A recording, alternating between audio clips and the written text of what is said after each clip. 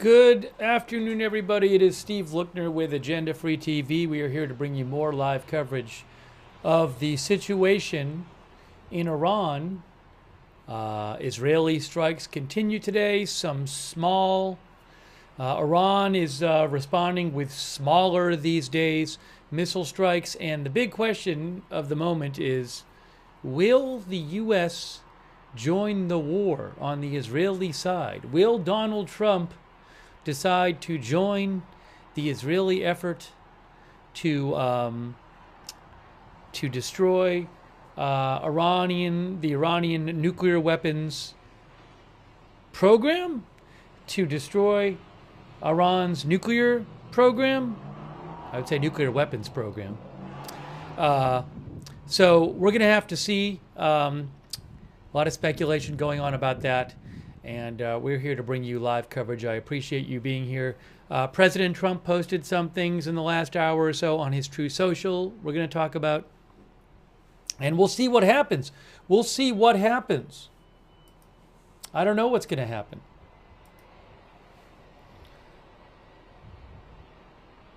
Let me show you his 3 posts today. 3 very interesting posts by President Trump. Thanks to our moderators, Janet B., Ruth Krafasi, thank you so much. And they're over there on YouTube.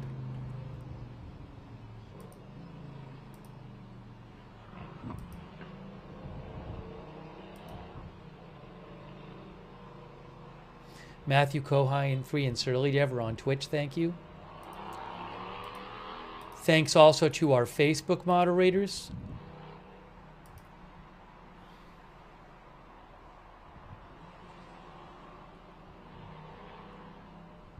Kay Lowry Body is moderating. Margaret Riley, thank you. And thanks for everybody watching over there on Facebook, like Graziella Wynn, Jason Razor, Marvin, Bob Smith, Roberta Kemp, Christy Claft. Fred DeFalco says, getting very real over there. Veronica Bernal is watching from Mexico. Thanks to our ex-moderators, Linda Bell, Larry, Misha. I want to say some other thank yous here. Thanks so much to Robin for your support. Thank you, Robin, and Robin's dogs. Deshark for the memberships. Thanks so much, Deshark. Eric Robin, Lavender Hayes, thank you. Temmie Dank for the memberships. Thank you. Robin, our member. Also, thanks to Fred Witherow. Thanks so much, Fred. And also over there on Twitch, thanks to Farmer Gregor for subscribing. All right, let's start by showing you, in case you haven't seen it. In case you haven't seen it, check out these posts by former President Trump. I don't know why I said former president. I think I'm used to saying former President Biden. I mean, I used to say former President Trump for 4 years when he wasn't president. So maybe that's why I'm used to it. My brain has stopped working. That's what I would call him when Biden was president. Anyways, President Trump, actual President Trump. President Trump says, we now have complete and total control of the skies over Iran. Iran had good sky trackers and other defensive equipment, and plenty of it, but it doesn't compare to American-made, conceived, and manufactured stuff. Nobody does it better than the good old USA. Now, this is interesting. Let me isolate it up here.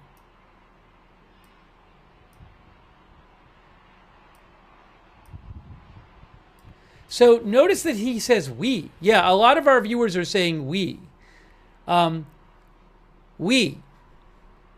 Now, U.S., as far as we know, the U.S., I mean, it's not public knowledge that the U.S. is helping control the skies. And I saw a clarification on this. I think I posted it on my X account. Oh, I got to post that message about going to my X account. Anyways, yes, Jake Traylor from Politico said, a White House official tells me that the we Trump is referring to in this Truth Social post is in fact the United States. The official would not share additional operational details when asked if U.S. planes are flying over Iran. So I don't really know what to make of this.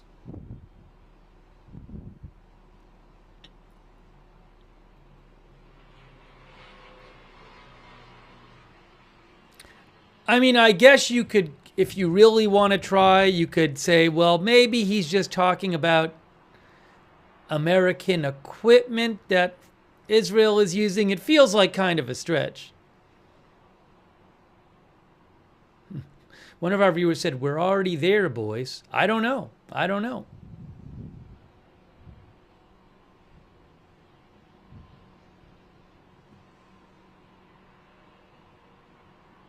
Nathan Kirk said, I voted for no Mideast wars. Anyways, that's one post. That's post number one. Yeah, Rose Garvey says, has Congress approved this?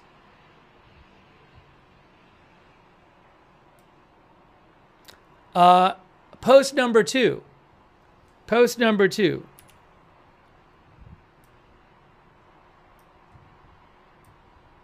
We know exactly where the so-called supreme leader is hiding.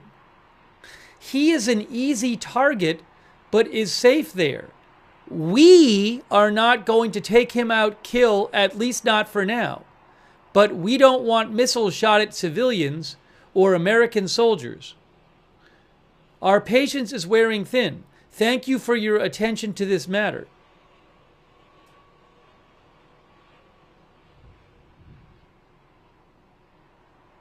So, a lot going on here, obviously. He's saying we again. He's saying they know where he's hiding, which is interesting. There's one school of thought, which is that if you know where he's hiding, you don't want to say that. But other people might say, well, he knows you know, or something like that. I don't know. Also, I mean, obviously, this is talking about killing the supreme leader and putting it out there. The implication here is that this is something that's on the table and that the U.S. is involved in the decision and carrying out of the decision. So I will say this. If the supreme leader ends up getting killed by Israel, this might hurt American deniability, right? It may be tough for Trump to say, I had nothing to do with killing the supreme leader after posting this.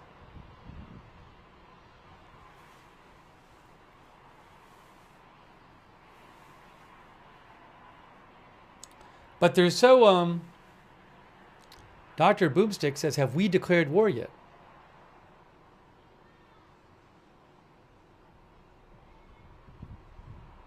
So, anyways, I leave it to you to decide what to think about that post. But there's a lot going on there. And also, hang on one second here. Give me one moment.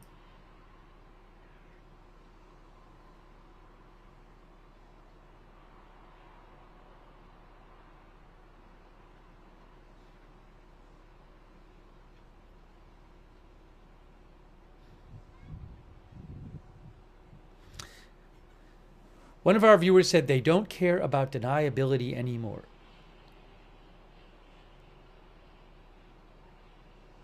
One of our viewers said definitely a lot going on. All right, now another post he made is this: unconditional surrender. He said unconditional surrender.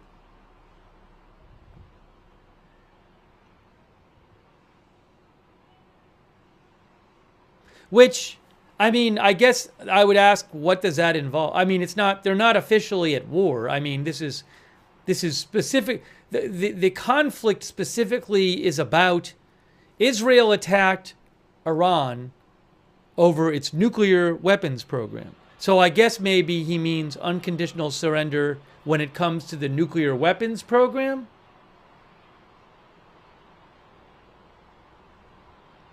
Our viewer Mixaw says it's war soon. I will say one could look at these posts this morning and say it kind of sounds like he's already talking as if U.S. is in the war. So it doesn't seem like a huge jump from this to the U.S. starting to help out more overtly.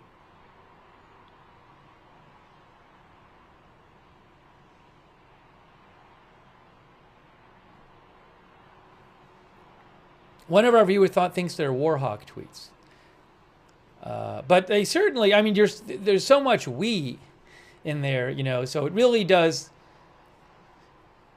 At this point, if you see this, I think you shouldn't be totally surprised if there's some announcement that the U.S. is joining the war in a more overt capacity.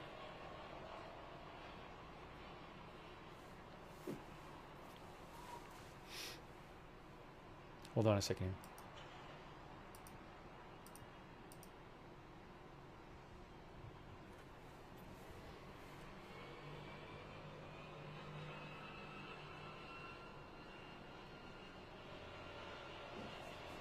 All right, so we'll keep an eye on his Truth Social. Cyan Brown says he wants people to know.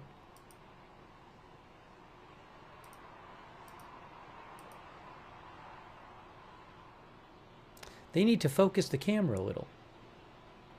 Also, I got to put a little border around this.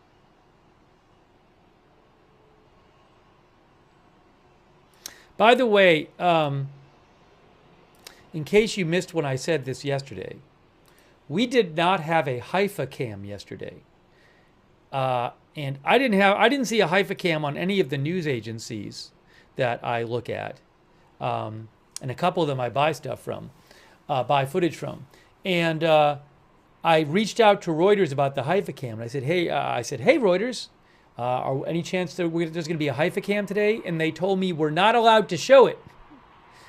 Remember, a couple days ago, an Iranian missile hit an oil refinery in Haifa and did a bunch of damage. And after that, Israel said, I guess, to certain news agencies, you can't have this footage out there. So I would not expect a Haifa cam tonight on my end because they literally said to me, we can't show it.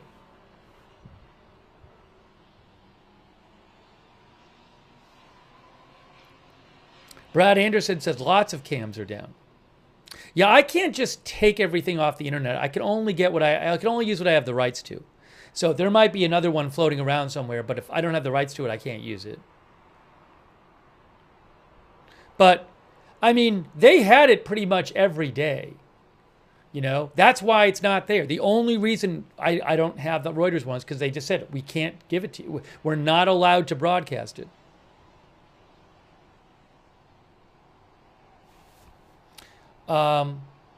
Also, there's an internet outage in Iran.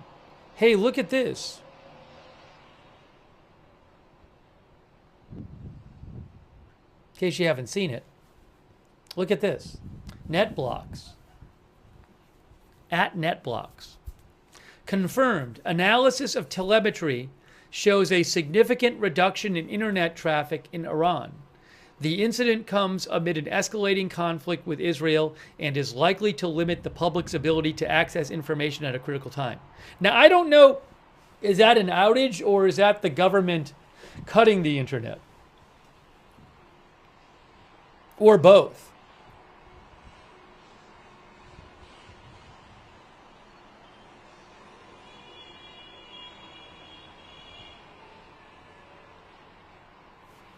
Hang on a moment.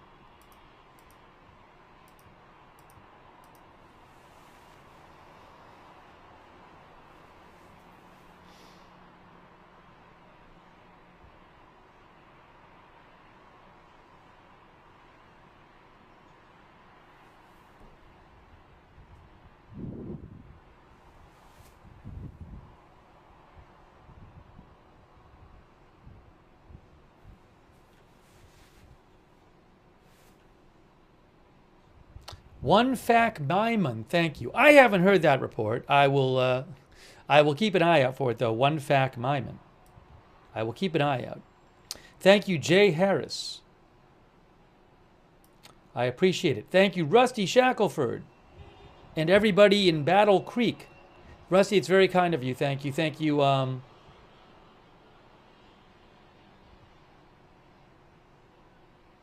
Thank you, Zemmington. And Venom Snake.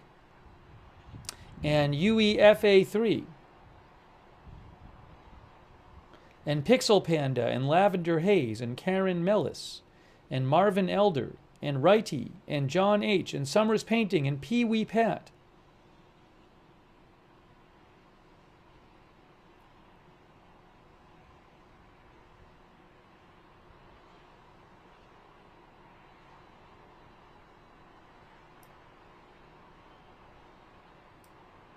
Robin Ridge says he has to keep the Supreme Leader alive in order for the unconditional surrender. Otherwise, who would or could agree to surrender? Presumably, if something happened to the Supreme Leader, they would just appoint another Supreme Leader. Thank you, Robin Ridge. Thank you, Lena Lopez. And Grand Wazoo 42 for the memberships. And also, There Is No Try. And Dream Squad HD. And Chucky B, thank you.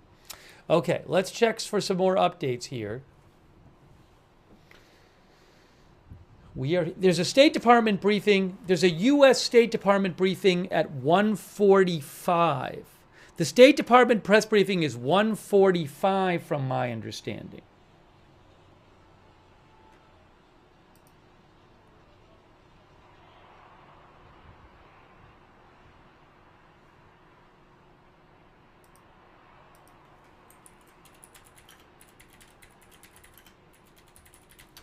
So we'll check some of that out. Oh, actually, it's at 2. The State Department briefing is at 2 p.m. So a half hour from now.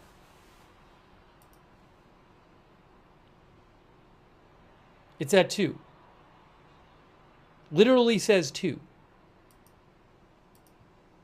So we'll check it at 2.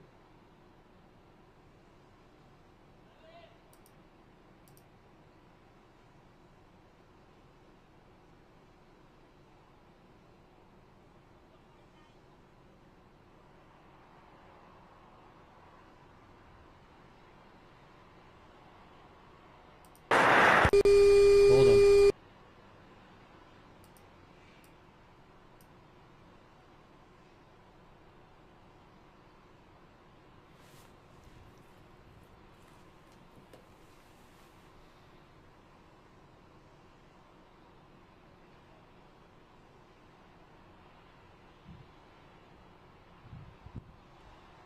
One moment here. One moment here.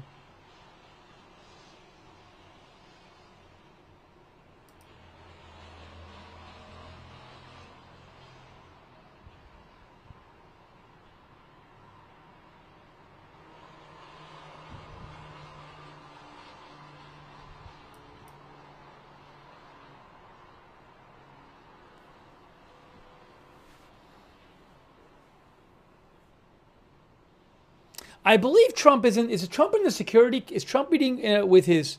Is he in the Situation Room right now? Oh, by the way, Jennifer Griffin of Fox News reports. Fox News' Peter Doocy reports that the Director of National Intelligence, Tulsi Gabbard, was left out of the meeting to discuss Israel and Iran at Camp David on Sunday, June 8th.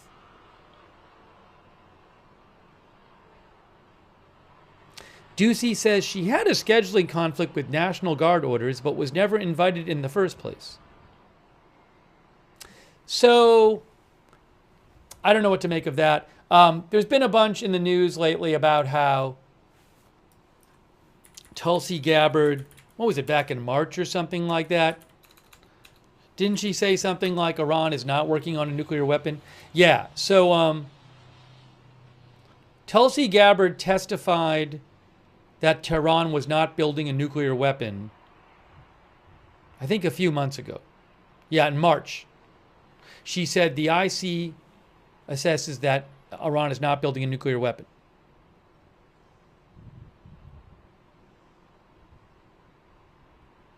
I don't know if that's why she wasn't at the meeting. I don't know. I'm just passing that along.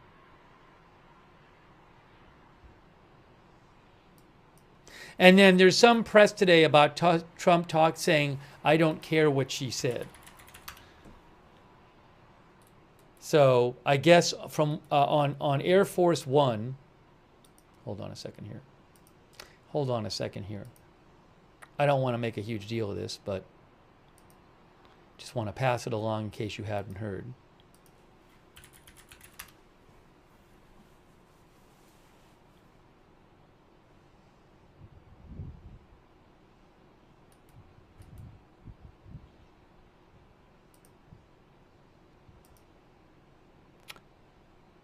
Yeah, so, I mean, a bunch of people were reporting this, but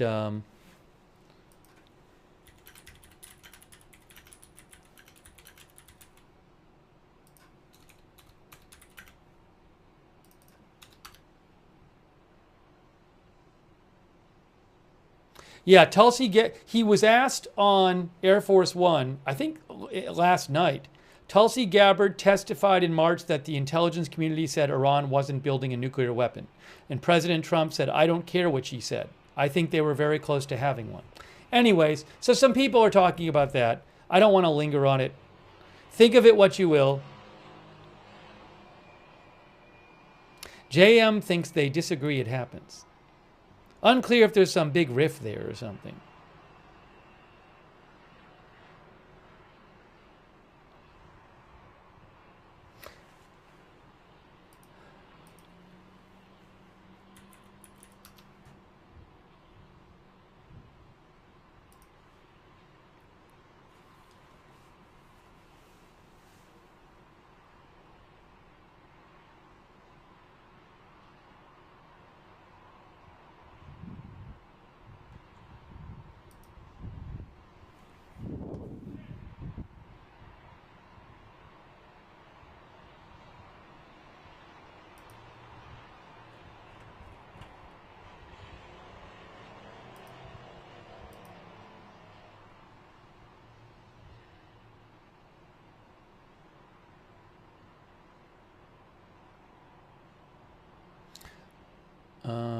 Hold on a moment here. Hold on a moment. Hold on a moment.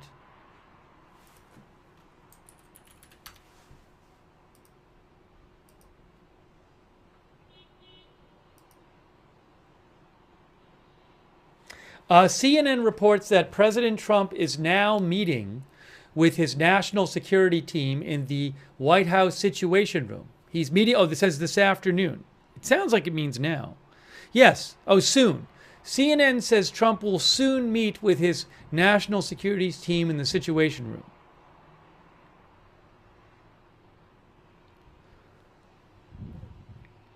They also say that more than 30 aerial refueling tankers, have been sent to the region over the last several days in case Trump decides to order the tankers to help refuel Israeli fighter jets. Also, the defense minister Israel Katz of Israel told reporters today we are going to strike very significant targets in Tehran. And he said that there will be evacuation orders.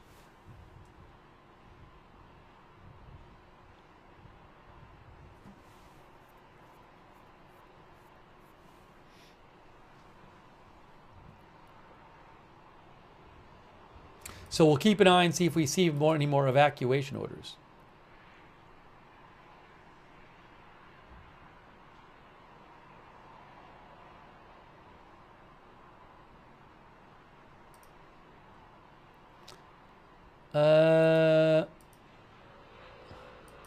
Hold on.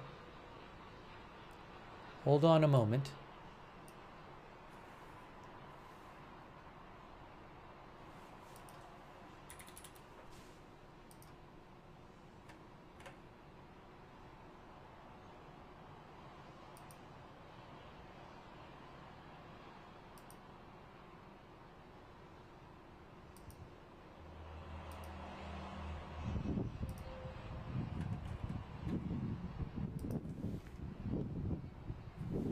Uh,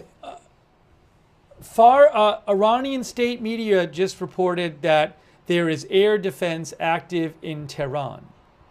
Air defense active in Tehran. I'm seeing that right now. I am seeing that right now.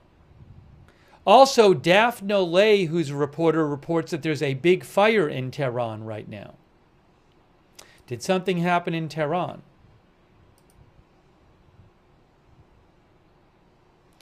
I'm seeing a report of a fire in Tehran and air defense.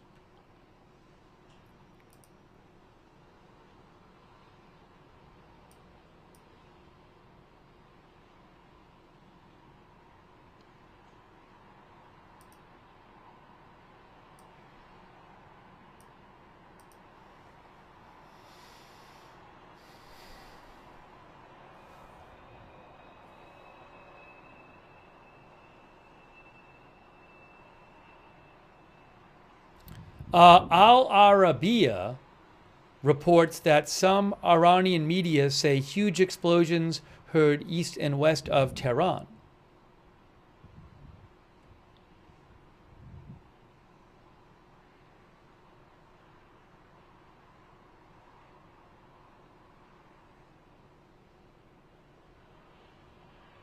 Al Jazeera reports Iranian cybersecurity organization says our teams have successfully repelled a large number of enemy attacks on the country's digital infrastructure. Our technical teams are working to restore digital services. So I showed you that NetBlocks reported there was a huge drop in internet traffic in Iran today.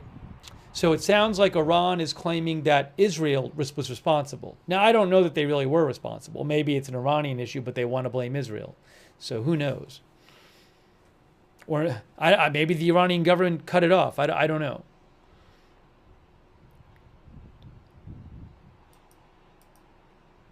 But we are hearing at this moment some talk about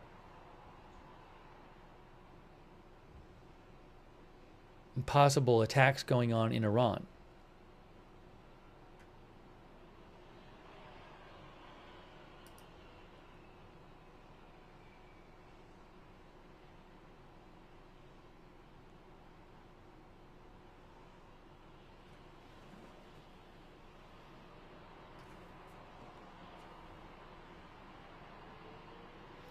Yeah, a bunch of outlets are now saying air defense operating in Iran and in Tehran, and explosions heard east and west of Tehran.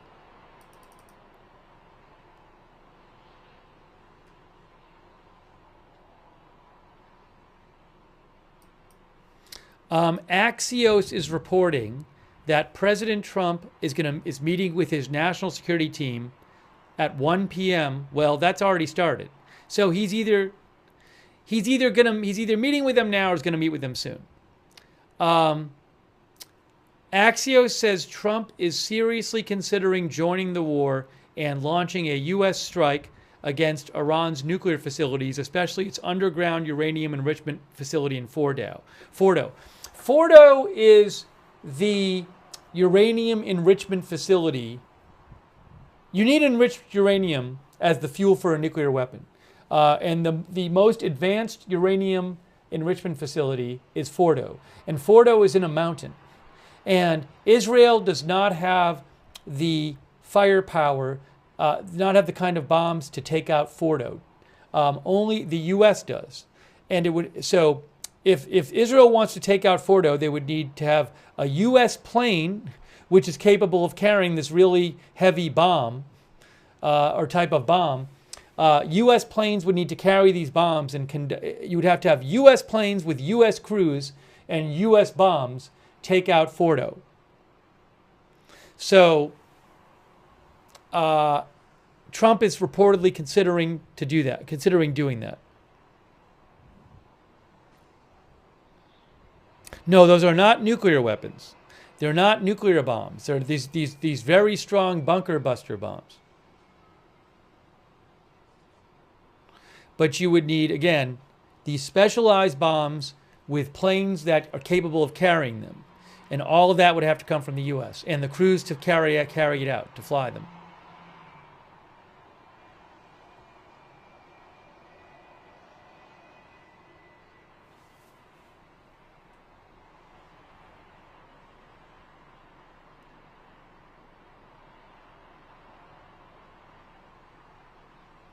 So, we could get a decision today. We might hear something today about this. Hey, thank you to Skylar Shelton. What happens if the U.S. bombs Iran? What happens next? Don't know. I mean, could Iran attack the U.S.? There could be long-term, long-term implications. Do other countries attack the U.S. at some point, or, could it increase the risk of terror attacks against the U.S. in the long term? Does it affect U.S. diplomacy with countries in the Middle East? What does Iran do? Yeah, so I don't know.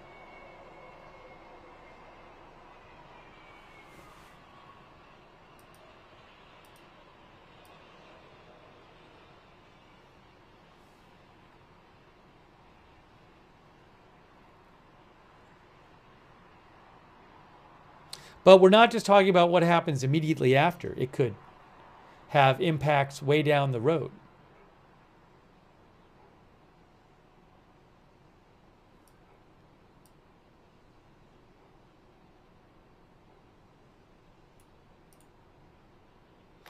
If in some other country the populace is really mad the U.S. do this, that could impact how much their government could have relations and cooperate with the U.S. Thank you, Sebastian Pina from, I think, the UAE.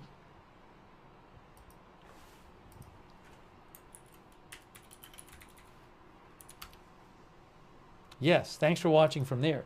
Thanks, Andrew Schlegel and Control Geek and Banana Envy and Jory. Maybe we'll show it later, Jory. Thank you, Jory. Anatoly D. GGL. Cat Tackling. Cat Tackling believes Netanyahu's claim that they have enough material for 9 atom bombs. Well, I mean,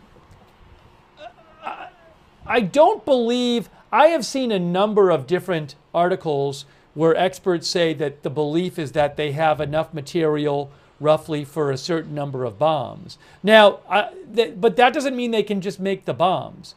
And also, I believe that the enriched uranium would need to be enriched a bit more.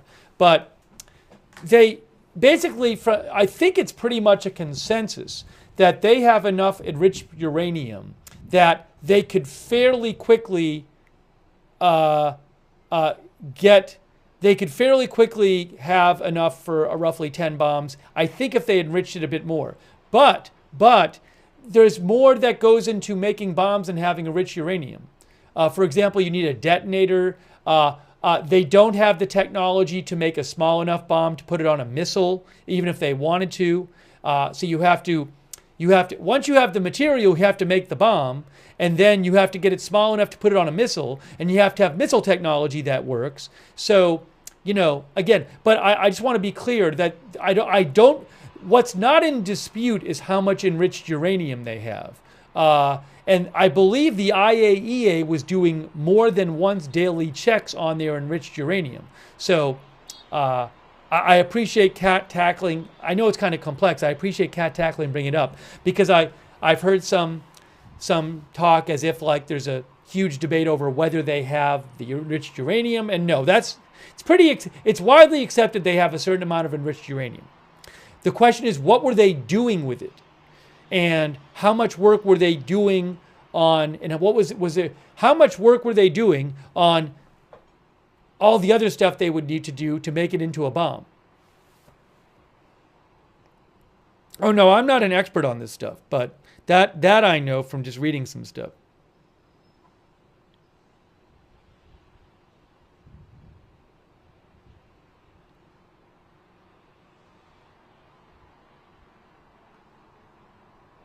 Thank you so much, Cat Tackling. Thank you, Portech. who thinks it's going to be an interesting night. Thank you, Spectral on White. Spectral on White says, as a Jew, I recommend we make peace, not war. That's what Spectral on White says. Thank you, There Is No Try. Thank you, The Vladinator.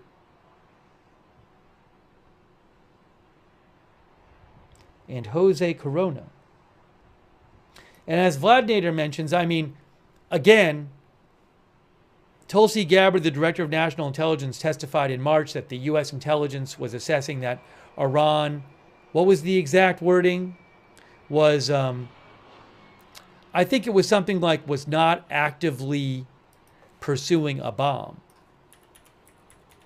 Now, it can get kind of, subtle because they could be not actually, you could be not actively pursuing a bomb, but kind of getting more and more enriched uranium, which could help you make a bomb. So is a country assembling enriched uranium doing it at all because they want to in the future make the bomb? That's a whole other question. Make a bomb, that's another question. So there's questions about what it means to be actively pursuing making a bomb.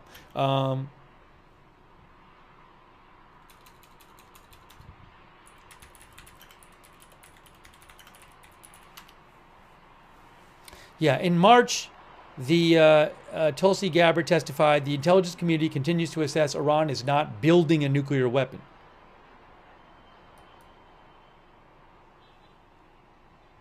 Thank you, Jose Corona. Thank you, Eric Rams. Ermi T for the memberships. That's so nice of you, Ermi T. Thank you. Zach P. JMR. Yeah, I've seen this story today that some outlets are saying more fighter jets are being sent to the Middle East. That was reported actually last night. We talked about it on the stream last night. It's not a new report. Maybe it's new that somebody else said it, but we talked about that last night. We've heard about fighter jets, tankers, I believe a destroyer, new aircraft, second aircraft carrier group, all being sent to the region. Thanks, JMR. Thank you, Rebecca. JMR, thank you. Rebecca Goodwin, There Is No Try. Grand Wazoo. I think I thanked Grand Wazoo, but thanks, Grand Wazoo, again. And Kim Carter. The Vladinator says, I'm praying for peace. Thanks, Symbolized Narrative, and Billy Smith, and John Oliver, and Just Me, and JJ, and Community of Kerwo, and Lightball. Lightball is wondering if they could have hidden centrifuges somewhere. I've seen some discussion about that. But I mean, if they're hiding them, they can't use them. So, but I was talking yesterday about it in a Wall Street Journal article where they were talking about, could Iran have extra centrifuges somewhere that they could use later?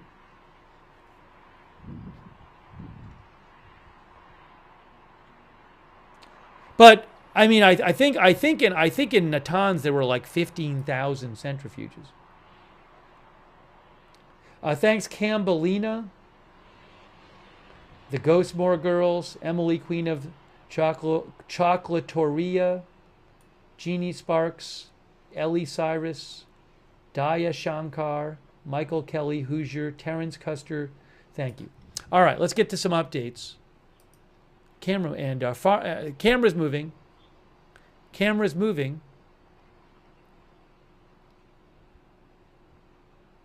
What's the cam? Why is the cam? Oh, I think the camera's just fixing the focus, maybe, because the focus was off.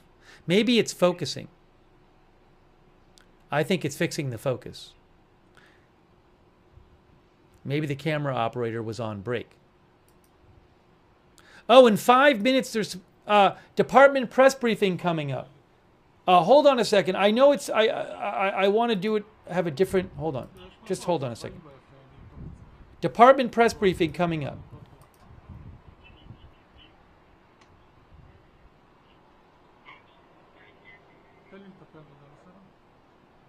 Well, it's ready to play right there. I think I want to play it on a different way. I think I want to do it a different way than that.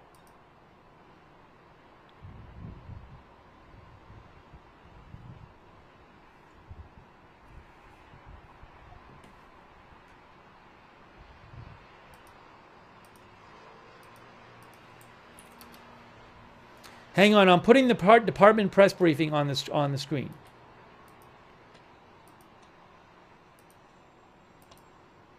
No, that's not. I don't want that. That's not Modine. We don't have the Modine cam right now. There it is. State Department press briefing coming up now.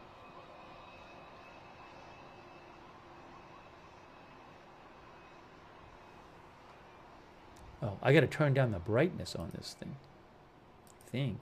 The brightness is fine. Why is it like this? Oh, it's fine. Hey, State Department press briefing. State Department press briefing. Breaking news. All right, I want to turn down the volume on this. Let's listen to the State Department press briefing. Oopsie.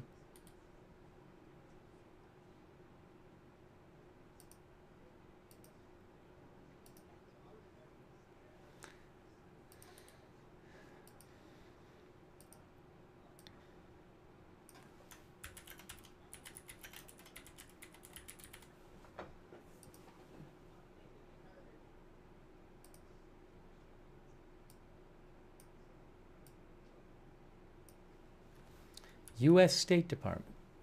Here we go. It has not started yet. It's going to start soon. We're going to listen to it. Is there volume on it yet? Oh, we got volume. We got volume there. We have volume.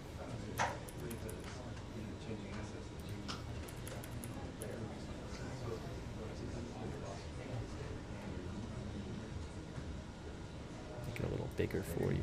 Why not? Everything okay? Yeah. Looking great.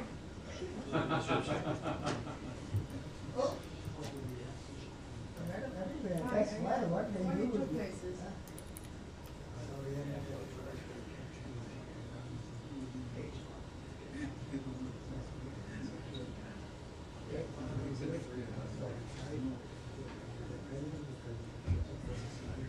Okay, I will do that. Thanks so much. Cheers. Bye. Hey everyone, we're going to start at 2:15 today. 2:15. Thanks. 2:15. Why the delay? Is there some new news? All right, the briefing starts at 2:15. We'll put the other audio back on.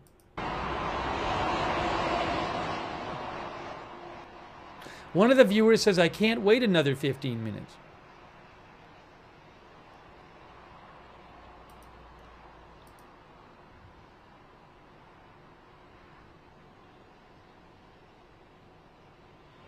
Quick thank you to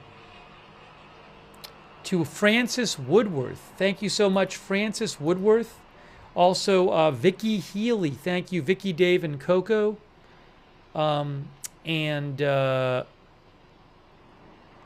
Kim Carter, Shelley, Hoppy HF. More tankers on the Fight Raider? I'll have to check. Jim. Robert Keegan Walker. Gen X versus the world.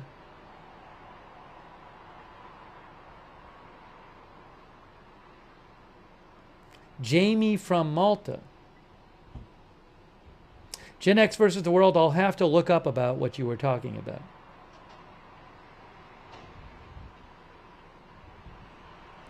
Thank you, Jamie from Malta. And Adobo Rice. All right, so we have the briefing starts at 2:15, okay? 15 minutes until the briefing. Someone mentioned the flight radar.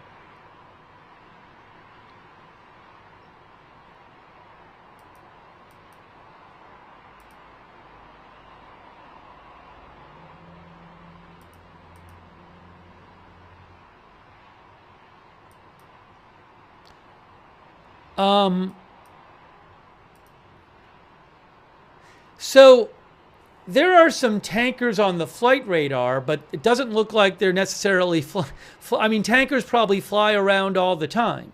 So I'm not seeing a bunch of tankers that look like they're flying to the Middle East. Maybe there's other planes there. I mean, I'm sure a lot of these planes fly around all the time, but what I'm not seeing is this big line of tankers today flying in the direction from the U.S. to Europe. Again, there might be some, but that's the Flight Radar 24 with the military filter, Sherman. Yeah, someone said they thought there were more. I'm not. I mean, maybe there are, but I'm not really seeing many of them. On my amateur view of the thing. Yeah, the reason I'm looking is that I know they were sent the last couple of days. Somebody said there were more today. That's why I was looking.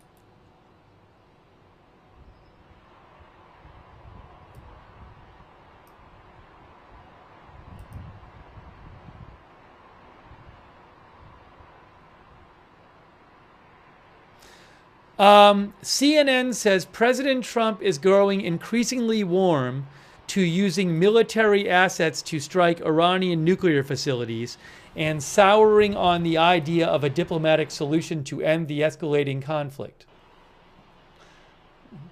Okay, that's from CNN. CNN says President Trump is growing increasingly warm to using U.S. military assets to strike Iranian nuclear facilities and souring on the idea of a diplomatic solution to end the escalating conflict. Is that true? I don't know. The new, more hawkish posture represents a significant shift in Trump's thinking, they report. I mean, we just showed him, but his post today on True Social certainly seemed maybe like he was into the idea of, well, kind of seemed like his post made it seem like the U.S. was already in the war. I'm just going to read them again. We discussed them at length before, so I don't want to get all into this again. He said, we now have complete and total control of the skies over Iran. Iran had good sky trackers and other defensive equipment, and plenty of it, but it doesn't compare to American-made, conceived, and manufactured stuff. Nobody does it better than the good old USA. He also said, we know exactly where the so-called supreme leader is hiding. He is an easy target, but it is safe there. We are not going to take him out, kill, at least not for now, but we don't want missiles shot at civilians or American soldiers. Our patience is wearing thin. Thank you for your attention to this matter. And he also said unconditional surrender. Certainly seems like maybe somebody who is leaning towards, if not already committed to, the U.S. being involved in the war overtly.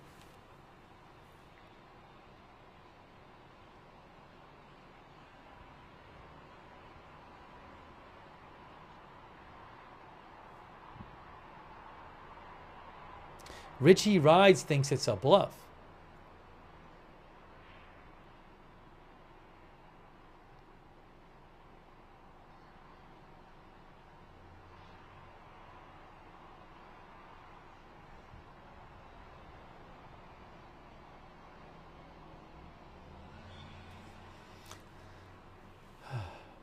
Okay, so we're going to hear from the State Department in 10 minutes. 10 minutes till the State Department briefing, guys. 10 minutes.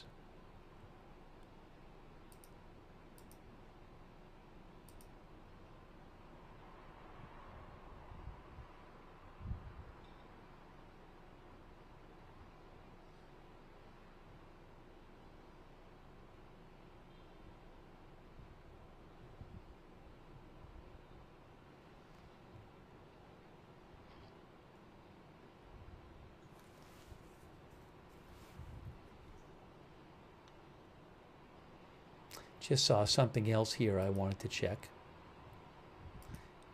Thanks for your patience while I check it.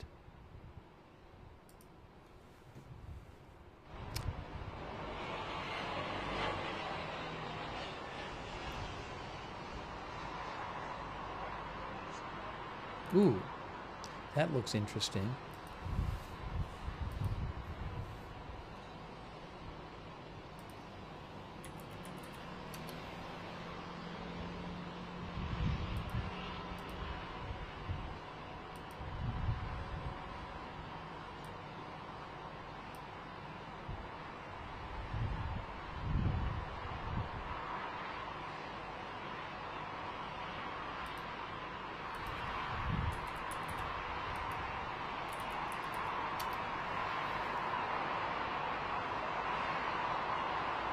Oh, Iran asks people to delete WhatsApp from their devices. I think I saw this before. This is today. AP, Iran asks people to delete WhatsApp from their devices. Iranian state television on Tuesday afternoon urged the country's public to remove the messaging app WhatsApp from their smartphones, alleging that the app, without offering specific evidence, gathered user information to send to Israel. WhatsApp said they were concerned these false reports will be an excuse for our services to be blocked at a time when people need them the most. WhatsApp uses end-to-end encryption, meaning a service provider in the middle can't read a message. WhatsApp is owned by Meta. Iran has blocked access to various social media platforms over the years, but many people in the country use proxies and virtual private networks or VPNs to access them. It banned WhatsApp and Google Play in 2022 during mass protests against the government over the death of a woman held by the country's morality police. That ban was lifted late last year. WhatsApp had been one of Iran's most popular messaging apps besides Instagram and Telegram.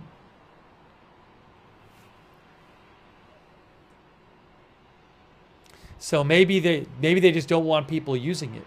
Maybe they don't want people using it to message stuff they can't see, the government. I don't know. Alistic thinks it's the encryption that Iran doesn't like.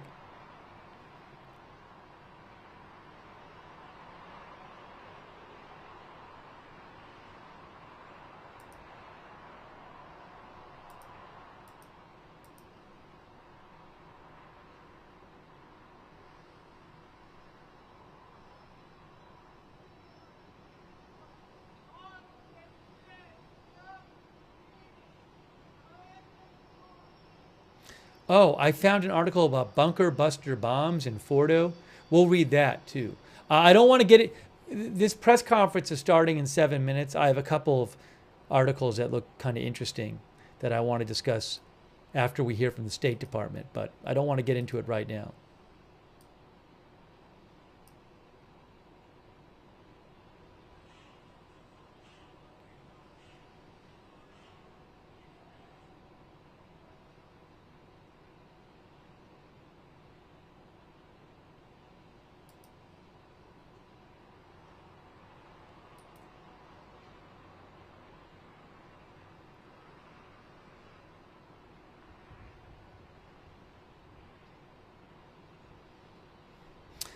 Jennifer Griffin with Fox News reports that Tulsi Gabbard is in the Situation Room today with President Trump, the Director of National Intelligence.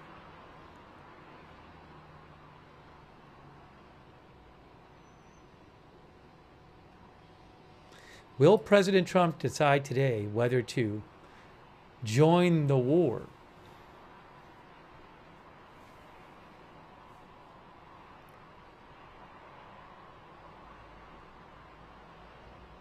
No, they came out at 2 and they said it's going to be 2:15, so it's going to be in 5 minutes.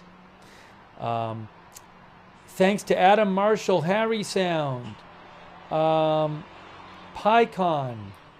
Better You Than Me, Robert Keegan Walker, Chris, Bungee Jumper. That's right, a couple thank yous here. Anita Hoochie Mama, that's really her screen name. Barry Eklund, Funhob Music, Dev Danger, Joner Games, Nicarius, Hal 9001, Flora, London, Army Man, Gnobe Lim 888, thank you. Anna P, who says, my family is in Tehran. My cousin said they closed some highways to stop people from being able to evacuate. I haven't heard that. I'm not saying it's not true. I'm just saying I can't confirm it. I can't confirm that. Thank you, Anna P. I hope they stay safe there. Madison McSpadden says, is Congress in session to declare war on Iran? That's what Madison said. Thank you, Shelley. We're waiting in about 4 minutes. We should be hearing from the State Department. I'm sure there will be a lot of discussion of Iran in this State Department press briefing coming up, so we're going to watch that.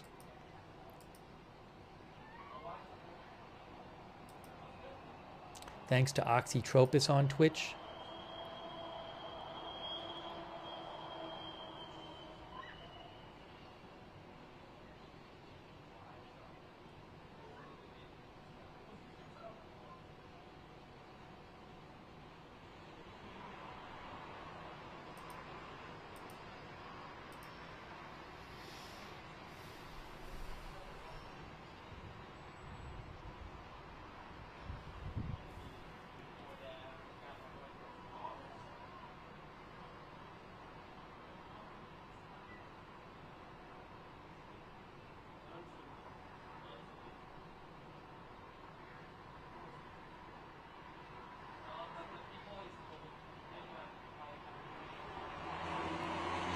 Itay Blumenthal,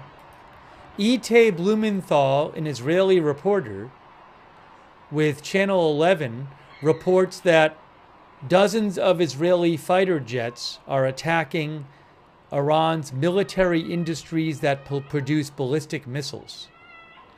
That is from Itay Blumenthal.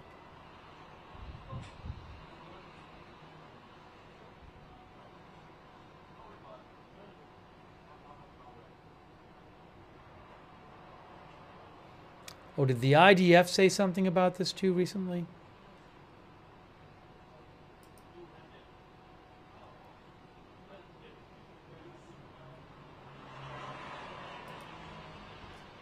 The IDF said...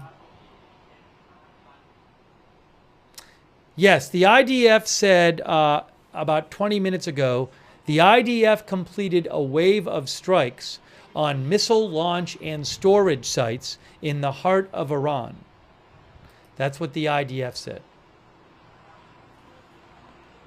They said the Air Force attacked 12 missile launch and storage sites that were aimed at the citizens of Israel.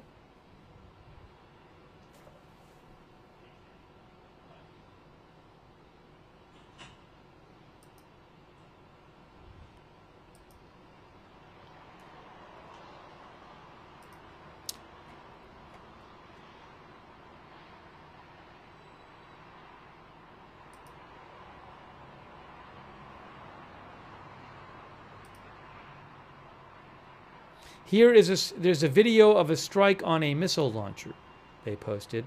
I'll show you that real quick. This was posted by the IDF.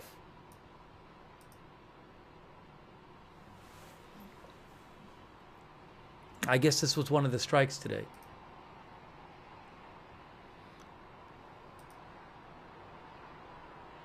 Can't even see what the launcher looks like. That's the launcher, I guess.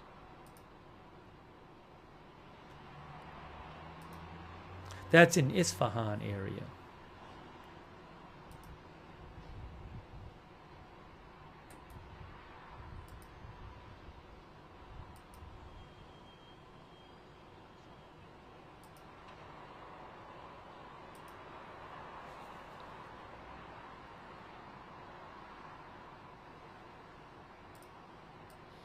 Then there's another thing.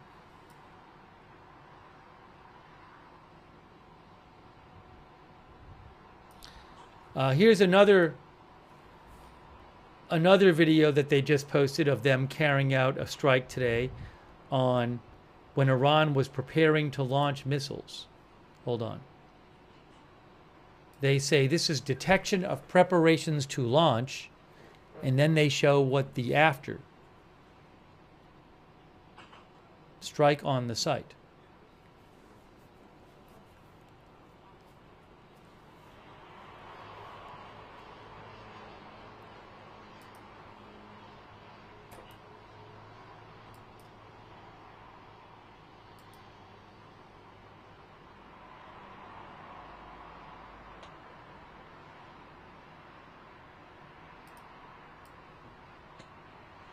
Oh, and they posted another video showing what they struck today in this attack. Hang on, I'll just show this to you real quick. See, it says Iran, and it says there's some different regions, and it shows strike on surface-to-surface missile launch and storage sites in the Isfahan area.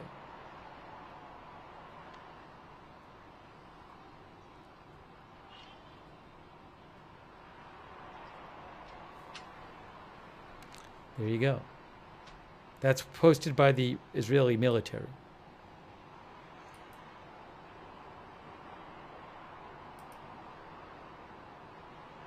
Any moment now, U.S. State Department briefing.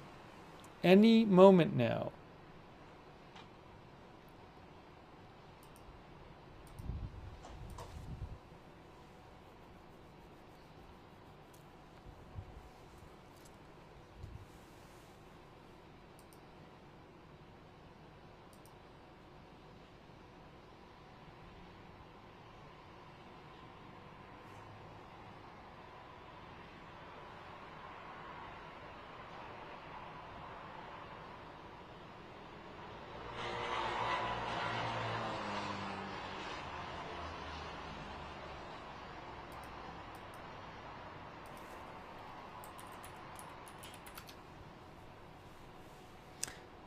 Amakai Stein, who's a reporter in Israel, who does reporting for the Jerusalem Post, I believe, among other things, he says that the Jerusalem Post is saying, according to the Jerusalem Post, says Amakai Stein, they say if the U.S. administration joins the effort, it will not be a symbolic action but a significant one, with the primary target being the uranium enrichment facility in Fordo.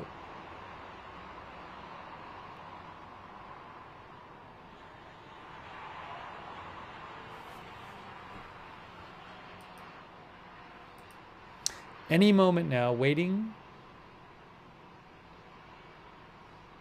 for the State Department briefing.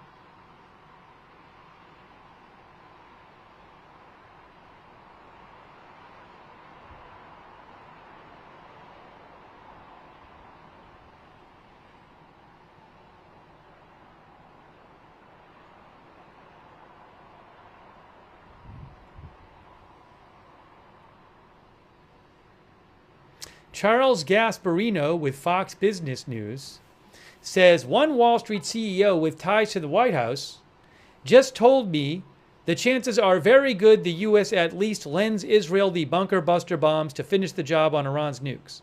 Now, by the way, they can't just lend them, because the bunker busters you need to destroy Fordo can only be carried by U.S. aircraft with U.S. crews. So... but his point is that this person who says, he says is close to the White House, thinks that the U.S. will at least do that.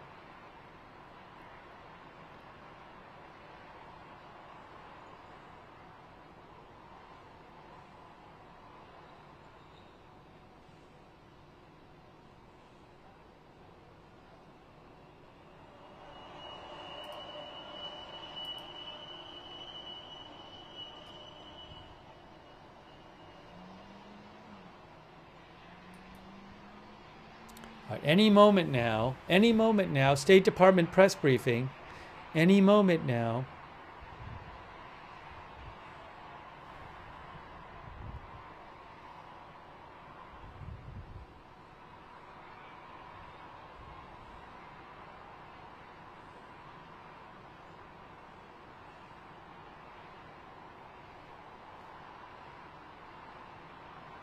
Thanks so much to our moderators who are here.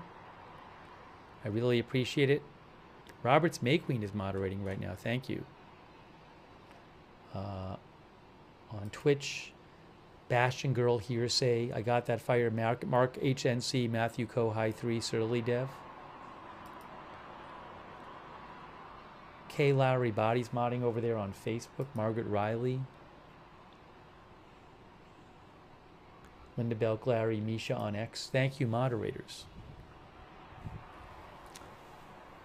I don't get, they said they were starting at 2:15. I don't know if stuff's going on. It's interesting. They first said 2.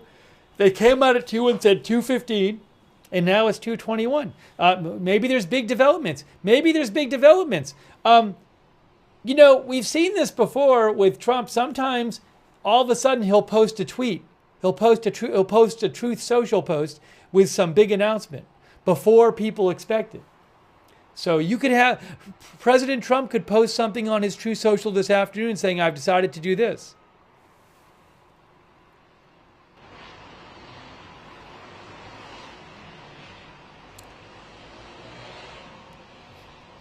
P at K says Department of Delays?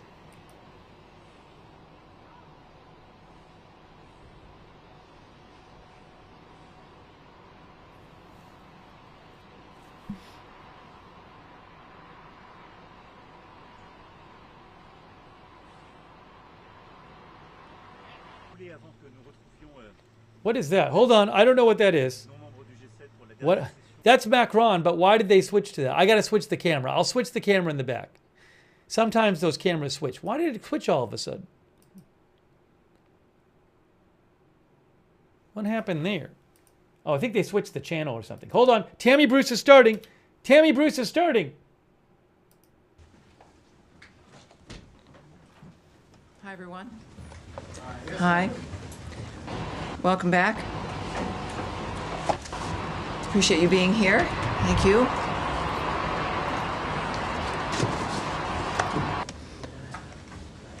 Everyone's set? We're good? Great. Welcome aboard, everyone. Thank you again for being here. For generations, the Middle East has been dealing with the world's largest state sponsor of terrorism, with the attack on Israel on October 7th by Hamas, reminding us of what's at stake. Due to the wisdom of the American people, President Trump's election to a second term has offered the world a chance to see an American leader committed to solving many of the world's existential threats with determination. Now, as the conflict between Israel and Iran continues, President Trump has also been clear that Iran cannot have a nuclear weapon. Secretary of State Marco Rubio has also stated that fact, as he has traveled the world working to implement President Trump's vision of peace and security. That statement has also been uttered from this podium many times. The fact that Iran cannot have a nuclear weapon is clear.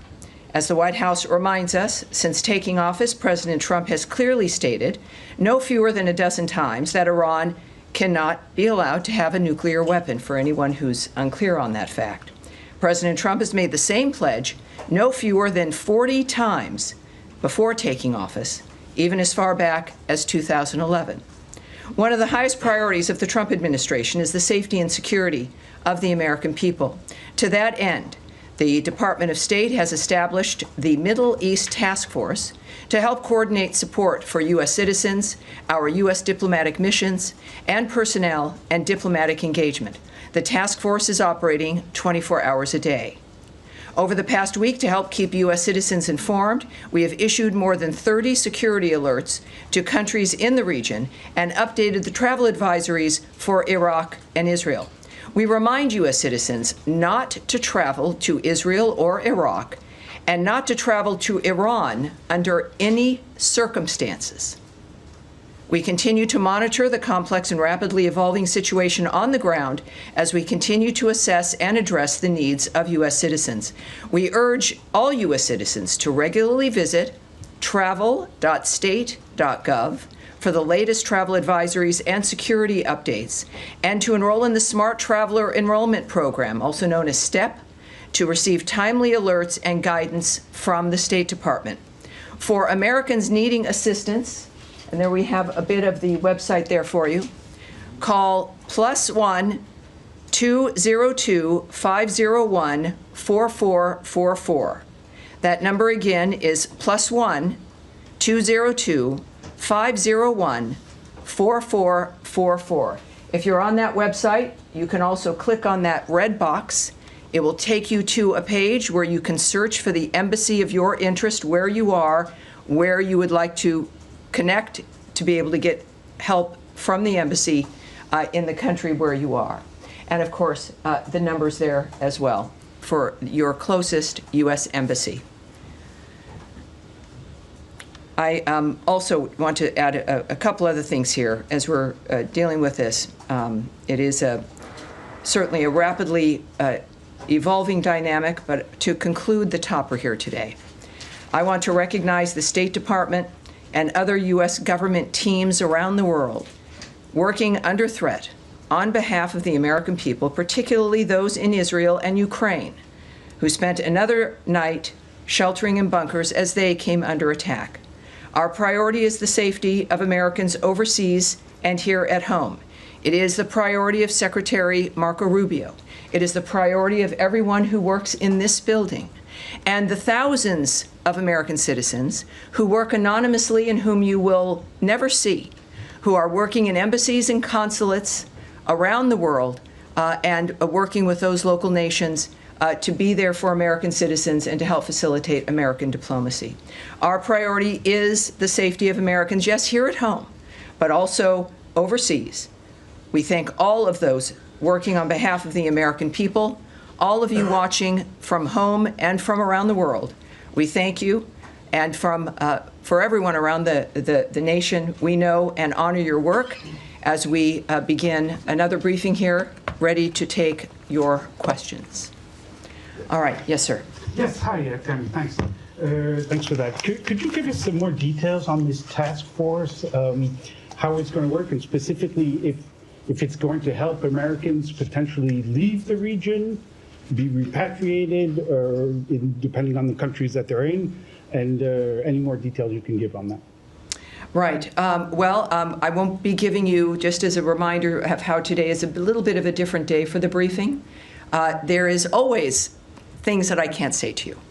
And yet we have a long back and forth. Sometimes we have a little bit of a debate. I won't engage in that today. My responses will be perhaps a bit quicker than usual, and I'll be moving around more quickly to reach as many of you as I can. There will be less that I can answer for you because of the circumstances that we're dealing with around the world. So it is, just want you to know, it's not personal, but we're working on certain things, like the task force as an example.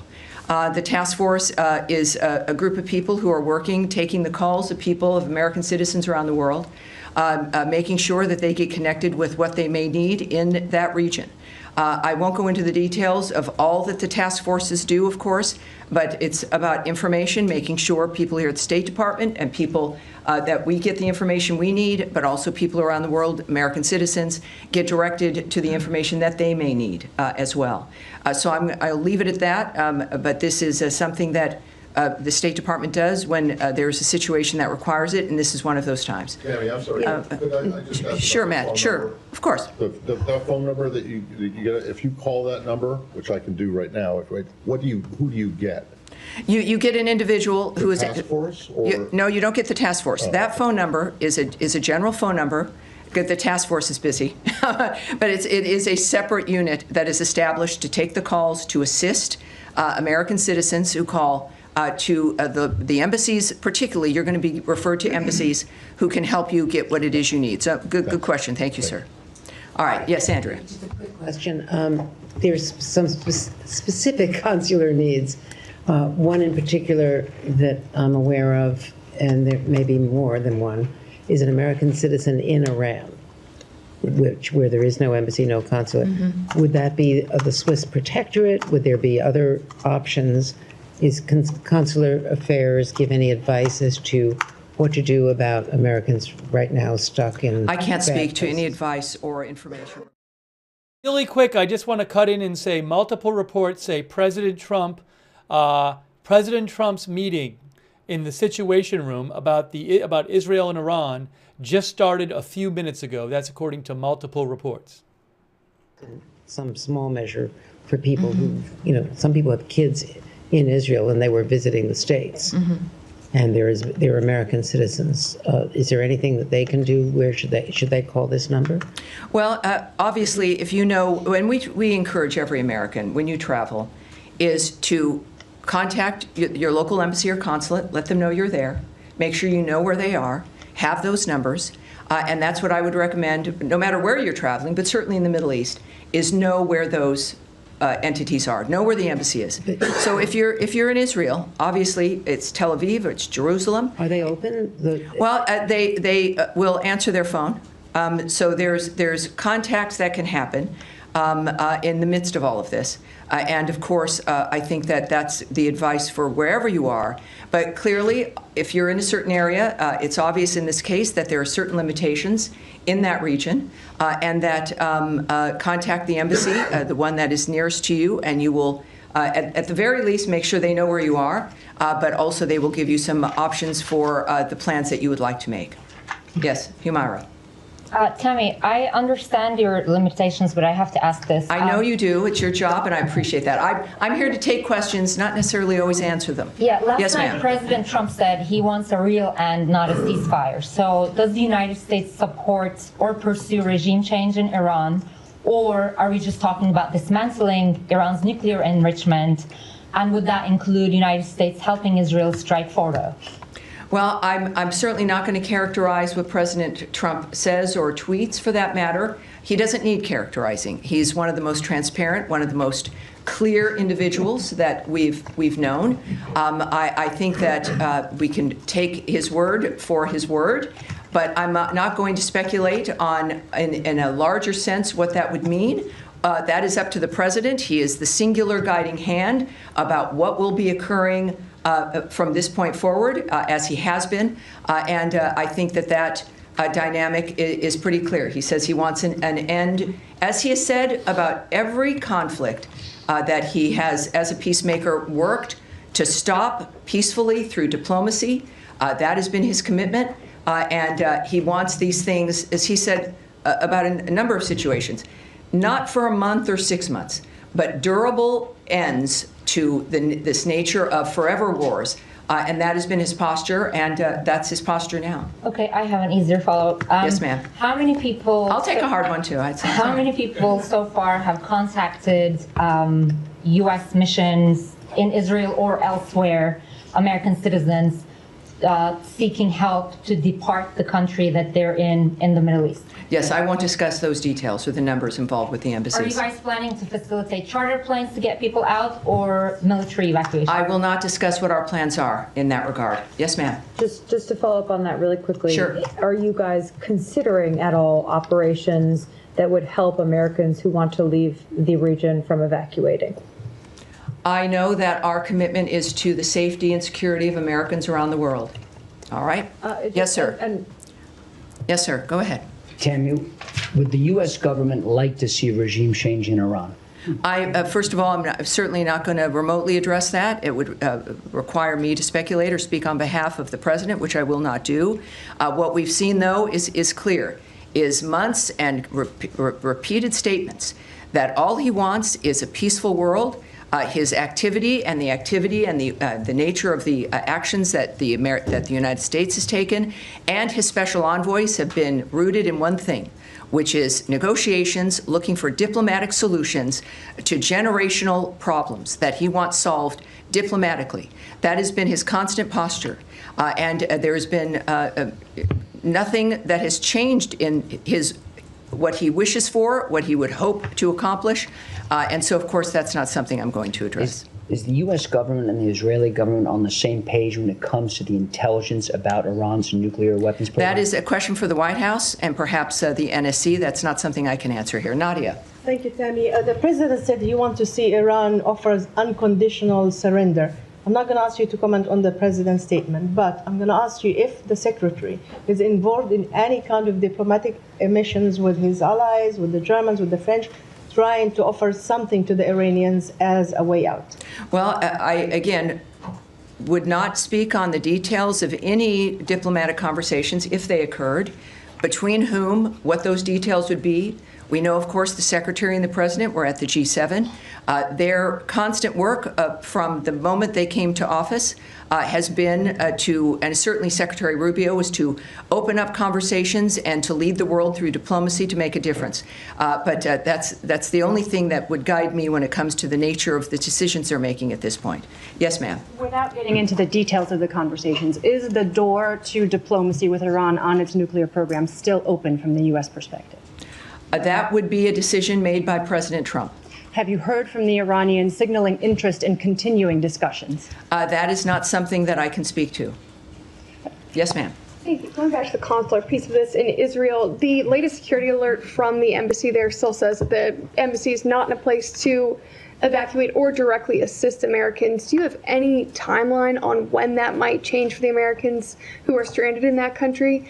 And just looking at how quickly the security situation has changed there, the travel alert was raised to a level 4 from a level 3 for the entirety of the country. Is that a sign that the State Department was caught on its back foot a little bit by this change because Americans still can't get help? I can say the answer to that last question is no. We are working 24/7 to ensure the safety and the security of Americans around the world.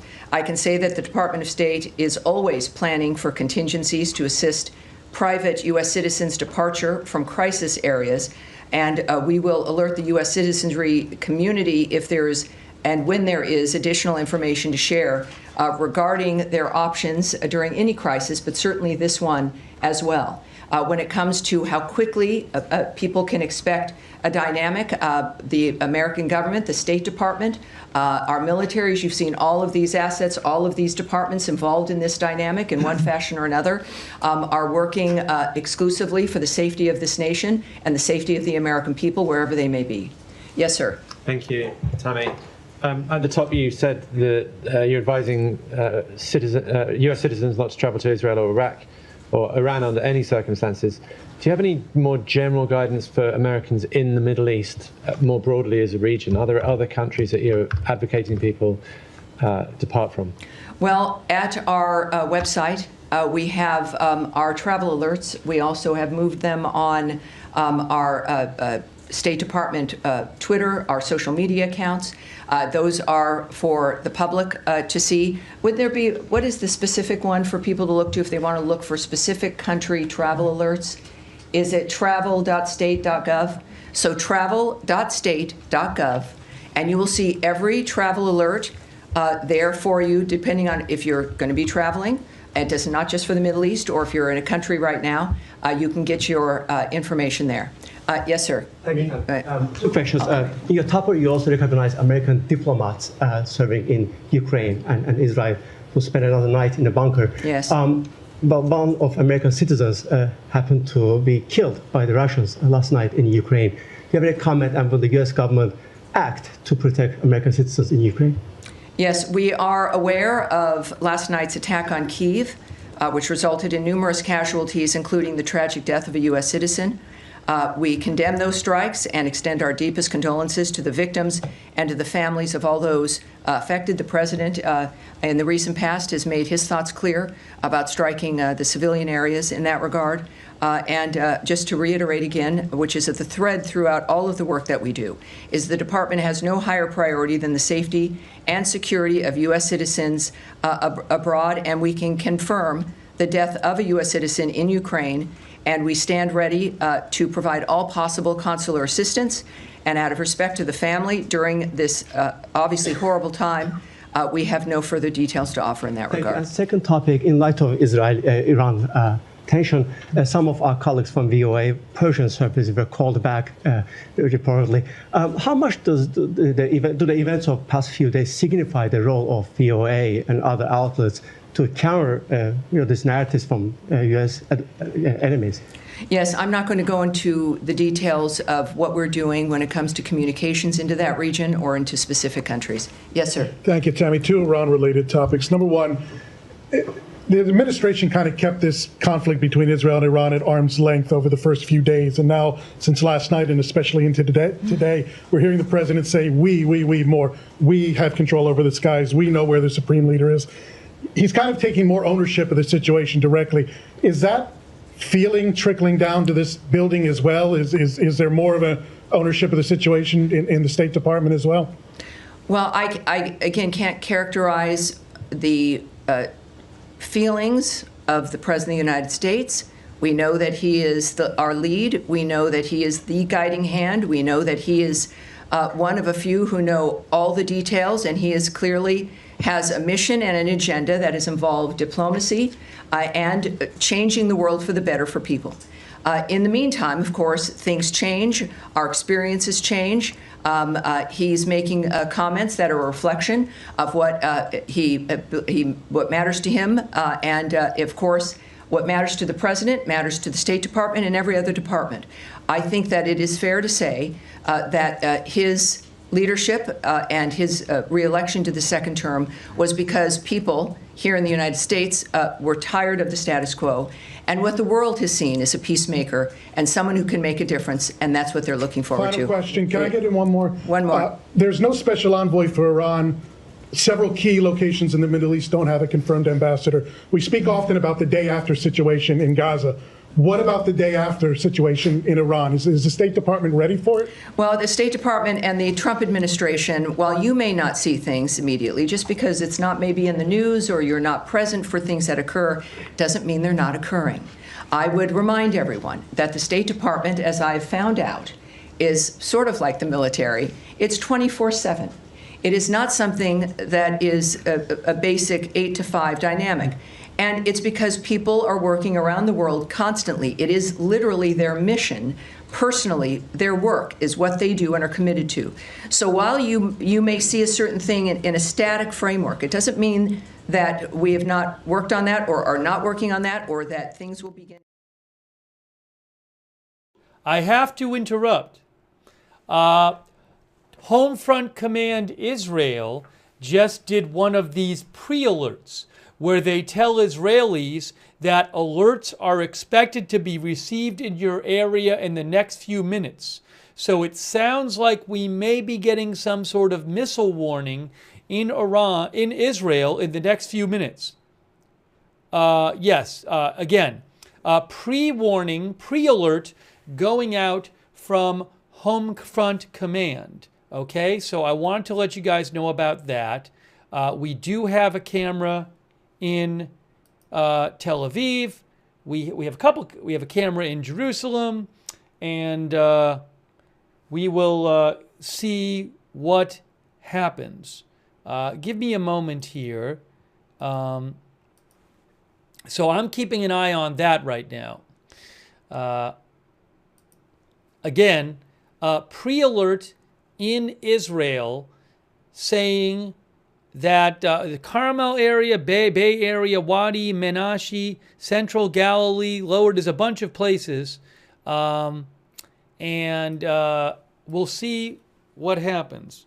Hang on a moment here.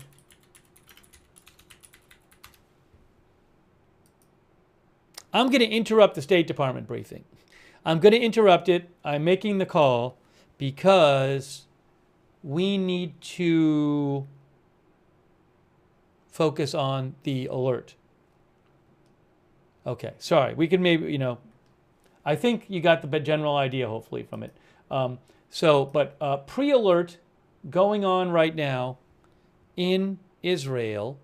I don't see rocket alerts yet. Give me a moment. I'm getting prepared to be able to show you things. So I need a second here. But we have Jerusalem, we have Tel Aviv on the screen.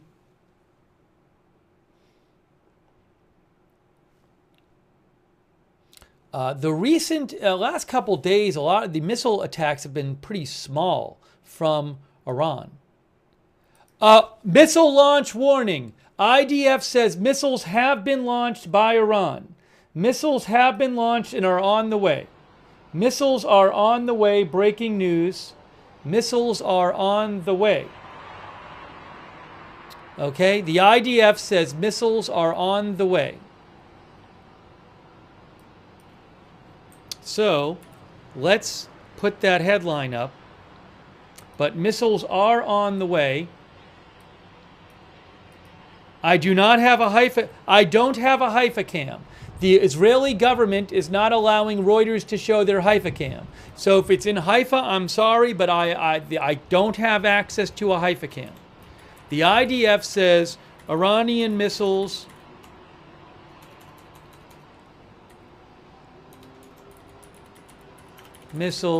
incoming to Israel now.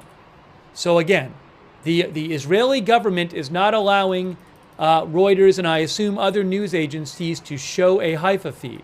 So I do not have a Haifa feed. There's nothing I can do about it. Yeah, I am seeing alerts in Haifa. The Haifa, the northern area in and around Haifa, and northern, and also other parts of northern. A bunch of alerts in northern Israel, Haifa and other parts of northern Israel. I don't know if we'll see anything on any of these cameras, but again, as of yesterday, the Israeli government is not allowing a view of Haifa. I do have a couple views of Tel Aviv. I don't know if that's going to be helpful to us. And give me a moment here. And I cannot steal cameras that I don't have the rights to.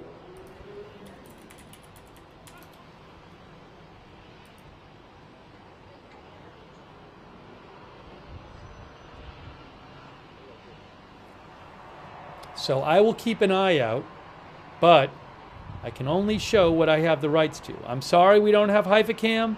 You can, if you have an issue with it, you can talk to the Israeli government about it, because they are not allowing it to be broadcast.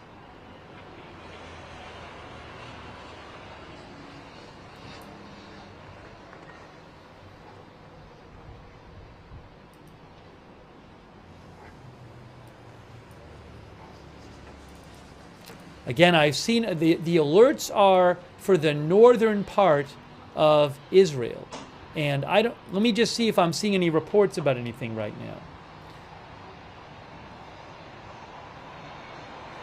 But we have a Tel Aviv cam up and a Jerusalem cam up.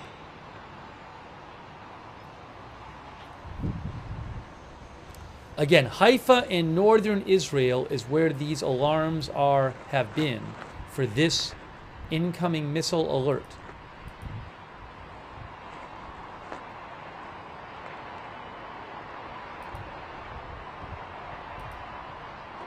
And I will also check news in Israel to see if anything else is being reported there.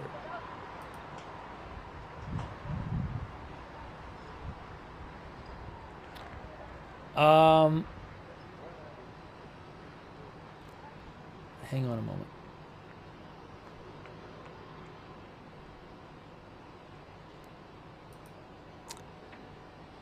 Now I'm not seeing any alerts active at the moment, but nothing's over. So let me see, maybe missiles have already arrived or been shot down.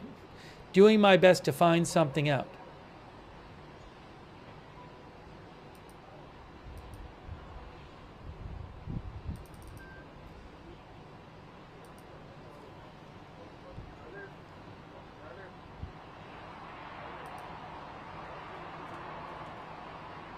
N12 News says the alarms expanded to Upper Galilee. That's a report from N12 News. We haven't seen anything on our camera.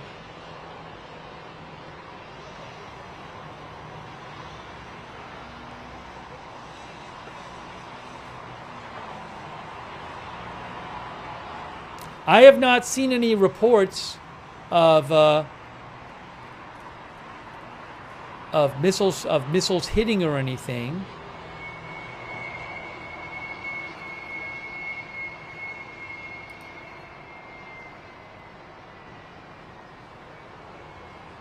The IDF says the Air Force is working to intercept and attack wherever necessary to eliminate the threat, according to N12.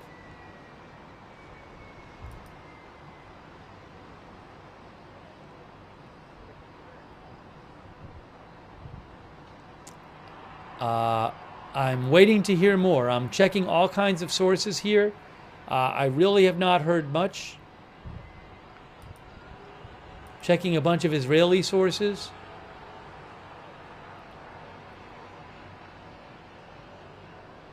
but the alerts were in northern Israel. Oh, Itay Blumenthal. Itay Blumenthal, Israeli reporter, says 3 to 5 missiles were launched. 3 to 5 missiles were launched. Yoav Zaitin with Ynet says isolated rocket launches from Iran, some intercepted. So it sounds like this is a smaller attack once again. Maybe it's over. I don't know. But, and Daphne also says between 3 to 5 missiles came in this barrage. No reports of casualties yet.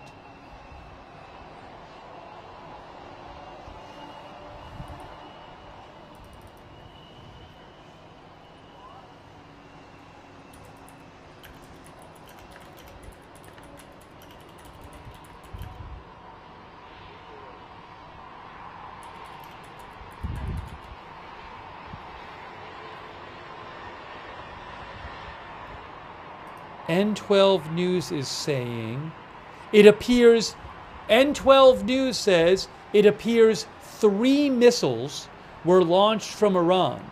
Air defense systems are working to intercept them.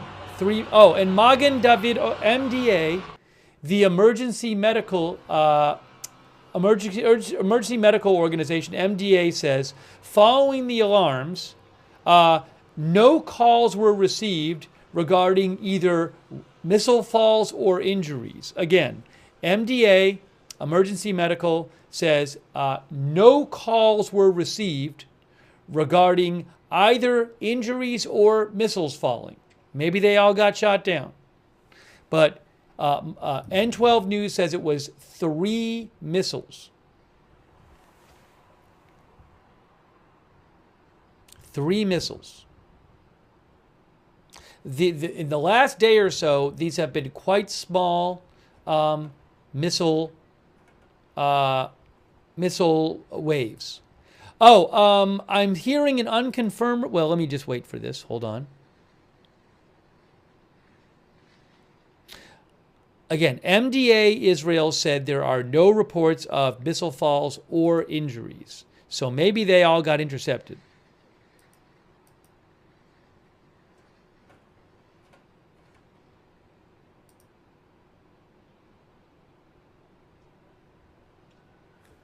But I'm waiting to confirm that information.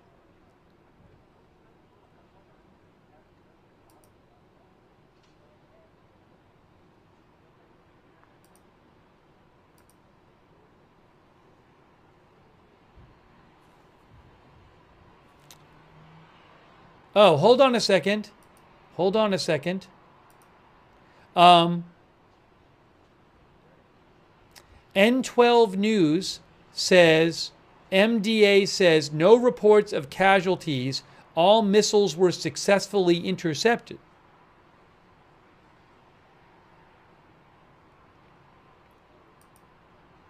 Now, the alert for people have not been told to leave their shelters yet.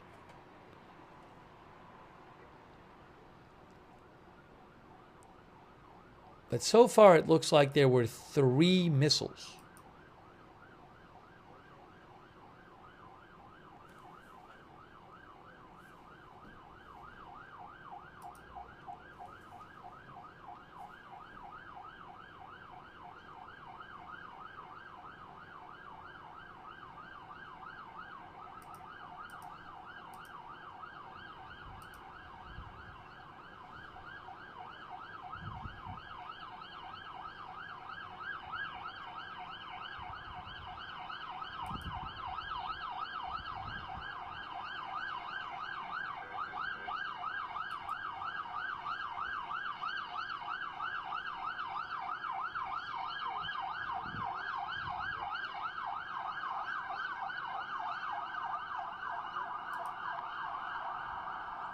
I haven't seen any new updates yet.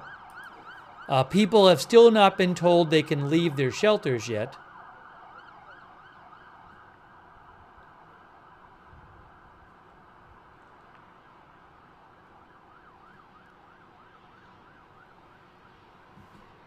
To repeat, reportedly 3 missiles were launched into Israel by Iran. No reports of injuries, no reports of missiles hitting the ground.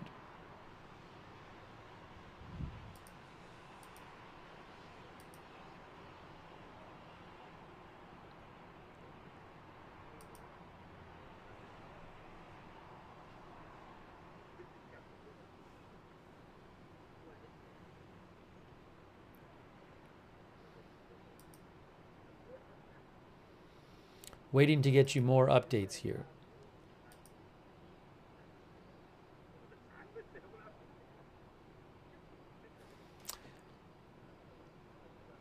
Itay Blumenthal, Israeli reporter, says the missiles were intercepted. He says there were 3 to 5 missiles and they were all intercepted. That's from reporter Itay Blumenthal.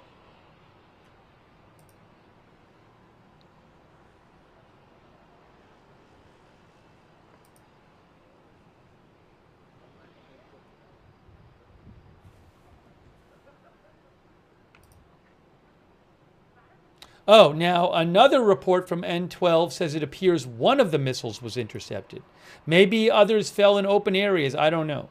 But again, no reports of missile falls yet and no reports of injuries.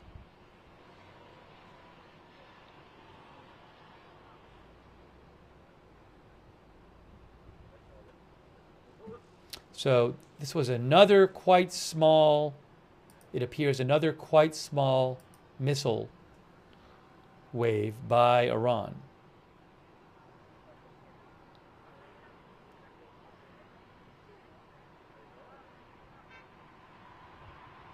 One of our viewers says I shouldn't use the word wave because it's not enough missiles. Breaking news. Homefront Command says the event has ended. Homefront Command says the event has ended. You can leave your shelter in Israel. You can leave your shelter. All right. So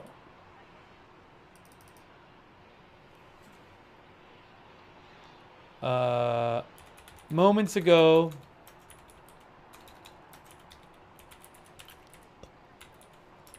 around 3 missiles in latest, well,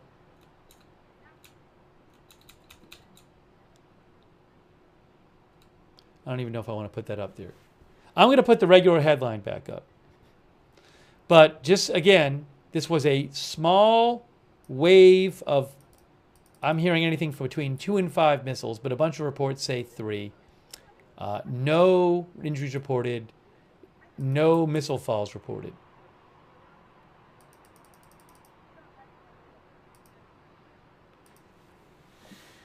So there you go. So there you go. And the event has ended. And people can leave their shelters. All right, so let's get back to our updates here. Let's get back to our updates. I don't know if they have many more missiles left. And Israel keeps targeting the missiles and the launchers, you know. So, hey, I want to say a quick thanks to, I want to thank a couple people. Thanks so much to Chris Burdick. Thank you, Chris. Also, thank you to X-Farm Girl gave 50 people memberships. X-Farm Girl. Wow. Make sure you thank somebody like X-Farm Girl or somebody else if they give you a membership or a subscription. X-Farm Girl, that's very kind of you. Thank you to India Comparison, who says, why can't the Iranian Air Force defend its own country? That's a fair question. I mean, I'm sure there's a good reason for it.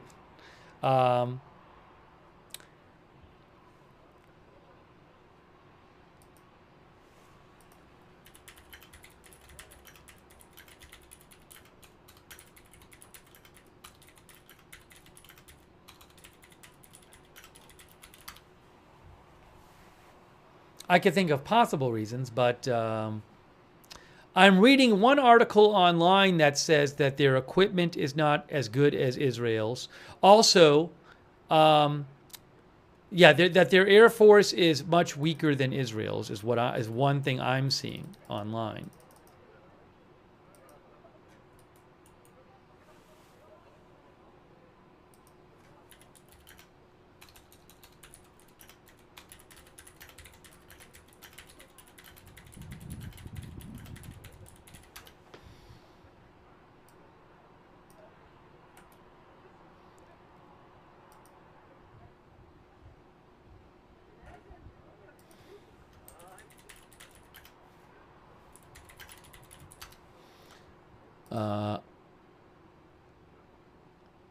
Yeah, I mean, Wikipedia literally says, due to its obsolete, oh, sorry, that was from before. But, oh, yes, due to its obsolete equipment, the Iranian Air Force proved to be no match during the Iran-Israel war, with no sign of its aging fighter jets even getting off the ground. Well, that's an explanation. Hey, let me say a couple more thank yous here. Then we're going to give you more updates.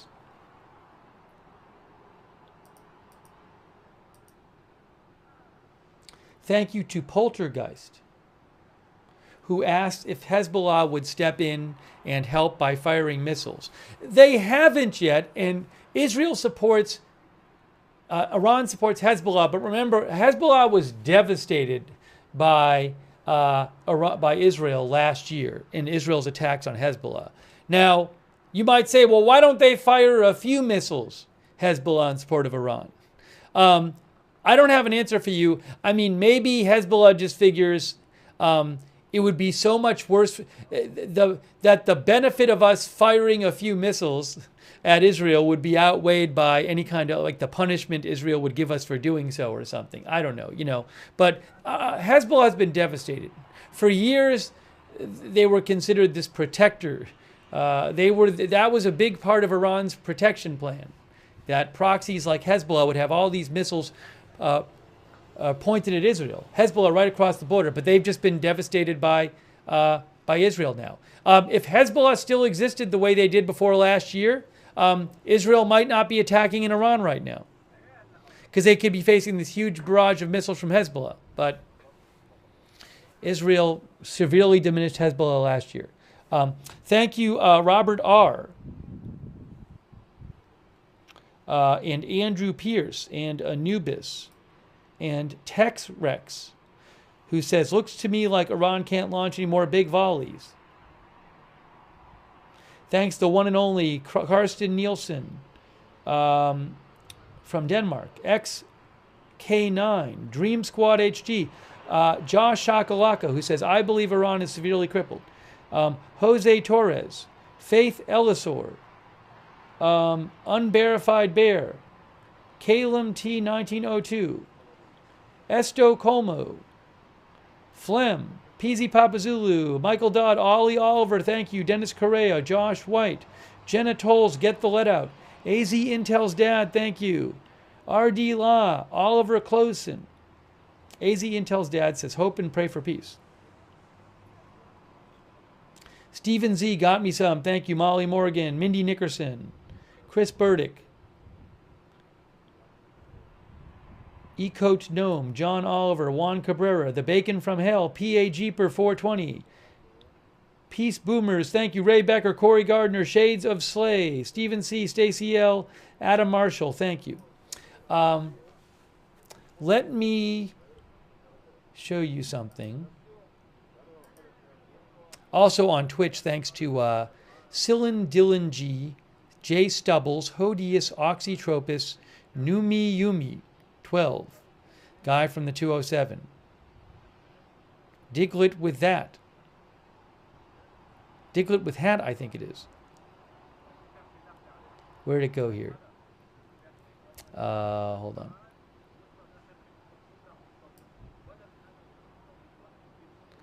Yes, Diglet with hat. I am a cunny. And Larry Picklejar, thank you as well. And Yarby and Theory Yard. Okay.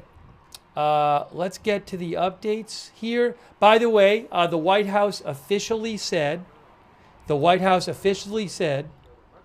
to the press that the meeting has started. President Trump is meeting in the Situation Room with his national security team right now. That's happening right now.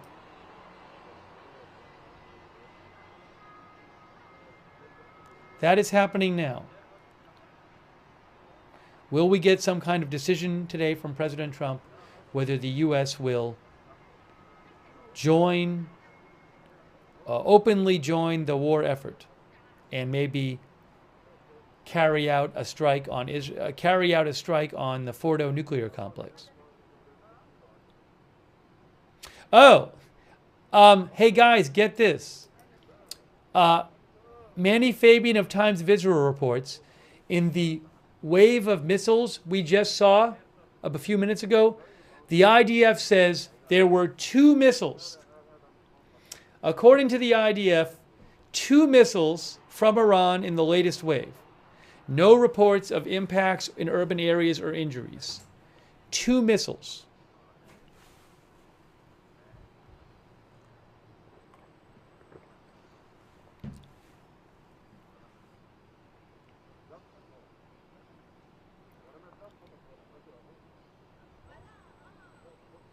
Oh, I have an announcement from the IDF about, a little update about the IDF that they posted. Let me show you that in English. I will pass that along to you.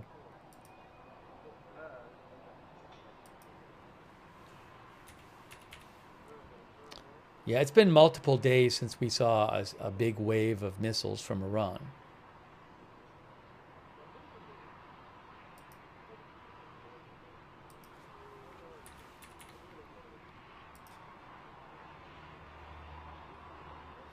All right, here is this English language announcement from the IDF that they put out about a half hour ago. We are now on day 5 of Operation... Hold on. Update from the IDF.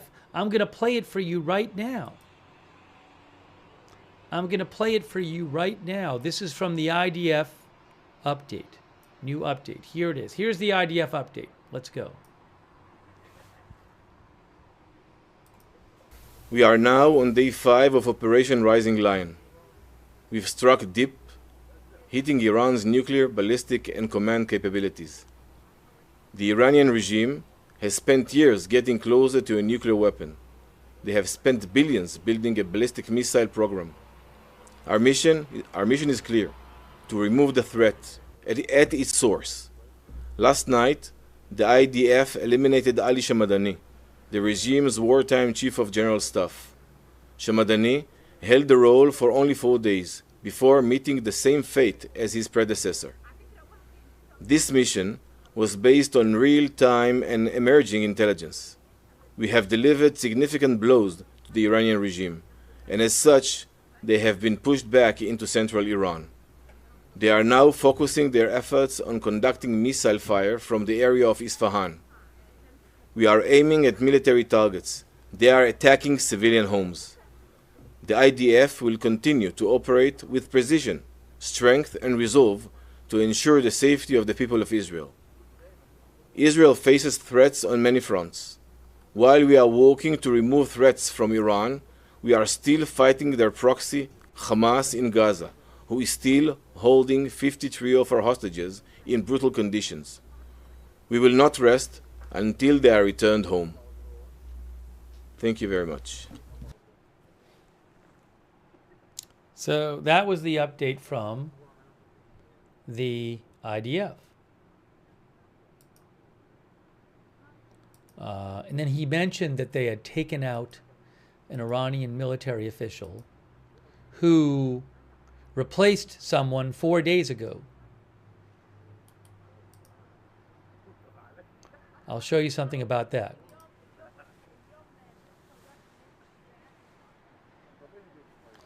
Or tell you something about it.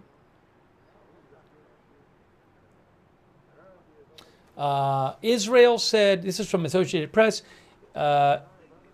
Israel killed General Ali Shadmani, whom Israel described as the most senior military commander currently in Iran.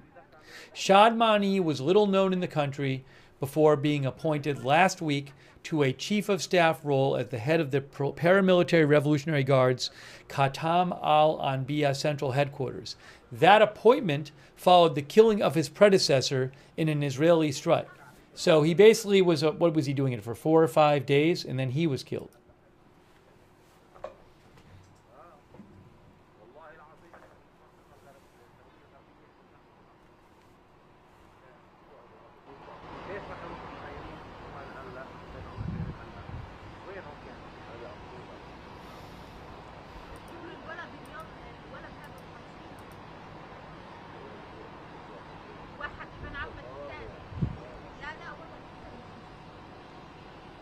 All right, hang on a moment.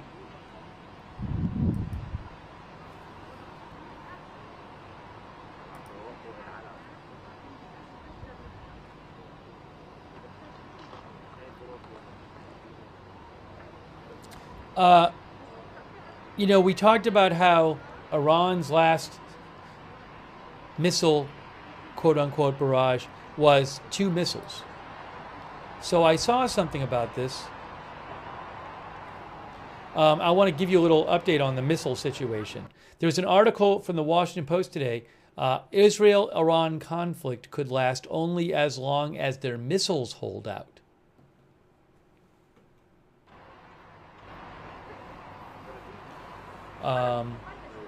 So the Washington Post says, hold on, give me some talking.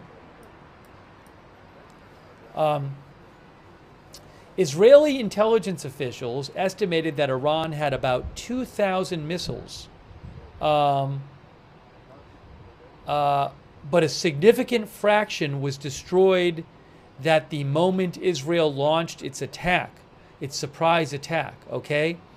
So the Post says Israeli intelligence had estimated 2,000 missiles, then a bunch got destroyed right away. Since then, Israeli military officials say that Iran has launched roughly 400 missiles from its remaining stockpile, and Israel has eliminated 120 or 1/3 of Iran's missile launchers. Also, Israel now says it has air superiority over Tehran and Iran, I believe, and that could also restrict the ability to carry out launches. The intensity of Iran's launches appear to be sharply dropping. After firing more than 150 on the first night of the conflict, Friday, Iran fired a barrage of just 10. On Tuesday afternoon, they fired a barrage of just 10. I think that was earlier today. But the last one we just saw was 2. There was a bunch of really small ones yesterday.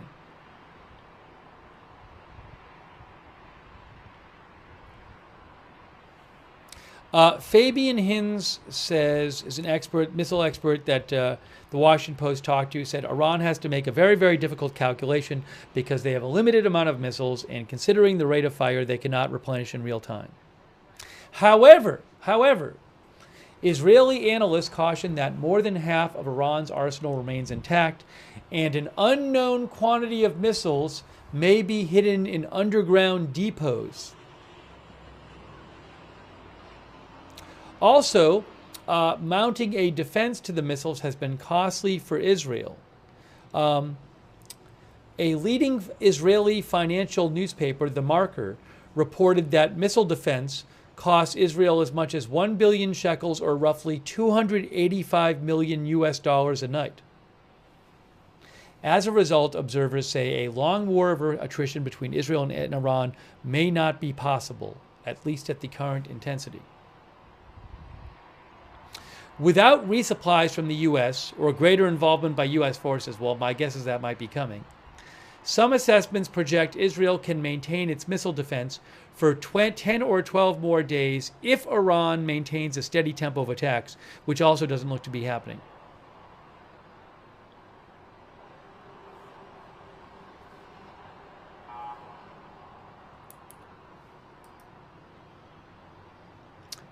Tal Inbar, an Israeli missile expert, noted that in 2014, Israel sought a ceasefire with Hamas days before it ran out of interceptors.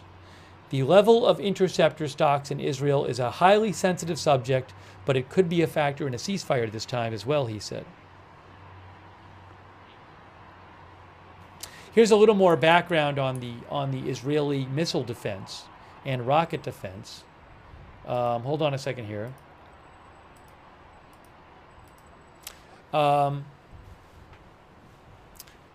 Israel employs a multi-layered air defense system consisting of its famous Iron Dome, which intercepts lower altitude rockets, the David Sling and Arrow systems, and expensive Patriot and THAAD missile defense systems delivered from the U.S.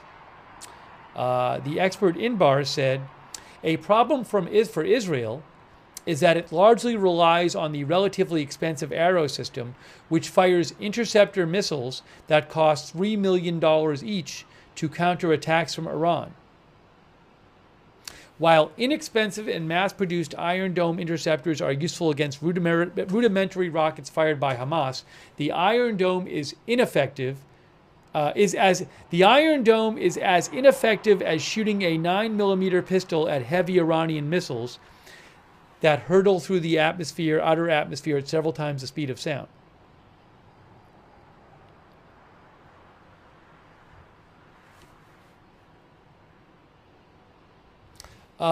According to Israel, 35 out of 400 missiles fired by Iran as of Tuesday have made impact. 24 civilians have been killed with more than 600 injured.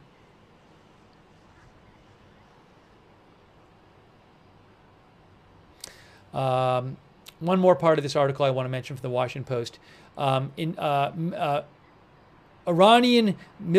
Iranian weapons expert, Iranian munition expert Jim Lamson said Iran's missile capabilities will continue to decline because Israel is now targeting production facilities. Assuming their regime doesn't change, or assuming they don't agree to give up their missiles as part of a ceasefire, they're going to have a huge problem reconstituting their ballistic missile forces, he said. That's going to be a big result of how much Israel is now able to damage and destroy their production facilities for missiles. So it does not appear that Iran has many missiles at this point, although they could have a bunch underground. But that is something to keep in mind.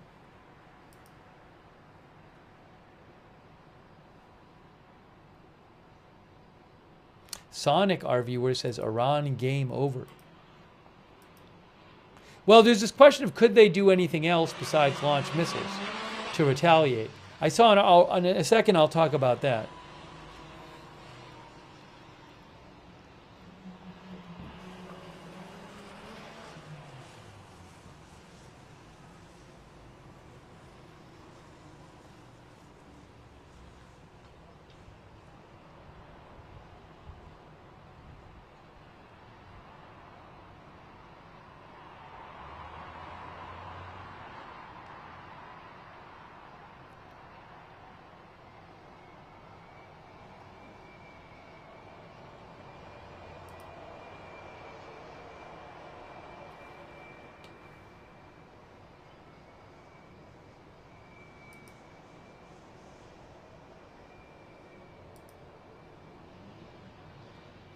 We could get an announcement. We could get an announcement today from President Trump on whether the U.S. is going to join the war on the Israeli side, join the Israeli attack on Iran's nuclear weapons facilities.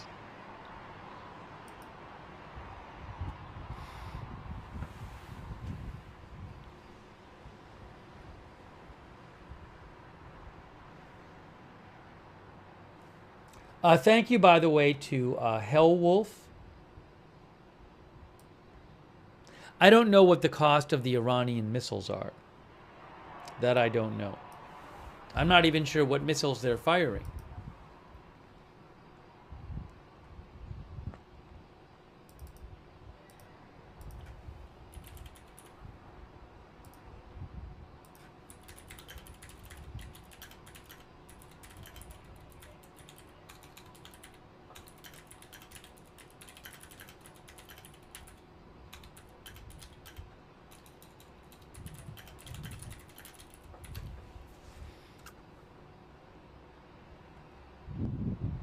I looked it up online. One source says that the standard Iranian missiles cost around $1 million per unit. But medium-range ballistic like Shahab-3 can cost $3 million. And others can cost $5 or $6 million or more.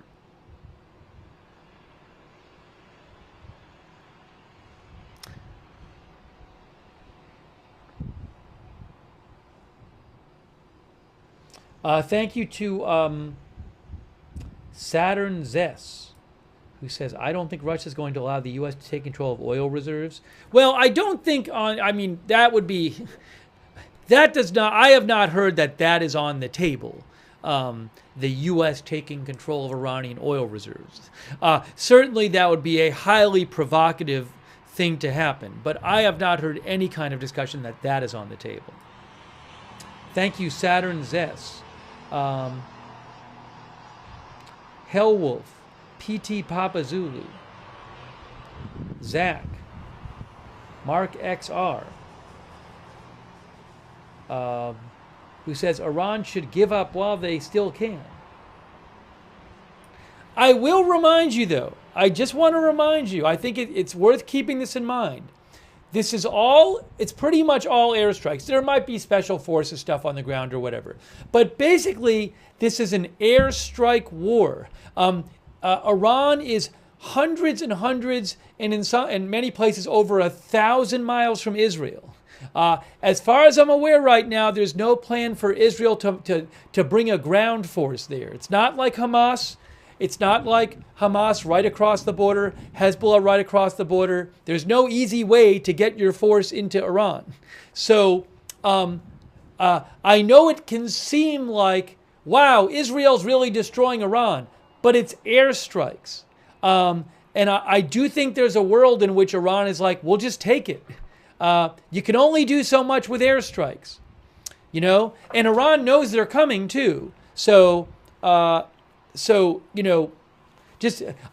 easy to forget that they don't have for the most part. There's no forces on the ground. We're not talking about a ground invasion. Now, at some point, could there be some organized ground maneuvers or something to do specific things? I would think maybe, but just keep that in mind, though. I think it's because it's a very different situation than what was happening with Hezbollah and Hamas, because in both those cases, they're right across the border, and Israel sent a bunch of ground forces in.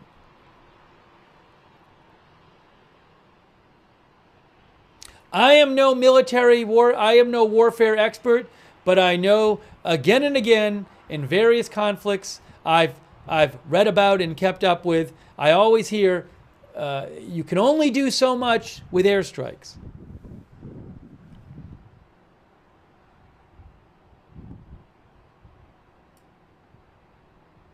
And the airstrikes themselves have been limited because of the distance between Iran and Israel, and also because Israel doesn't have that many refueling aircraft. Now that could change if the U.S. lets Israel use their refueling aircraft. That's going to allow Israel's rate of attacks to go up more.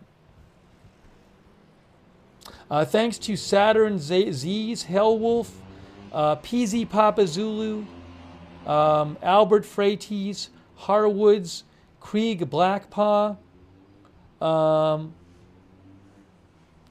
Arya Joanda, who says, free Iran from Ayatollahs. Fast Moves, Photos to Life, Kevin Borman, Zen21 Tau, Sound Guy ZN Clark, thank you. The Real Outkev JR760. Andrew Pierce, Robert R, thank you.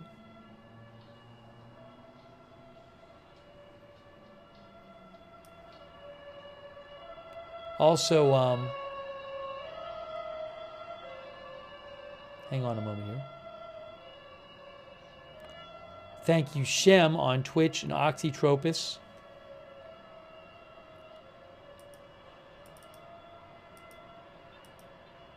But will we hear, maybe we'll do a poll question about that.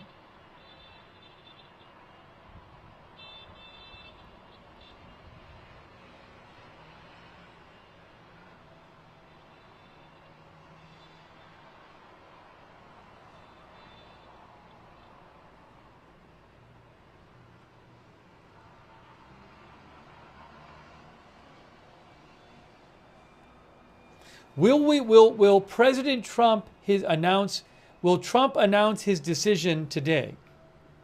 That's my question for you. I'm going to do a poll. His decision on whether to join the war. So when I say his decision in the poll, I mean his decision to whether to join the war. Will Trump announce his decision today? Well, no, I'm going to put the question in the chat. You guys can vote on it.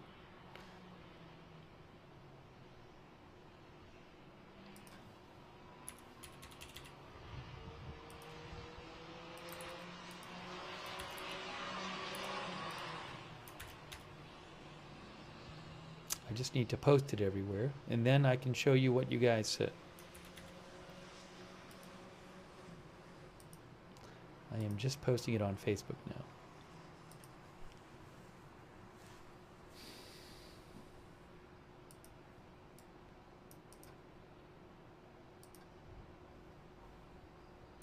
Okay, here we go.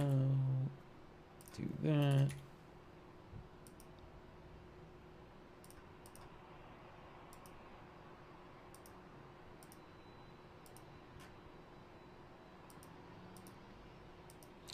Okay, over on YouTube, the vote on whether Trump will announce his decision about whether to join the war today is 53% yes, 47% no. They are split over there. On Facebook right now, I am seeing 58% yes, 42% no. Pretty close. How about Twitch?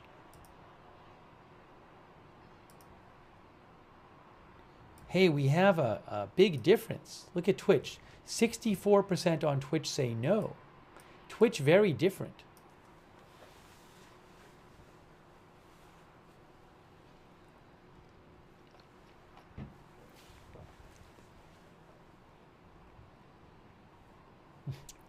Maurice W. says Twitch is based. Twitch is based.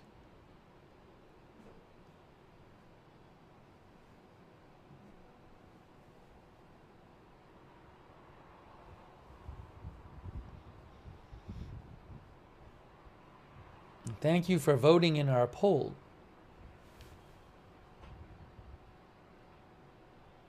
All right, we're going to end the poll. We're going to end the poll now. We're ending the poll.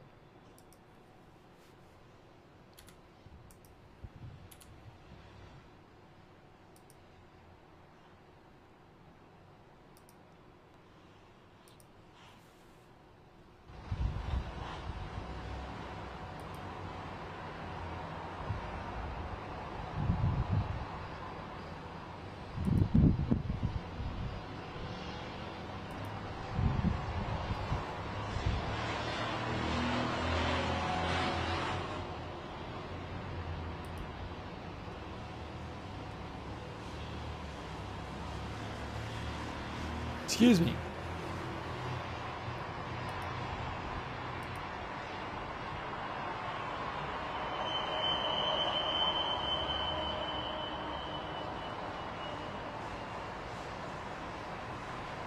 In case you missed it, for whatever it's worth, CNN is reporting that President Trump is growing increasingly warm to using U.S. military assets to strike Iranian nuclear facilities and souring on the idea of a diplomatic solution to end the escalating conflict. Oh, I wanted to show you guys this. We've been getting questions about this. Look at this. AP, what to know about bunker buster bombs in Iran's Fordo nuclear facility? There's a picture of the Fordo enrichment facility. Well, a little of it, but a lot of it's underground.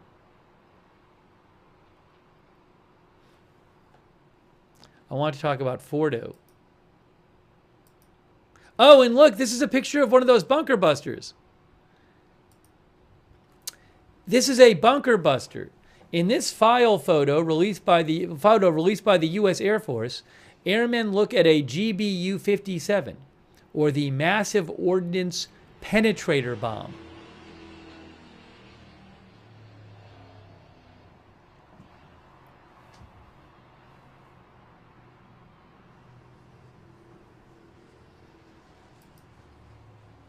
And then here's a B-2 bomber. Wow. All right, let's talk about this.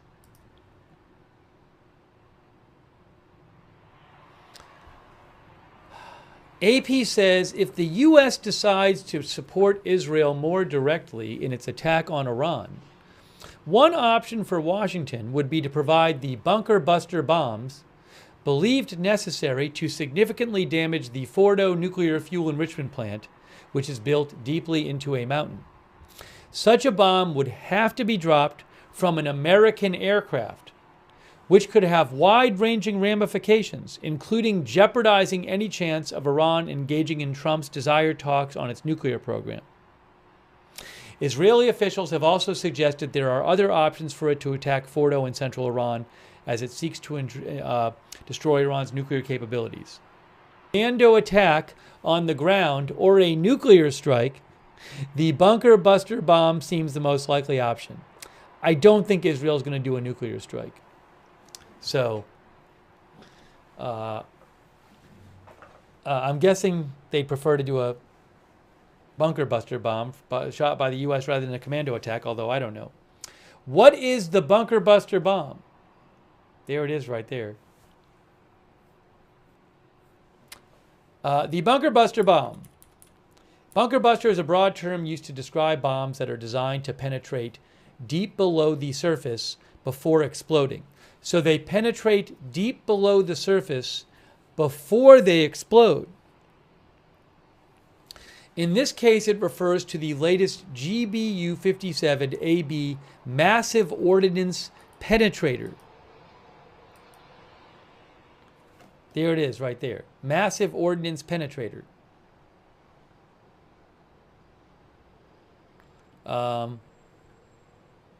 GBU-57. The roughly 30,000 pound bomb, 30,000 pounds, precision-guided bomb is designed to attack deeply buried and hardened bunkers and tunnels. Wonder how much one of those costs.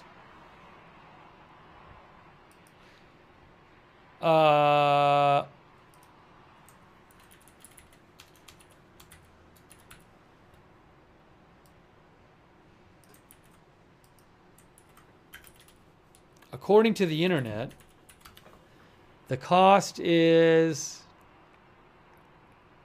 Oh. I don't know if it's clear. I don't even know if it's clear how much it costs. I'm not seeing an easy answer. Maybe because there's development costs and then they make them for... But then you have to... Yeah, I'm not sure. Because there's a big development cost up front, and then you got to cost a certain amount to make each one. All right, well, I don't have a ready-made cost for it.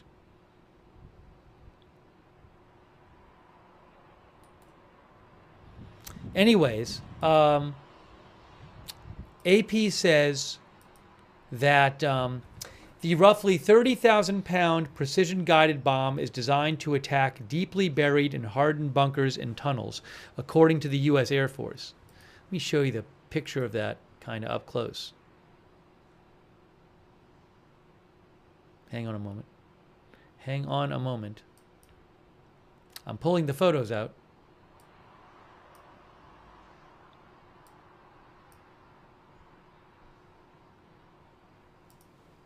Thanks for your patience while I pull the photos out.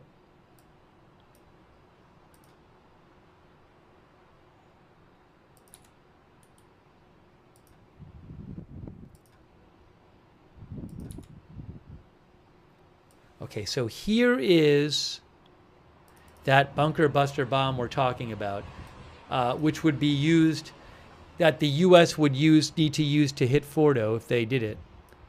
Hold on, it's from AP. It's so hard to even fit it on the screen. Look at that. There it is.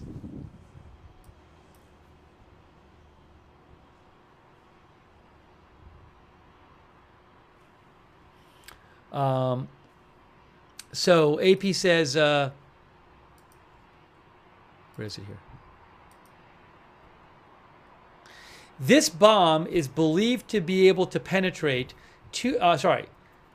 this bomb is believed to be able to penetrate about 200 feet below the surface before exploding. I want to read that again. This bomb is believed to be able to penetrate about 200 feet below the surface before exploding.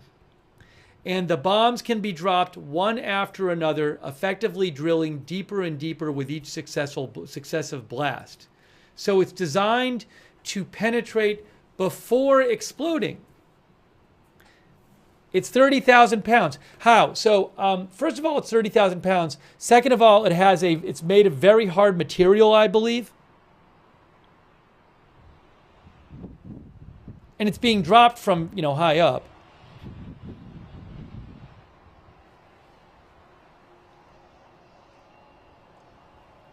But I mean, it's crazy.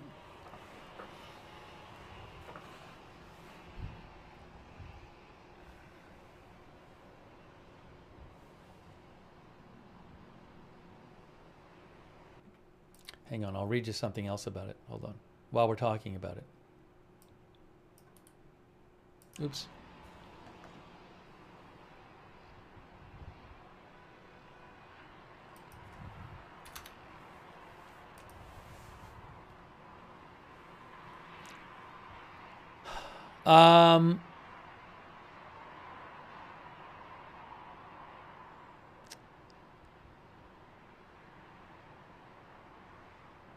Wikipedia says the bomb's casing is made from a high-density steel alloy engineered to survive the extreme stresses of deep penetration before detonation.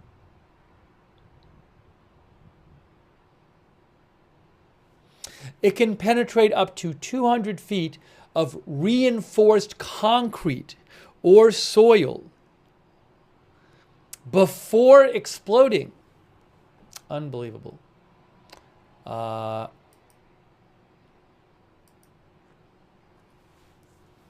It carries a conventional warhead, but the IAEA has confirmed that Iran is producing highly enriched uranium at Fordo, raising the possibility that nuclear material could be released into the area if the bomb were used to hit the facility. However, Israeli strikes at another Iranian nuclear site, Natanz, on a centrifuge site, have caused contamination only at the site itself, not the surrounding area, the IAEA said. How tough a target is Fordo? AP says, Fordo is Iran's second nuclear enrichment facility after Natanz, its main facility, which has already been targeted by Israeli airstrikes. The IAEA said that it believes those strikes on Natanz have had direct impacts. The IAEA said that today. They said that strikes on Natanz have had direct impacts on the facility's underground centrifuge halls. These centrifuges are these spitting cylinders which enrich the uranium.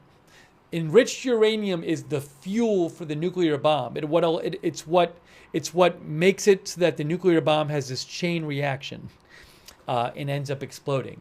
So to make the enriched uranium from non-enriched uranium, they spin it in cylinders repeatedly. So you have these cylinders, and you need a lot of them. So I think there was like 15,000 at Natanz. Anyways, but many of them may have been damaged in the Israeli strikes. Fordo's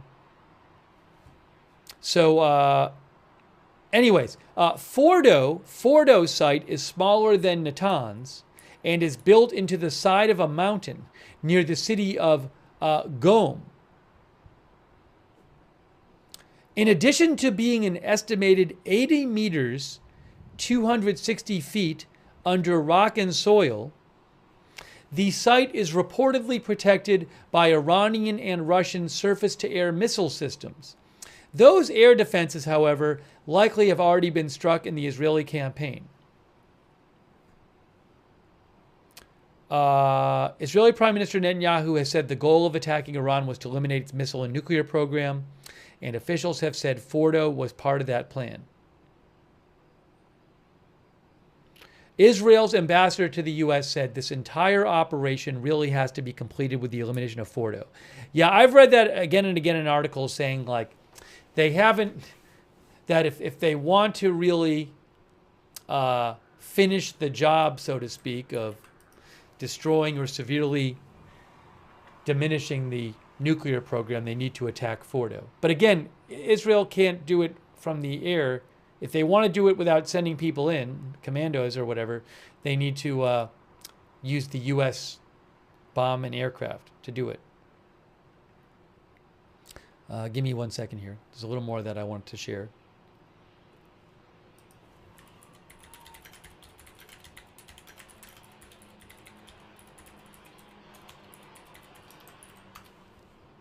What else is there? Why does the U.S. need to be involved? The AP says. In theory, the GBU-57AB bunker buster bomb could be dropped by any bomber capable of carrying the weight. But at the moment, the U.S. has only configured and programmed its B-2 Spirit stealth bomber to deliver the bomb. The B-2 bomber is only flown by the U.S. Air Force.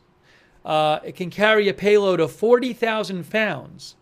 Remember, but the U.S. Air Force has said it has successfully tested the B-2 loaded with 2 GBU-57AB bunker busters, which would be a total weight of 60,000 pounds.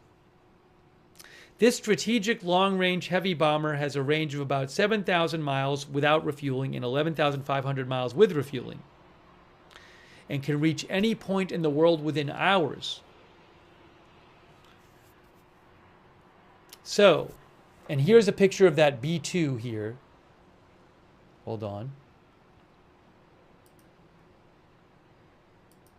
There is the B-2 bomber right here. That's the one. And then again, here is that bunker buster bomb.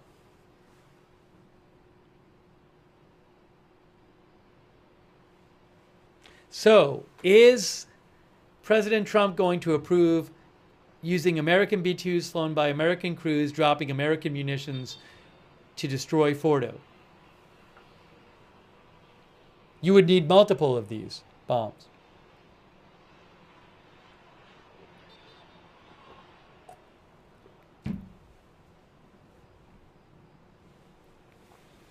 Again, it weighs 30,000 pounds and it is designed to penetrate even reinforced concrete to 200 feet before even exploding. Before even exploding!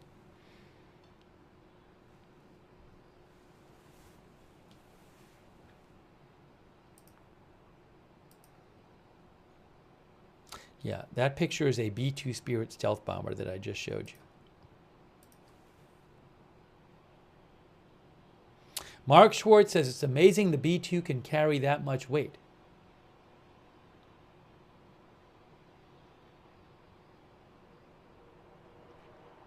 One of the viewers said, "Does we have any information on what it would do to the people there?" I don't know if people are living right near it. I mean, there's a, it's in a mountain. So I'd have to look up on Google Maps and see if I could find where it is and see I mean, there's the Fordo complex. It doesn't look like a highly densely populated area right there, at least in that picture. That's the Fordo complex, but most of it, just the top of it. Dreams of Dionysus says it's like NORAD.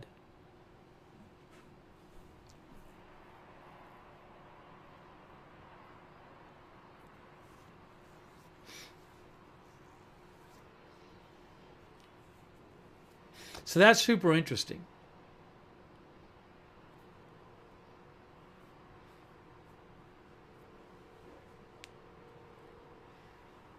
But in theory, the U.S. would need to drop one after the other. And now also, Fordo is how long underground? It's 260 feet underground.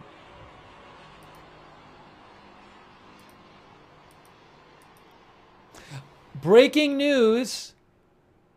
Breaking news. I have some breaking news for you. Caitlin Collins from CNN reports the Situation Room meeting has ended. Breaking news. The Situation Room meeting with President Trump has ended. It lasted for over an hour. I guess I thought it would be longer. I don't know if I had good reason to think it would be longer. But the meeting lasted over an hour. But didn't last multiple hours, I don't think. Anyways, is something going to happen? President Trump's meeting has ended. It has ended. What now, guys? What now?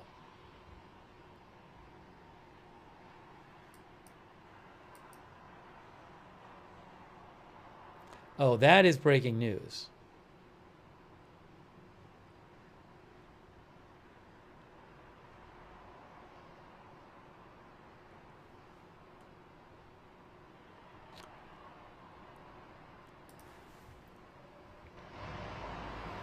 Lacey Branson says, what now? I think people are going to be checking his Truth Social. The curfew has been listed in Los Angeles.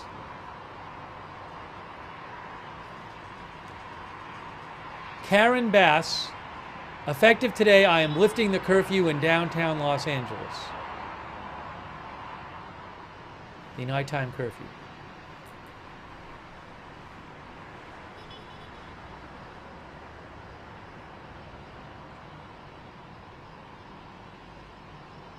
Again, President Trump's meeting in the Situation Room with his national security team is over. It is over.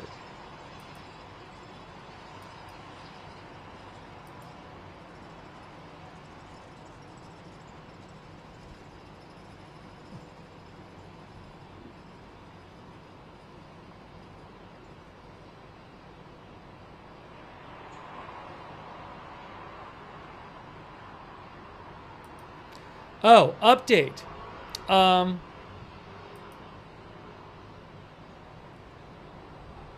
Here is an update from the IDF, according to Manny Fabian of Times of Israel. Manny Fabian of Times of Israel, at Manny Fabian, M-A-N-N-I-E-F-A-B-I-A-N. He's a good person to follow, Manny Fabian. He says, Iran has been launching smaller salvos of missiles at Israel over the past day because its capabilities have been degraded by Israeli strikes, the IDF believes. The last salvo was 2. According to IDF assessments, Iran is not trying to conserve missiles for a longer war, but rather they are struggling to coordinate larger attacks. The majority of Iran's top military leadership has been eliminated in strikes, and some 40% of its ballistic missile launchers, 40% of its ballistic missile launchers have been destroyed, according to the IDF. The IDF also said it's been hunting down missile launchers and thwarting the attacks. Iran was launching dozens of missiles at a time in the first days of the conflict, but in the past day has only been launching a handful at a time. However, those attacks have been more frequent.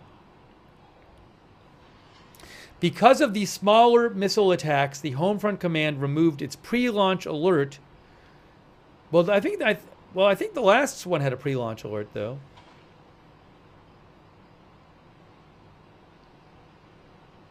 I'm confused. I don't know about that. Maybe there's a different. I'm not sure about that. Anyways, but you get the basic idea that Israel says they've destroyed 40% of the launchers. And they believe the missile capabilities have been degraded. And for a day and a half now or so, we've seen these quite small launches.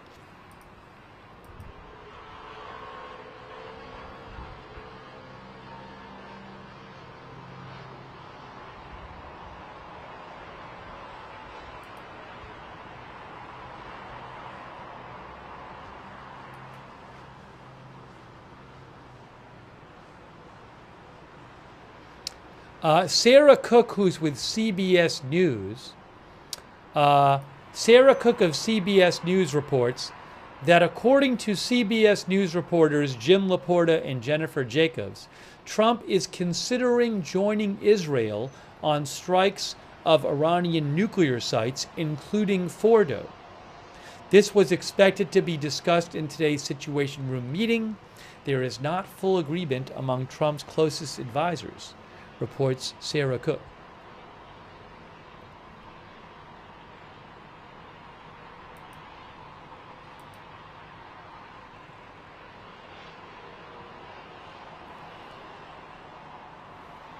Again, the Situation Room meeting has ended.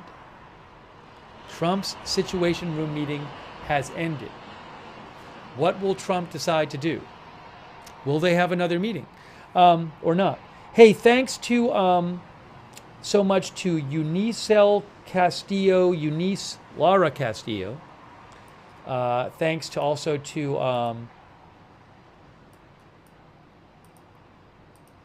I owe a couple thank yous now. Brandon Larson, Andreas, thank you, who thinks Israel wants to make the regime so weak the people of Iran rebel. Thank you, Valerian. Oh, I think you're right, Valerian. I think there is supposed to be a statement about a statement. I think there's supposed to be a statement released after the National Security Council meeting, but we'll see. Thank you, Bat Fastard. Thank you, D. Cider. D. Cider, I'll say. Do I expect an escalation today? Well, I don't expect a lot more missiles from Iran, but we'll see what happens with Trump. You never know. I mean, Iran could have a lot of missiles that they've been holding back. It doesn't seem to be the general consensus, but you don't know. They could have a bunch. Underground, maybe. I've seen some articles say they might have some underground. But might be tough for them to launch a big attack with Israel having such air superiority. Thank you, Wizlord of IT. Thank you, Andreas. AP, thank you. Raised by the Wolves.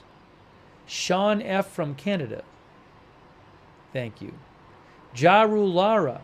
Thank you, Jaru Lara. PZ Papa Zulu, thank you. Scott M, thank you. Exceedy, thank you. UV Zumi, Evan J, Mario Gasolino. Mario says Iran has Russian S-300. You mean defense systems? Well, from everything I have read, Iran's air defenses have been completely decimated or hugely decimated at this point by Israel. I don't know if completely, but Israel was targeting those last October when they struck. They were targeting air defenses. But at this point, from everything I understand, there's not much of an air defense in Iran right now. Thank you, Betsy's Tag and Mitch13. Yeah, so Mitch says if the target is the nuclear facilities, why is the need to evacuate Tehran? I was literally discussing this last night, and I was saying, if what the U.S. is going to do is to help Israel by blowing up the Fordo nuclear plant, then why would Trump yesterday be saying everyone in Tehran should evacuate now, immediately? Doesn't really make much sense. Now, you might just say he was like, bluffing or whatever, I don't know, or just throwing it out for effect. But I literally was saying that last night. It didn't make much sense to me. So maybe there's other things happening.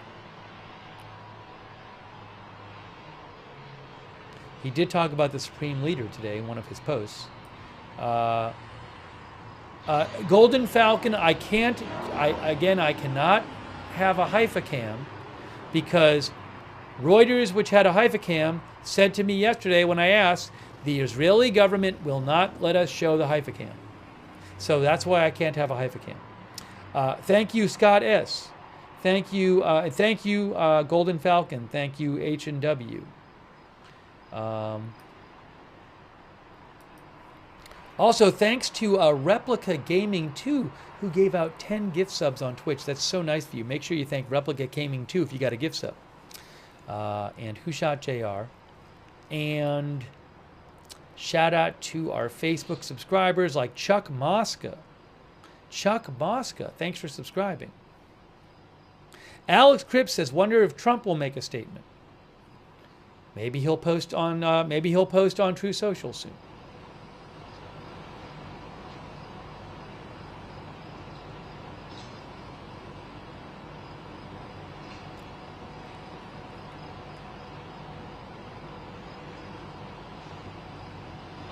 MD Ishaq Safi says, don't sleep, Israel. Missiles coming today, power of Iran. Thanks, Diane Allworth, for being a subscriber as well.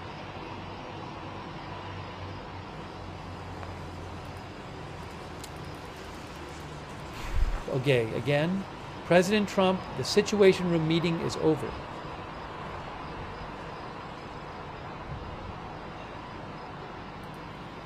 OSINT Technical thinks there may have been Israeli bunker buster strikes on Iranian targets in Tehran tonight. I'm going to post OSINT Technical's post in the chat for you to see it. Oh.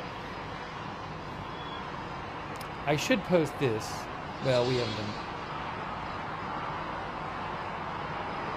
I'm not going to post that.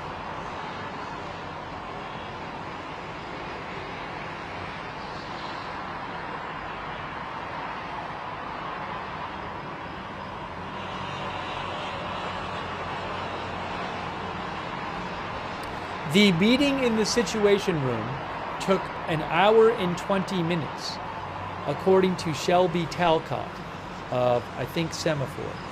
That was the meeting. Oh, no. Yes, it's Semaphore, right? Yeah, Semaphore. I thought it would be longer. It was an hour and 20 minutes. Although maybe that's the usual amount of time. I don't know.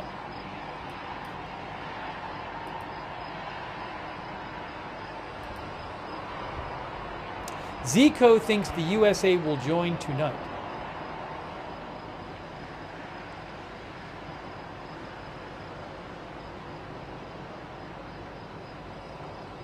Faytux News said an N12 news reporter is saying, I like to be careful with these reports because I see these kind of reports a lot. An N12 news reporter, Nitzan Shapira, claims that the assessment in Israel is that the Americans will join Israel. I don't know. That's a reporter in Israel saying the assessment in Israel is that the Americans will join. So it doesn't really mean that much to me. It's interesting to see, but at this point, we'll see if they do or they don't.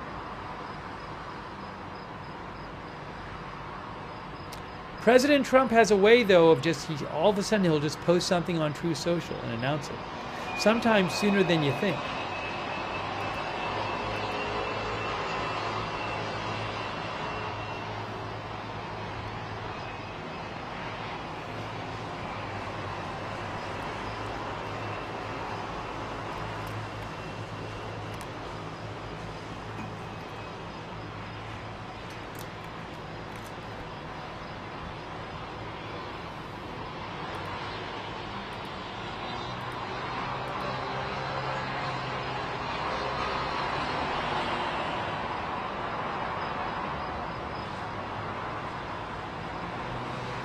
Axios also said that the meeting was an hour and 20 minutes. An hour and 20 minutes.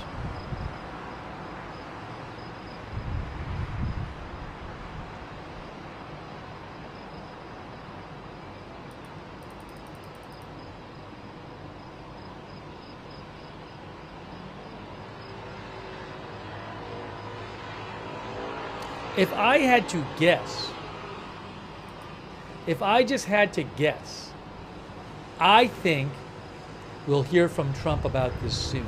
That's just, I don't think it'll be a day. Now, I could be totally wrong. I feel like that's not the way Trump does it. He rushed back yesterday.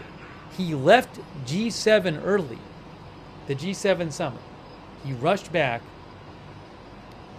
He was posting stuff about the war today, which we discussed earlier, and I'll put up on the screen right now. I just think we're going to hear from him soon. Those were the 3 posts he made. Hey, by the way, thanks so much to Tom Moore. Thanks, Tom. And Karen Rosenberg, Pi oh my, thank you.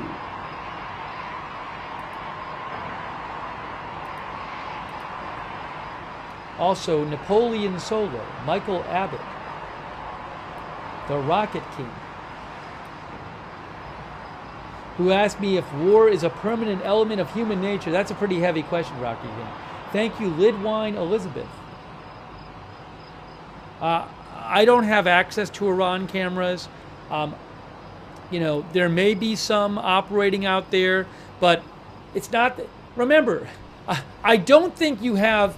What you don't have is like, there might be some people who have a camera on in Iran, they're posting it to the web, but for the most part, you don't have like news agencies. Reuters, AP, AFP, I don't think Iran allows them to have cameras there. I never see them. Once in a long while, you get a brief camera in Iran that you see. Now again, there are various things online. Maybe some of them are real and some of them are not. I don't know. Maybe, but generally speaking, you don't see the camera coverage in Iran that you would see in other places.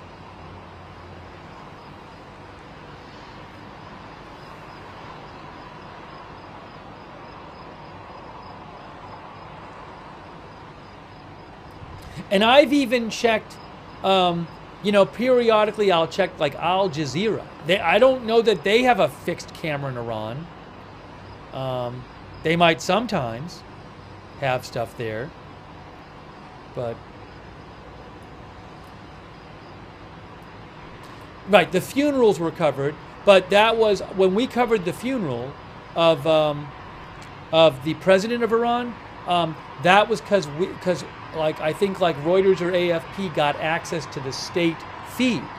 They didn't have their own camera there. The state let them use the feed. A lot of government control of media there. Thanks, David L., Galloway O. Schwartz, Poltergeist, David Potter, Scott S.,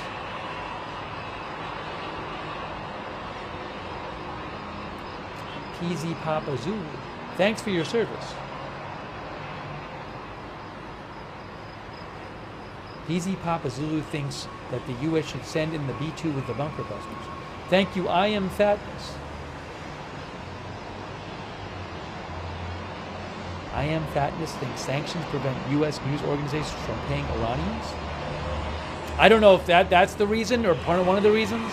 I mean, they are, again, it's a pretty secretive, controlled regime. I mean, press-wise, it's pretty controlled there.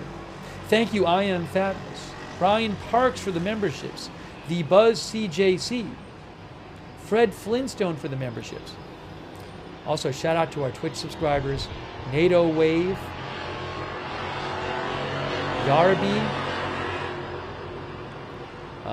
Thanks for subscribing over there on Twitch. Jedi Chickens. Larry Picklejaw. Pickle Mods. Replica Gaming. Matthew Kohai 3. Sandy Doggo. I missed one. I know I missed one here. Where is it? I can't find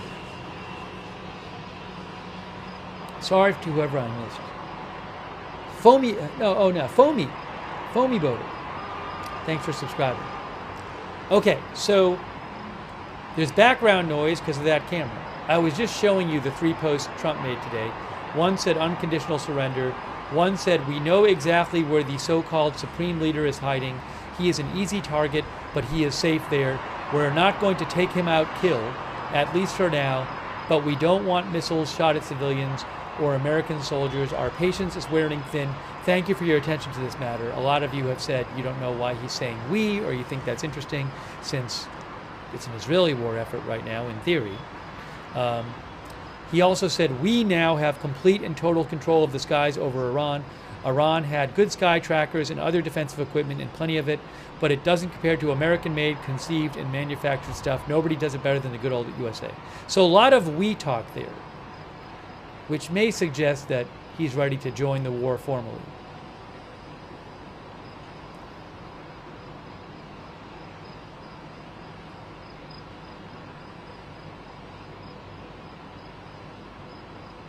But I'm sure a lot of people checking his Truth Social to see if he will post something.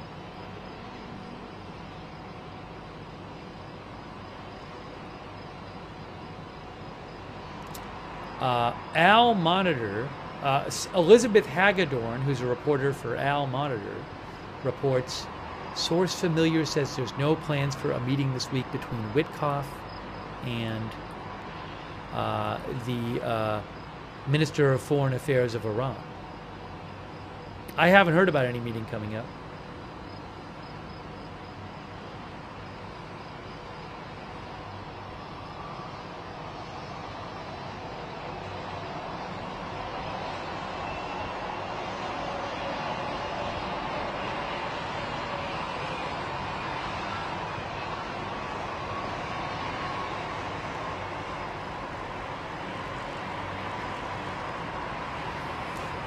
I think at some point we're just going to hear something. We're just going to hear something.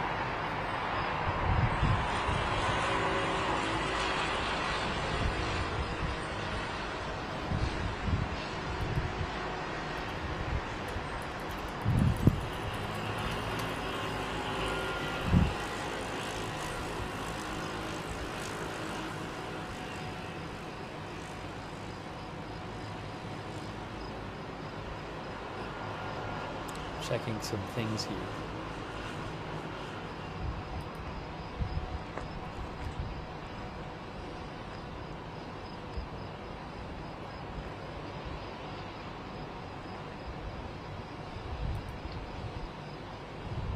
Ash Rivera says, I bet we all know what we're about to hear.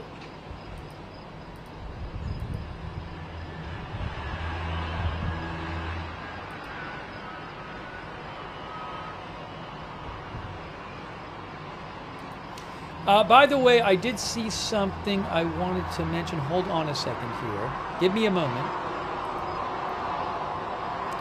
Give me a moment.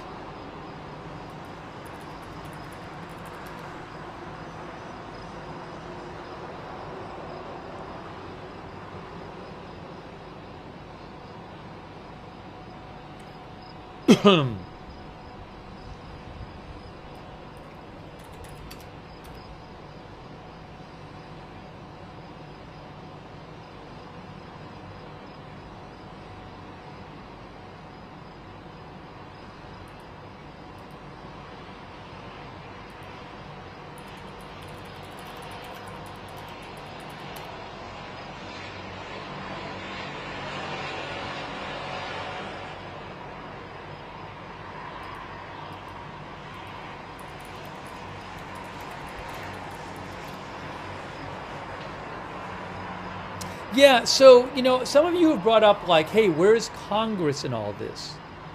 I just want to mention something about that. There was an article yesterday in Reuters, U.S. Democrat seeks to curb Trump's war powers on Iran, Republicans divided. Reuters says a Democratic senator introduced legislation on Monday to prevent President Trump from using military force against Iran without Congress's authorization. Let's see here.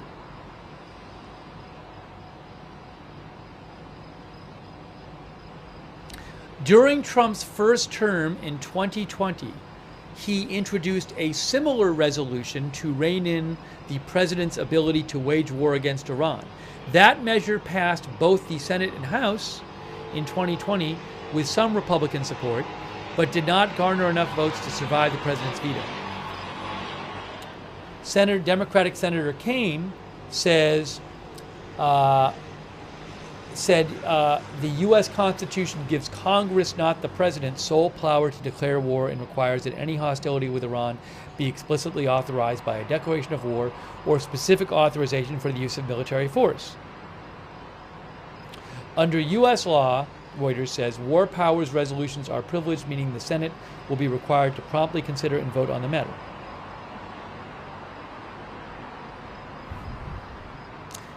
Reuters says most Republicans are likely to back Trump. Some Republicans said the U.S. should avoid war, like Kentucky Senator Rand Paul. But most of Trump's federal Republicans who control Congress have shown little appetite for opposing the president and are likely to back him if he decides to get more involved in the conflict. Anyways, that's a whole interesting question about, and I'm not an expert on that, it's like, how much power does Congress have here? But the New York Times has an article today talking about lawmakers revive war powers debate as Trump threatens Iran.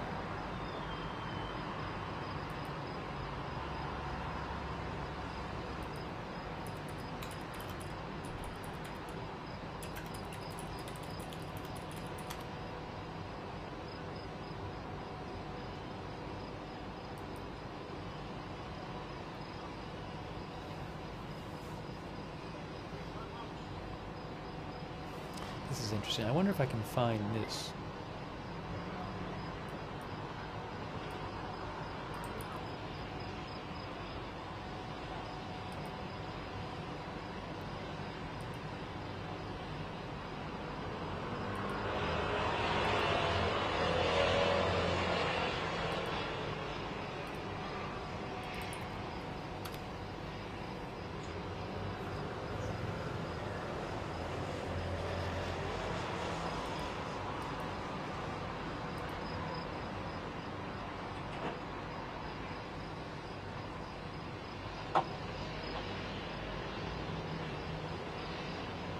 Oh, I just also saw that Tim Kaine, I saw a post by C-SPAN's Craig Kaplan says Tim Kaine, who we were just talking about, will speak on the Senate floor at 6:25 p.m.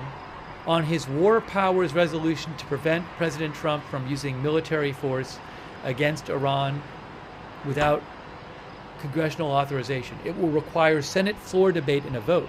So maybe we'll watch some of that. The Senate debating that today. It's possible.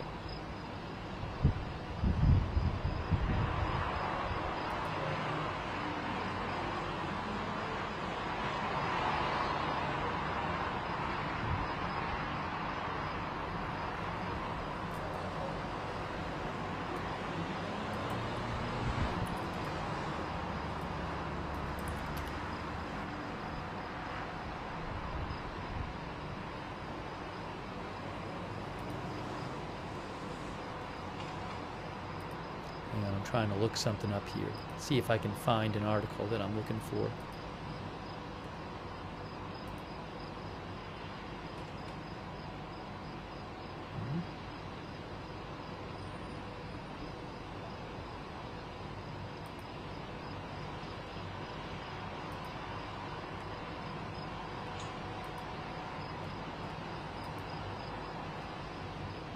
We had one missile launch while we were on the air today so far, and it was 2 missiles. It was a 2-missile salvo.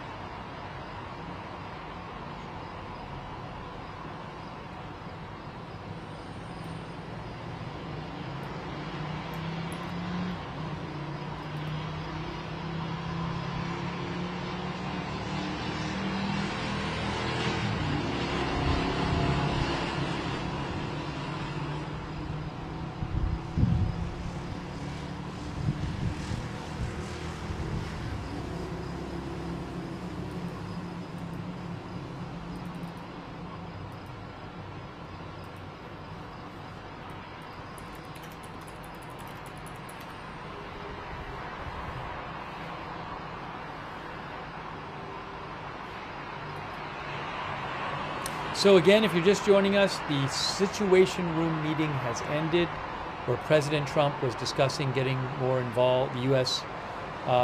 Possibly joining this war. The meeting lasted about an hour and 20 minutes.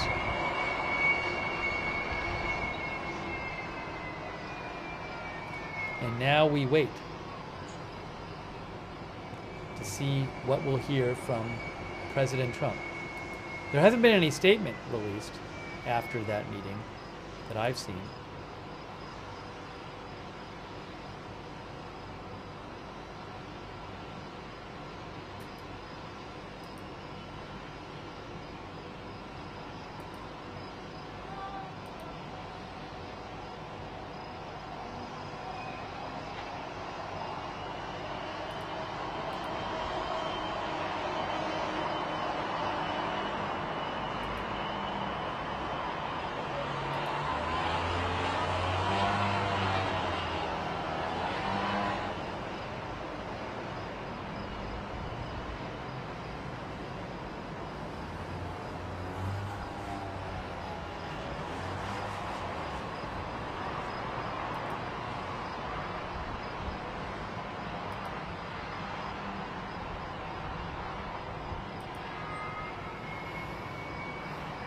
We had talked about some of the intelligence on whether Iran was building a nuclear weapon and how close they were.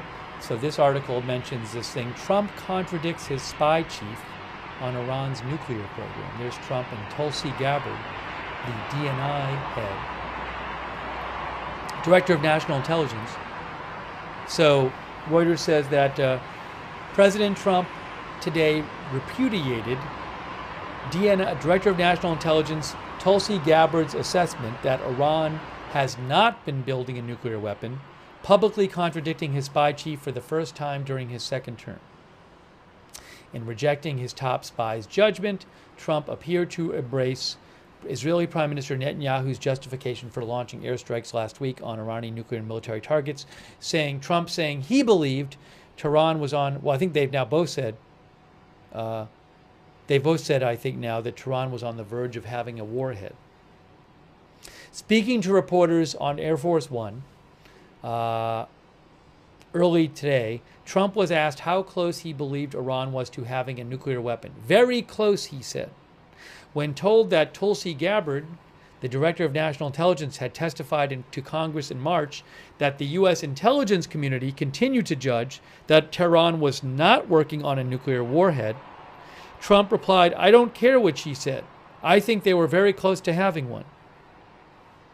Trump's comments recalled his clashes with U.S. spy agencies during his first term, including over an assessment that Moscow worked to sway the 2016 presidential vote in his favor and his acceptance of Russian President Putin's denials.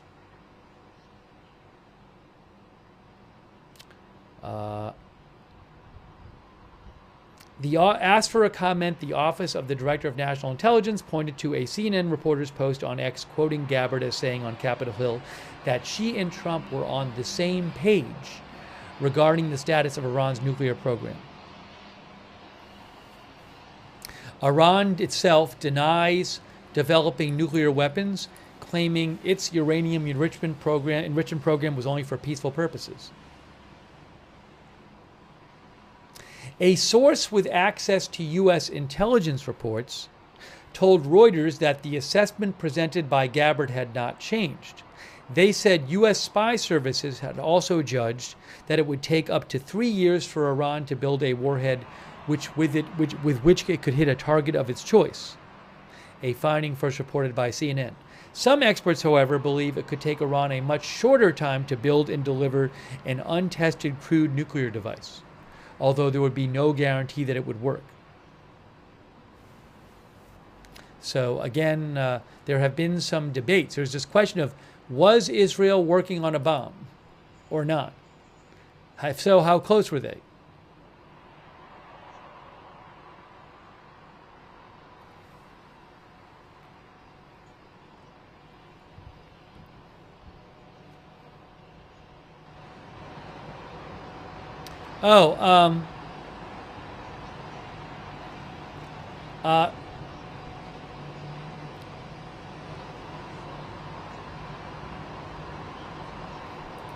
Faytux News mentioned a couple of things from a New York Times report. Shout out to Faytux News on Twitter, Faytuks. So there's a new report in the New York Times talking about a couple things they say. They say that Iran has prepared to attack U.S. bases in the Middle East if the U.S. joins Israel's war effort.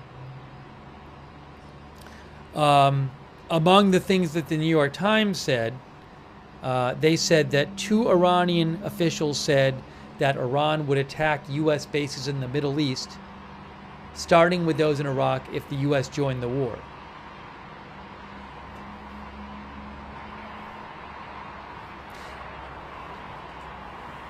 Now, when they say Iran would attack these things, I mean, Iranian militias, Iranian-backed Iraqi militias have attacked, and Iranian-backed Syrian militias for years attacked U.S. bases with rockets. Now, I guess there's this talk of attacking them with missiles now, the article says. So, I don't know what those attacks would look like.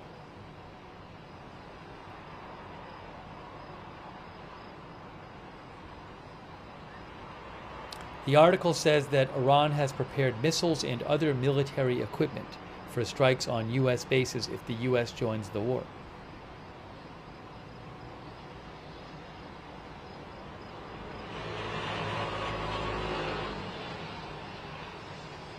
Kenneth Wilson says, with their one missile. I don't know what position Iran is to launch major strikes on U.S. bases, given that, I mean, maybe it'd be different missiles than the ones they're shooting at Iran, but their missile stock and their missile launchers to send, the ones they're shooting at Israel. But their missile stocks and their missile launchers have reportedly been quite depleted. And there's the missiles and launchers they use for striking Israel. And also Israel has air superiority now. So I don't know. But there's something else that the article mentions that Faytux News mentioned, I believe, and it says, where is it here? Hang on.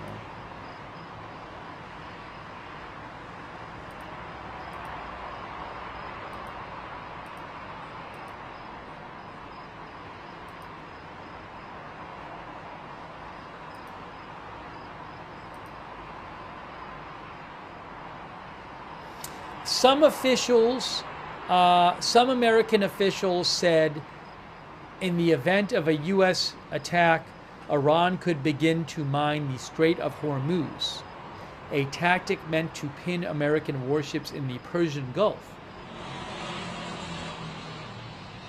That's interesting.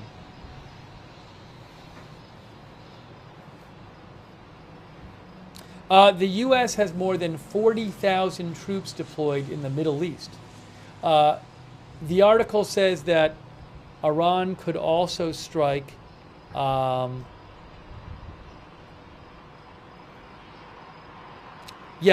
two Iranian officials claimed that Iran would also target any American bases in Arab countries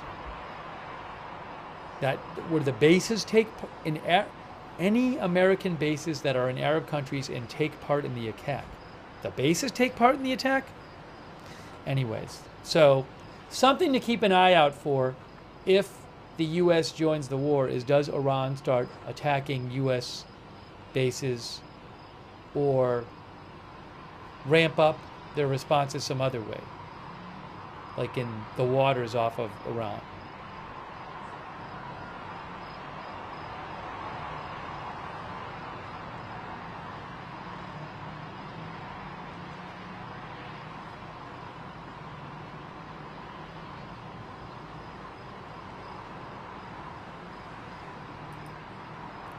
Thanks Faytux News for seeing that update and mentioning it.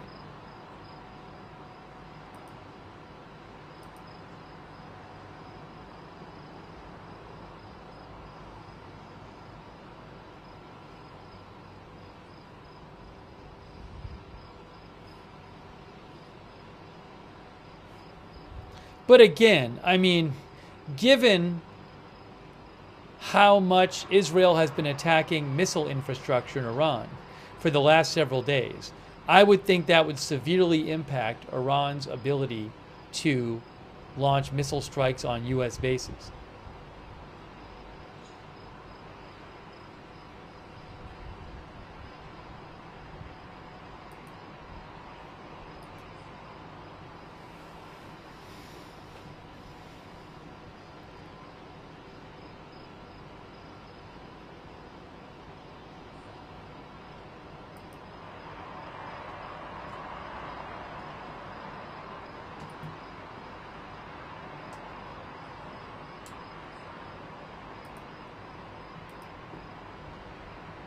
Hang on a moment here. Shout out to, thank you to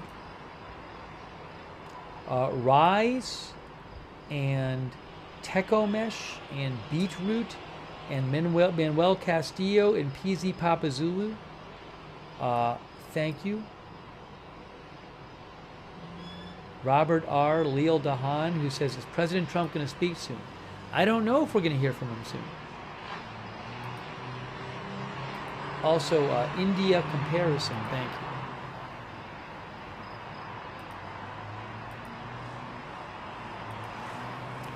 Everyone's waiting to hear from Trump after his National Security Council Situation Room meeting.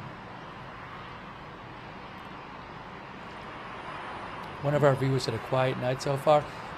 When we came on the air, there were reports of some explosions in the Tehran area. I haven't heard of much since.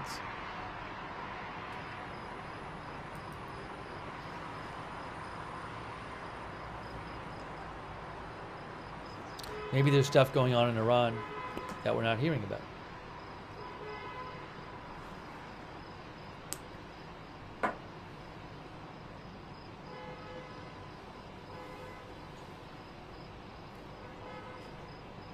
It is 11:29 p.m. Israel time. Look, if things happen really fast, there's a world in which things happen really fast. Here's a scenario. How about this? Here's a scenario. How about this? What about Trump agreeing to join the war and bomb Fordo, but he doesn't even announce it? It happens, and then the announcement comes out that Fordo's been bombed. What do you think about that idea?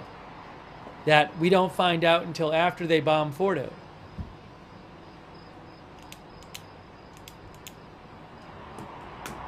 That's an interesting scenario, isn't it?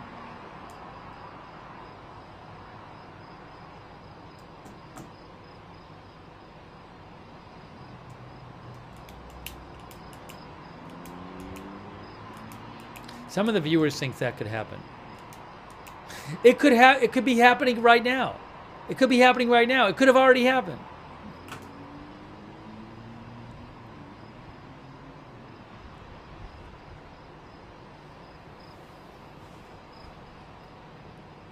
So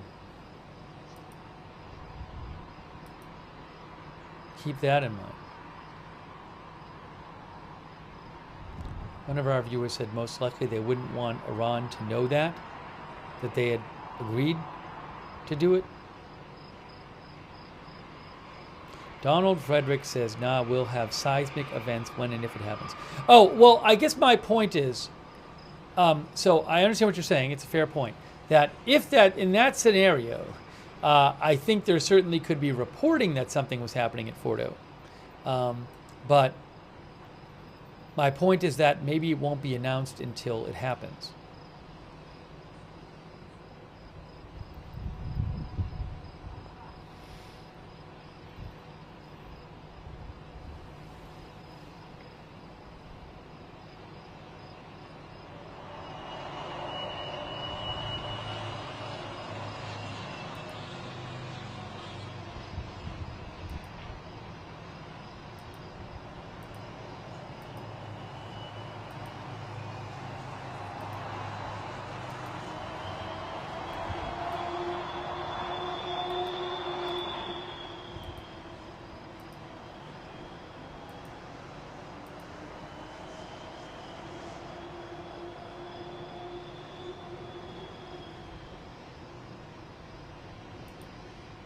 We will have to see.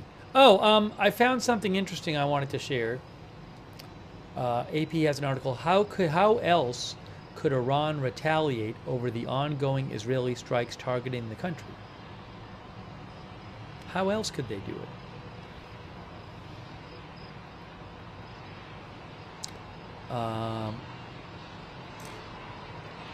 Officials in Tehran have proposed a variety of steps the Islamic Republic could take outside of the launching of missile barrages.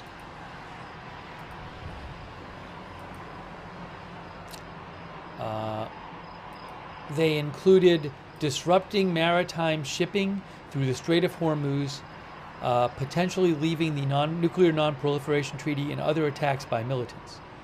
Let's talk about the Strait of Hormuz. You never know, that might come up.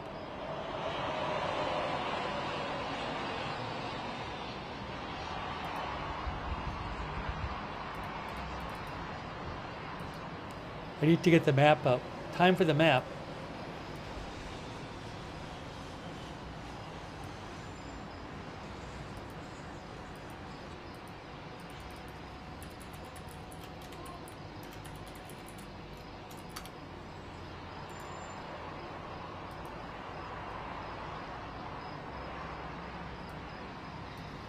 We have our map.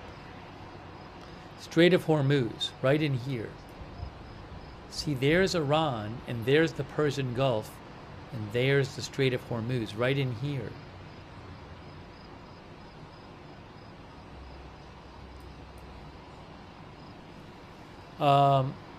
AP says the Strait of Hormuz is the narrow mouth of the Persian Gulf, through which some 20% of all oil traded globally passes. At its narrowest, it is 21 miles wide. The width of the shipping lane, this is very important with the Strait of Hormuz. Now, it's a very good point. The width of the shipping lane in either direction is only 2 miles. That's a great point.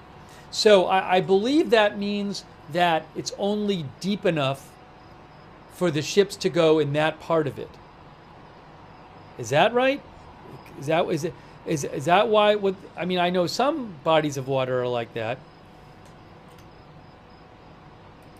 So you can't just go anywhere if you're shipping in the Strait of Hormuz.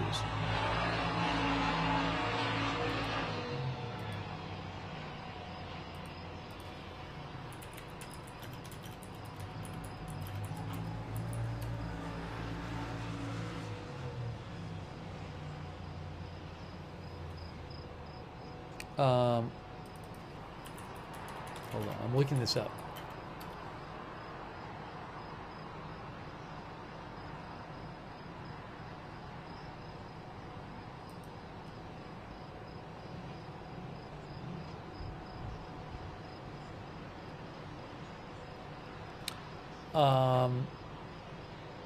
Let me hold on. Let me just look this up.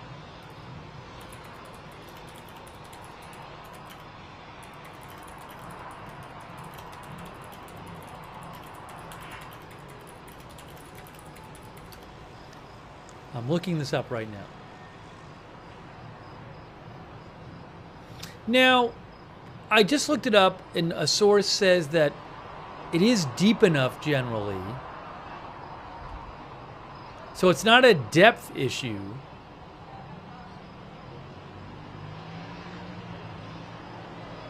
I don't know that the shipping lanes couldn't be used, although maybe, for all I know,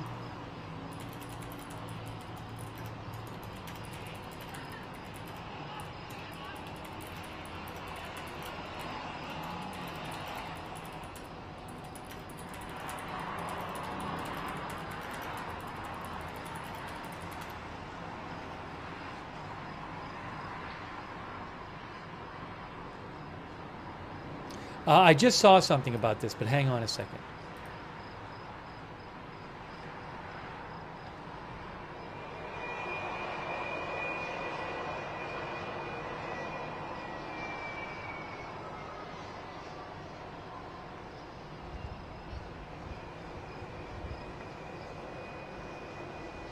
I just saw something about this. I'm just making sure I'm not missing any updates while I talk about this. I don't see it. So I'm seeing Gemini AI says, for whatever this is worth, that if the shipping lanes were blocked, it would be very difficult. It would, for the vast majority of traffic, they couldn't just take a different route through this around the shipping lanes. Oh no, I'm sorry.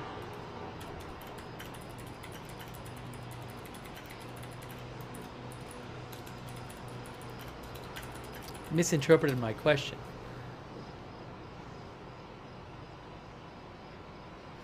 According to Gemini AI, it would be very difficult and dangerous for ships to take a different route than the designated shipping lanes. There are some shallow areas outside the shipping lanes that would be dangerous. Of course. Also, there's a lack of navigational aids out, like buoys and lights and stuff, outside the shipping lanes. Good point.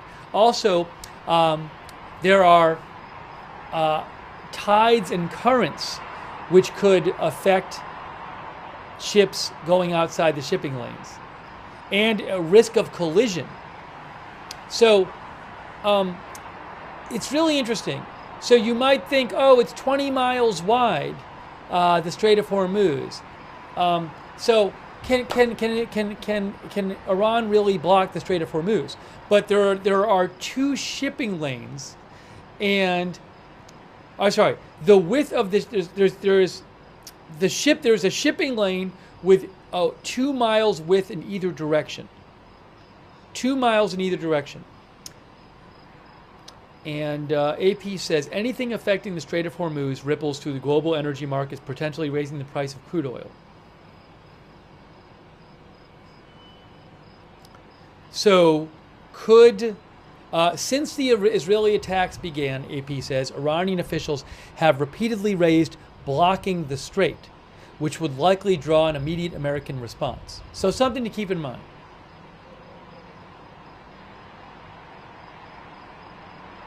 Zach Raglan says you're talking large tankers with a limited turning radius, and he says basically therefore the comment flew by.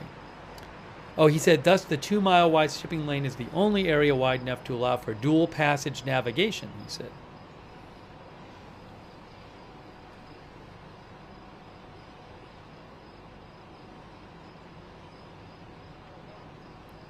Anyways, so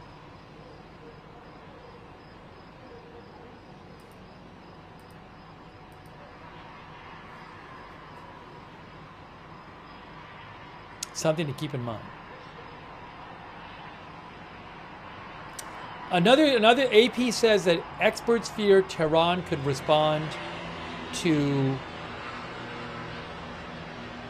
could also respond by deciding to fully end its cooperation with the IAEA, abandon the nuclear proliferation treaty, and rush toward a bomb. As a member of the treaty, Iran is obligated to explain any radioactive traces outside of declared sites and to provide assurances they are not being used as part of a nuclear weapons program.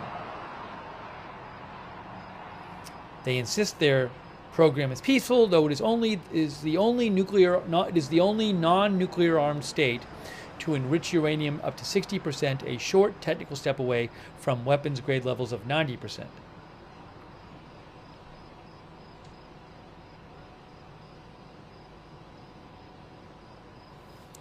So I would need to know more about that, but that's something. Withdrawing from the Nuclear Non-Proliferation Treaty is something they could do, which I'd want to read more about. Also, Iran could encourage more asymmetric attacks targeting Jewish tourists, synagogues, or Israeli diplomatic missions. And maybe this article was about what they could do to Israel. Maybe they could do that to America too. I don't know. But they say, AP says, Iran's allies, the self-described axis of resistance, have been severely hurt by the ongoing Israeli attacks since the October 7th Hamas attack on Israel, particularly Lebanon's Hezbollah and Hamas in the Gaza Strip. Iran has long used those groups as both an asymmetrical way to attack Israel and a shield against a direct assault. Hold on a second here. I have to just turn that off.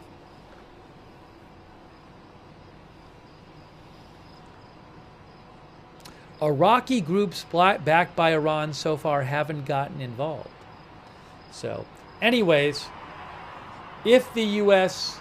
joins this, were to join this war and help Israel bomb Iranian nuclear sites, would Iran do something like try to block the Strait of Hormuz or attack American bases? I don't know.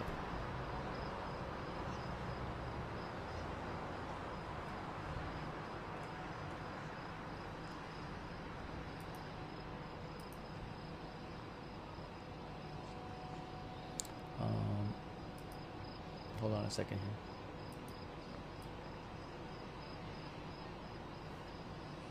By the way, do you like this view of Tel Aviv better? I have a different shot of Tel Aviv. I think you might like this shot better. I probably should put it up on the screen. Oh, it's not up there yet. I can make this full screen. I can brighten it up a little bit too. That shows you, you're going to see more of the city this way. Yeah, let's do that one. I just realized I had it and didn't have it on. Let's see. This. Maybe brighten it a little bit, a little brighter. That's too bright. Is that better?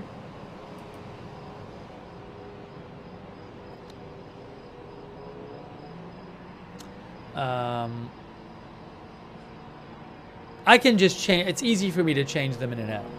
But for now, I'll leave that one. I don't need to have both. Yeah, this shows more of the city.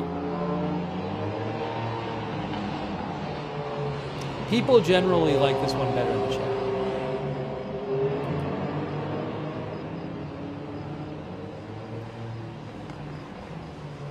Then I can move this. Oops, I don't want to do that.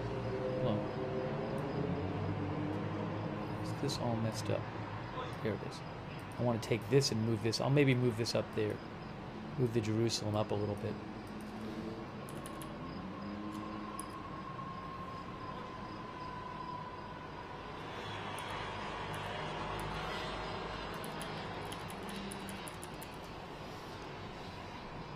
Okay.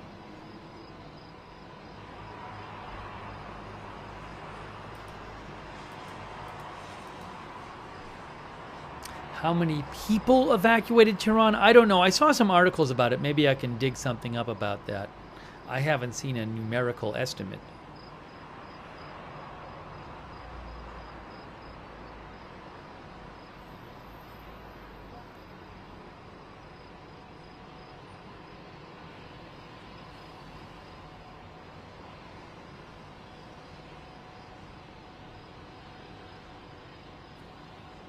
What is going to happen? What is going to happen?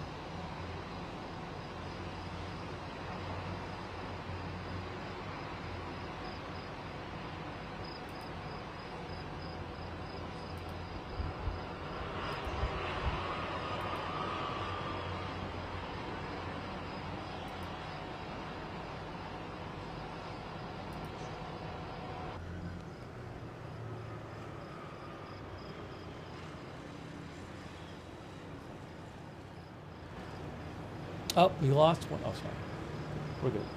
What happened to the other? Oh, there it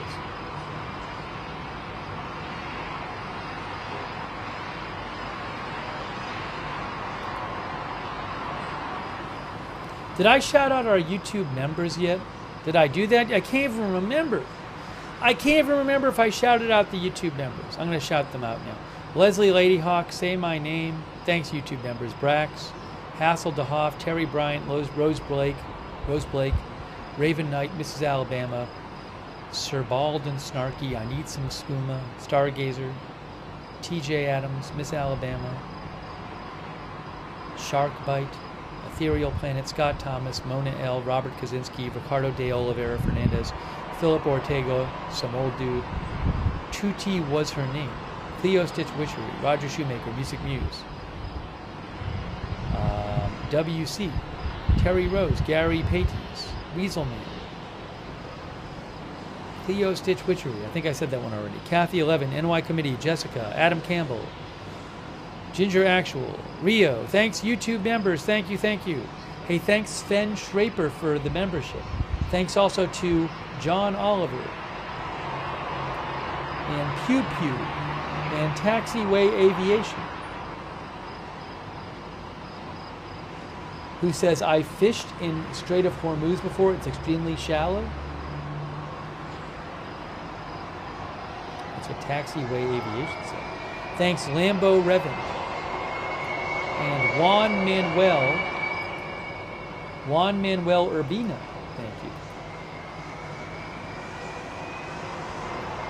Who thinks Israel has destroyed many of Iran's missiles. Oh, Michael Andren gave 50 memberships. Wow. That is so generous of Michael Andren. I hope people thanked Michael Andren for his 50 memberships in the chat. Thank you so much, Michael Andren. That's very, very kind of you. Susanna Branch, thank you. Brooke John Sprott. Johnny Tabasco. Johnny thinks it'll happen and then get announced. Meaning, I guess, the U.S. striking Fordo or something for Israel, in conjunction with Israel. Droplet 5859, thank you. I appreciate it. Trivola. Thanks, Trivola. Prospering Woman, thank you. India Comparison, thank you. Dakota, thank you. Chef DL Turner, Steve G.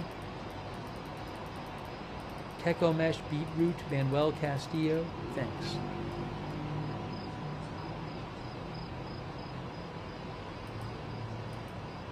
I want to say President Trump's meeting in the Situation Room has been over for like an hour.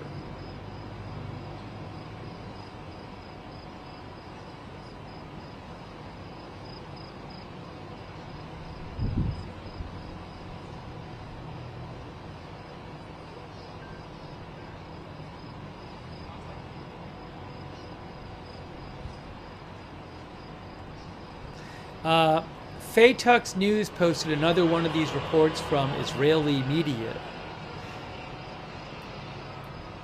It's either going to happen or it's not.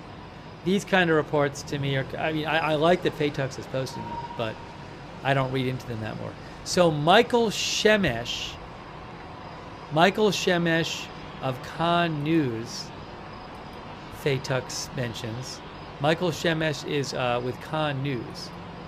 And he says, Western sources say we have indications that the U.S. will attack Iran soon.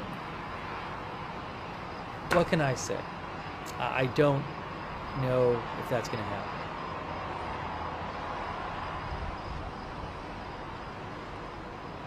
But look, we saw all those, we saw those tankers fly to Iran a couple days ago, those refueling tankers.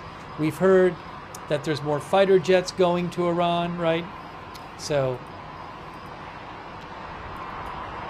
we've heard there were reports yesterday that the military had been preparing in case Trump decided to do this. So I do think something could happen pretty fast if Trump decides to go in.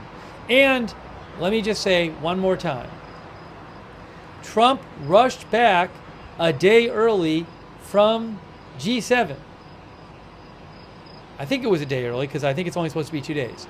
But he rushed back. He left G7. He could have just stayed another day, and he didn't stay. He was supposed to meet with various world leaders today and have a press conference. And he rushed back late last night. So he rushed back for some urgent reason, I think.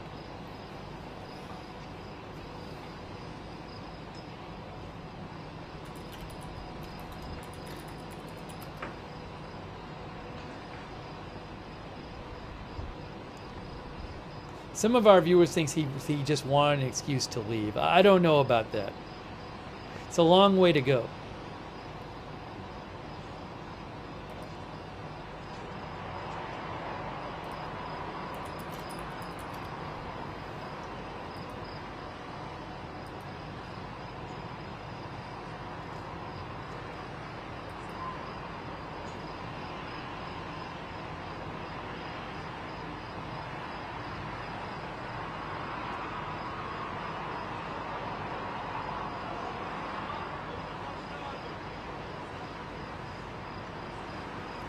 Fox News said U.S. moving more fighter jets to Middle East.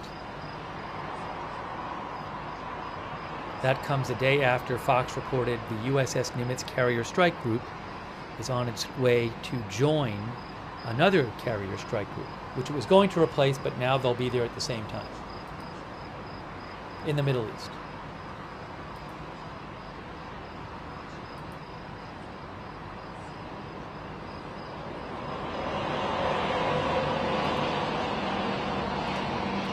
What's this?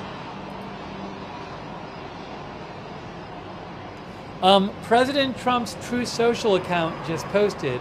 However, it's not about the war.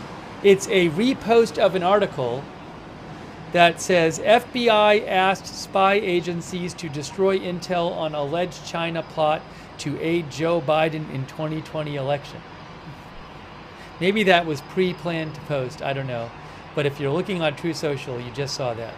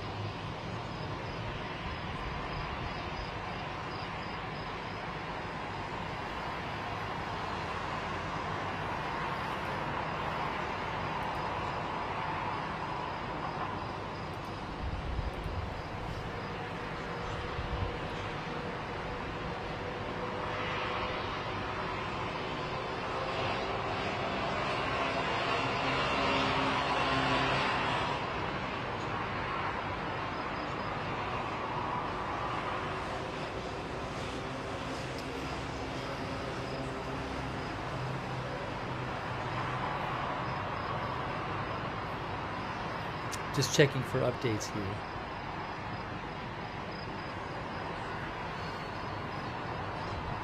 It is 4:55 U.S. East Coast time. That's also the time in D.C.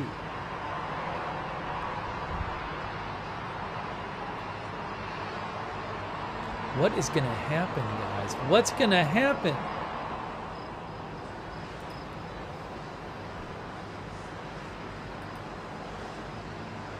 The Wall Street Journal says that Trump is considering a range of options, including a potential U.S. strike against Iran.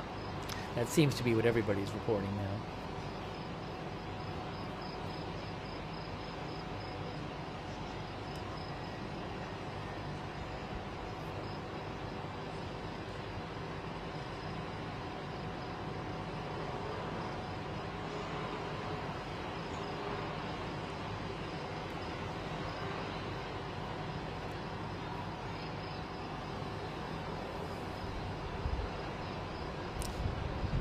Let's see.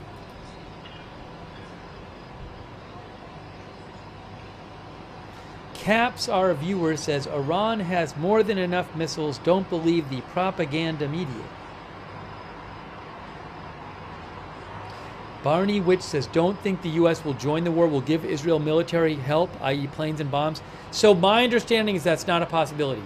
Everything I've read says that if Israel wants U.S. help to destroy Fordo, American crews would have to fly those planes.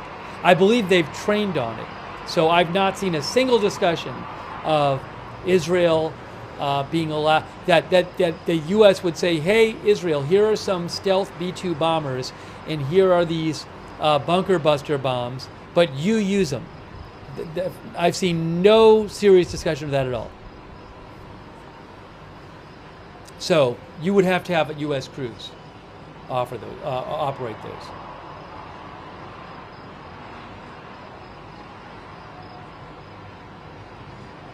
I mean, it's a good question to raise.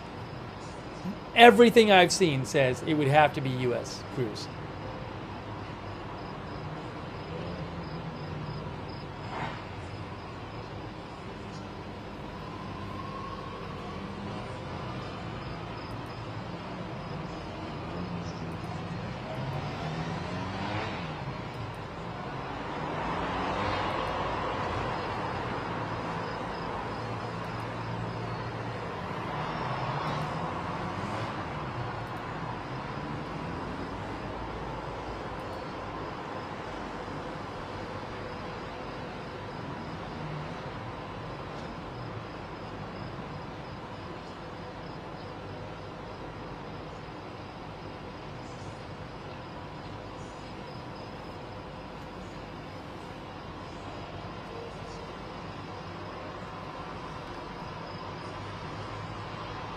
There's still been no statement from Trump or anybody else from the White House after that meeting ended. The Situation Room meeting.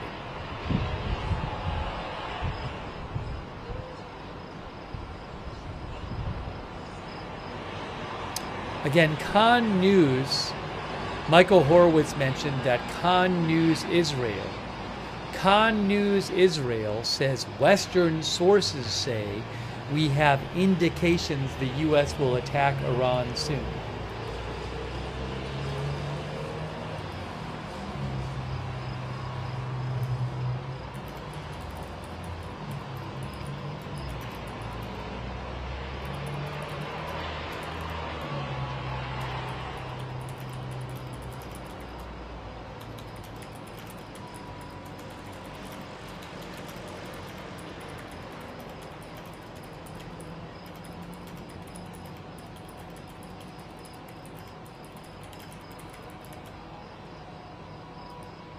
Second here.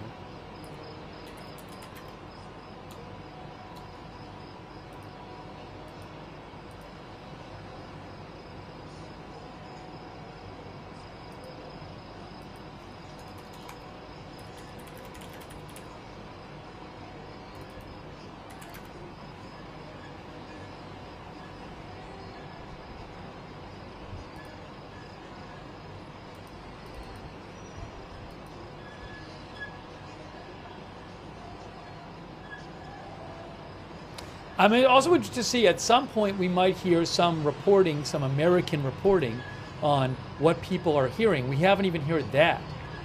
I have not seen any American reporting on like, oh, inside that I would consider reliable on like insider says they've decided this. Haven't seen any of that at this point. I've heard a meta guide, thank you. I've heard nothing about the president making an address. Nothing.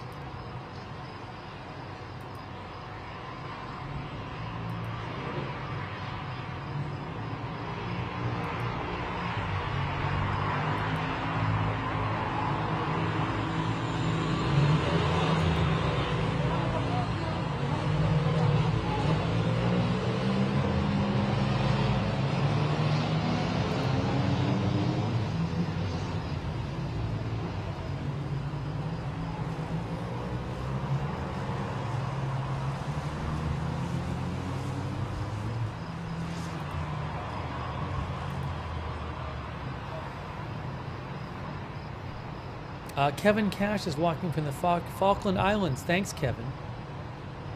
Ed Weeby says it's just ridiculous at this point. Salmol says it's going to be a long, long night.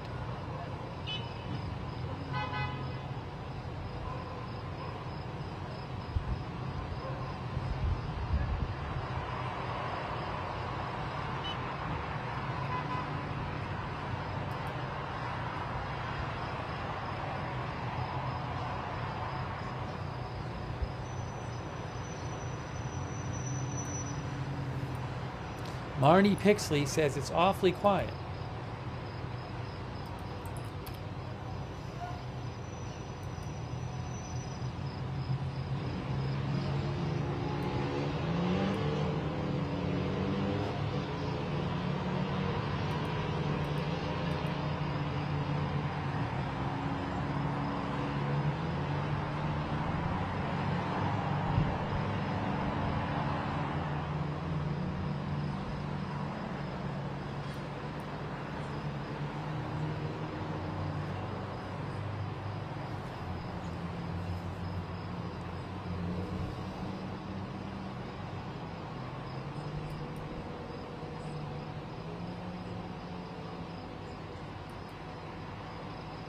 Some people have mentioned that, like, I haven't seen the reports myself, that Iran was threatening some surprise last night. Iran made all sorts of threats last night and nothing came of it. They talked about how they were going to attack Israel throughout the night. And I guess there were a few really small missile attacks. You know, so at this point I'm not taking their threats, that kind of threat, hugely seriously. The burden's on them at this point to prove it.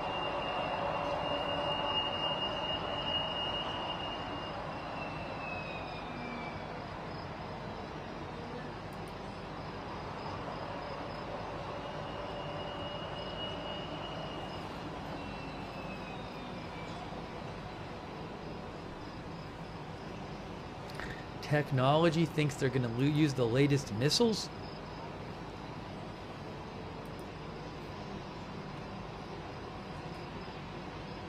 I mean, I don't know for sure, but again, at this point, I'm going to be skeptical until proven otherwise.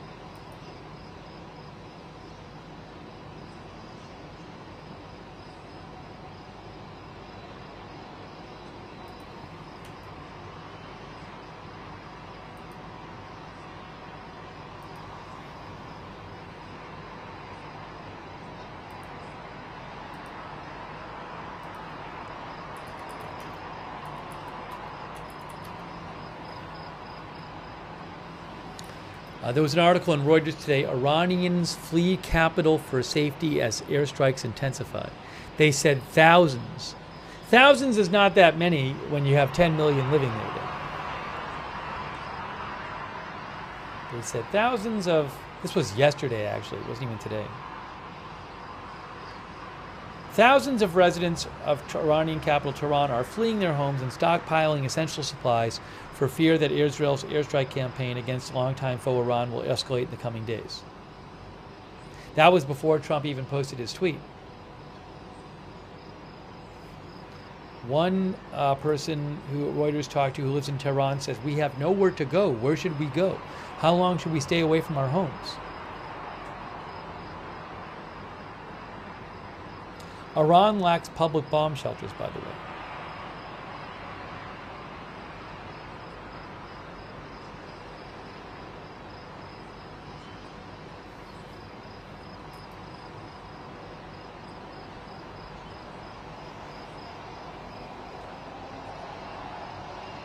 Thanks, David Jason. That sounds like a rumor to me, David.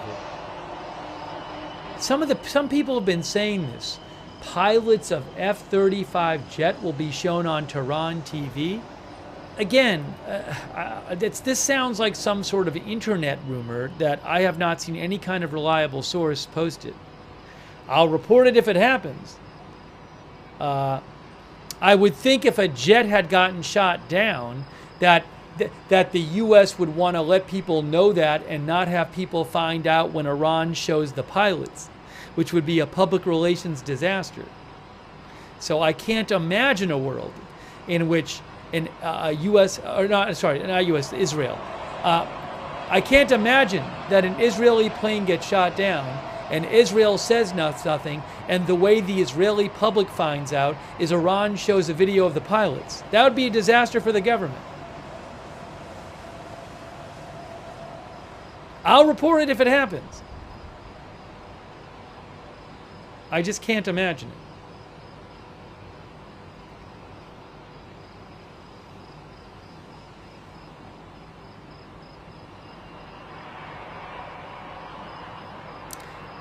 Sorry, I don't mean to be picking on David. So I've seen a bunch of people mention this, but I just would be utterly flabbergasted if that happened. Thank you to Schultzes, Shelley, Ed Weeby. Thanks again, David Jason. I appreciate that. NMCT, who says, feels like Iran is being pushed into corner. NMCT is talking about them having other missiles. I don't know that Iran has some, it's a good question. I don't know that they have some existing stock of these much better missiles that they just haven't used yet. I'm not really seeing that discussed. I've been reading a lot of articles about it. I'm not really seeing, I don't know that I've seen once a discussion where some expert says, oh, well, they have this extra stock of these really, really great missiles that they haven't used yet, and they could use those. So given that I have not seen that possibility discussed a single time, my guess is that it's not the case. Maybe there's missiles that have bigger warheads or stuff or whatever, but again, I'm just not seeing that discussion among the community of people who know what they're talking about. Now, maybe there's some big surprise coming, but I just haven't seen the possibility discussed.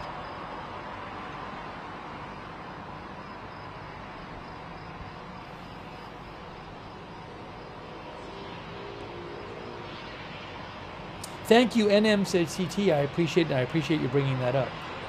Nate Bradley, Erica Morningstar, Manny Snook, Rude Dons, thanks.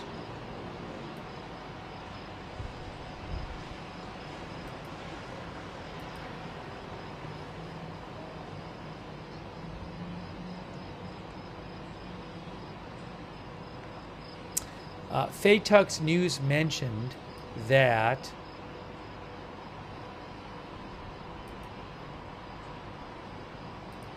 a couple of Israeli reporters were saying that Prime Minister Netanyahu has been discussing a meeting with security officials for more than 2 hours, and they said it's the longest meeting of this kind since the attack on Iran begun, supposedly.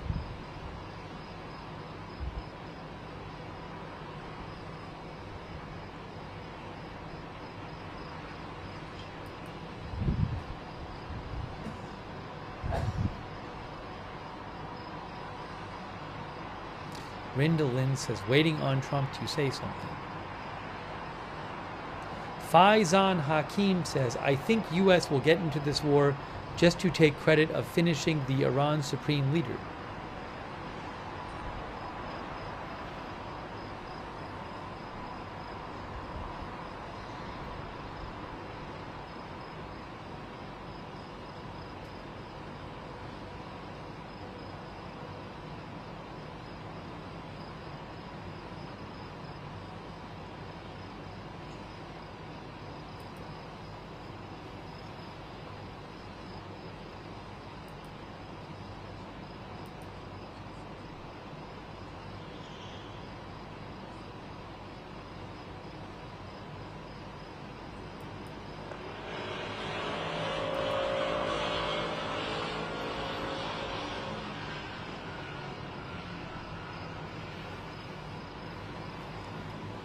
Avia wrote to me talking about how Iran made big threats last night, which seemed to be overblown, given what they actually did.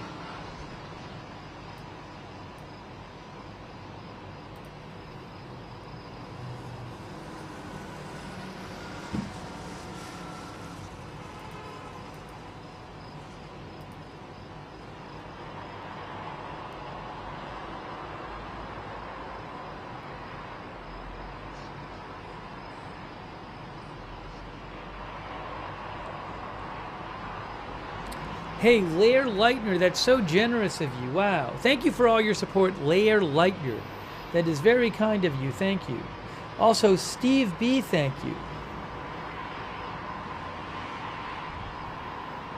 Steve B.'s comment is, I am struggling to understand how we are to believe in a country is advanced enough to enrich uranium for weaponization, but are already out of missiles 3 days into a war. Well, I think with the missiles, I mean, a big thing about the missiles is that Israel's been targeting a lot of the missiles and the launchers. So Israel said they destroyed 40% of their launchers. But it is not, as I said, it does not seem to be, I believe it is the consensus. I believe the IAEA has seen it, but it doesn't seem to be debated that they have the enriched uranium. So it seems like you're wondering about their being out of missiles. Yeah, I mean, experts, from what I understand, we were reading about this earlier, analysts have said that they had 2,000 to 3,000 missiles at the start of this 5 days ago, which is not even that many. It's not even that many if they're going to launch, like 200 in a batch. But I've seen a bunch of reporting suggesting that a lot, and Israel has said they've been targeting missiles for days. So a lot of them apparently were destroyed. When you don't have any any kind of real air defense, that makes it a lot easier for Israel to destroy them. Thank you to Steve B. But yeah, I mean, it is striking that we're seeing, 2 missile salvos like a couple hours ago. Thanks, Steve B. Thanks, Malcolm Moore. Jose Ramirez.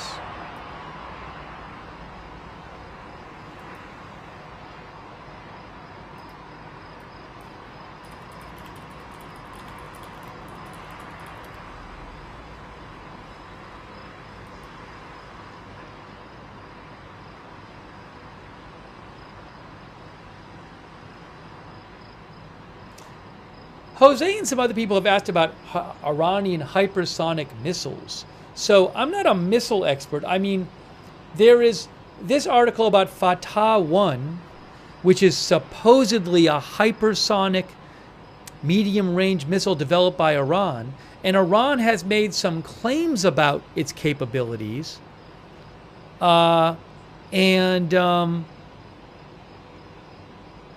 It was unveiled in 2023. I don't even know if it's clear that what the capabilities actually are, if that's been agreed on.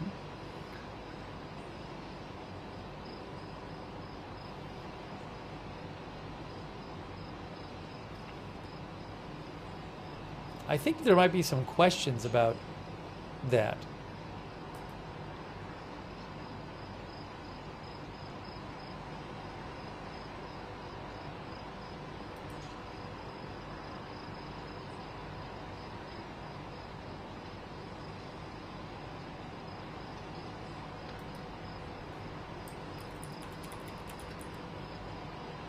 Yeah, like ABC Australia says Iran has potential hypersonic missiles. It's not even clear what they have in terms of that and how many they have.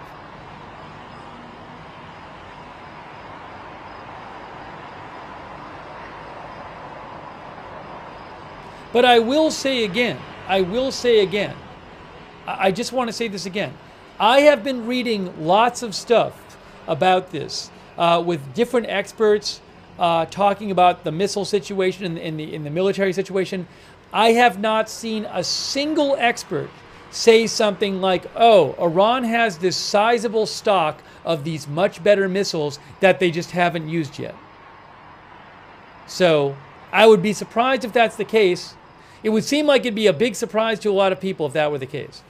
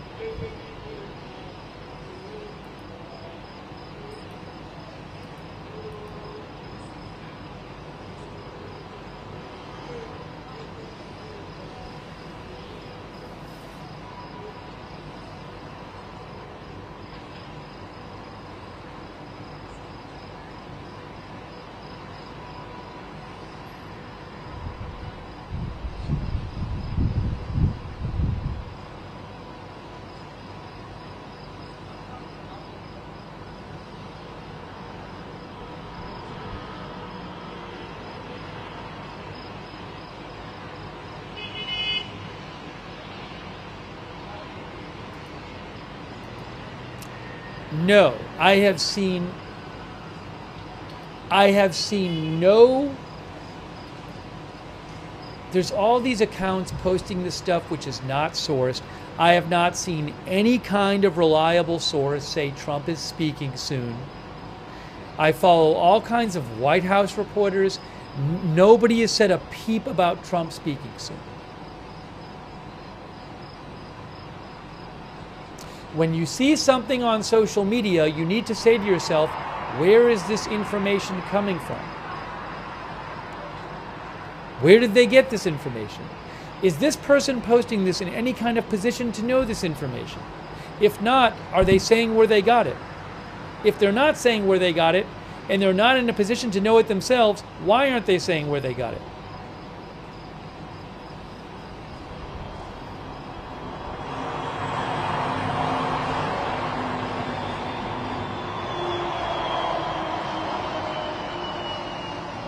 Just when there's big news events, all these accounts like making these just extravagant claims, which are just I'm guessing in a bunch of cases made up because there's just not good sourcing for it. There's no sourcing for it in a lot of the cases. All right, now.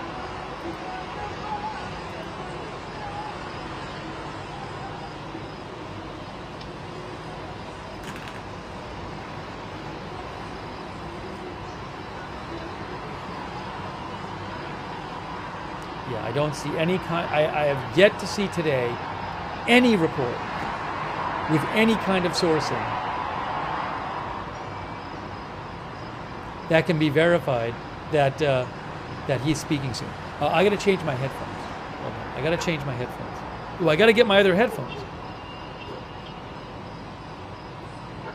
Hang on, I'm gonna take these out. Now I got to do this. I mean my earbuds. I always say headphones. Now, it could turn out he speaks in 5 minutes, but that doesn't change the fact that there's been no reporting about it. That's been reliable. It's been sourced.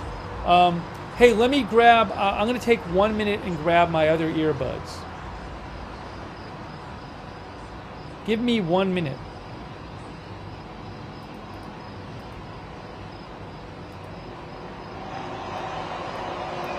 Steve will be back in 1 minute. 1 minute.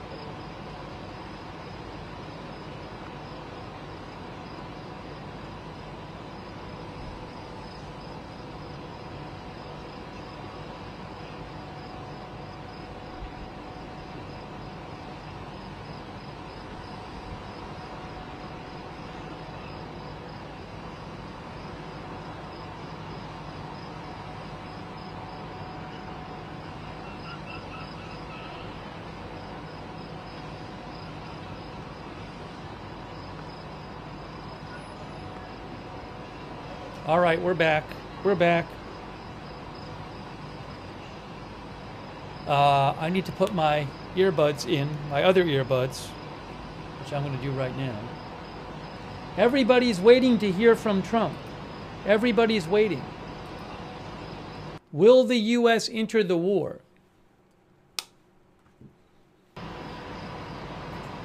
Oops, too loud. So President Trump has had his Situation Room meeting. The Situation Room meeting ended like 2 hours ago or something. So everybody's just waiting. I actually thought we might have heard something from him by now about this.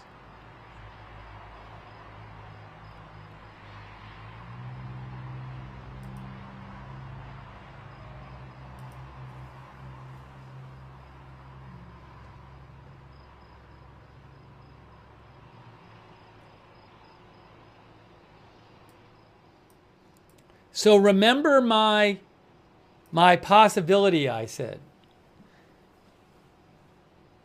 Remember, I said, I raised the possibility that maybe the U.S., maybe Trump will decide to join the war, and then the U.S. will bomb the Fordo nuclear complex, but none of this will be announced until after it happens. That's a thought I had. If that's the case, you might be waiting a while.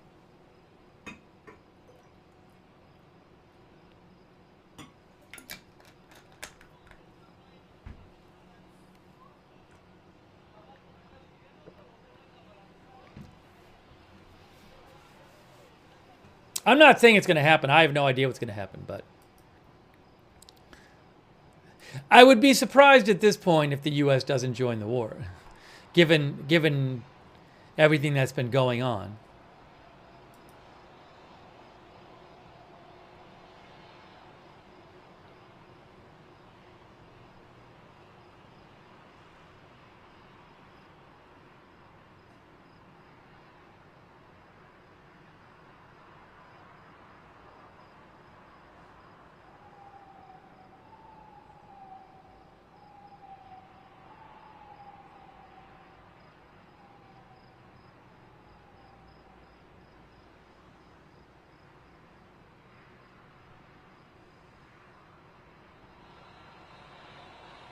One of our viewers, Tyrell, says the only reason Trump would stay quiet is for operational security reasons.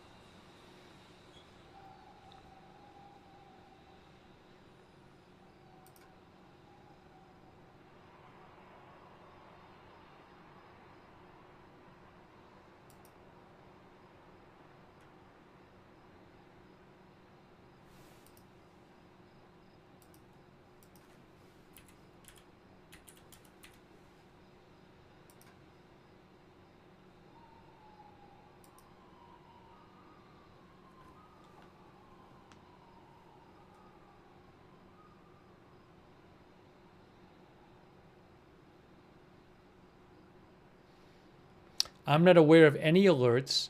I've not heard much coming out of the last few hours, really not much out of Iran in terms of Israeli strikes. I mean, there were definitely Israeli strikes in Iran going on today.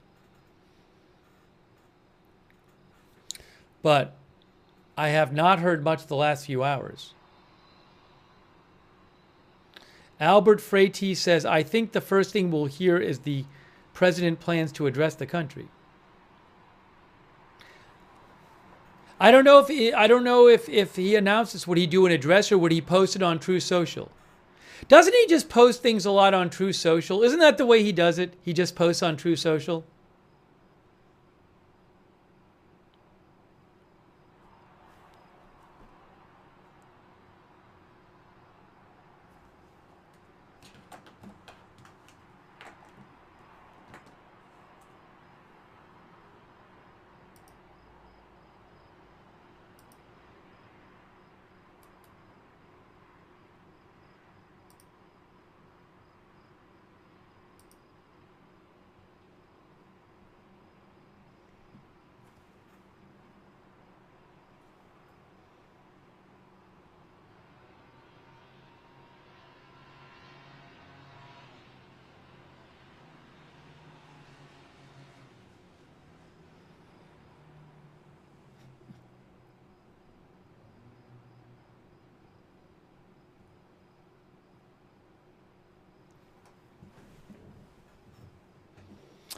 Jamie Mitchell says radio silence.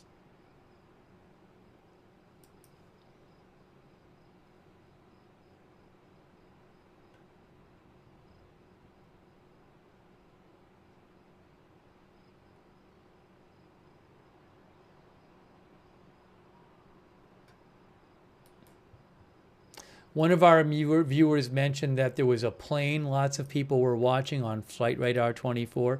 No account I follow that knows about that stuff has mentioned anything about it. So, yeah. What is this plane that 15,000 people were watching? It went, oh, well, this is a plane that left Germany, and I guess it flew towards Jordan. I mean, for all I know, this kind of plane flies there all the time. What is it, a cargo plane? I'm sure very often there are planes that fly back and forth with things like this. I don't know, maybe this plane is involved in the war effort, I don't know, but again, the people who are in a position to know, no one I follow has said anything about this plane.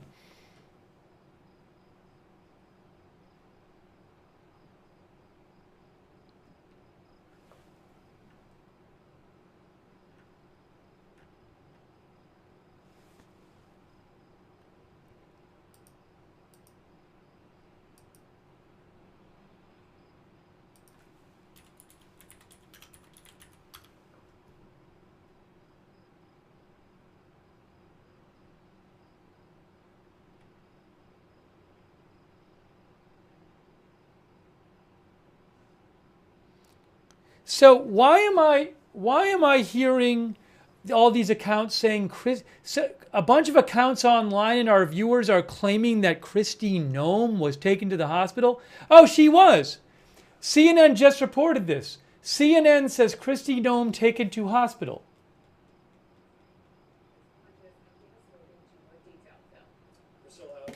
Oh, CNN reported it. CNN, Kristi Noem. They just reported it. Thanks for letting me know. What did they say?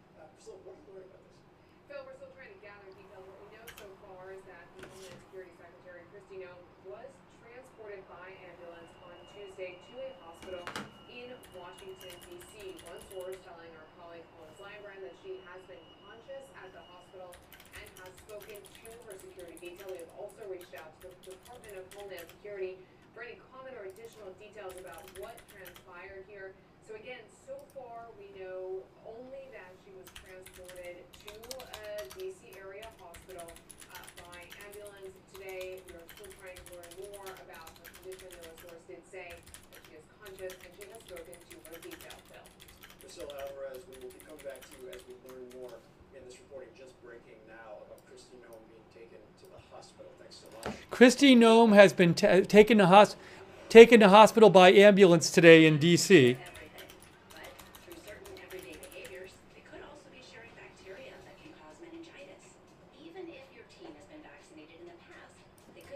Okay, so CNN just reported this today. I just saw it. I just watched the report. I just saw it. So I listened to it. CNN says she was taken to the hospital, in a hospital in D.C. by ambulance. She has been conscious at the hospital. They said that. And they just reported it a few minutes ago on the air, and they didn't have much more detail.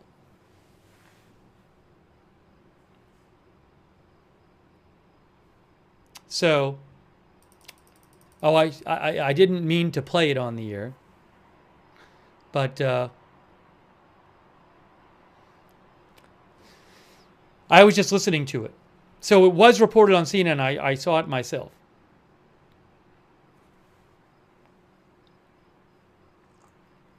They said she has been conscious at the hospital. She has talked to her security detail. This is in D.C. I don't want to read too much into it. I mean, it could be something relatively minor, you know. I hope she's all right. Akela Gardner. Hey, Marks, who I follow, found this. Akela Gardner with Bloomberg says, Secretary of State Marco Rubio just left the White House. He attended today's meeting in the Situation Room. For whatever that's worth for you guys, thanks to Marks, M-A-R-Q-S, who I follow, who posted this from Akela Gardner with Bloomberg, I think she is. She reports that Marco Rubio has just left the White House.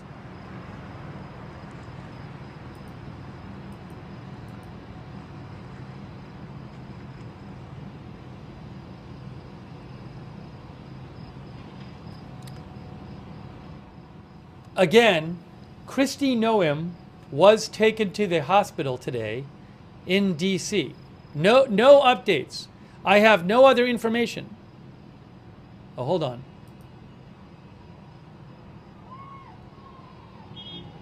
Hold on. Oh, alert. We have an alert. We have an alert. We have a pre-alert. There is a pre-alert. There's a pre-alert going on saying alert coming. Pre-alert in Israel. Pre-alert in Israel. I actually want to put on the screen. I want to put this on the screen. I want to put the other Tel Aviv cam on the screen. So alert incoming in Israel. Alert incoming. This is a pre-alert where they say there's going to be an alert soon. So I assume we're going to have an alert from the military soon. Yes.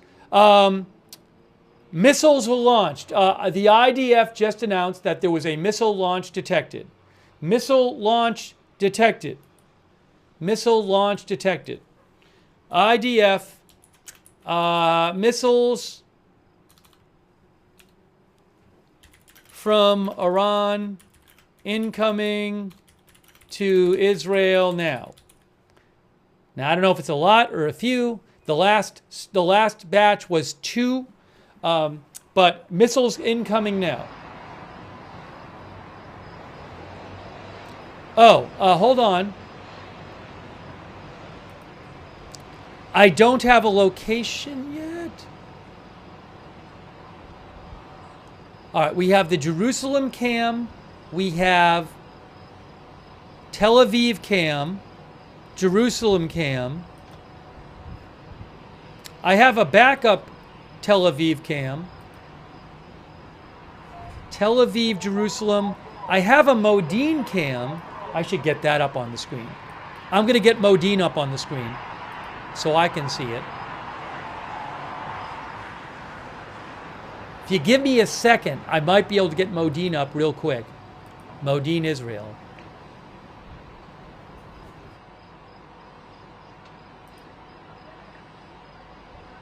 Okay, I think I got it. Hang on, folks.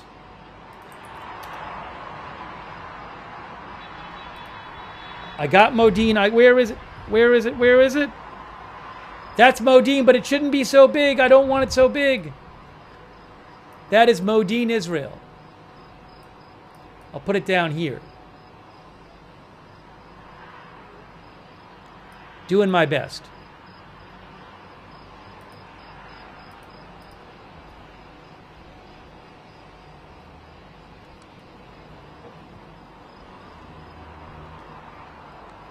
That's not the State Department briefing. It's Modine. It's Modine, Israel.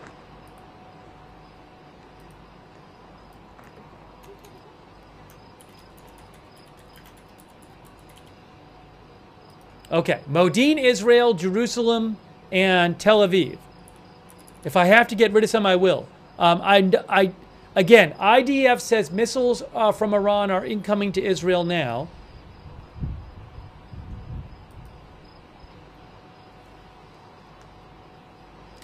Daphne Lay says expect alarms in the north and center. The north and center. I'm going to put this Jerusalem one down here.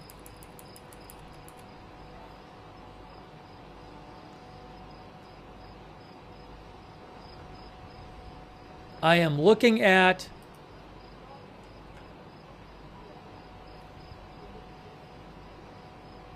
Is it like Tel Aviv and Haifa? I'm not sure. We might see stuff in Tel Aviv.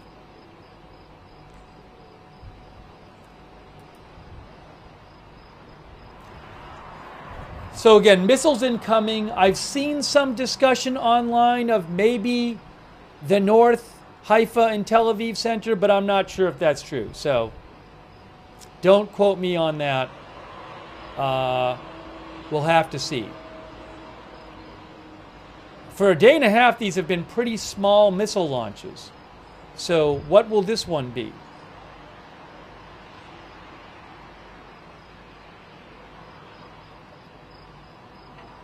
We haven't heard the sirens in Tel Aviv yet. I don't have a Haifa cam because Israel is not allowing it to be shown by Reuters.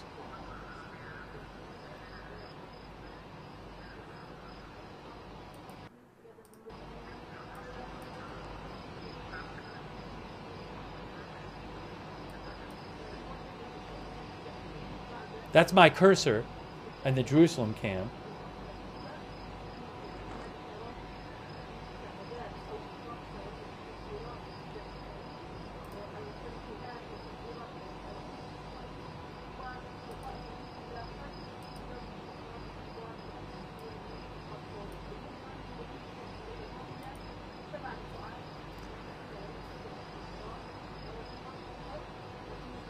Ariel Oserin says, Israeli reporter, says sirens expected in central and northern Israel, which would include both Haifa and Tel Aviv. So, and maybe you could see them on the, I don't know if you can see them on them. Maybe Modine Cam will have something on it. I'm not sure.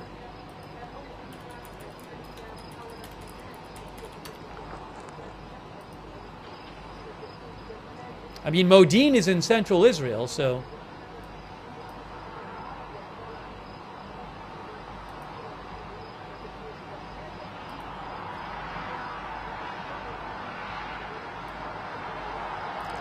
I haven't seen the alerts come up on the SOFAR app.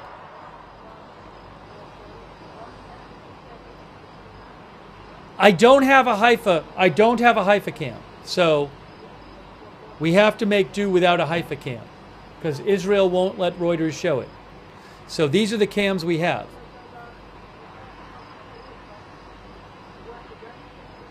These are the cams we have.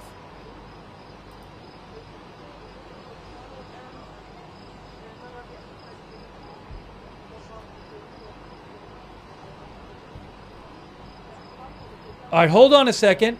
I'm seeing something.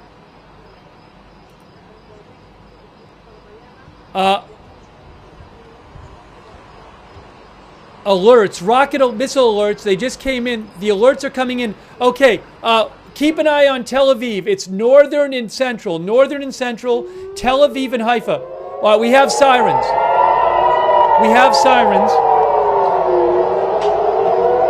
Oh, I'm seeing something on the Modine cam. Oh, I just saw something on the Jerusalem cam, I think.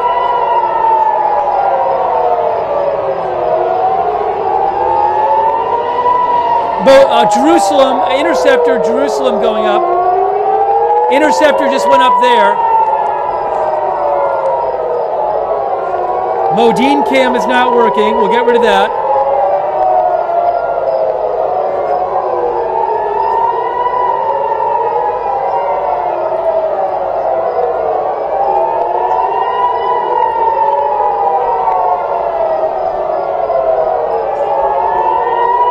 Oh, we see something coming in right now.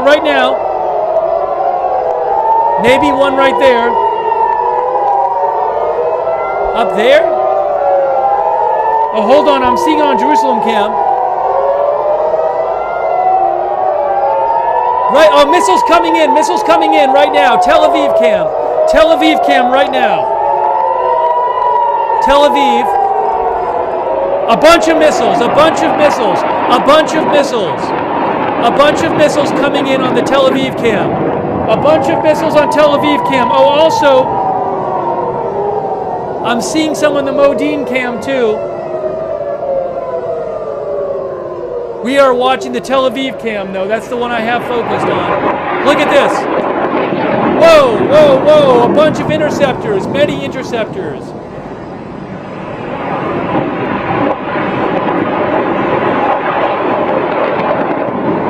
Look at this in Tel Aviv.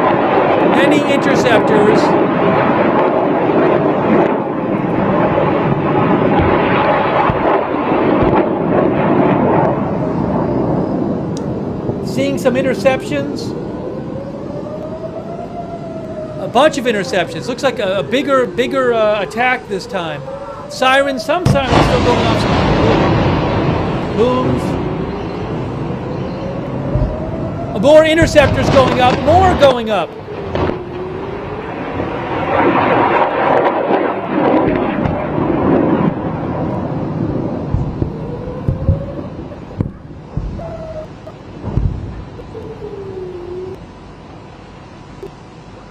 Is that it?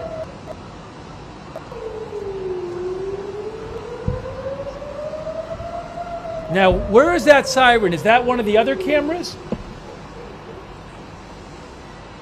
There was actually there was a bunch going on the Modine cam too. So, I don't know if anything happened there at the Modine cam, which is here. But just in the interest of focusing, the most was on the Tel Aviv cam, so I got rid of the other cameras. But there was some activity on the Modine cam. Jerusalem, I saw a little bit of activity, but I'm not sure if anything got hit anywhere. There were certainly a lot of interceptors going up on the Tel Aviv cam.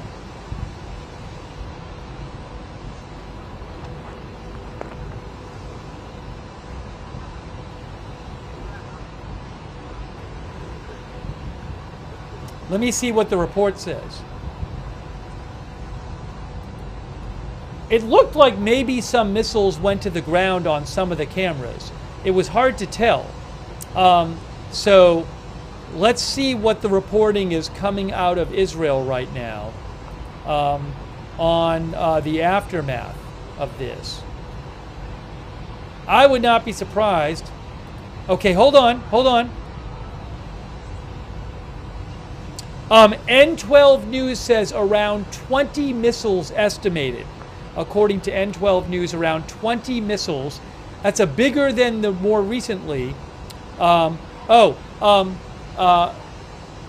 Bigger than the more recent volleys. Also, Daphne Lay, who's a reporter, says reports of falls in the Sharon area.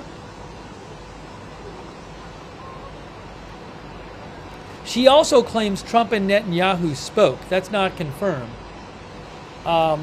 So, again, trying to figure out, did missiles hit in various parts of the country? About 20 missiles, the estimate is.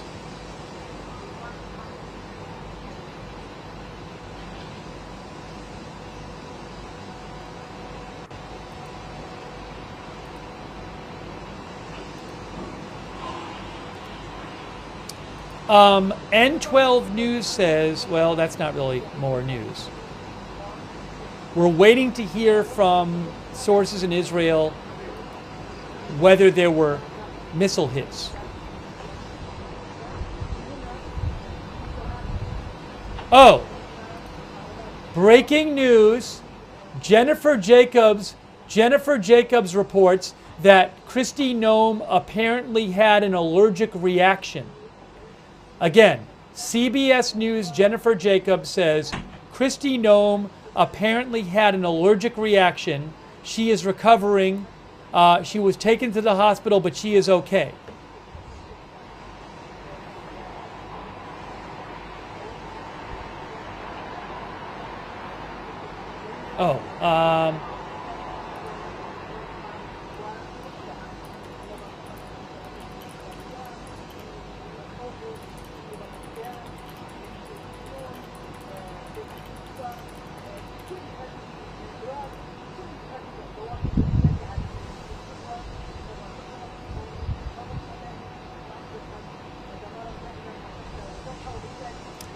All right, so again, let me just see if I can find any updates about any kind of missile falls.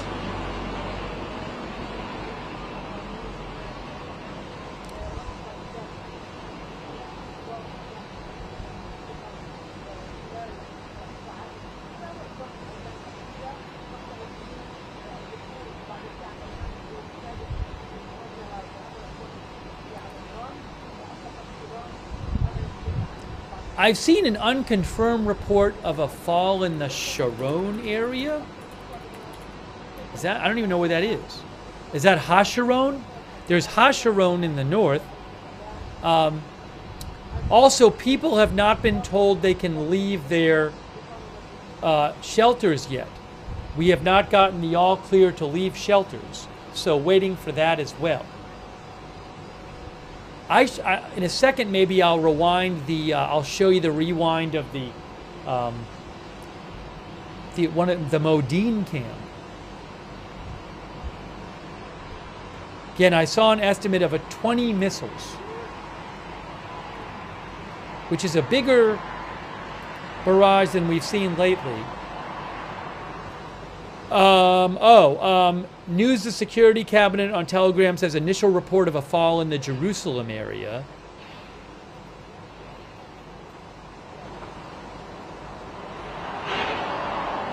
I have not seen any more alerts at the moment. I am not...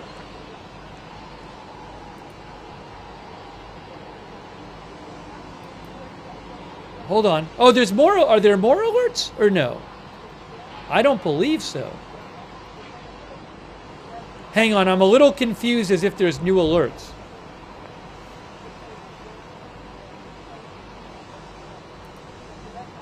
Are there... Okay, I'm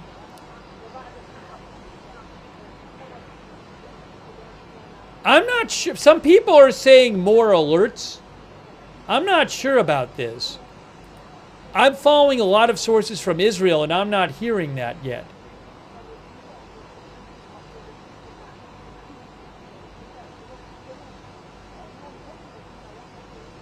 I'm not hearing it.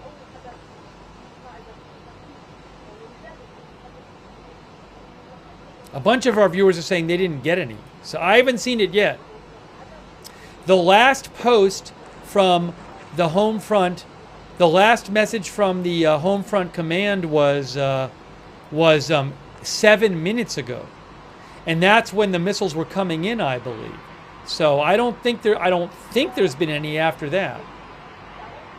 But they have not given the all clear yet.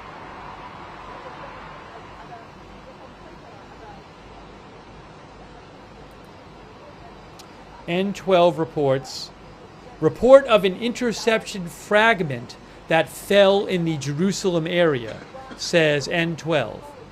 Again, also, they say estimate of around 20 missiles launched.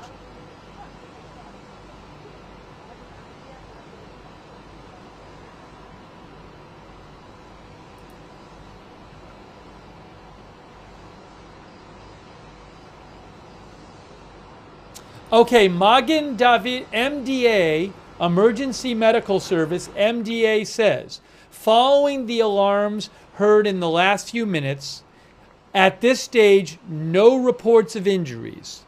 No reports of injuries so far. That is from MDA. No reports of injuries. They get on it really fast. No reports of injuries at this point.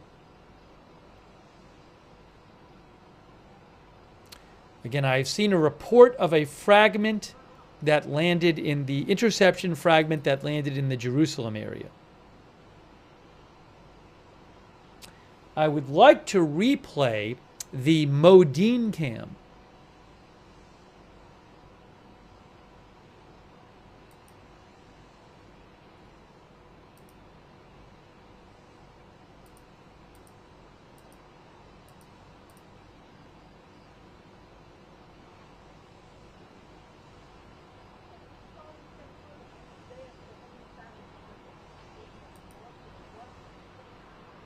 Amikai Stein, who's an Israeli reporter, is saying there's a bunch of reports going around that Netanyahu and Trump spoke today, but Amikai Stein says they spoke before President Trump's Situation Room meeting.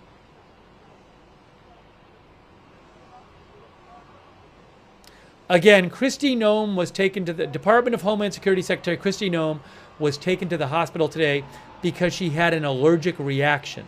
Multiple reports say.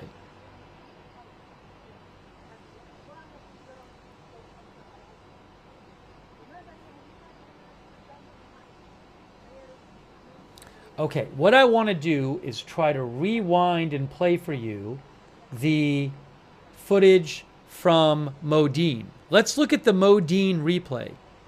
Give me a moment here. I'm going to pull it up on the screen for you. That's this one here. All right, we're going to show Modine replay. There's going to be a replay. Replay. This is not going to be live. Replay from Modine, Israel.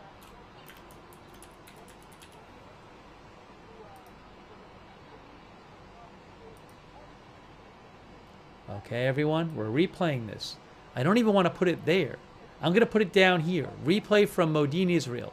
So I have to rewind this and play it for you. Let me turn off the sound on this. Turn down the sound there. And rewind this one. Where was it? All right, you're going to hear, oh yes. Okay, remember, this is a replay. This is not live. It literally says replay on the screen.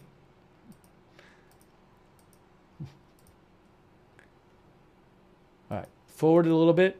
Forward a little bit. Stand by, stand by, stand by. Here it is. All right, this is a replay. Let's watch the Modine Israel feed. There you go, Modine Israel. That's in central Israel.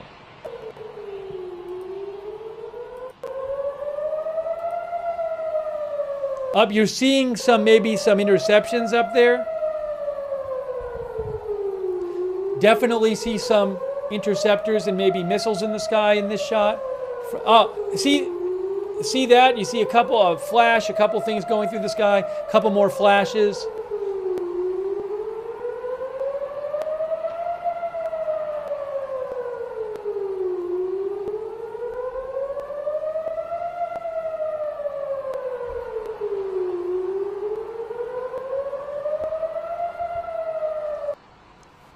There's that thing over there. Well, kind of got stuck for a second. Looks like the camera was going in and out a bit. Camera was having some issues.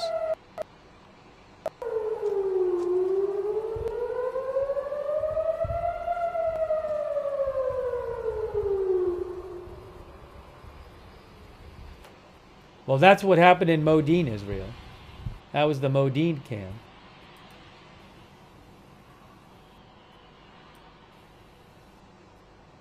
All right, it's live again.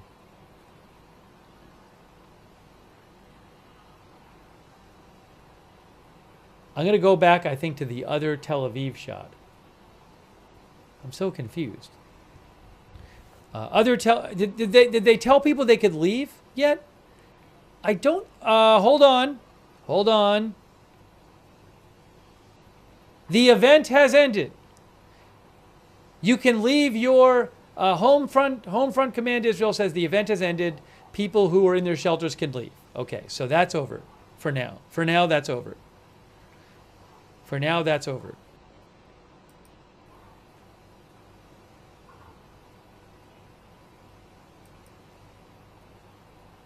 What I'm going to do is put back the other Tel Aviv cam.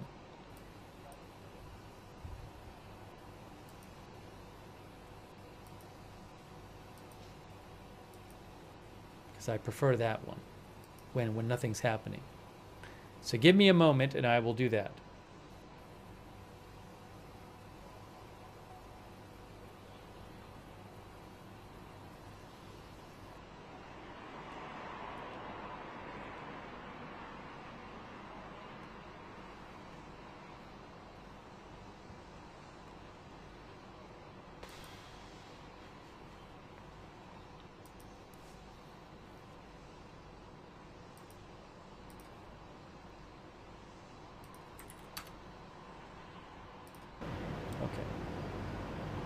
Here is, oopsie, hold on, a little too loud there.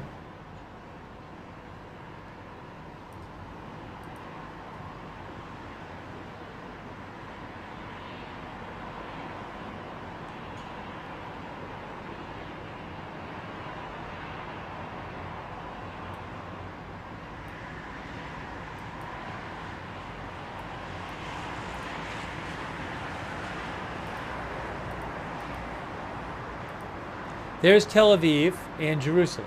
We got Tel Aviv and Jerusalem for you.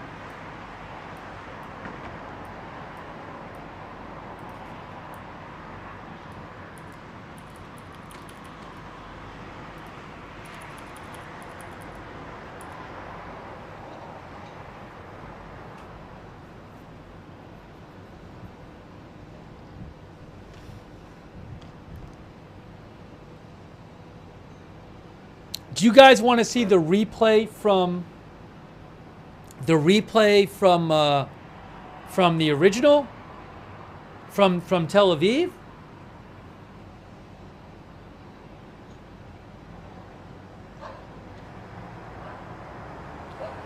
Some people are saying yes and some no.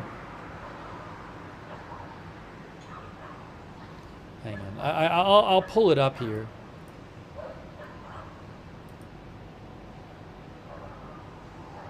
I gotta pull it up here.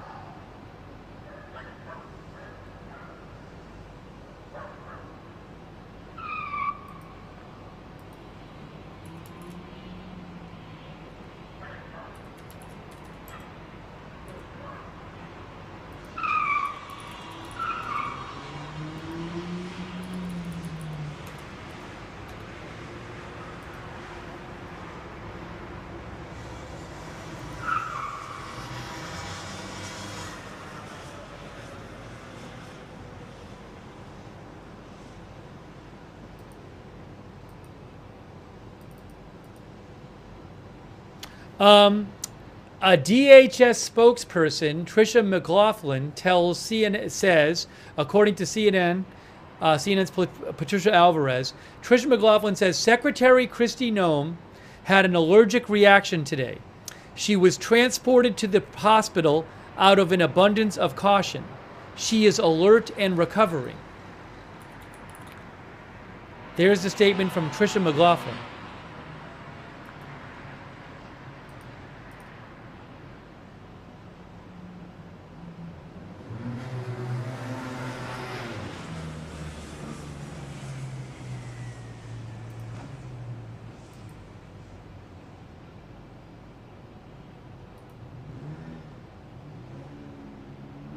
We haven't heard about anything from President Trump after his Situation Room meeting hours ago.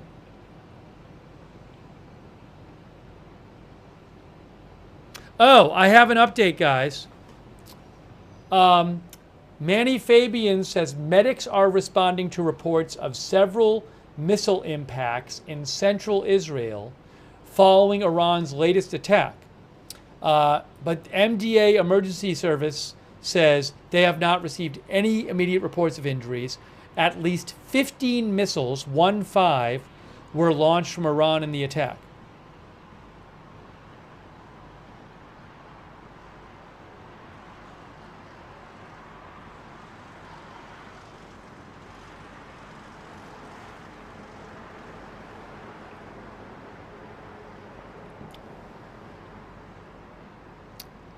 See if I have that replay for you.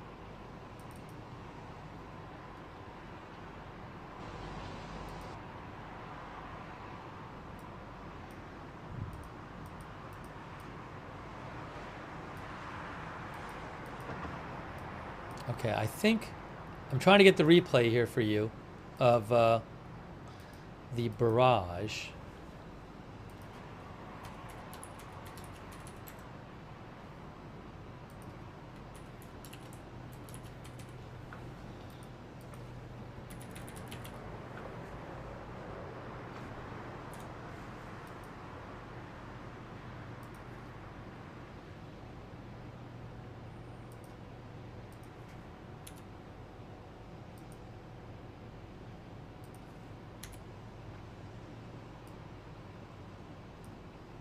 Hey, a quick thanks to Paul Danino Cappuccino, Lucy Guliram.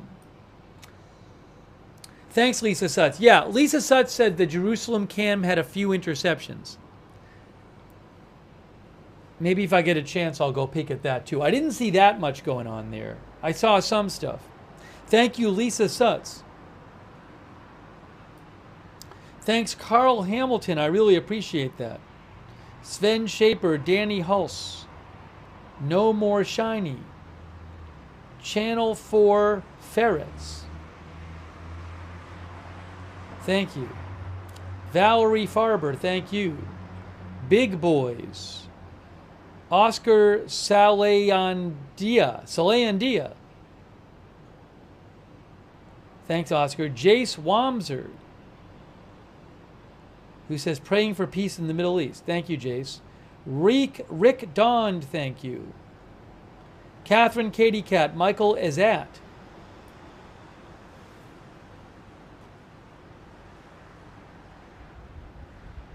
Is Michael in Egypt? I think. Thanks for watching from Egypt.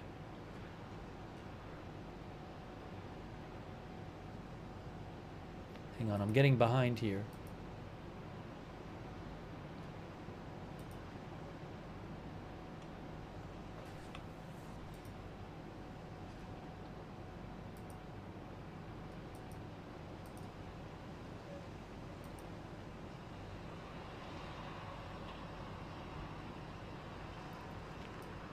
Michael mentioned another plane.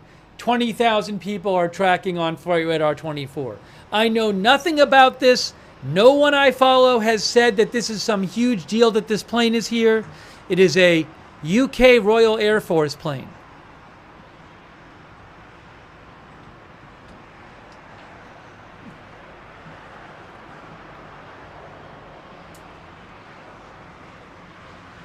You can look at it at flightradar.com.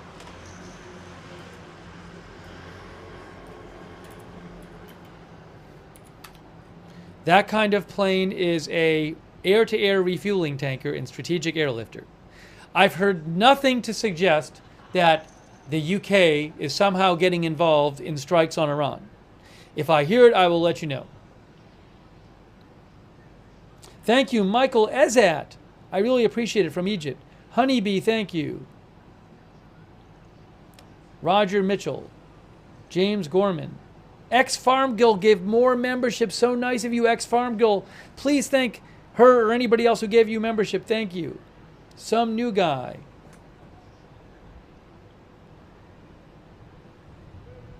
Roger Mitchell says, does this mean USA involvement is inevitable? I mean, I can't say it's inevitable. It seems like it's it's pretty likely. It seemed to me. Thanks, some new guy. Thanks, India Comparison, and Kiwi, and Indy, and Spectech, and Tossie, and Dave Bach, Wyoming Adventures, Raul, Joshua Bruder, Meret DeWall, thank you. Robert Maddox, Jace R., Mitchell Pilot, Asphal, Andrew Gagne, who says, I wonder if they're waiting to have all the assets in place to deal with Hormuz, local bases, etc., before they do anything. Interesting thought from Andrew. Thanks, The Real Out Kev. Albert Freites. Sorry, I'm behind on my thank yous.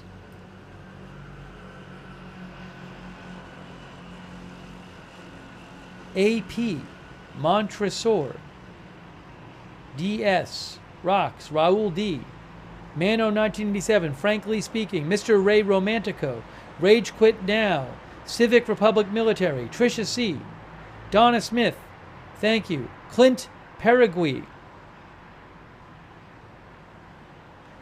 A bunch of viewers like Clint have claimed that state media in Iran said there's going to be some big surprise.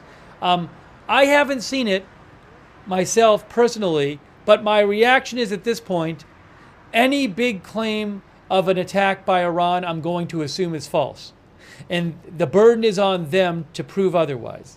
Given all of the claims they've been making, including last night, about big things are going to do which don't happen. So I don't know, but any of those, I'm going to assume based on past performance, it's just false. It's just empty threats. But I can't guarantee that.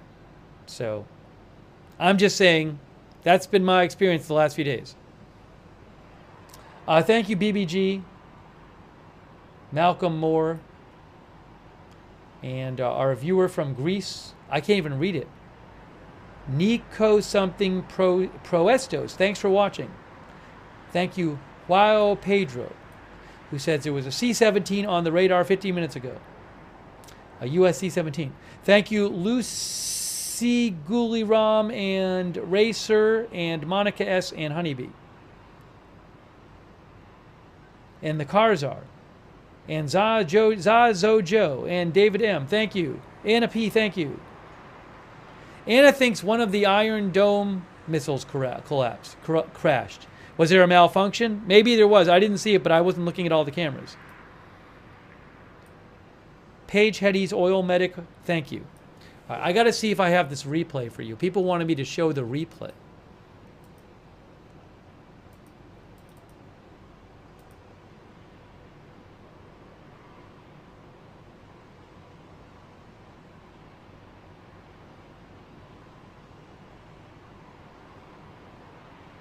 But thank you again for supporting the channel. That's really nice of you guys. And I very much appreciate it.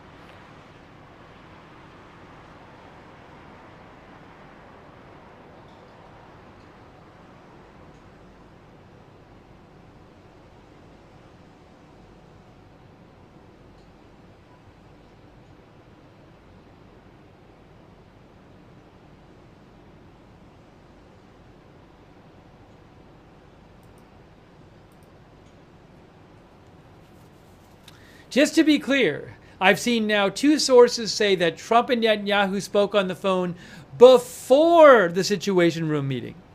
CNN is saying that now. They didn't speak after the situation. I don't know if they did, but the reports say they spoke before the Situation Room meeting.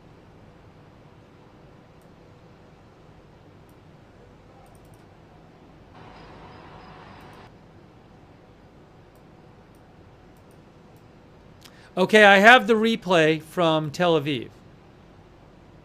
Replay coming up from Tel Aviv. So what I need to do is do this. Hold on.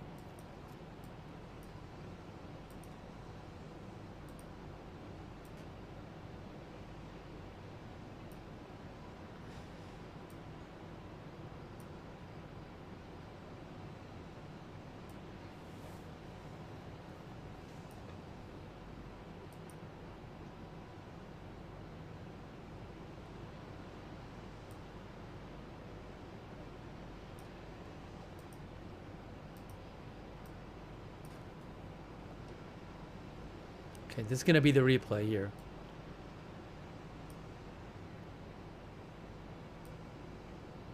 All right, here's how I'm going to do this. I'm going to put this down here, and then I'm going to say,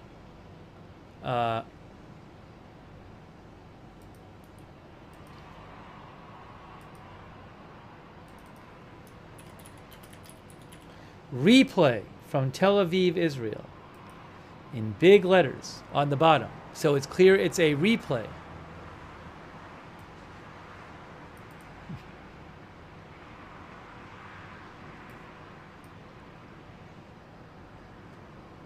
Let me just get rid of this. Do that so you can actually hear it. Can't hear, nothing to hear yet. Well, it's not playing yet.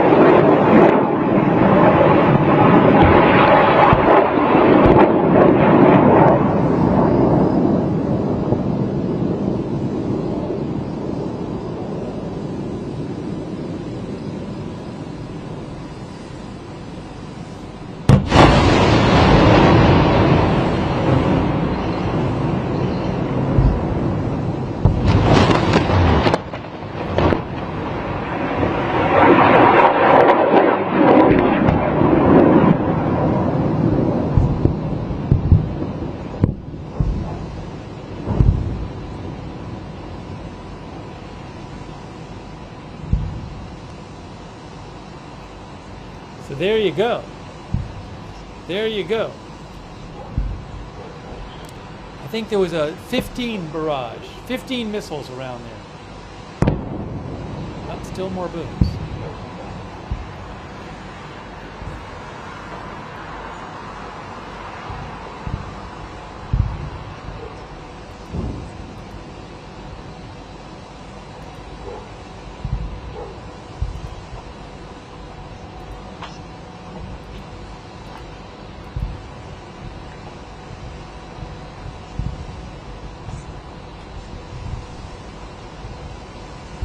Okay, so let's go back there. Let's turn this off, that off, turn the live volume on.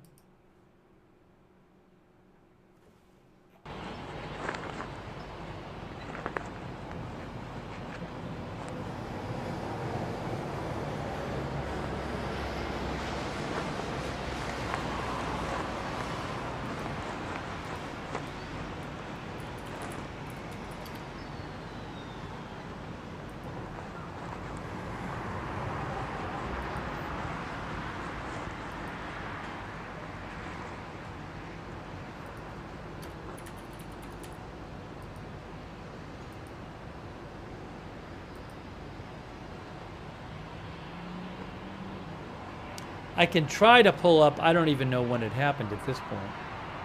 I can try to pull up the Jerusalem one.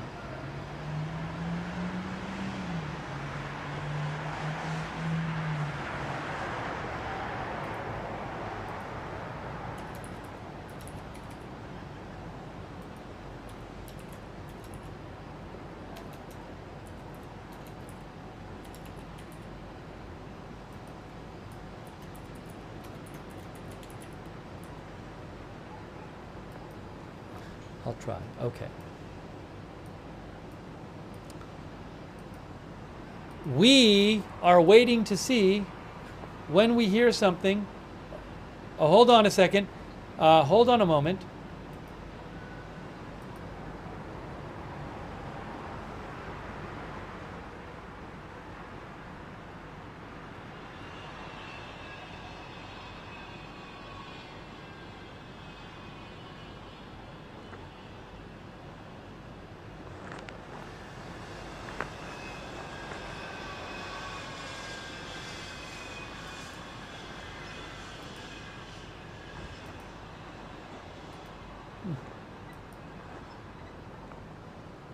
There is no alert for a launch incoming. There is no alert for a launch incoming.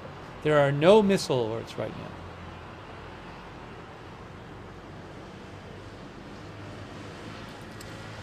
An account I follow had posted that they saw some launches on cams and then they deleted their account. And some of our viewers are saying, oh, I saw some launches on cams.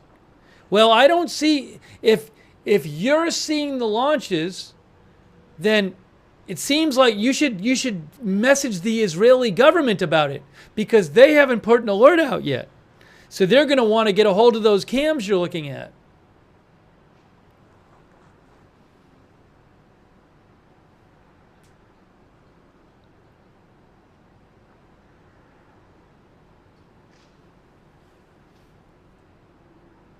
It deleted the post. The original poster deleted the post.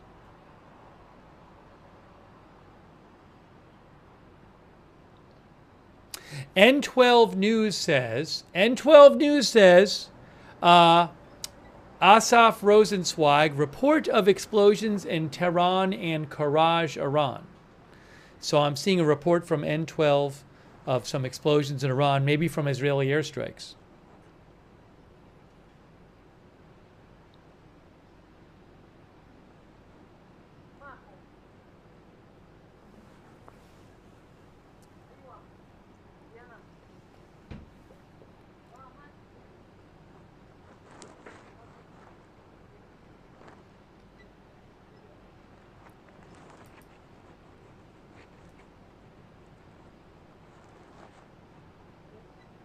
We'll see though. They posted it back up. They posted it back up. Well, we'll see. Again, I have heard nothing.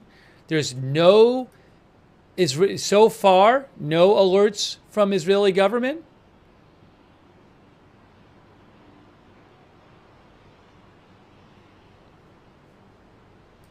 Let's see. Oh, hey, guess what? The people in the chat, they were on it because Homefront Command just came out and said alerts are expected to be received soon. Well, there you go, guys. The chat had it. The chat had it after all. All right. Alert, pre-alert. Maybe the IDF is watching the same camera. IDF just said missiles were recently launched.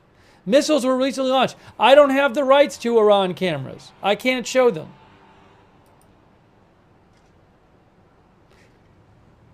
Missiles have been launched. Faytuck's network saw missiles somewhere and posted a picture of it.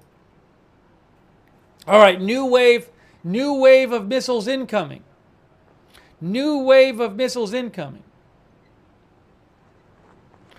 Again, I don't have the rights to that camera, so I can't show it. I don't even know which one they're watching. Which camera are people watching? Anyways.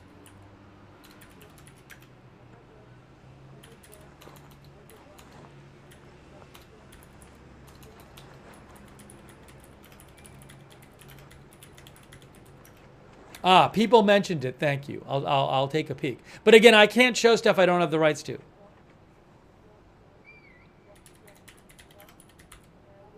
All right, new missiles incoming. New missiles incoming. And I need to get up on the screen. Oh no! Well, hold on. I want to get Modine back. I shouldn't have switched. I don't have Modine anymore. Oh, but I do have though. I gotta switch the cam back. I gotta switch the cam back to the other Tel Aviv cam.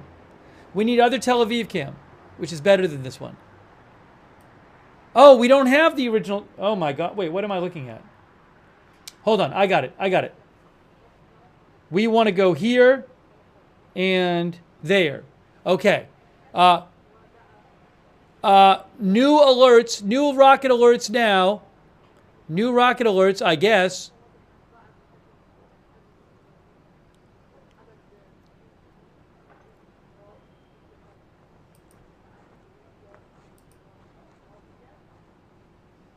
Samaria region. I'm just seeing Samaria region. Is it like West Bank area? No? Samaria? Oh no, maybe Tel Aviv as well? I haven't seen the alerts pop up yet.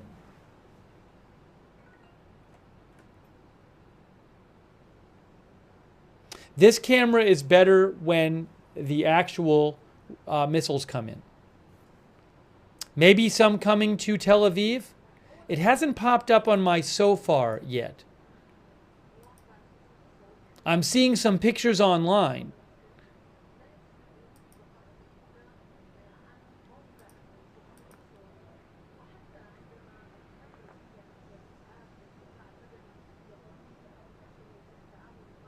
Faytuck says it's in central Israel. Oh, near it's Tel Aviv area, I believe. Well, we have a Tel Aviv cam. It's live, so we'll see what happens.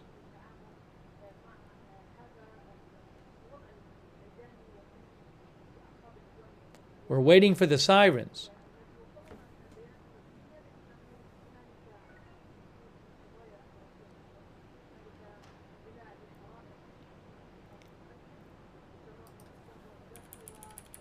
Let's move this down.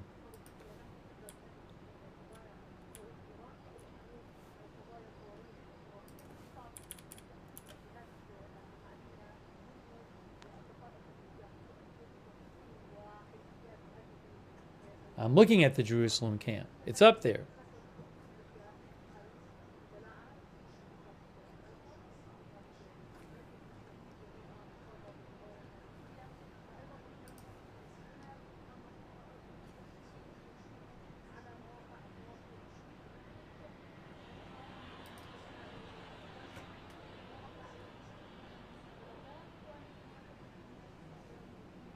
Interceptor on Jerusalem cam.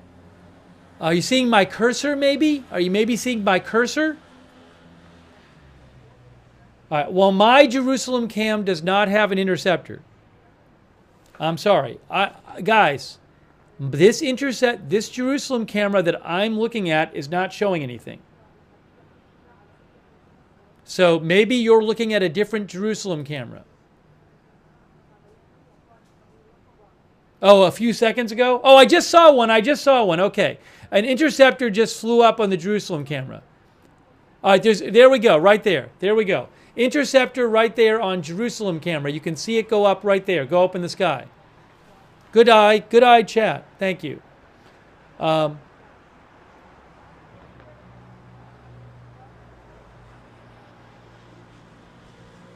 So we just saw a few of those go up, I believe. What, 2 or 3?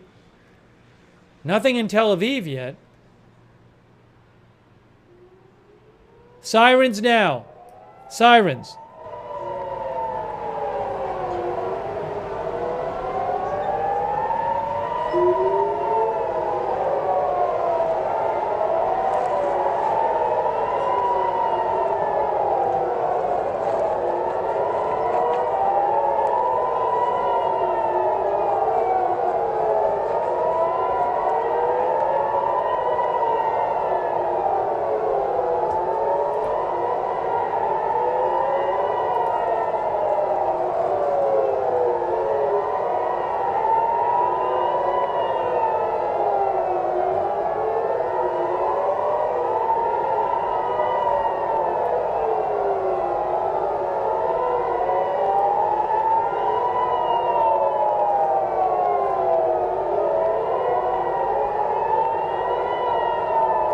Okay, I think I'm seeing a missile there.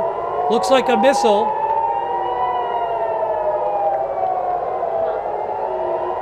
Missiles going up. Missiles going up. I'm going to get out of the way now. Or interceptors going up.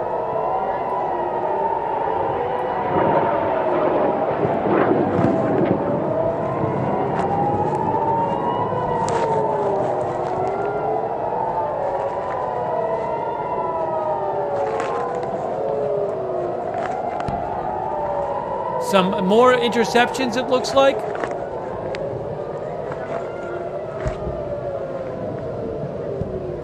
Another interceptor going up.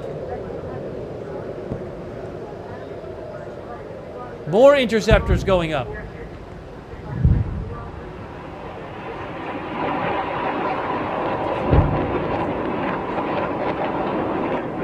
A lot of interceptors.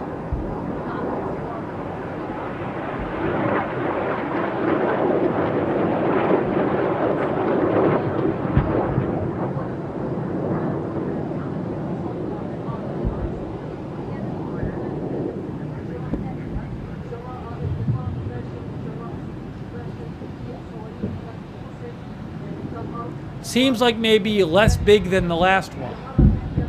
Maybe a less big of a barrage.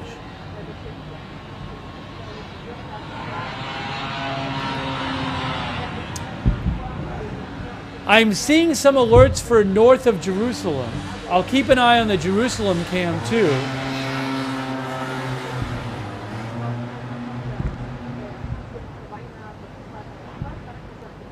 I'm looking at the Jerusalem camera. I'm not seeing anything on the Jerusalem. I'm hearing some booms, but I'm not seeing anything on the Jerusalem camera. Maybe we're hearing booms on one of the cameras. Maybe it's the Jerusalem camera. Because I have the audio on from the different cameras. I'm not seeing anything on that camera.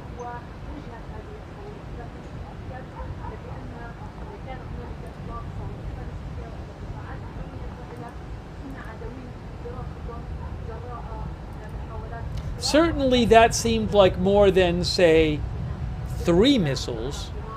I don't know that it was as many as the previous one. Let me check the sources in Israel and see what they're saying.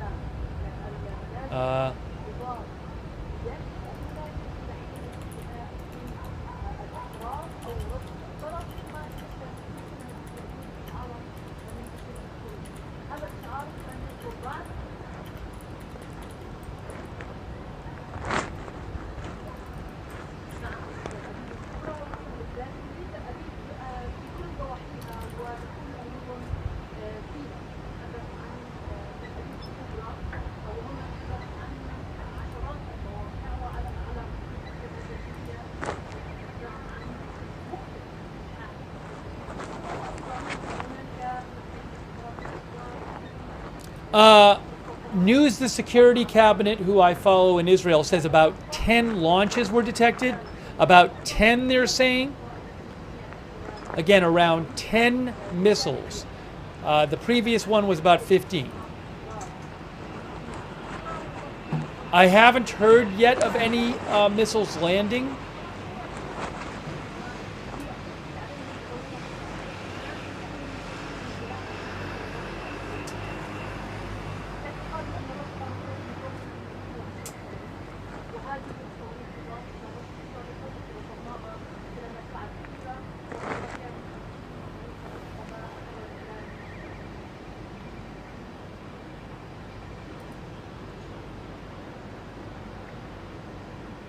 And the reporting I'm seeing suggests around 10 missiles. No word on missile falls.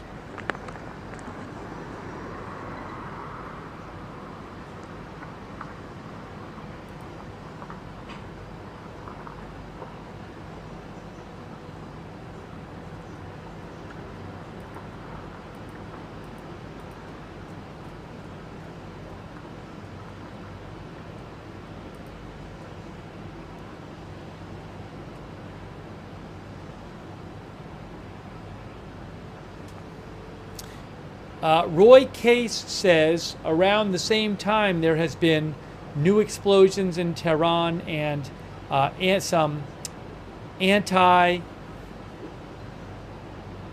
Roy Case says some new explosions in Tehran and also some anti-aircraft missile fire in Iran, in Tehran. I'm sorry. Give me about 10 seconds. Hold on.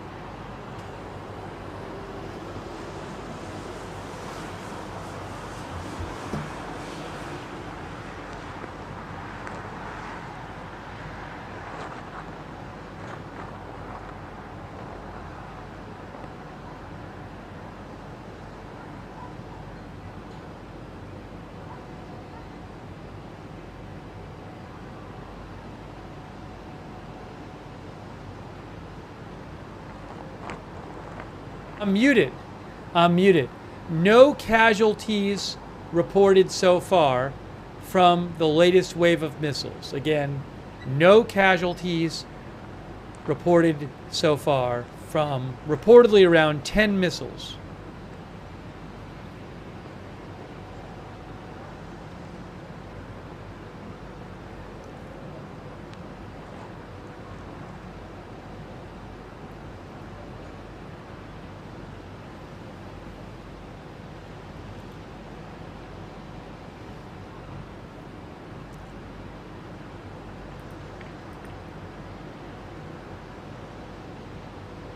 They still have not said leave your... Oh, did they say it? Hold on.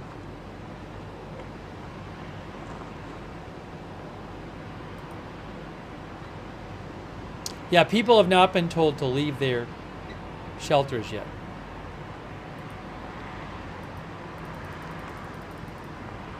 I'm going to switch the shots.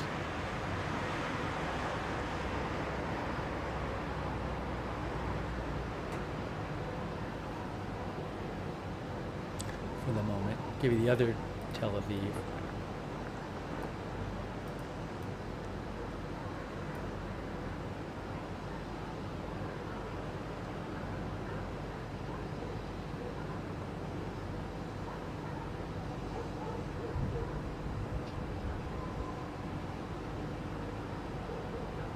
No reports of injuries, no reports of serious damage so far from that recent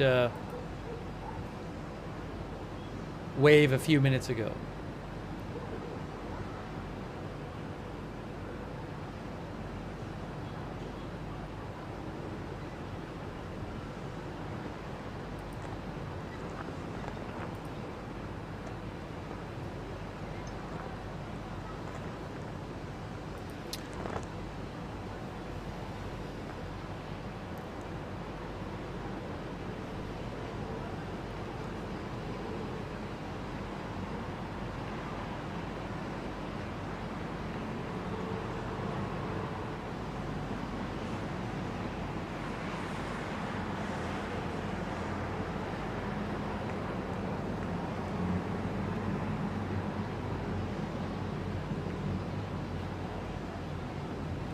I feel like this is more than they fired yesterday. Oh. News 12, hold on. N12 News Israel reports that a fire broke out at a car lot. There's a fire at a car lot, a parking lot in central Israel. I'm seeing that reported from N12. Again, there's it looks like maybe a missile or a fragment of a missile or debris or something landed at a parking lot in central Israel, and there's a fire there. I just saw a couple pictures of it. That's according to N12. It's not like the whole lot isn't on fire.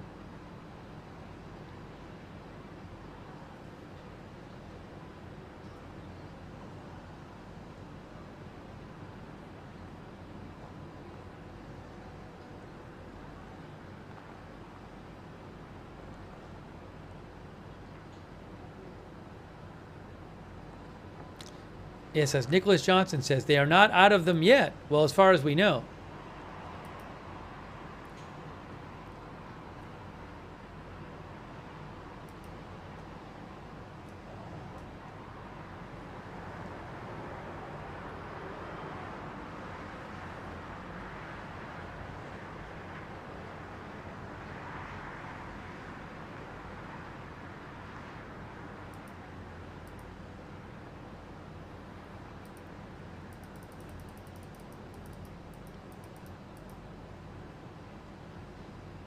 Some people in the chat are claiming they saw another launch on some camera somewhere.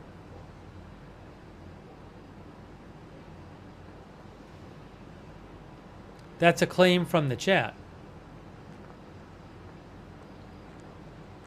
But I'll let you know if I hear anything about it.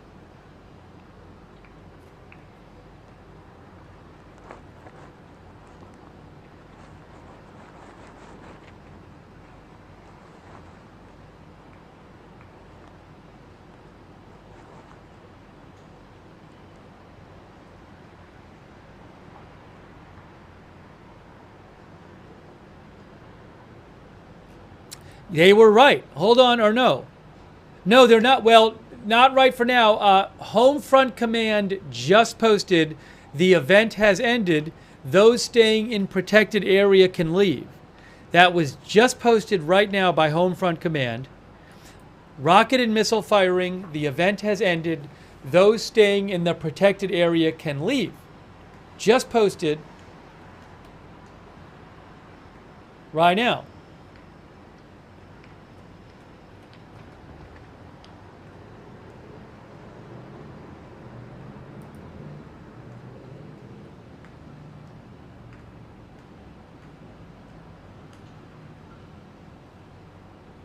I mean, they just said it right now.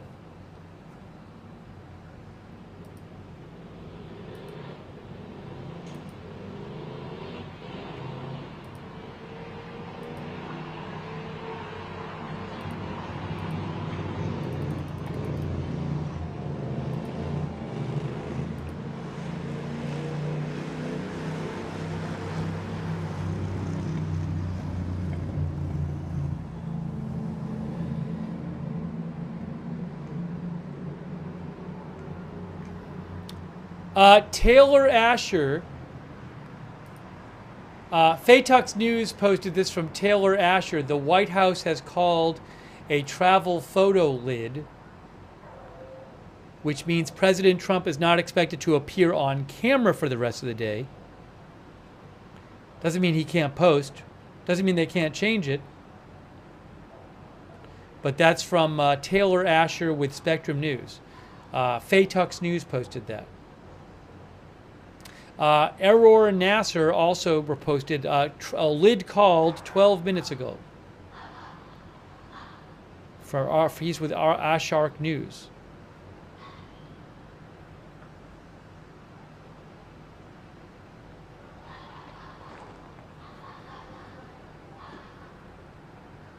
But he could post something on social media.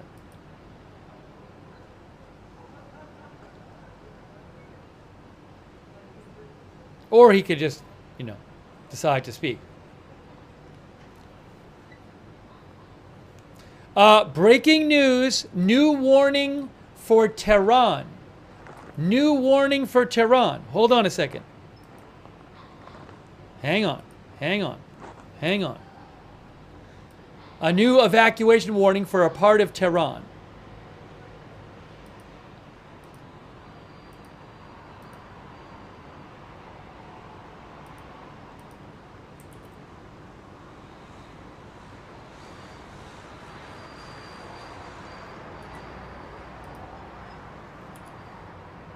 I will show it to you right now. I'm going to show it to you right now.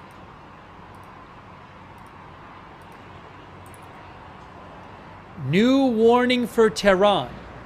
Just out. Here it is.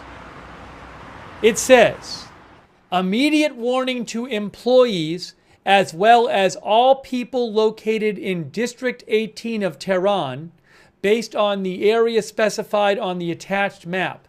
In the coming hours, the Israeli army will take action in this area to attack the Iranian regime's military infrastructure, just as it has done in recent days around Tehran. Dear citizens, for your health and safety, we ask that you immediately leave the designated area in District 18 of Tehran. Your presence in this area puts your life at risk.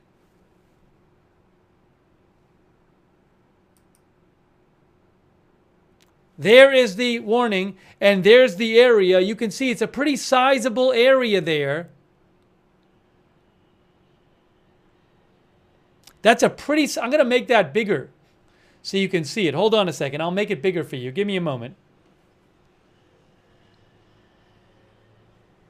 They're telling you everybody in that area needs to leave.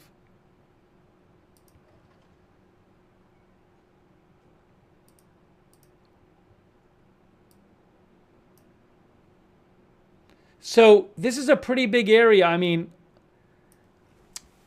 that's a lot of blocks and people.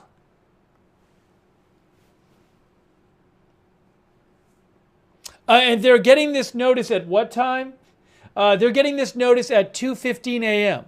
At 2:15 a.m., all of the people who live there are getting this notice that you need to leave that area.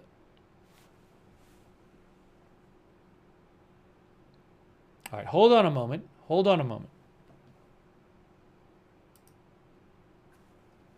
Where is this thing? Hold on.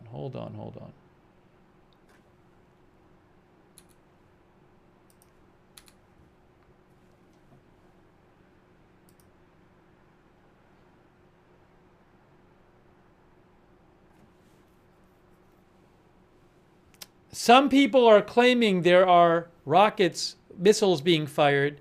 I have not seen any alerts yet on my end. If I see any more alerts, I will let you know. Maybe some people are getting them on their end.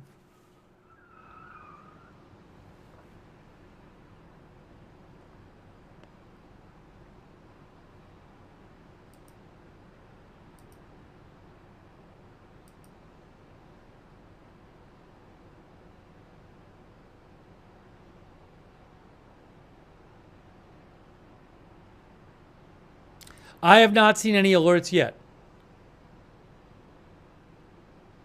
Yeah, I'm going to pull up a map of Tehran to show you more clearly where that is. But Israel has just issued a warning to a lot of people to clear out an area in Tehran. Now, previously, I think it was yesterday, wasn't it like yesterday or the day before, where they gave a warning in Tehran for a certain area, and then they ended up hitting the state TV station.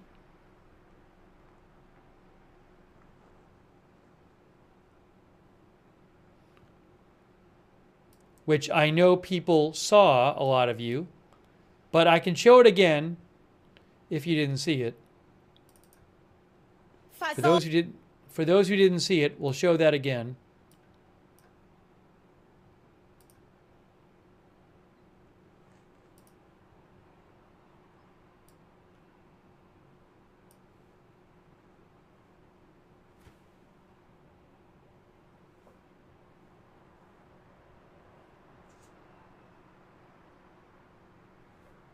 Oh, hold on. I'm seeing, so, okay. There is a camera on this camera. A bunch of the viewers are saying they're watching a camera on this channel, Intel Cams. I don't know.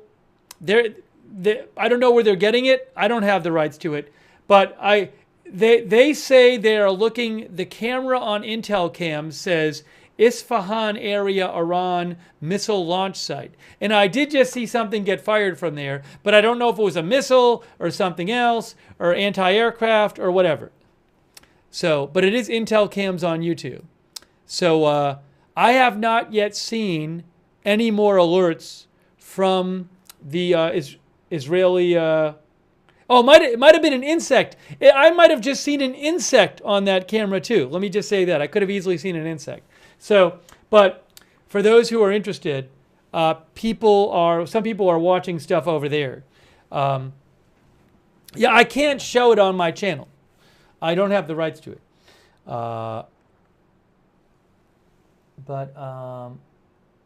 Yeah, it looks like some things are going up. There are things going into the air, but I don't know what I'm seeing. Some people are saying you're seeing insects. Is it insects? It's weird. I can't tell if I'm seeing insects or missiles. They leave a little trail. A lot of people in the chat are saying you're seeing bugs. Okay.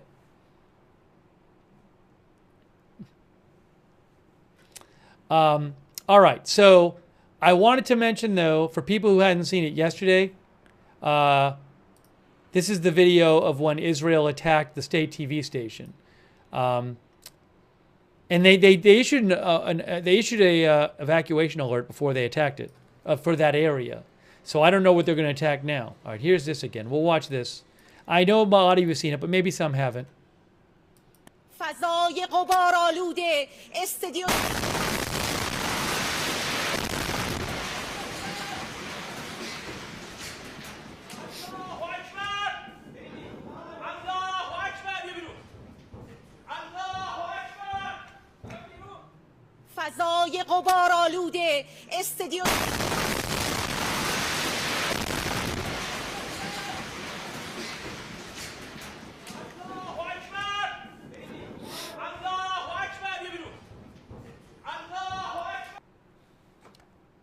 So again, that came after that area was warned for evacuation. Well, now there's a new evacuation warning for a different part of Tehran.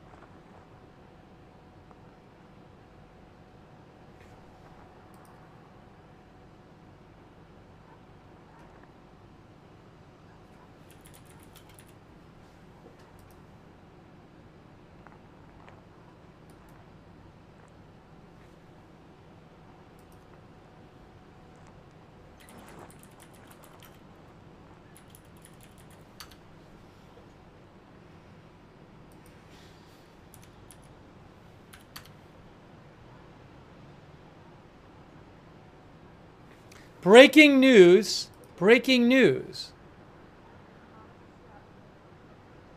Breaking news. I have breaking news for you.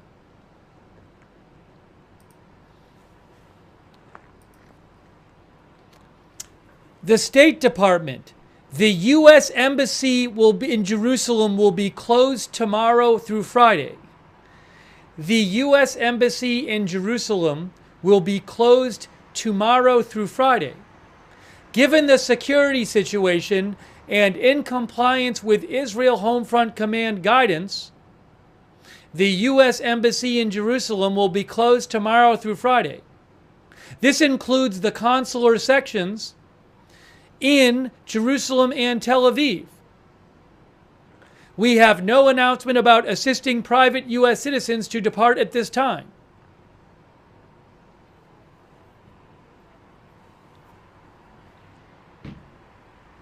Is that because something is going to happen?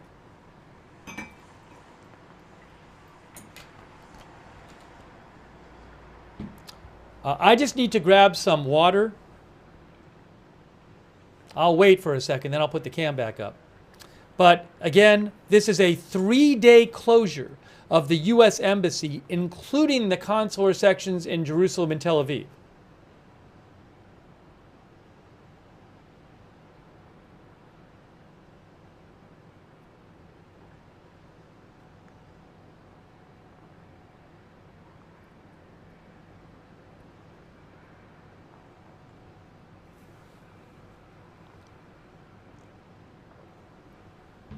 That was just posted 7 minutes ago. 7 minutes ago.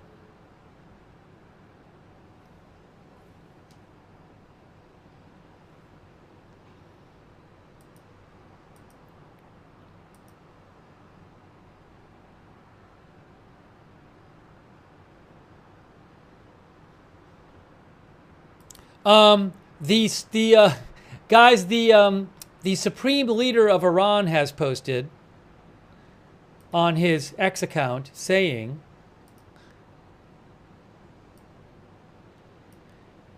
"We must give a strong response to the terrorist Zionist regime. We will show the Zionists no mercy." That is from the Supreme Leader of Iran.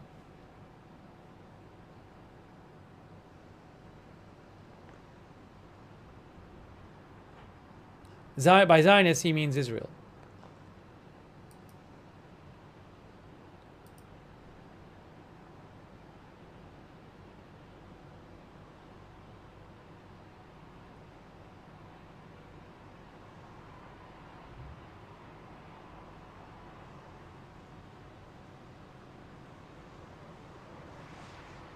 Oh, by the way, the evacuation order, a couple people I follow, like Parallel Universe, mentioned that evacuation order that Israel issued for part of Tehran is right near Mehrabad Airport, which is interesting.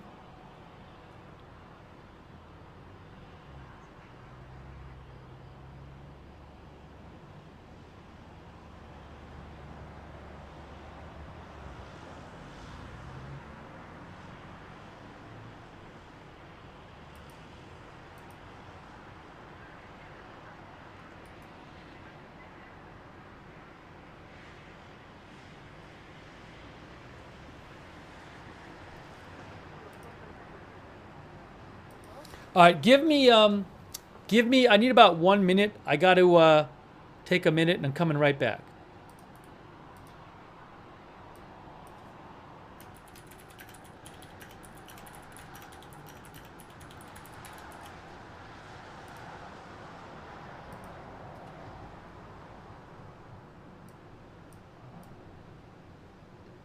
One minute.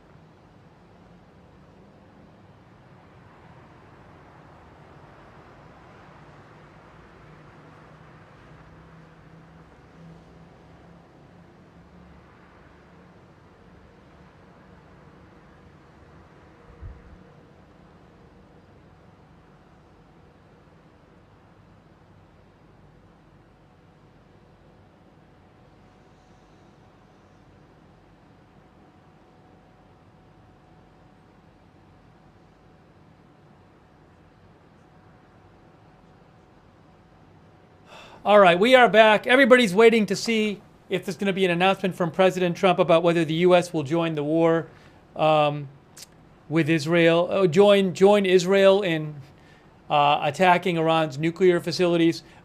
So we'll let you know if we hear anything about that.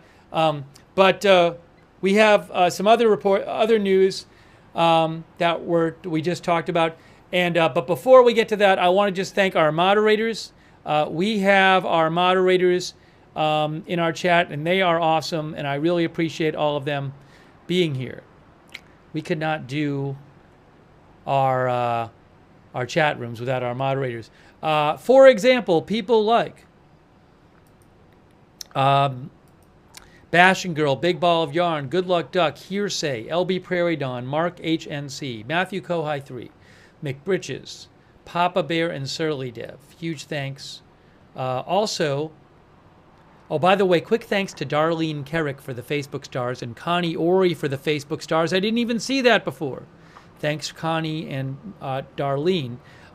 Thanks to our Facebook moderators, Kay Larry Body, Margaret Riley.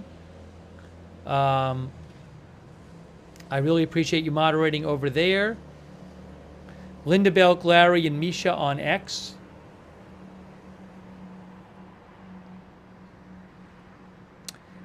And let me just say a couple quick thank yous here. Thanks so much to Scott Wilkes. Thanks for your support, Scott Wilkes.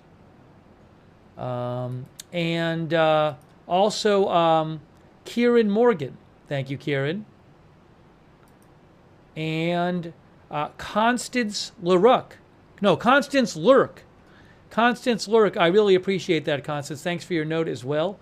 Also, a couple more shout outs real quick here. Sorry, I'm behind on thanking people. It's been busy with a lot of news. Freedom News Scooter. Rut Row Media.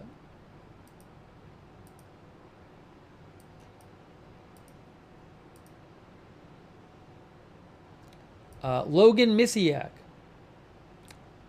Mitchell Pilot. Dixie Normus. Oh no! I'm usually good about not saying these naughty names. I'm usually good about it. I did it. They got me. They got me. I've been pretty good though. You know, it's when I'm not thinking. I was so worried about getting through it so I could get back to the news updates. I wasn't concentrating. Okay.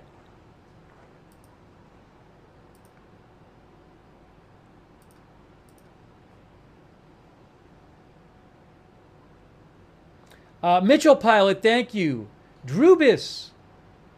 Thank you, Drubis.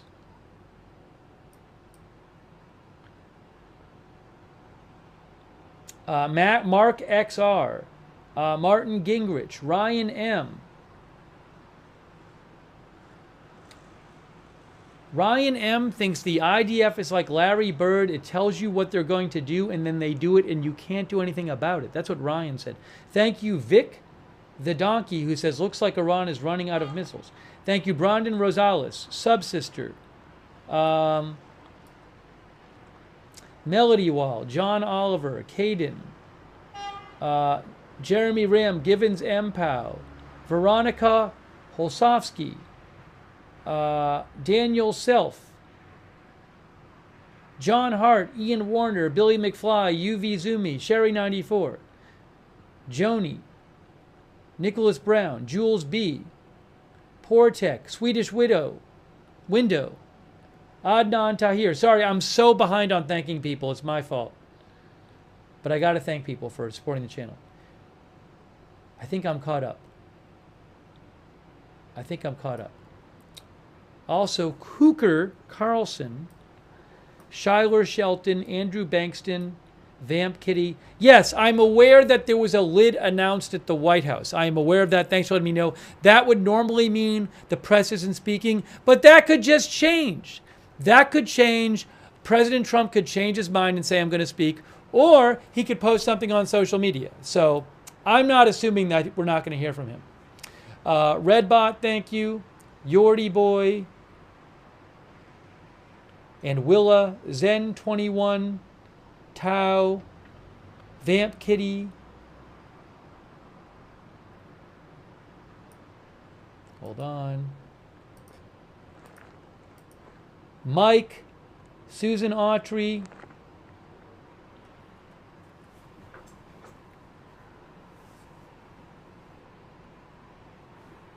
I did not hear of any reported injuries that I saw from the previous couple of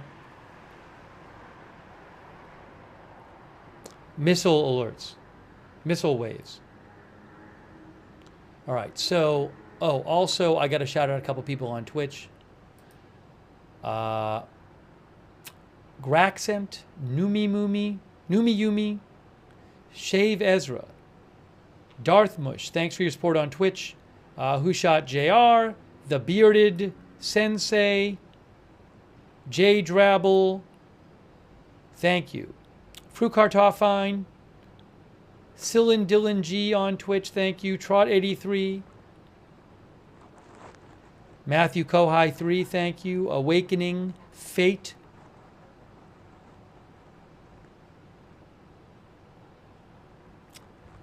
and Kiwi Polson. Thanks for the gift subs, Kiwi Polson. Also, Fun Size Smurf.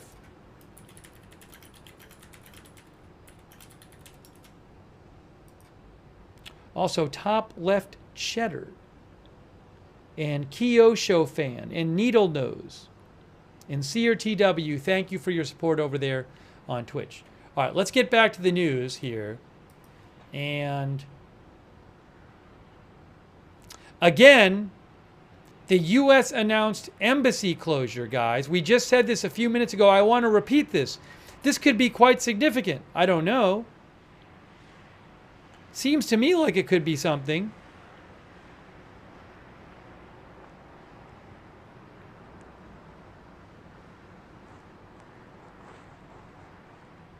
Let's look at this again.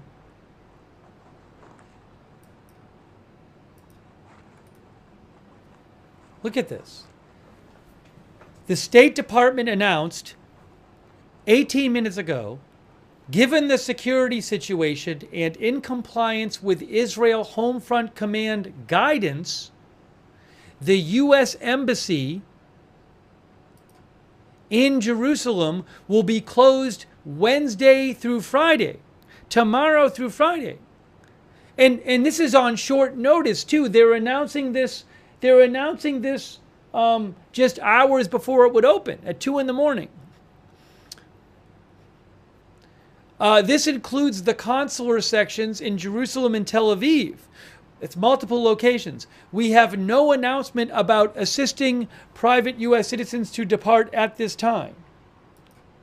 Seems like a big deal to me.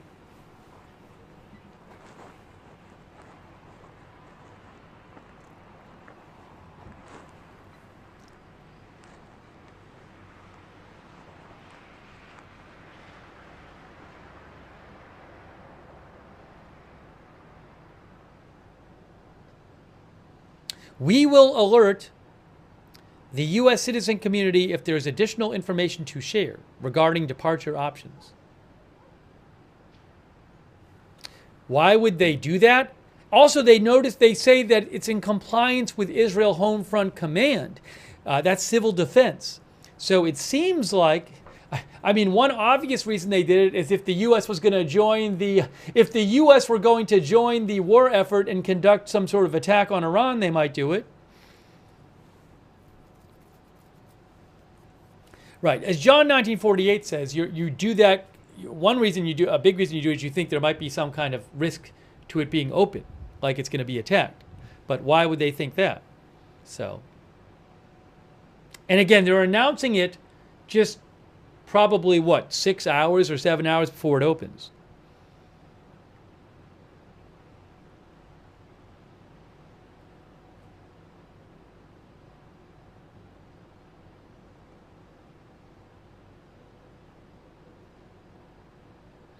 Also, as I mentioned to you, there's a new evacuation order issued for part of Tehran.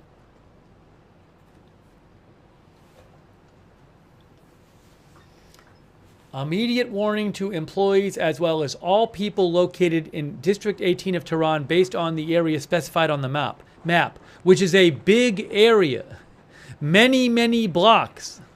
In the coming hours, the Israeli army will take action in this area to attack the Iranian regime's military infrastructure, just as it has done in the recent days around Tehran.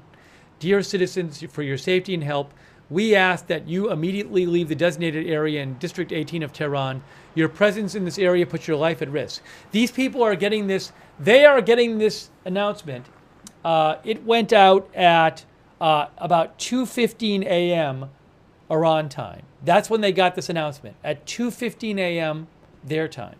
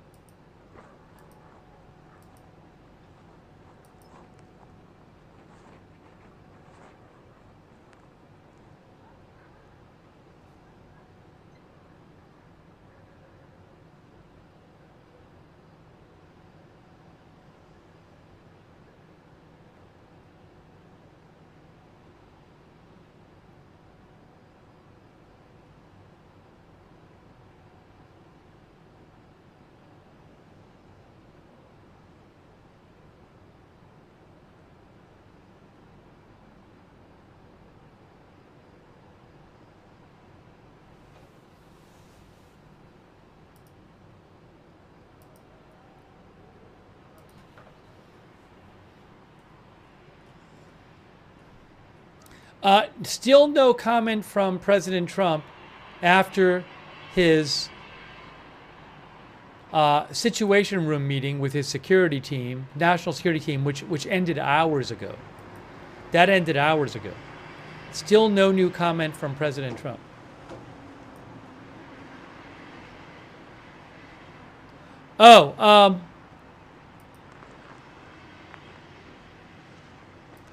Some people are talking about this report online of 2 B-2 stealth bombers airborne. Laura Seligman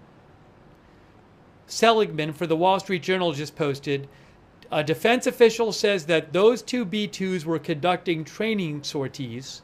In other words, they are not indicative of a U.S. military strike on Iran.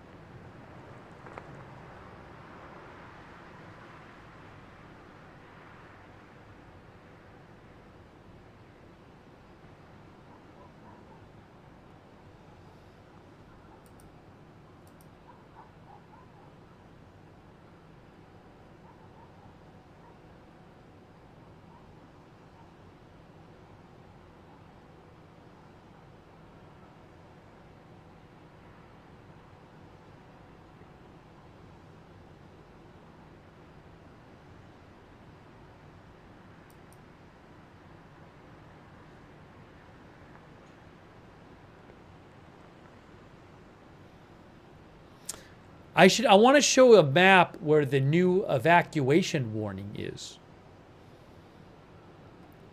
That's District 18 in Iran, right? In Tehran.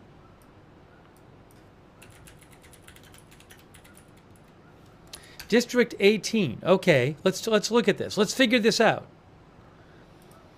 Here's District 18 in Tehran, and the new evacuation order is, I got to pull it up here and see. It's right near Mehrabad. There's Mehrabad Airport there, for what it's worth.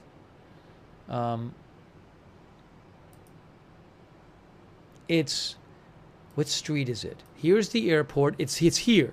The new evacuation alert is for, it's here. It's this road here. And then, I don't want to mess this up, but it's roughly, I'm just looking here. It looks like it's all in here, and then all in here, and goes all the way down to about here. So it's, I mean, a lot of this, some of it's industrial here, but it's like this whole area in here where my pointer is, and a bunch of this down here. Everything in here too. So, I mean, that's a big area. That area is under evacuation order in here, near the airport. Again, this part here, and it's roughly speaking like this part here and this part here. So they're going to be attacking there in the coming hours. And that's right near the airport, right near Mehrabad International Airport. That's District 18 right there. There's something there they want to attack. They say they will take action in this area to attack the Iranian regime's military infrastructure.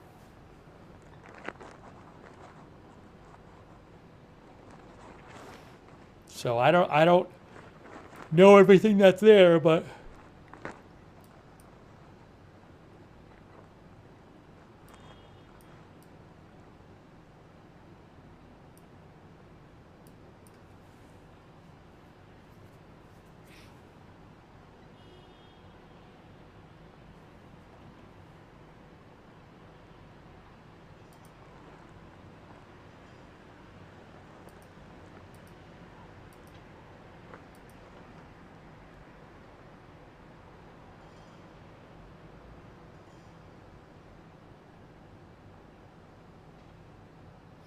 OSINT Technical says it's possible that the Israeli Air Force is going to hit the Iranian munitions bunkers at Mehrabad International Airport. Look for a series of very large explosions in a bit. That's from OSINT Technical. That's what he thinks.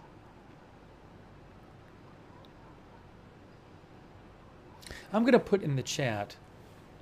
Hold on.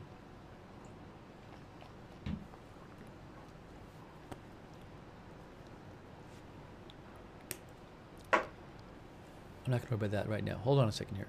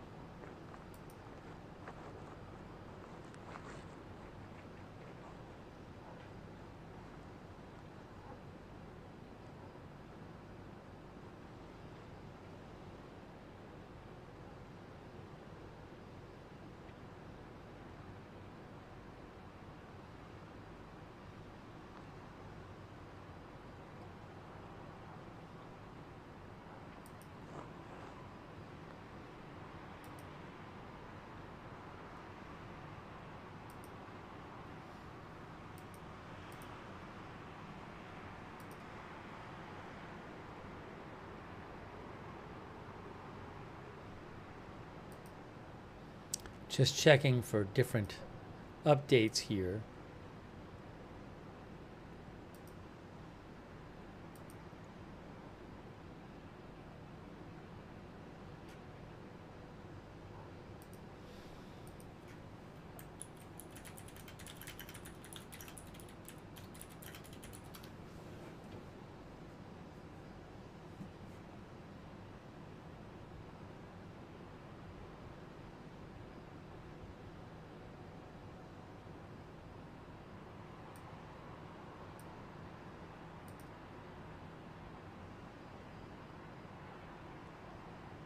Yeah, again, somebody just mentioned the White House lid. The White House lid tells the press that the president isn't supposed to make any appearances the remainder of the day, but he could change his mind.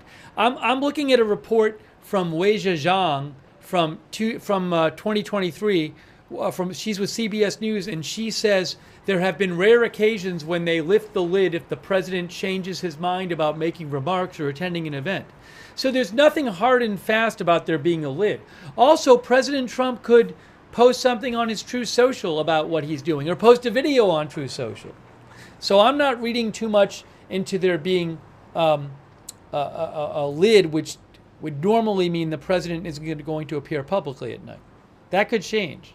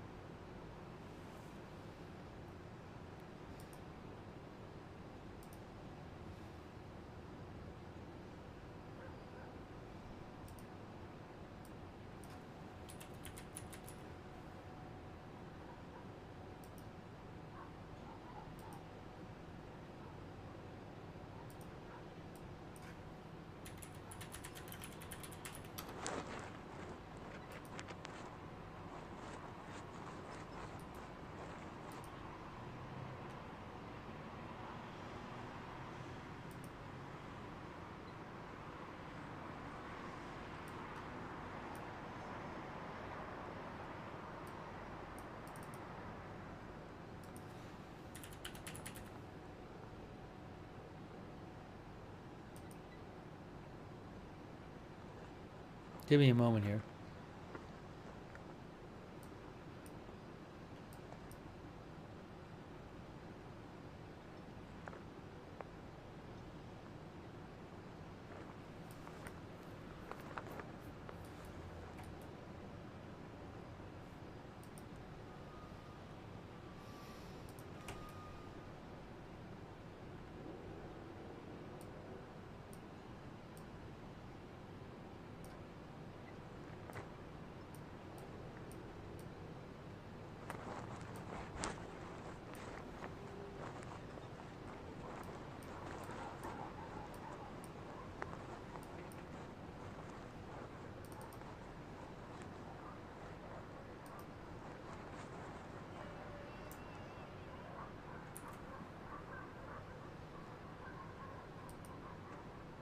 Will we hear something tonight from President Trump?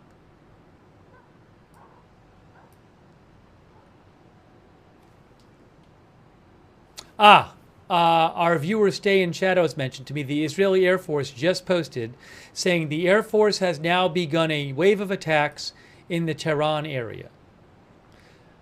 Maybe they're going to attack the area that they issued an evacuation warning for, but that was just posted right now from the Israeli Air Force. They just announced it.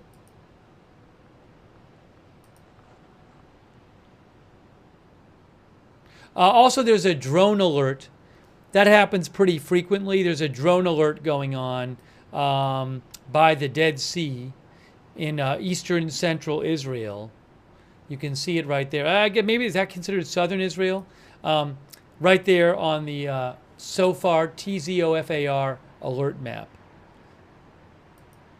Again, this has been a pretty regular occurrence. So drone alert there. You can see the location.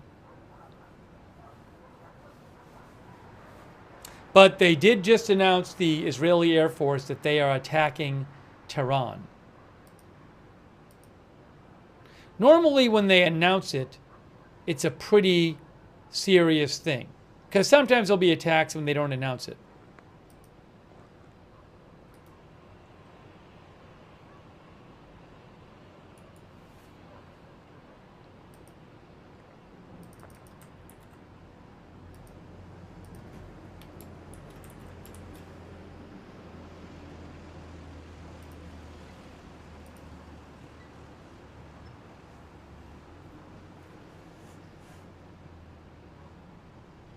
I'll show you the post. I'll show you the post right now. Here it is.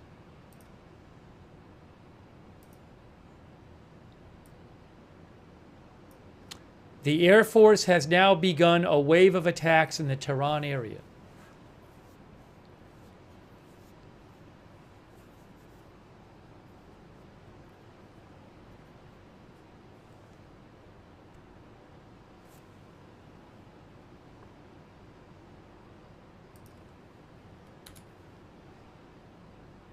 That is after issuing an evacuation warning for some of Tehran.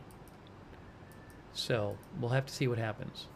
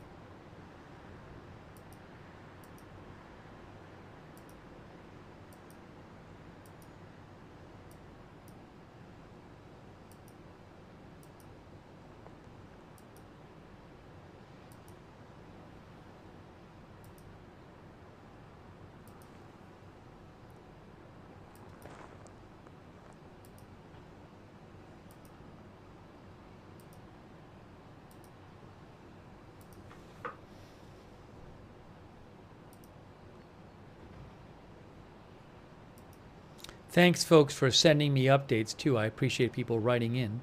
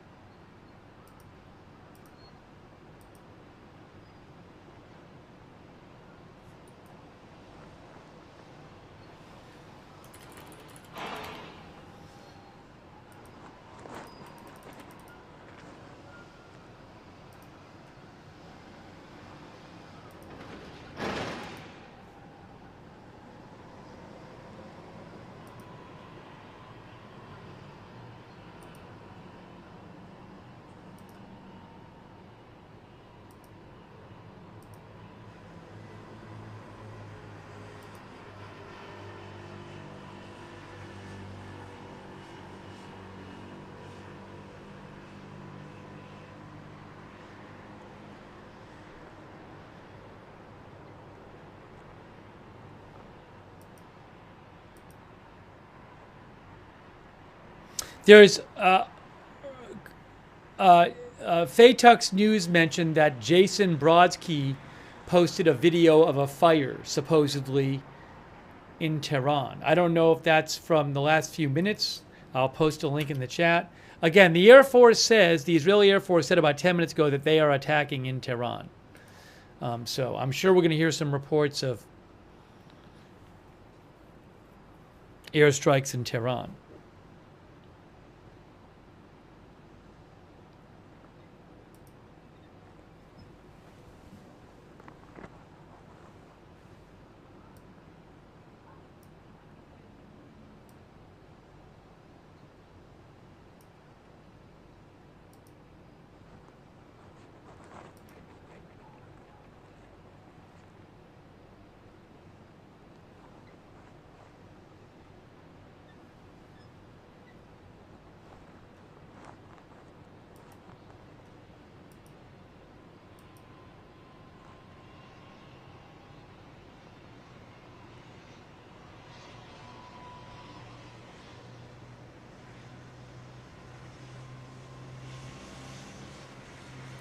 If we hear more about what they are going after in Tehran, I will certainly let you know. A quick thank you to Michael Spiegler. Thank you, Michael. I really appreciate that.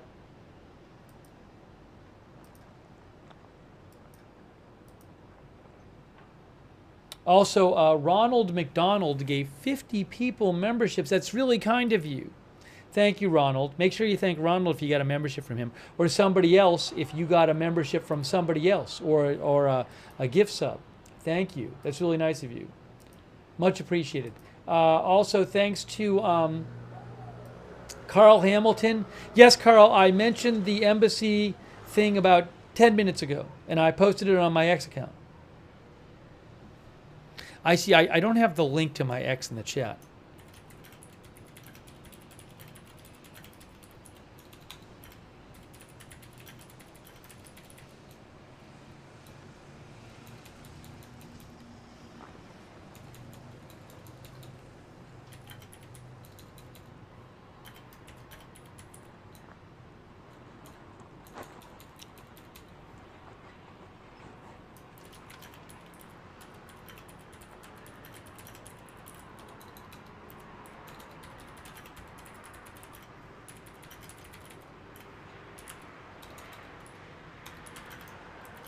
Hold on a moment.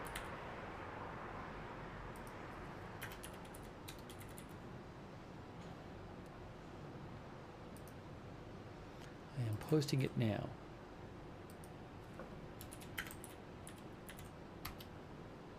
Oopsie. Oh, I'm sorry. The headline, I didn't even realize I hadn't changed the headline back. I'll change it back. There's too much going on.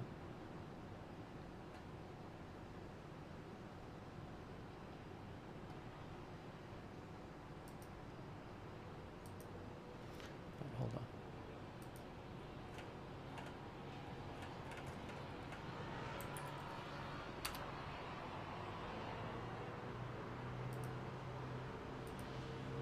Thanks, Mick Bridges, for posting that. Oh, I have a couple more quick thank yous. Sorry, couple more quick thank yous to Jonathan B, Aziz Akers, Axlinger, Retro Gem Boutique, Robert Ian, Carl Hamilton. Yes, and as I mentioned, we talked about this a couple times. Suddenly tonight it was announced the U.S. Embassy in Jerusalem is closing for 3 days, starting later today, Wednesday to Friday. D-Rock, Monster Jam, thank you. Dustin Plays, Liza, Marcus Johnson, thank you. Marcus Jansen and Liza, Ray Wenger, thank you, Ray. Bethany Estes, E.T. Phone Home, Accedi, Jim's Driveway. Accedi is wondering how the message was distributed to people in Iran to evacuate. I don't know how they do it. I think they say they do it by phone. I know they say they have different ways of doing it. So I don't know how people there got the message. Hopefully they all got it. But I believe they try different ways to let people know when they're doing an evacuation. Hang on here. Sorry, I'm just behind on my thank yous. I need to thank a couple more people. Give me one moment.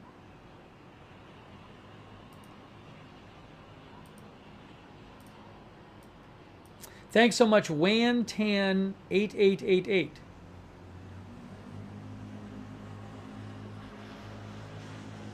Wantan and Ed and Billy Schaefer and Home Mortgage 411 Resource Videos. Thank you. Finn Golfin. And Phil M, Sparky Pilot, J.K. Lloyd, Floppy Discus,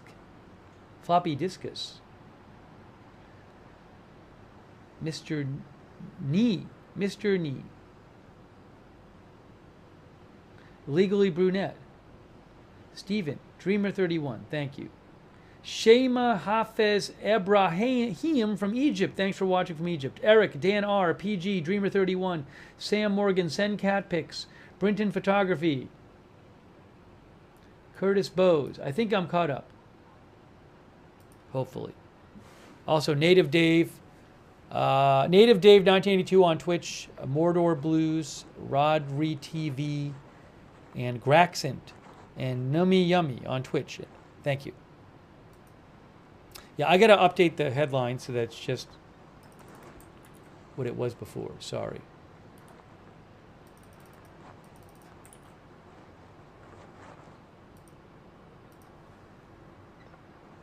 Still nothing from President Trump.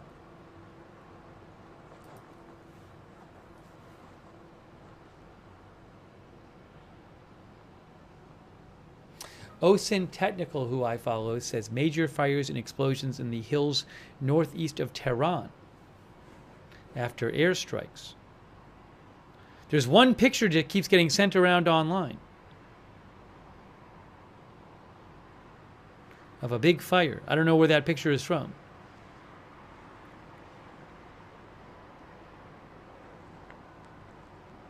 Faytux News posted that most footage from Tehran, I'll post the link to Faytux's post in the chat.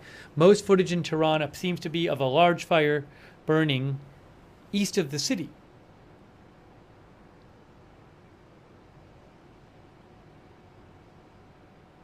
Oh, is she there?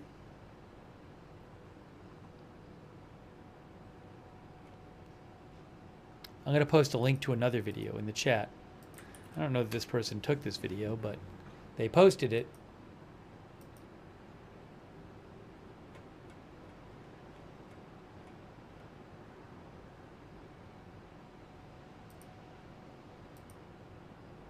I got to look around at a couple things. I got to look around at a few sources here.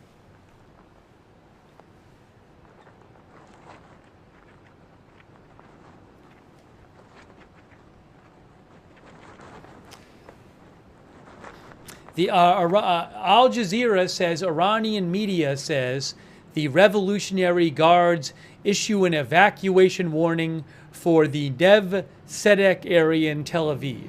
Now, my guess is they'll probably fire like a few missiles there.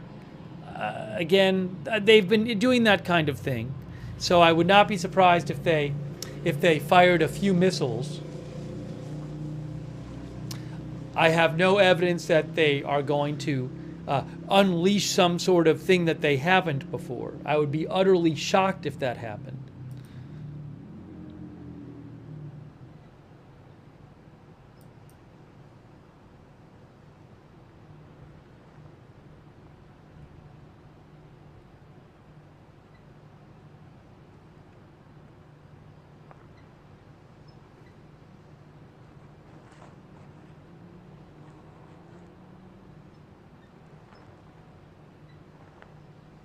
I'm seeing some more videos of a fire, a big fire in Tehran, and I will post the link in the chat so you can see it too. I just posted the link in the chat.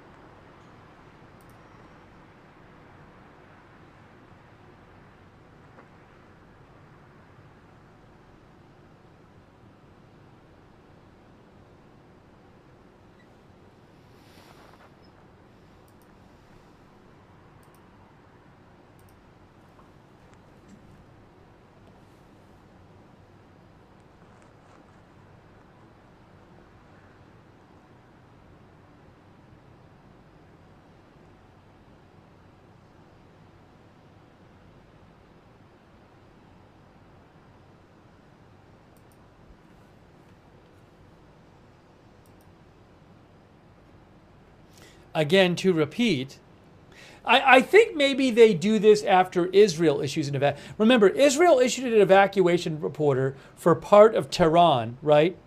Right? They did that like an hour ago.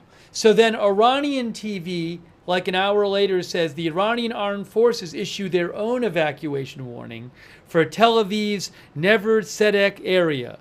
Oh, it says in response to okay, the report from Al Mayadeen, which is an Arabic language news channel. They say Iranian TV says Iranian armed forces issue this evacuation warning for part of Tel Aviv in response to Israel's evacuation warning for Tehran's 18th district. So there you go.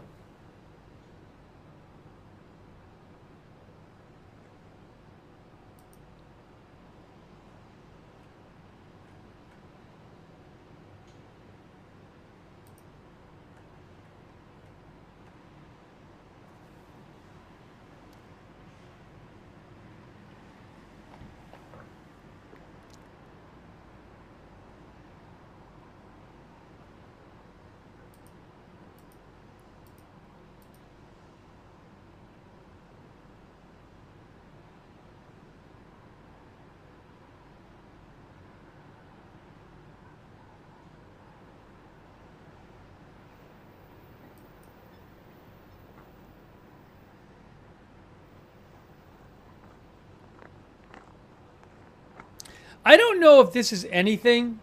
I don't know what this means. The Department of Defense just posted, the president recently ordered a change to the Unified Command Plan. This change shifts Greenland from the U.S. European Command Area of Responsibility to the U.S. Northern Command of Responsibility. Consistent with the President's intent and the interim National Defense Strategic Guidance, this change will strengthen the joint forces' ability to defend the U.S. homeland, contributing to a more robust defense of the Western Hemisphere and deepening relationships with Arctic allies and partners. As required by Congress, the Department of Defense reviews the UCP every 2 years as needed to ensure that each combatant command is properly structured and has the right resources to carry out its assigned missions and protect U.S. interests around the world. I don't know what it says. Greenland, is it meaningful in terms of that or not? I have no idea.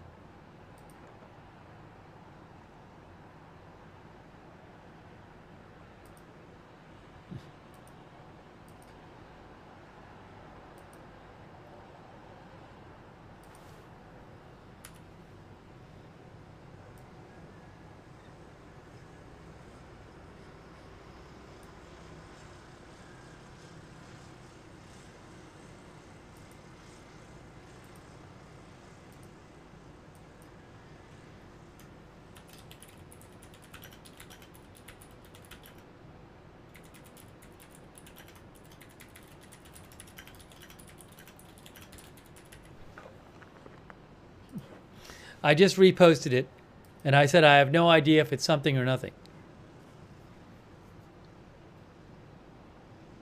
It's interesting timing.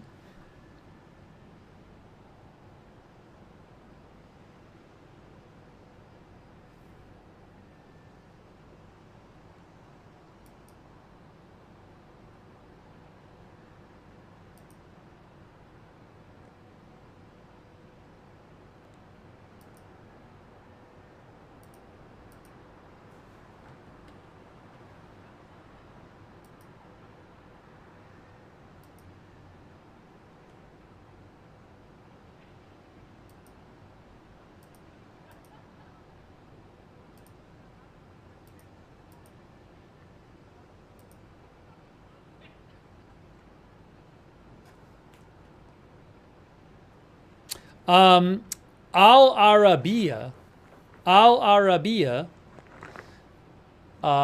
Arabic news outlet says huge explosion. It says Iranian media say huge explosions heard near Karaj, west of Tehran.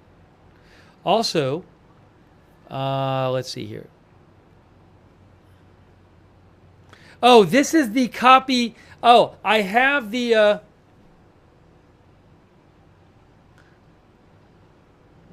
You can see Iran's. This is the Iranian evacuation order, which is kind of seems like it was made to look like the Israeli evacuation order. It's kind of how Israel does it for part of, but they say it's for part of Tel Aviv. This comes like an hour after Israel told part of Tehran to evacuate.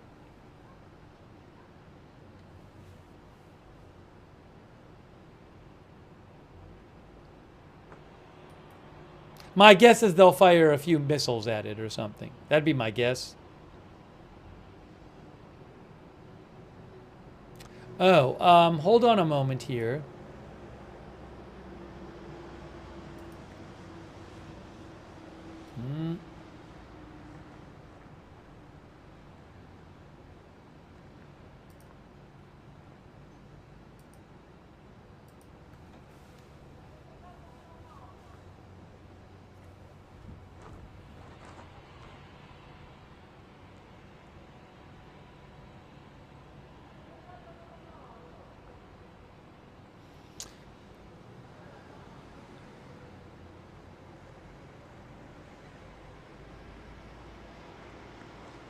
Again, big explosion being reported east of Tehran or eastern Tehran in the last 20 minutes or so, soon after Israel said it was attacking Tehran, after the Air Force said.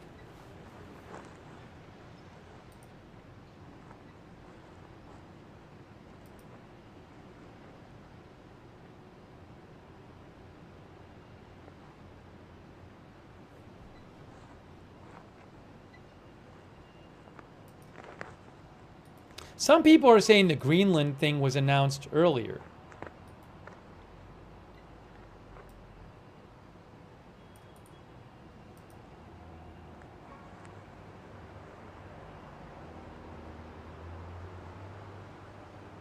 I haven't seen anything about it earlier. I'm seeing it all from today. Oh, it was announced a couple of weeks ago. All right, I'm going to delete that. It looks like it was announced 2 weeks ago. I'm going to delete my post. Although this still doesn't, it still means it could be, still could mean something, but I'm not going to worry about it right now. I'm not going to worry about it.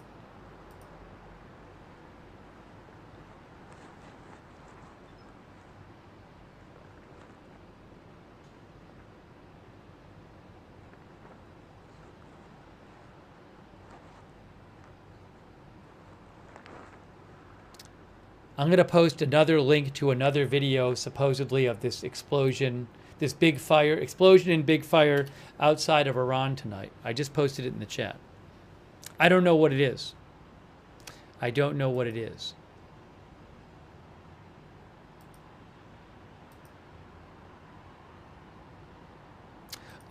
We have the aircraft, the hostile aircraft alert is over. The drone alert is over in Israel. Drone alert over in Israel.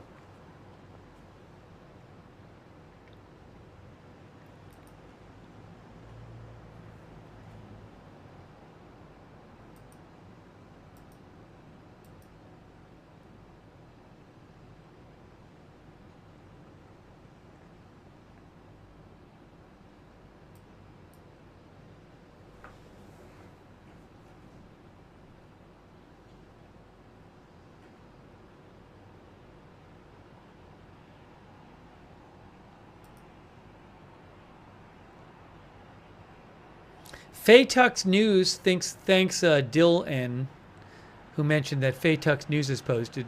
Faytux News believes it's a missile production complex. I'll post the link to Faytux's post in the chat. That's on fire right now. Certainly going after a missile production complex would make sense. That's something that Israel said it's been doing.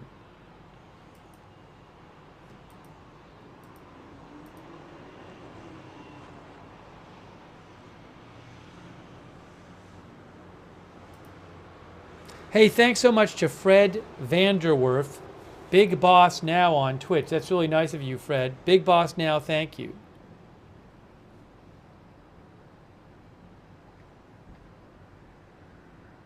Will we be hearing from President Trump tonight? I have no idea. I don't know.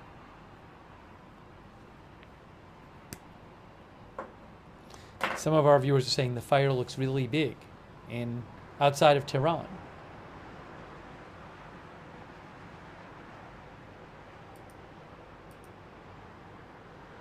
Thanks to Brenda Basnaw. Thanks for Brenda for watching. Brenda Basnaw, thank you. Also, It's Time, thank you. And Vivi, who says maybe it's already happening. Possible. I said before, I could see a world in which Trump approved the U.S. joining Israel, and the whole thing is, and they attack Fordo, the U.S., and then it's announced after. Could be. No idea. No idea. Thank you, Vivi. Thank you, Zeldaron. And Blake Ledet. And Sonny and Michael Wark and Ian Cork and Finn Golfin. Thank you. And Ed and Billy Schaefer.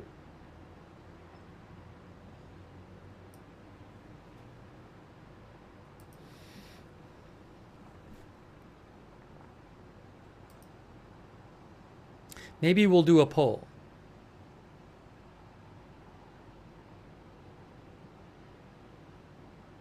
Will we hear from Trump tonight?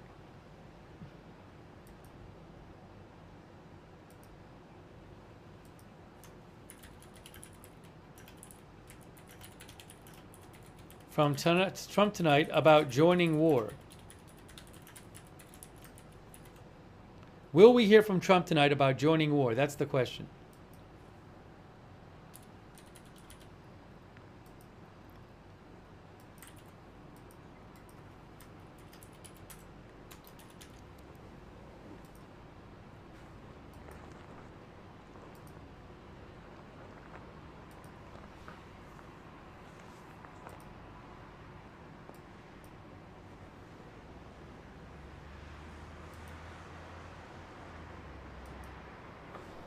Oops. In a second, I'll tell you what you guys said. Just posting it everywhere.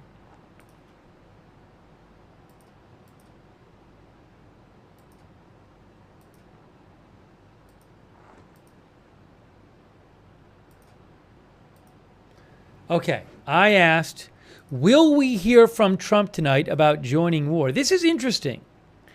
This is very interesting. Look at the vote on YouTube. I would have thought you're going to vote differently. 2/3 of you say no on YouTube. I would have thought a lot more would say yes. It's on Facebook right now, it's 70% no.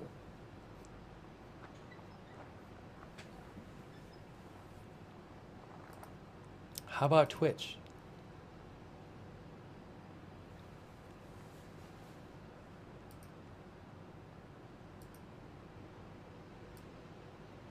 $78 78% no.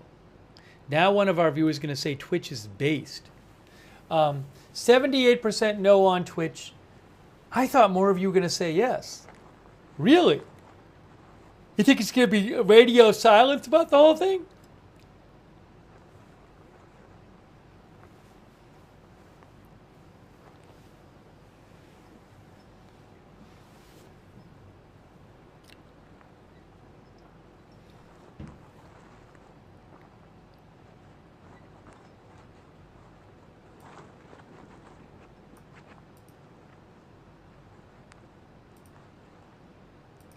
Sorry.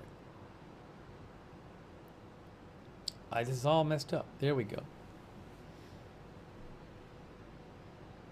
67% no, 79% no. I'll check Facebook one more time.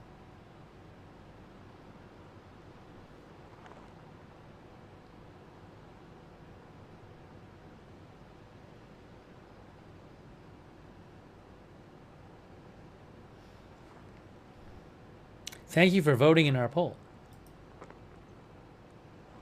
I mean, doesn't it mean, I mean, it could mean something that we haven't heard anything. I mean, just the fact that we've heard nothing from him since a long time ago today. I guess he could be sleeping. He could be sleeping.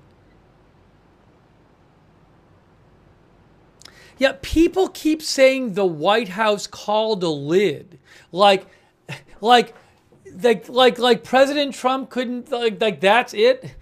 President Trump could just say, I want to speak. Or he could tweet. The White House, is President Trump going to be there in the White House saying like, man, you know what? I really want to announce this, but the White House called a lid. Well, I guess I can't do it because the White House called a lid. No.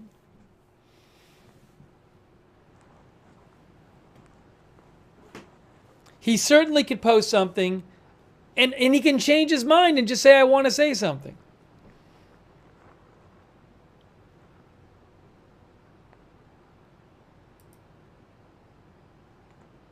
Come on, guys.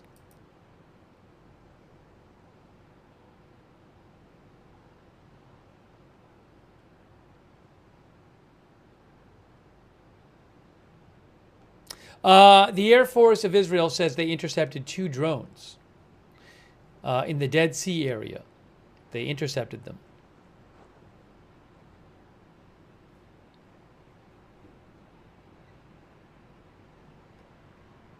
One of the viewers said he certainly changed his mind last night when he decided to leave G7. True. True.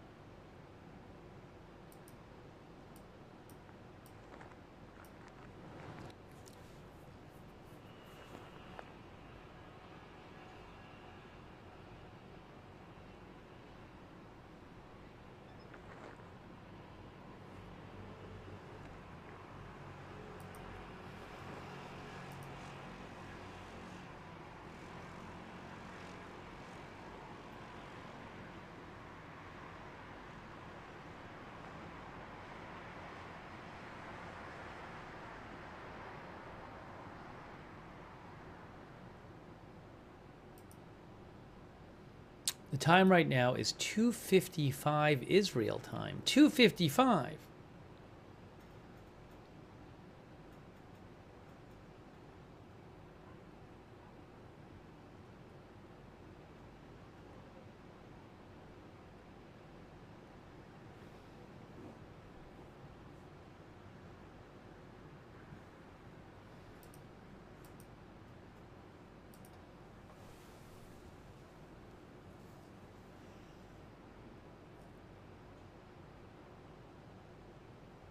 That's interesting.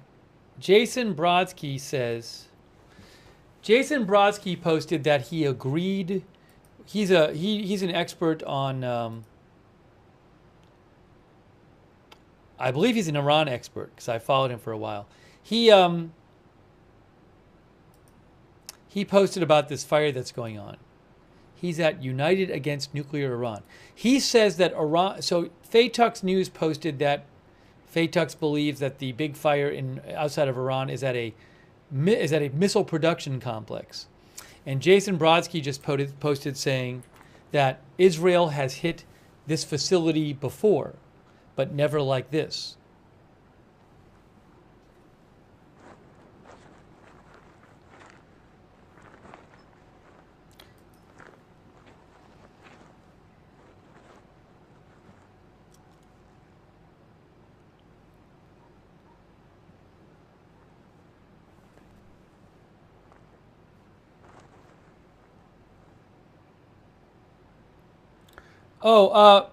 Iranian state media says 3 minutes ago that the Revolutionary Guard said it launched Fatah missiles.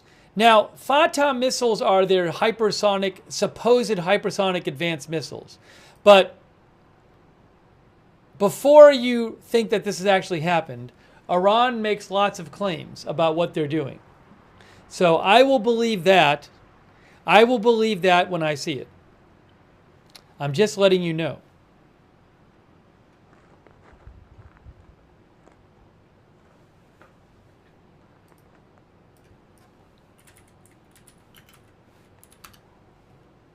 I assume they mean Fatah 1. You can see Fatah 1 is an Iranian hypersonic medium-range ballistic missile developed and unveiled in June 2023. As I was saying before, it seems to me like there's some debate over whether it can do the things Iran says it does. So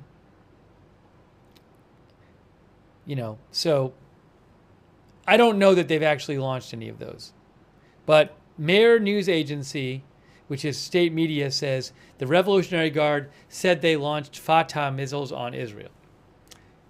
Will we see? I mean, they already issued an evacuation order for part of Tel Aviv. Iran did tonight. So I'm guessing there'll be another missile alert at some point soon. Oh. The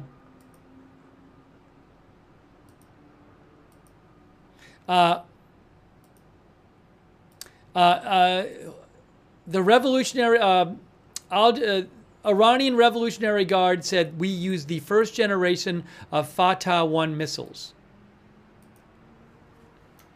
Iran's Revolutionary Guard claims it has launched Fatah 1 missiles at Israel.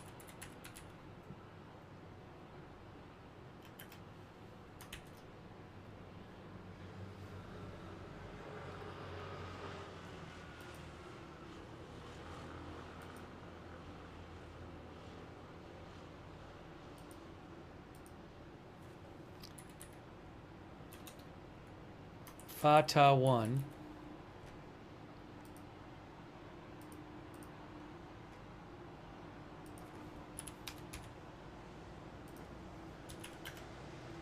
Are hypersonic missiles Iran has developed in recent years.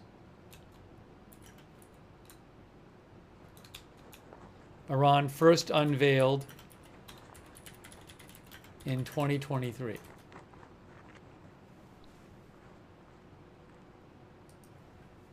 So, for whatever that's worth, the Revolutionary Guard is claiming that it has launched. Oh, hold on. I might have. They said we used it.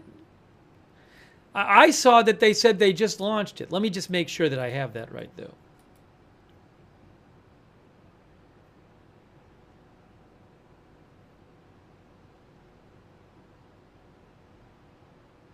Oh, they might have just said that they already used it. Now I'm confused. That they did claim that, but it's a little confusing whether they're saying they just launched it or they already launched it today. So I can't tell which they mean. But again, I'm seeing it in Iranian state media. They're saying we use the Fatah 1 missile. Here, I'll show you the post. Fatah missile sent a message of Iran's power to Tel Aviv's warmongering ally. The 11th wave of our retaliation using first-generation Fatah missiles. Tonight, Fatah's powerful and maneuverable missiles repeatedly shook the Zionist cowards' refuge and sent a message of Iran's authority. So, what they're saying is that they used, Iran claims it used hypersonic Fatah 1 missiles in its attacks on Israel tonight. I'm going to post that so it's clear what they mean. Iran's Revolutionary Guard claims they used Fatah 1 hypersonic missiles in their attacks on Israel tonight. Yeah, I mean, I'm not aware that any of them actually, we didn't hear about any missiles actually hitting. So I'm not, I mean, it's very well, I have no evidence that they actually did.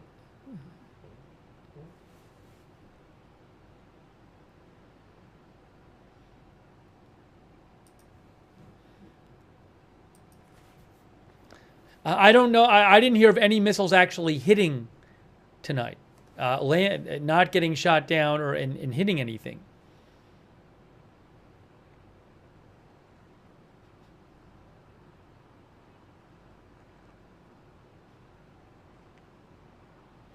So it very well just might be completely false.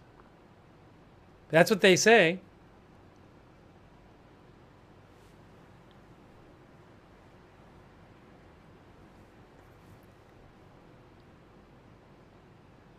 Maybe they did. Maybe they used a couple of them. I don't know. I don't know.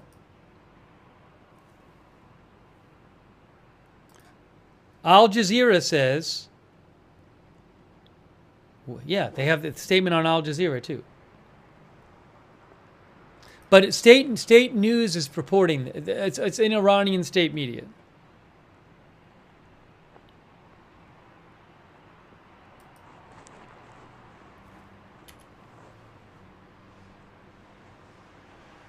Yeah, but they're posting it at exactly at 3:30 a.m. their time.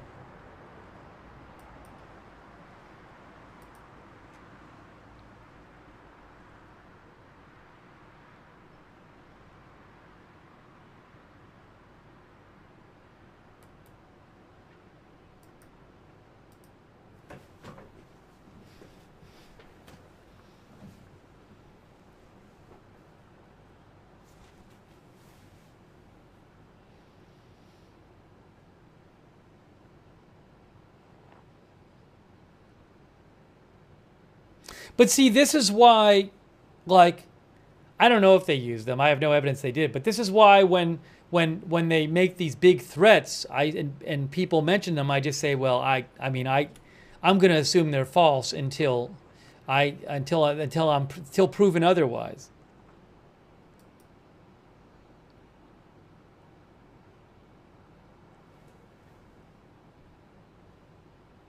A quick thanks, by the way, to Alexander Cheese. Alexander Cheese. Thank you, Alexander. Also, Minda Moore. Thanks for watching the channel. Minda Moore and your support. Thank you.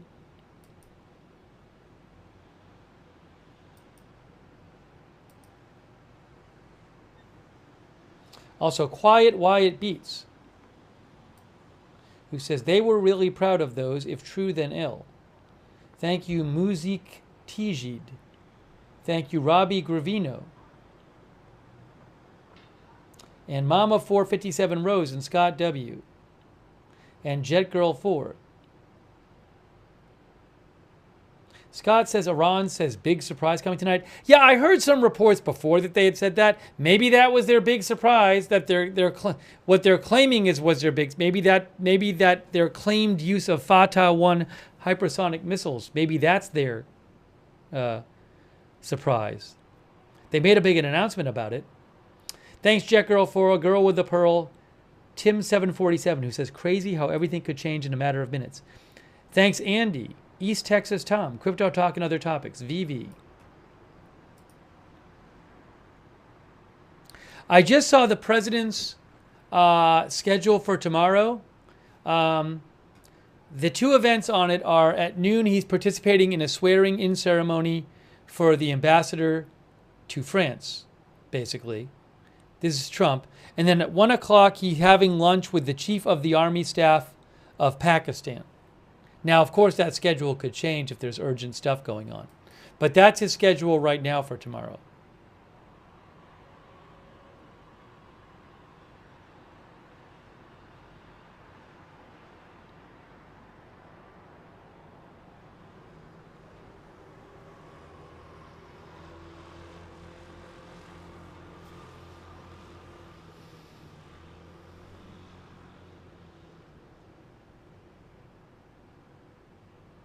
Oh, I should point out, something I didn't mention in this statement from Iran, which I should have mentioned to you guys. It calls the U.S. Israel's warmongering ally, right? So look, it says here. Hold on a second. Let me pull it up here.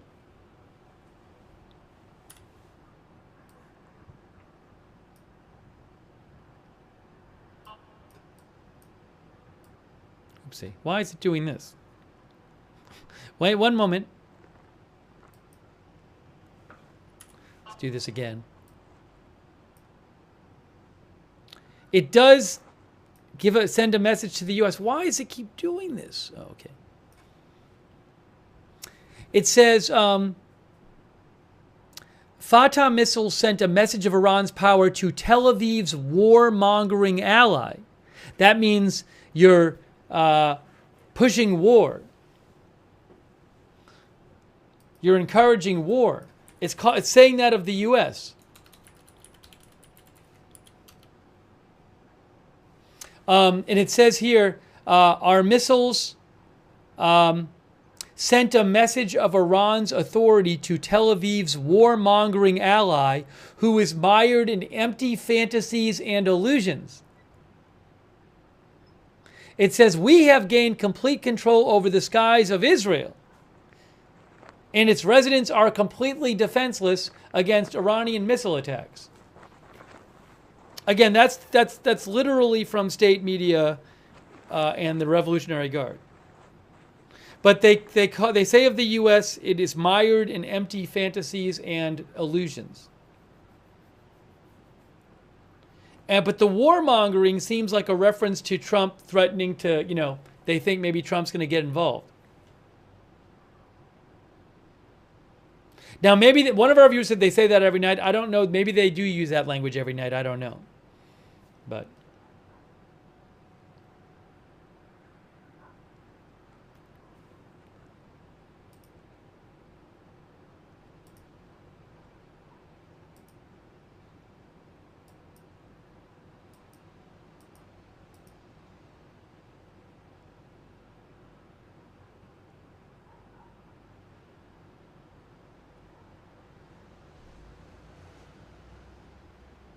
AZ Intel, who I follow, mentioned the same thing, that they said they have gained complete control over the skies of Israel.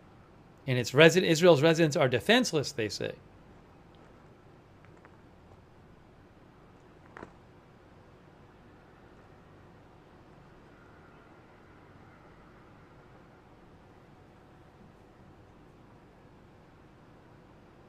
I do think it's helpful to see that kind of statement. So next time you hear a statement from Iran, just know that it's not entirely reliable.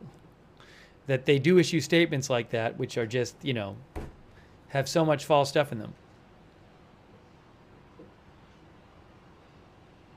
Emily says, why would they say that? So weird. I mean, maybe for domestic consumption? I don't know.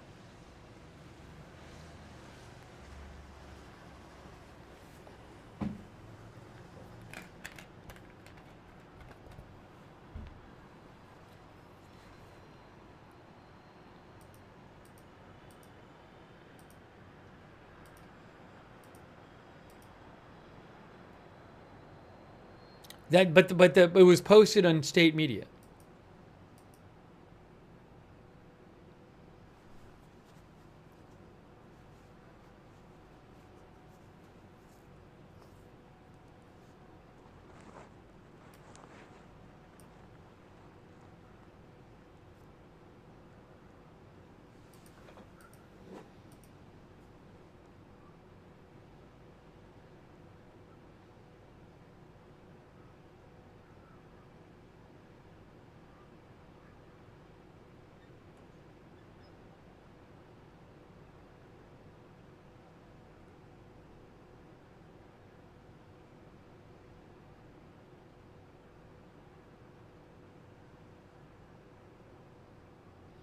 Keith Sharp thinks it's propaganda aimed internally in an attempt to remain in control.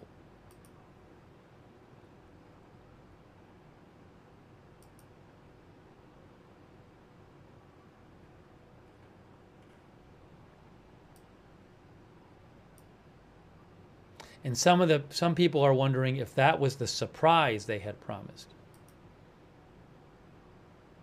You know what's interesting? I'm not even seeing any reporting tonight. There were a couple of reports in Israeli media saying, like, we've heard some sources say that President Trump is going to join the war. But from American media, I have not heard reporting about what Trump is going to do.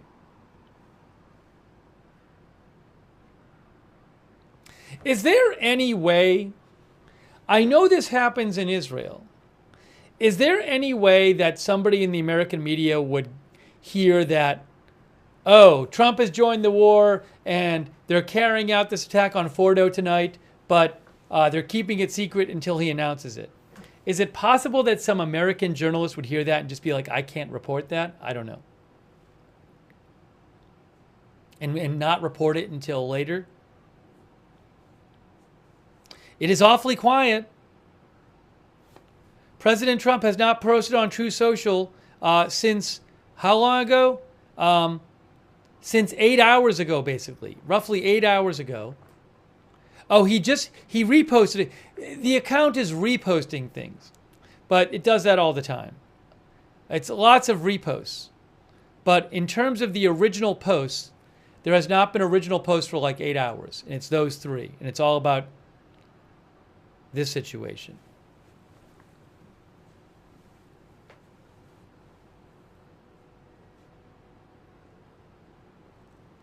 Molek says it's retruths.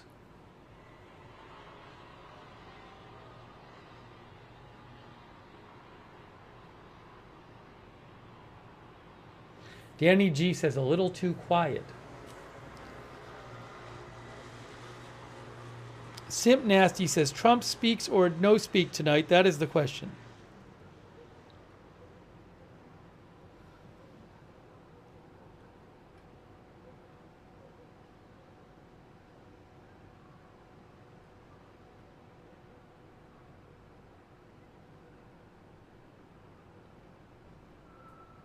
Maybe he's in some room observing the military operation.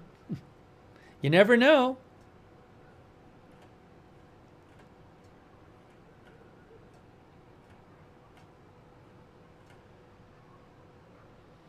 Yes. Hectate thinks maybe the mission happens, then we hear about it.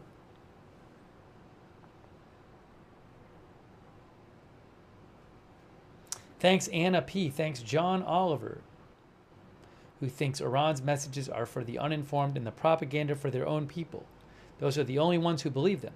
Thank you, Kendrick Lamar and Comp Flyer.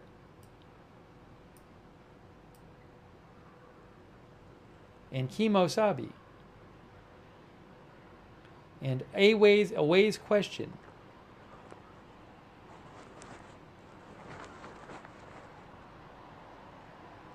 I have not heard anything specific about Majida in eastern Tehran. Part of the 18th district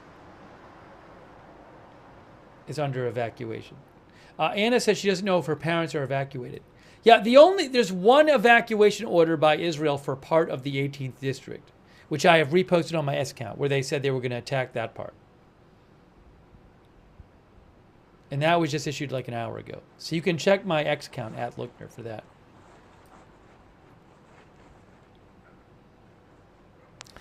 I mean, I don't consider President Trump saying Tehran should evacuate an official evacuation order, which he posted yesterday, saying everyone in Tehran should evacuate immediately. Thanks, Snazmerelda, Zach, Joshua Novotny, thank you, and Race Pack, and Devil's Ghost on Twitch, and Jay Drabble and Big Dog Gaming, thank you, and Real Ricky Stinks, and Marianne on Twitch, and C50 Pack, and Total Blank Show, and Johnny the Lone Fox, and Mortar Blues, Native Dave.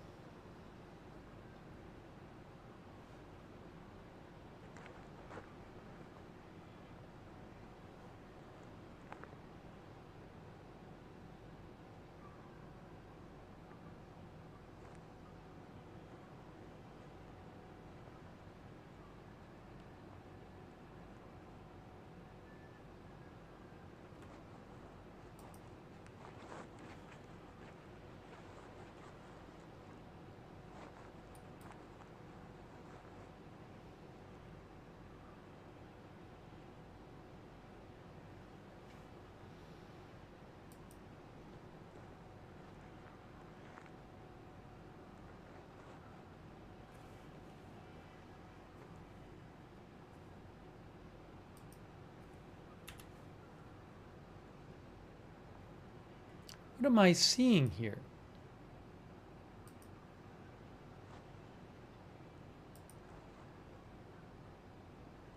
Hold on.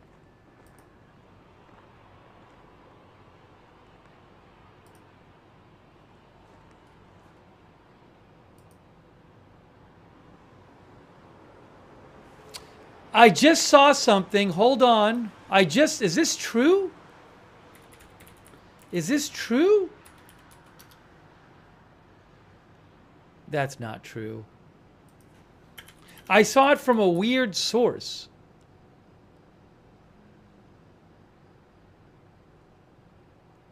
Hang on a moment. It seems like a strange source.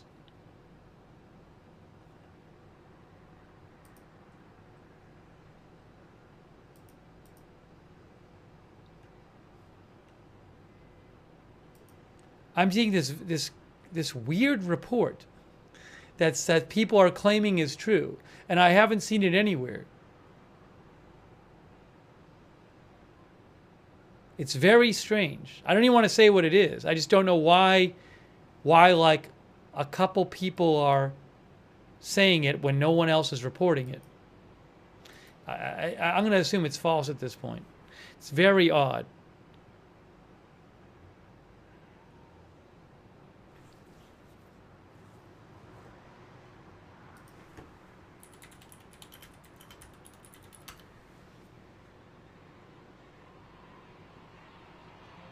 I'll tell you eventually. When I figure out if it's real, I'll tell you either way. It's strange. It's weird.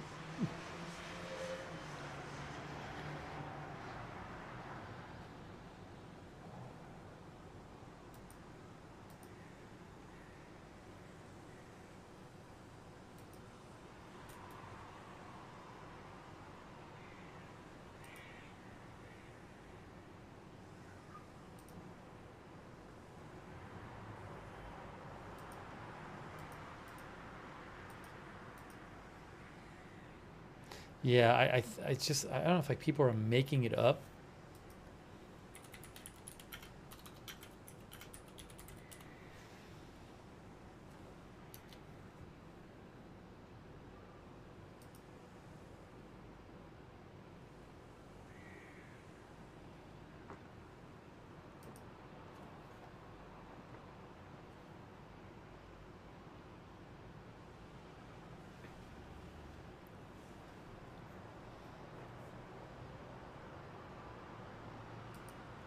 I'll eventually let you know. I'm not seeing it anywhere. I think it's just made up. But I'll make sure.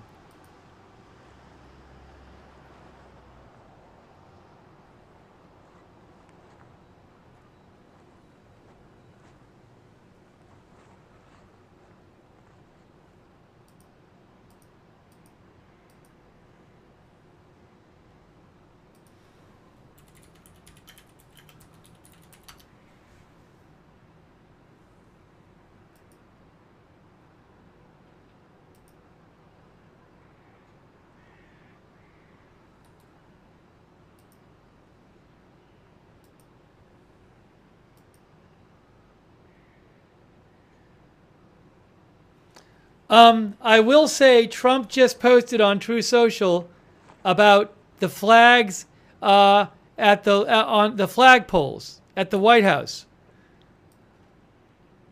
He just posted on True Social about the flagpoles at the White House.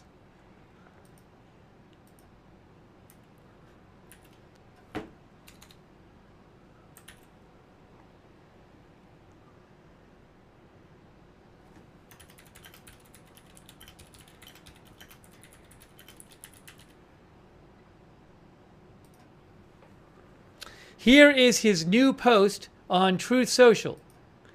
It says, it is 1 minute old. It says, "It is my great honor to announce I will be putting up 2 beautiful flagpoles on both sides of the White House, north and south lawns.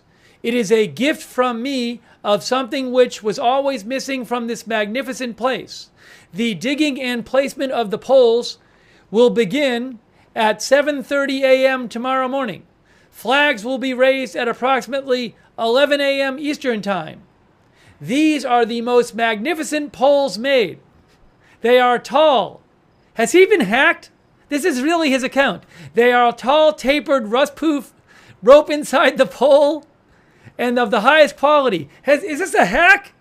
"Hopefully they will proudly be stand at both sides of the White House for many years to come." It's his account. It's 10 million followers. I'm on the right page. Look, guys, this is the real page. I'm not making this up. 10 million followers. This is a real post.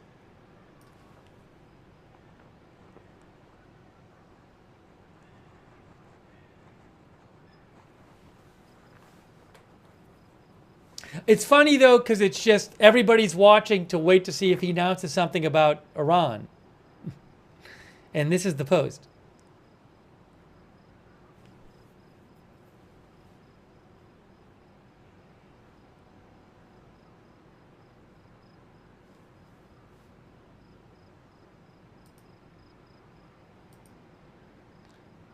People are saying he has said it before. Well, anyways, I didn't see this exact wording.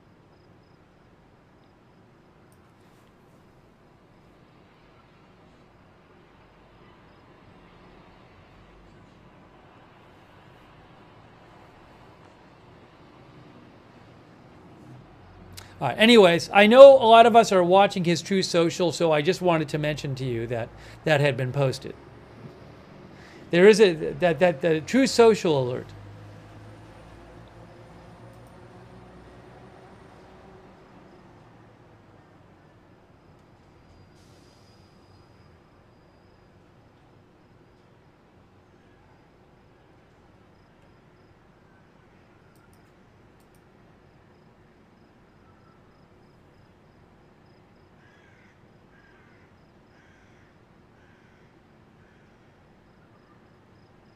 It's also there's this kind of funny thing where, like, he left the G7 yesterday and rushed back, and today he was in the Situation Room. But there is going to be this event tomorrow where he puts up the new flagpoles.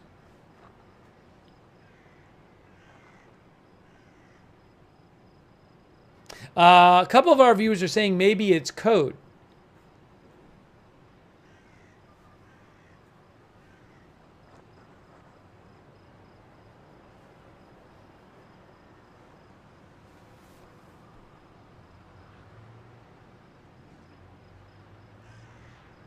Someone said that's why he had to leave the G7.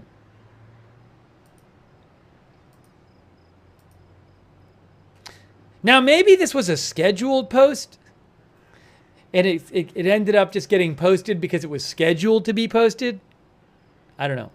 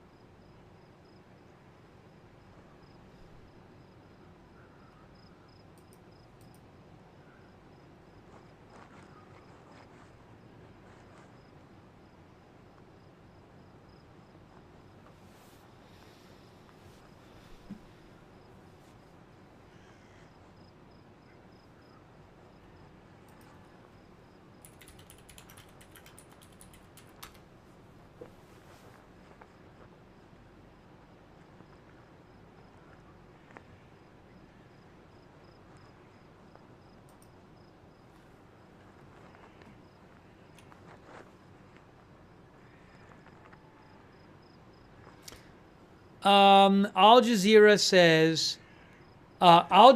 says, southwest of Tehran, anti-aircraft fire has been activated.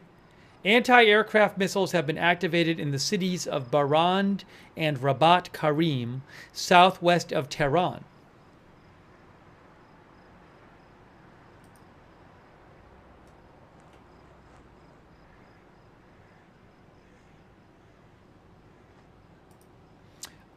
Now, is this true? Hold on.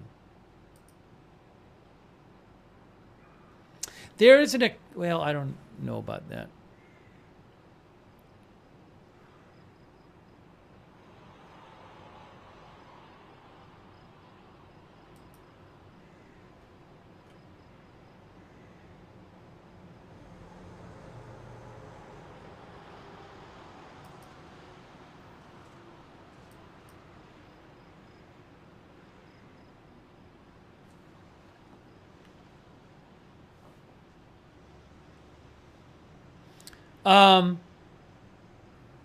What is this?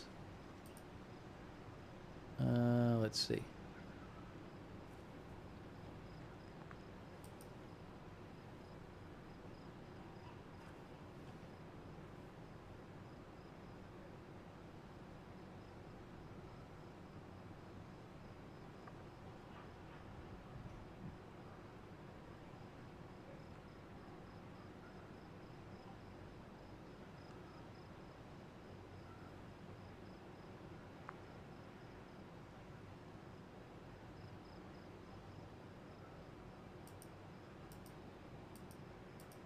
Mitchell Pilot thinks it was a troll post.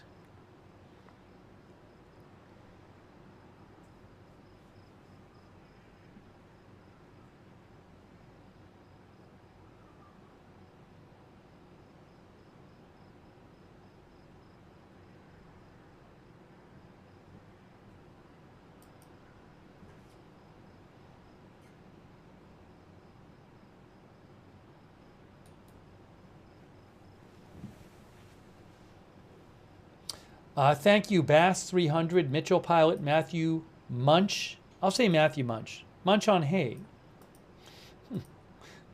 Susan Ryan Nearson. Hold on. Now I can't even see what people are posting. Esther F. Lisa Sutz, who says 2 flagpoles means 2 bunker busters. Nightshade FM, Dr. Fatbird, Ray Becker. Thank you.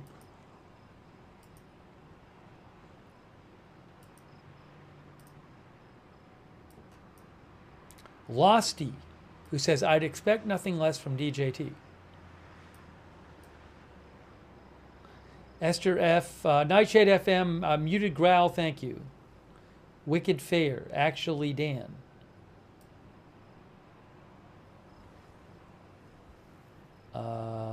Polish Taxi, Shelley.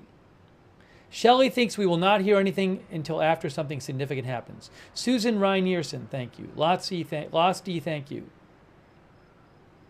Roseanne Baumgartner. W. Liu, Tundi Ashafa. Anthony Mastrandrea. James Gentry. Matuz Bienik.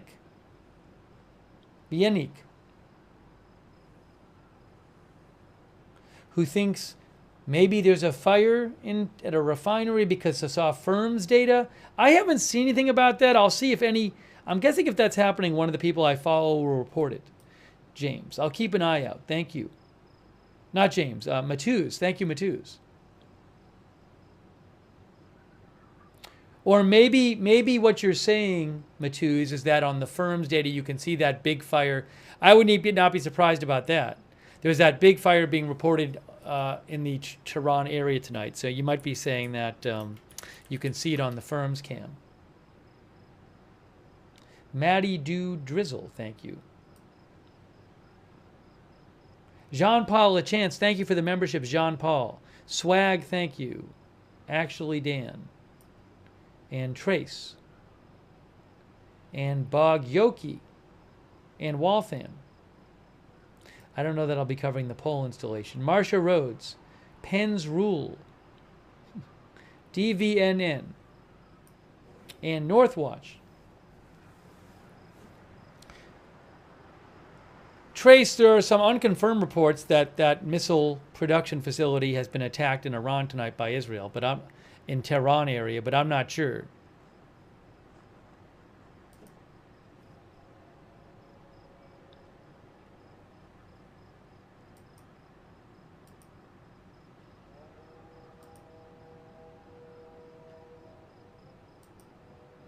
Thanks to Belek on Twitch and Fun Size Smurf and Devil's Ghost. And J Drabble, thank you.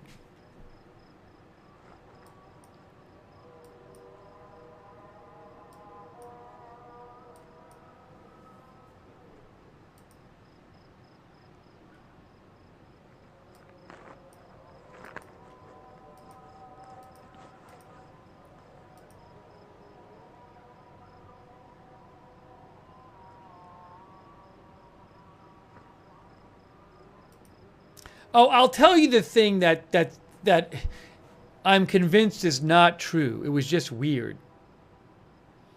It was a weird report. I saw a couple accounts that, again, I truly believe this is false. I've seen no evidence this is true. But the thing I saw a couple accounts start posting, I think they were probably repeating each other. But it actually was an interesting idea. That's why I stopped and looked at it. And I said, is that true? Because it seemed like the kind of thing that could happen. The claim they were making, and they were specific about their sourcing, but I've checked the source and I don't see it. The claim that these accounts were making was that Trump had given 24 more hours to Iran. Which when I heard it, I was like, that sounds...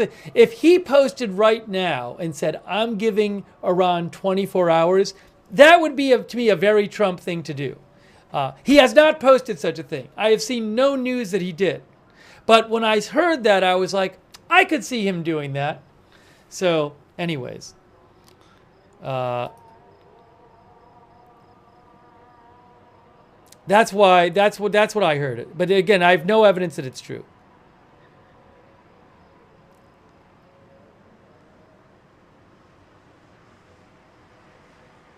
No, the idea, if he did it with that, he would give them some deadline to be like, you know, You have to give up all your nuclear program or something. Zinkman says that sounds like him. Yeah, that's why when I saw it, I was like, oh, is there any chance this is true? And I ran to his True Social, but all I saw was the flagpoles post.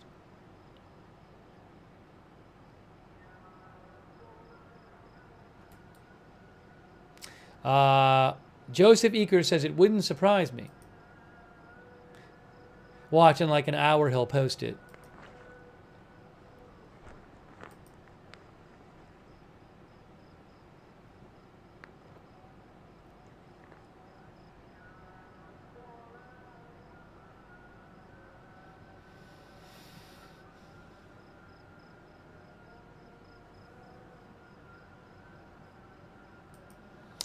Thank you, by the way, Shaf and Copper Films and Musik Tijid. And Actually Dan. And Suhadi Gonzalez. And Why Is My Name Here? Thanks for the memberships. Actually Dan says the flag noise is going to have the president working in the basement during the day. It'll be too noisy with the flags.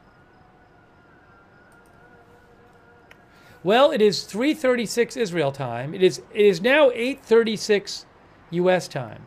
I actually thought we'd hear from him by now, President Trump, about what's going on with whether to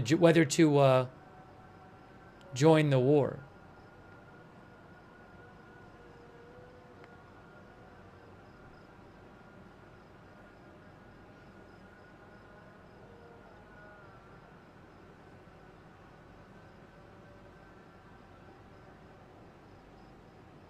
Here go people with the lid again.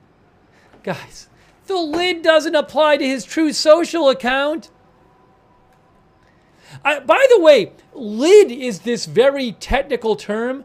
Now everyone in our chat is talking about the White House lid. When did that become the big thing to talk about, the lid?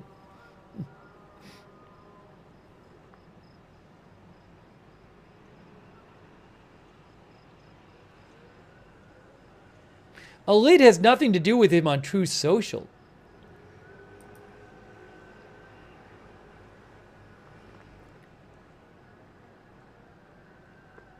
Hugo Lowell, who is with The Guardian, he covers the White House, he says, Trump will be doing flag polls at the White House tomorrow morning, according to his post.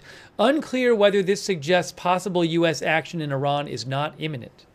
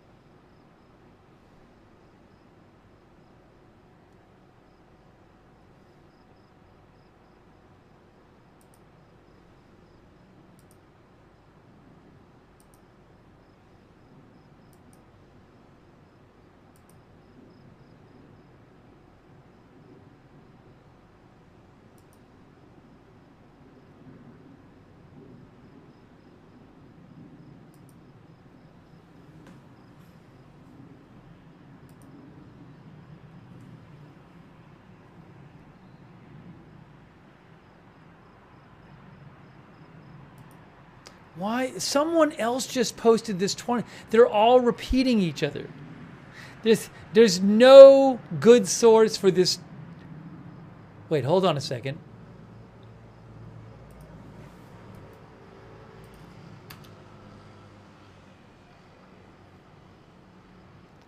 Where are people seeing this thing?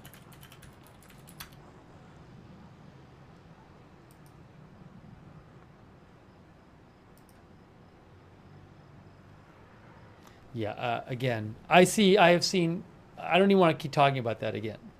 But I see no evidence anywhere that Trump has given 24 hours to Iran.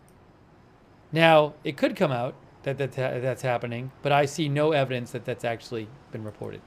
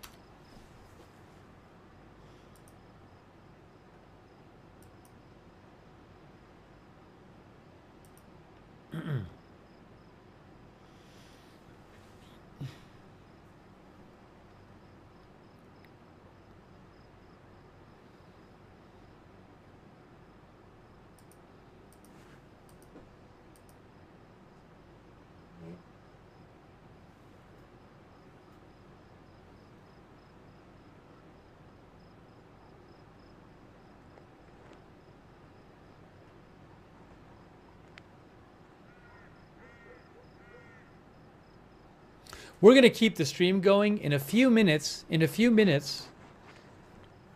If there's not a big development, I may start baking my food in a few minutes. But the stream's going to keep going.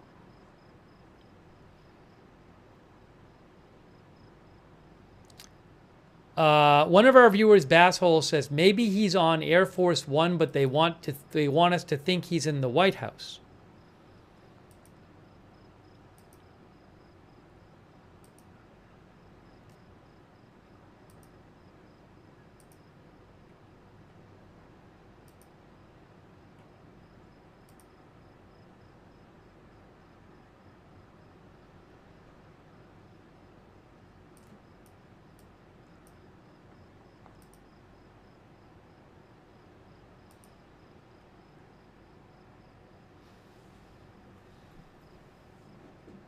I've been checking for updates in a lot of different places. I'm not seeing anything new.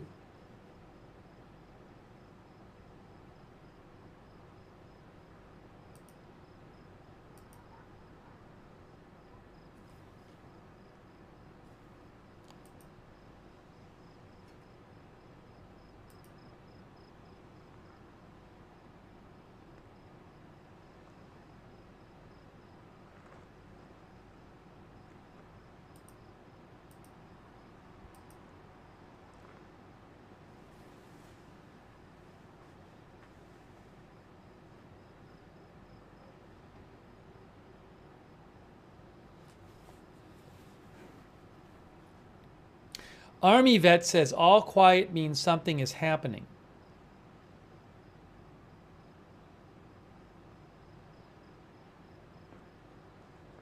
Big Bank says you would have seen him boarding Air Force One. Thank you to A-Face and Losty for your support. J.K. Lloyd, Alicia Alexander,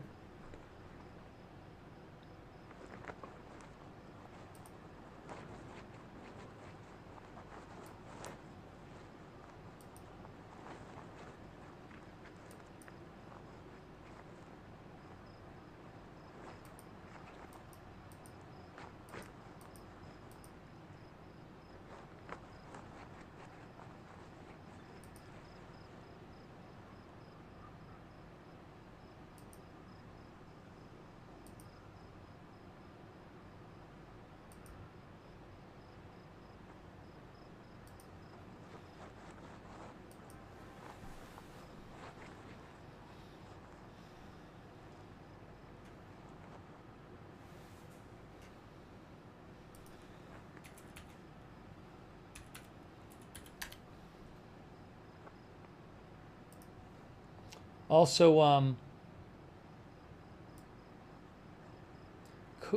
Copper Films.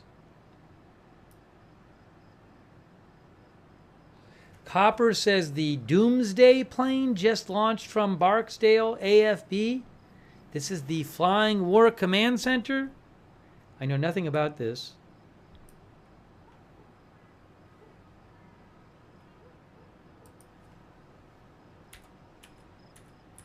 Does it maybe fly all the time? I don't know. I don't draw conclusions because I don't know what normally is flying where. So maybe it flies all the time around where it's flying now. If it is, I don't even know where it is. There's a lot of planes over Virginia. I can't say. I'll see if any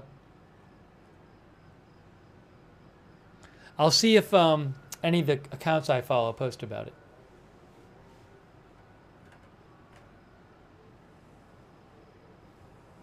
Thanks to our viewer with the Hebrew name, Big Dog 69. Thank you. IH. Denzel Award, Stormbreaker Chasing.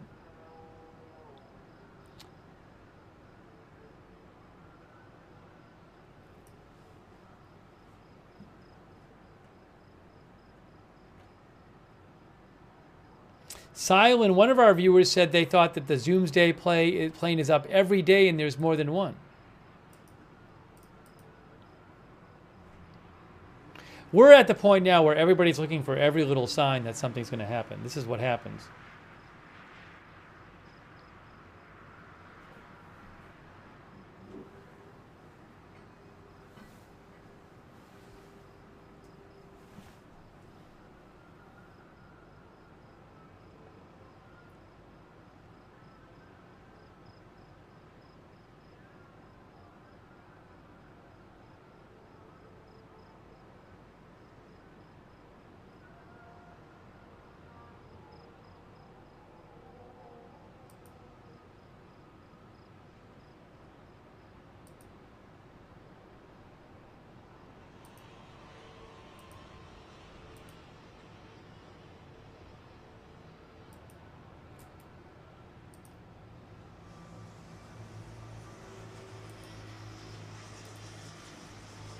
Oh, I can probably find this out myself.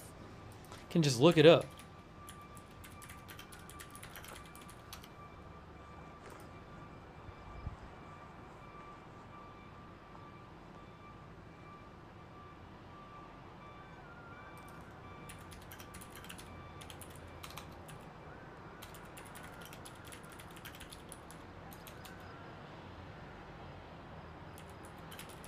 It is 4:18 a.m.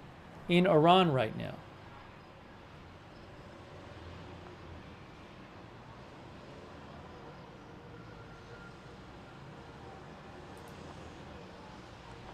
I found an article online that said the Doomsday planes do not fly all the time, but they're constantly on alert and ready to deploy.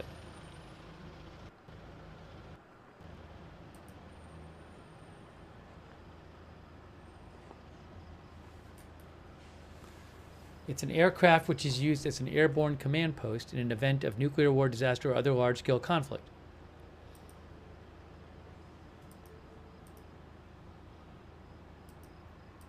Maybe what I should do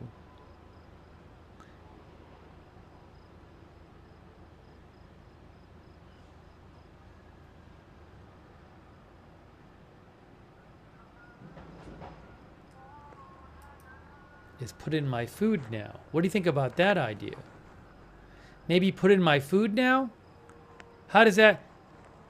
Then something will probably happen when I put in my food. Hey, thanks Chitty XX and Anonymous Gifter and Fun Size Smurf. Hey, shout out to our moderators. Ruth Krafasi is moderating. Thanks, Ruth. Yeah, maybe I should eat. Maybe I should... I'll put my food in. It takes 5 minutes for me to put my food in. I think that's the call. And then we'll keep the stream going.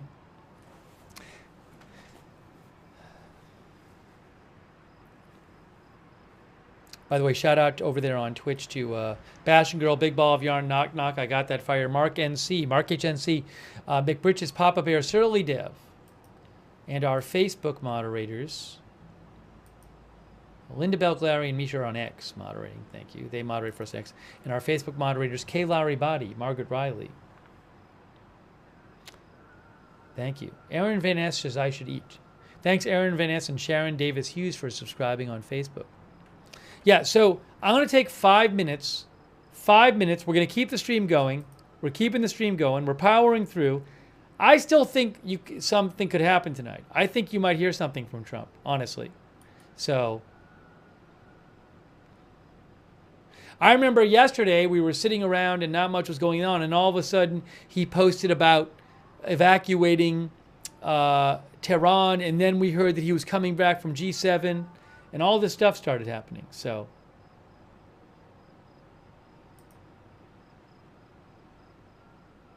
I'm just going to take 5 and put my food in and then come back and we will continue.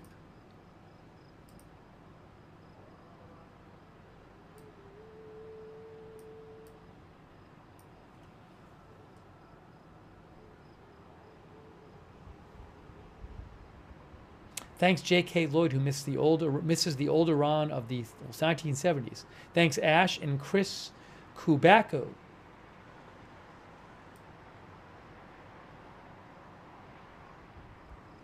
And Travis Owensby, and Andy B, and Shadows. People are saying, look at Order 1 on the flight radar, everybody says. It's the #1 tracked plane. Oh, there it is. Hey, look, it's Order 1 on flight radar. There it is. See? I guess it's a Doomsday plane. I guess that's a control plane. But for all I know, it flies around all the time. Anyways, also, it left from Shreveport at 4:56 p.m. and it's just flying around. Order 1.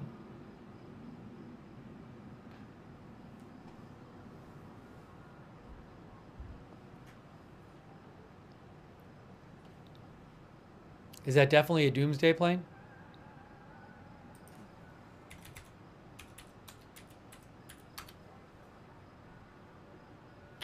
Yes, it is the Air Force's primary command post. Right here. Is that it? Yes. E-4B. E-4 are specially modified for the National Emergency Airborne Command Post program. It serves as a survivable command post for the National Command Authority, namely the President, Secretary of Defense, and successors.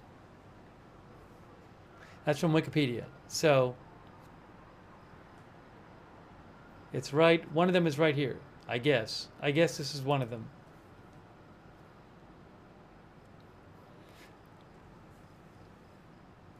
"51 years old.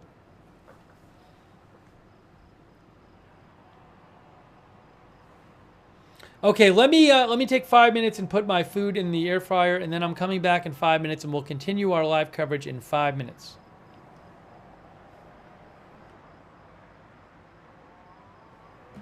Actually, what I'm going to do is take my headphones off, earbuds out first. Earbuds out first. Might pause for a second while I do that. Then I'm going to put my food in the air fryer.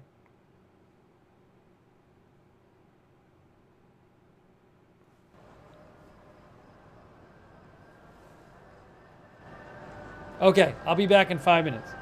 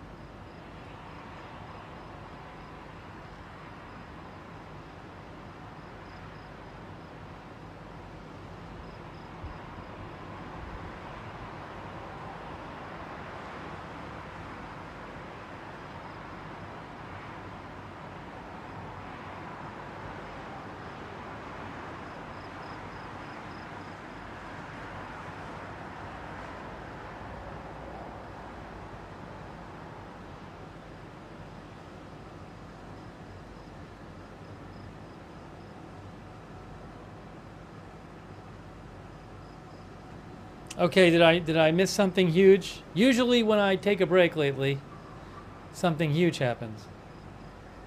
I'm cooking my food. Hey, thanks Tasha Cat for your support on Patreon. Thanks Tasha Cat. All right, let's see if I have any updates for you.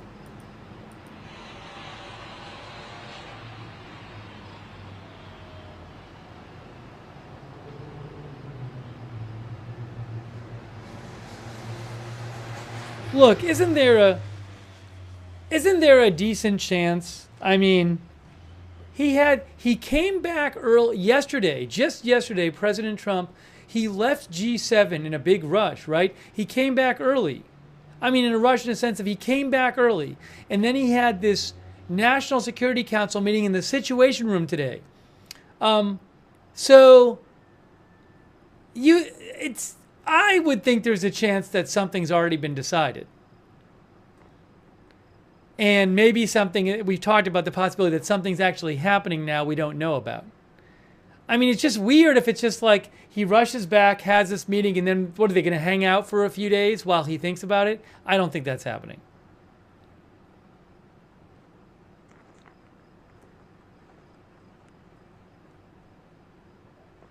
Tracy thinks presidents do not speak before war, they speak after it starts. Eddie C thinks something is in motion. It's just strange. And then he's posting about the flagpoles. It's just strange that we haven't heard anything about it. We've heard nothing about it. Dan, one of our viewers, Darren Plowman, thinks he's about to say something about it.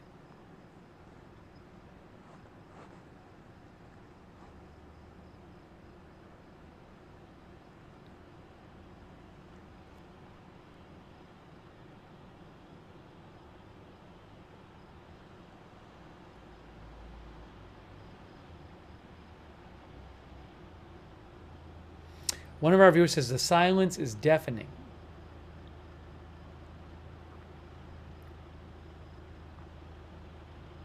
I haven't eaten yet. I'm making my food now.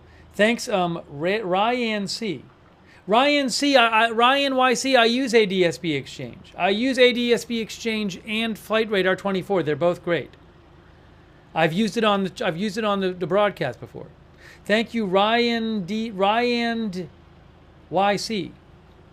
And Subtle Spire. And Losty and Crushin and Hebrew Name and Evan Gothy. Thanks, Evan, for your kind words and your support. And also, hang on. What's happening here? What just happened here?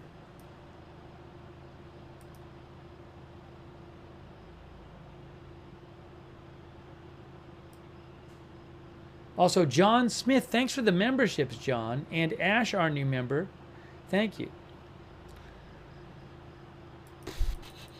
All right, give me 20 seconds. 20 seconds. Hold on, 20 seconds.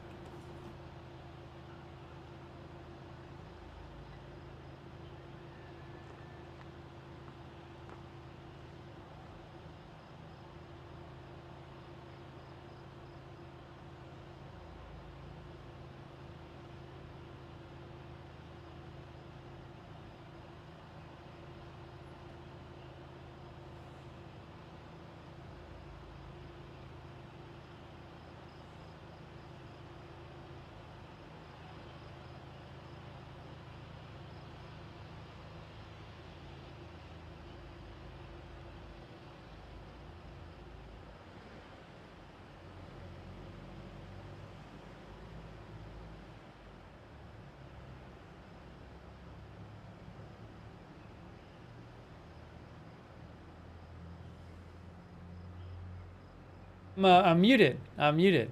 What I said is, I said there were a couple of missile waves from Iran earlier, but that was probably a couple hours ago at this point.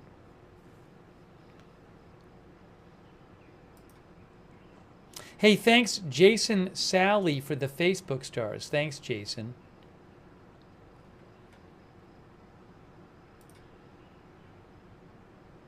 Shout out to our subscribers on Twitch, Luddington. Shout out a few of them. Wall Street and Shaggy. J Drabble. Heavy Tartar. Thank you. Sammy P. Sammy P 1990, thanks for subscribing. JCon, thanks for subscribing. Chitty, thanks for the gift subs.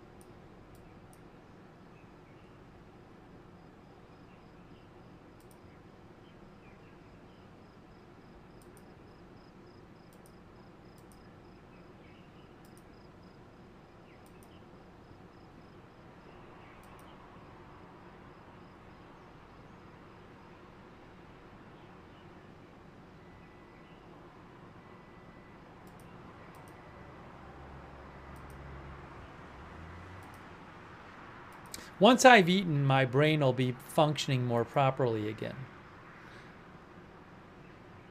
We've been on for a while today. Oh, the other thing I'm going to have to do is in about 20 minutes, I'm going to have to restart the Facebook stream because Facebook stops the stream after 8 hours.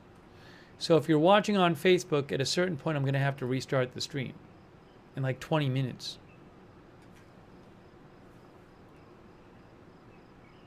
The beeping was the air fryer. I need to check on it in a second.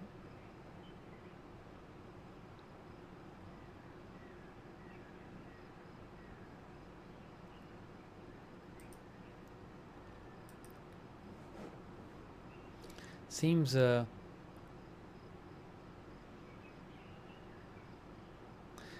quiet. Oh, I gotta go do that.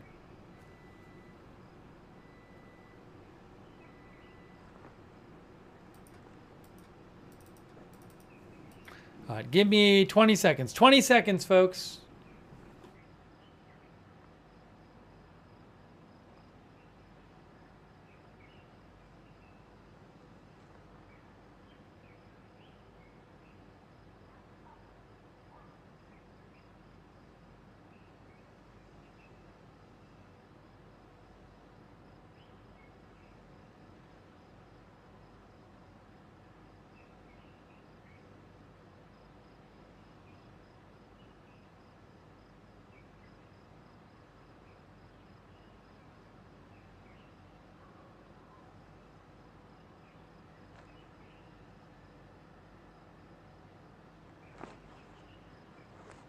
Maybe after I eat and my brain is working again, we can look at a couple articles with some analysis of the situation.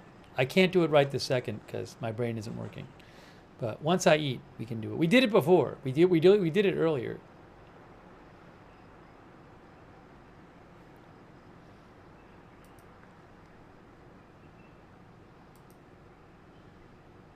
Gregory Pelletieri, our viewer, said, the Doomsday planes fly all the time. It doesn't mean anything.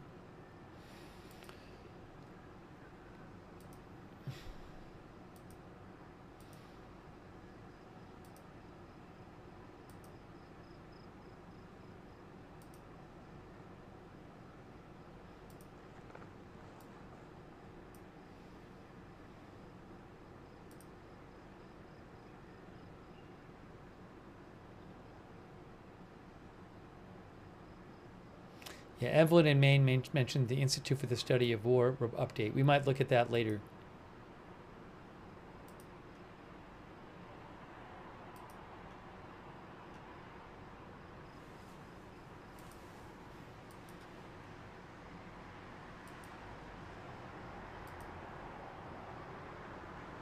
Thanks to Camille from Bangalore is watching. Thanks for watching.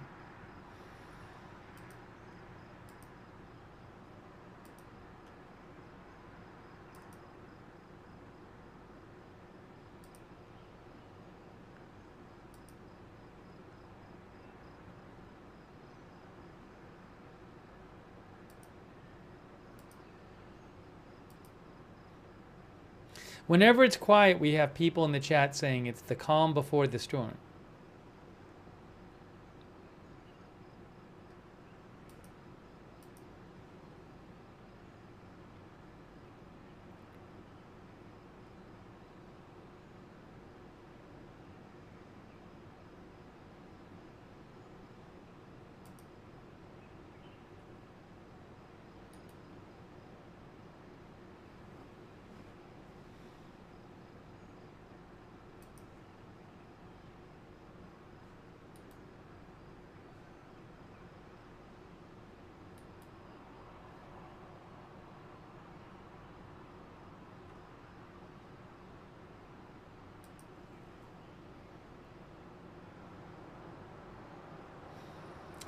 Thank you, Autumn Sun. Thank you.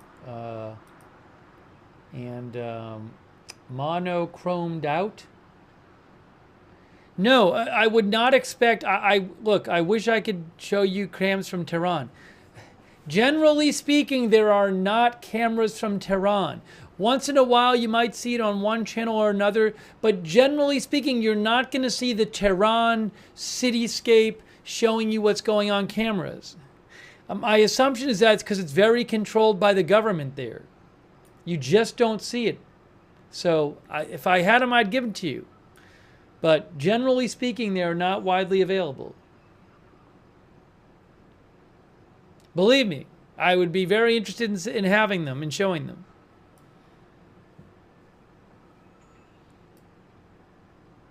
Thank you, Sherry94. Mitchell Pilot, JR.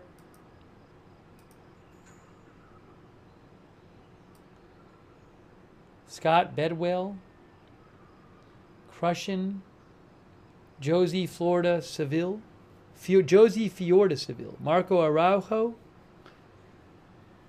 Jesse James, thank you, and Big Cheese.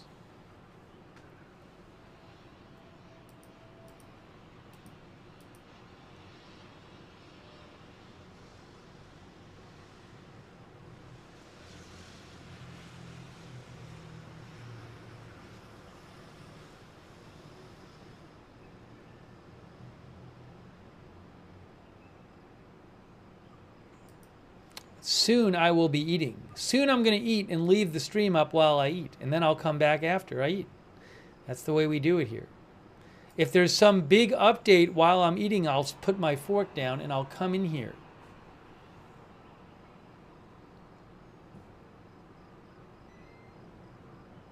I promise you. I'm just going to be checking updates while I'm eating.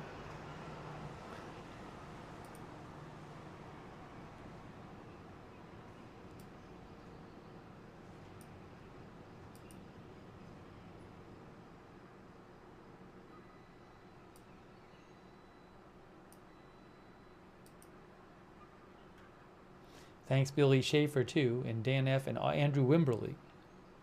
All right. Old Prepper says, things go wild the second you walk off. Well, we'll set. Oh, sorry. I got to switch the Tel Aviv feed. I have a different Tel Aviv feed. That Tel Aviv feed I cannot use for the moment, as you can see. So I'll just put, I have a different Tel Aviv feed. Hold on. Wait. Right there. There's the Tel Aviv feed.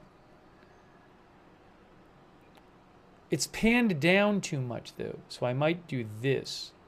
Might move that up a little bit so you can see a little better there.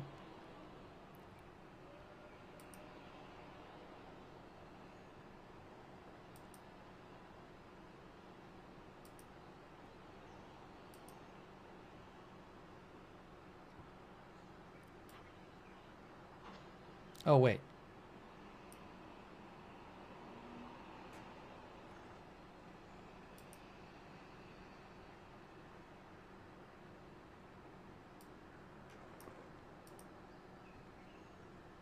Okay. All right. Let me go. Oh, hold on a second. No, we're supposed to get that Tel Aviv feed back.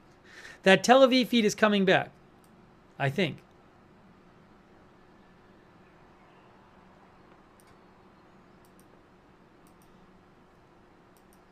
I think the old one that we just had up is coming back. I like that a little better because it's higher up. There's more buildings higher up. I'll give it a second.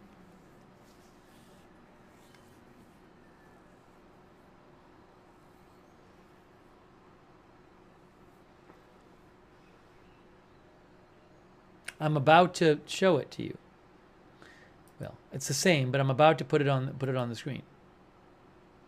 Thanks, Jean-Paul Lachance, for the membership. So nice of you, Jean-Paul. Also, the Urban Birder. And Losty, thank you.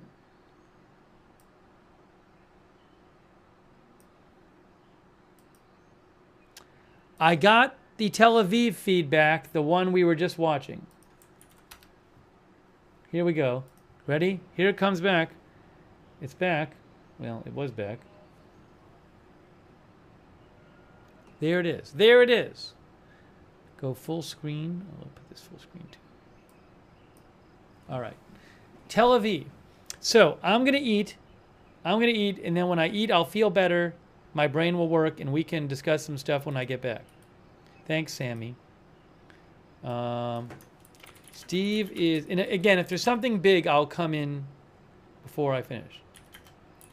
Thank you, Kelly Stewart, as well.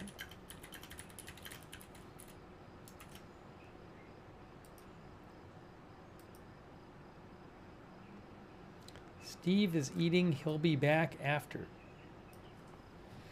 All right. I'll be checking the True Social to see if President Trump posts, and we will have. Oh, and if you're watching on Facebook, oh, Facebook, I have to restart Facebook right now. What perfect timing. Perfect timing, guys. I think Facebook just hit the 8 hours, so I can restart Facebook. Yes, I'm restarting Facebook.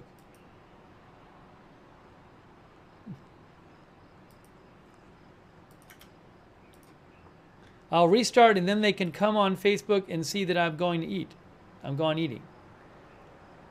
That timing worked out good. Thanks, Foxy Grandpa, for your support.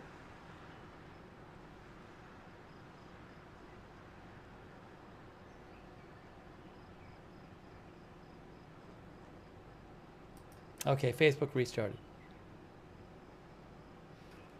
All right, I'm going to eat. I'll be back soon. And then we'll continue our coverage after I eat.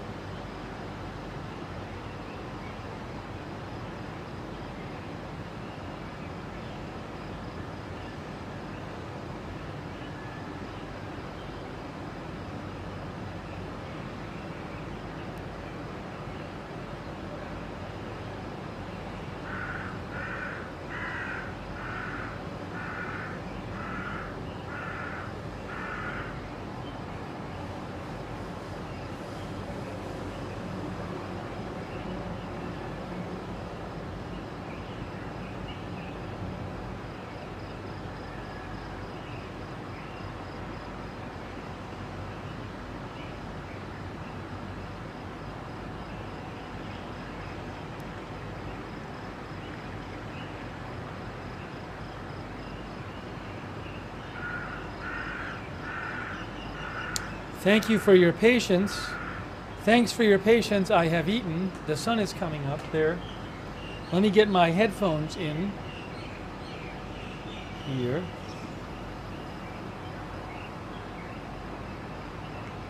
Here is.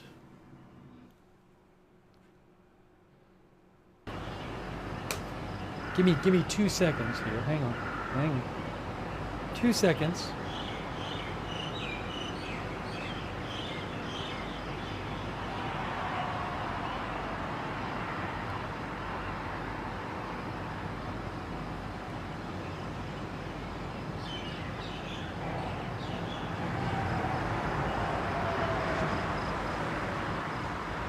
Okay.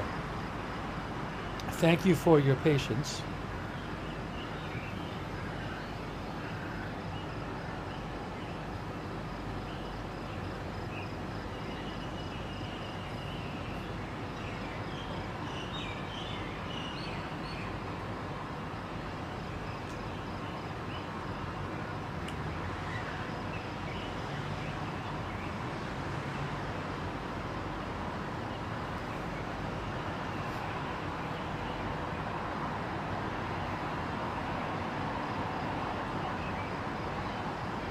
All right. We're looking at Tel Aviv and Jerusalem. I'm not aware that when I last checked, President Trump hadn't posted any updates.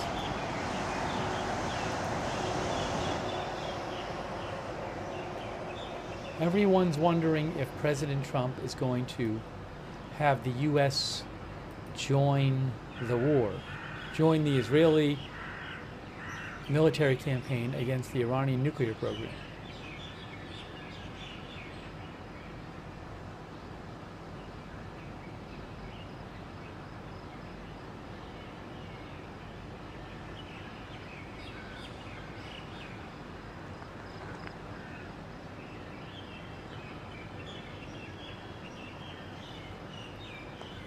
All right, a couple thank yous.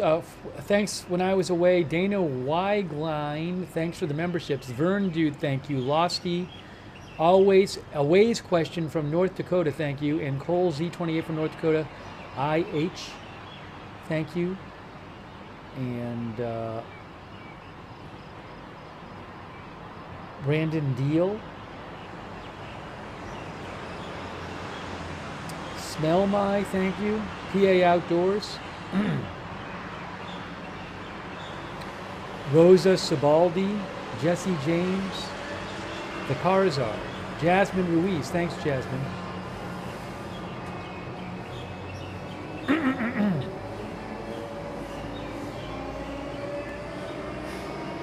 And Jeremy S. Marcus and Mark Rudolph. Well, let's get back into it. And Sweetums, thanks for the bits on Twitch. Quake Clouds, Tatsiki, thanks for subscribing on Twitch. Sammy P 1990 as well.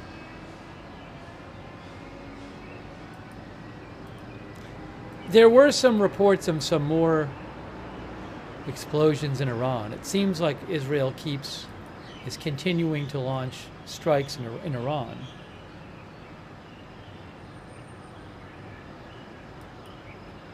There's some reports about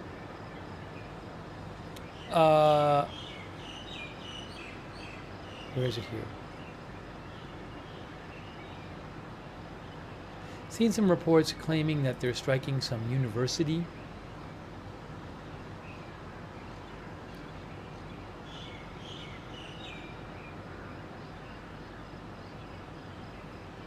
Let me look it up.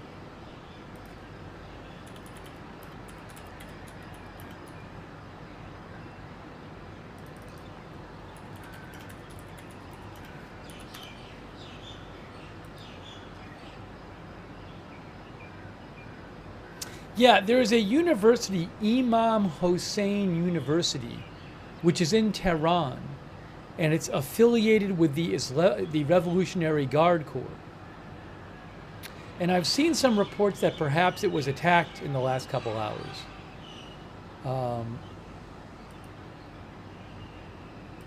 But I don't know for sure.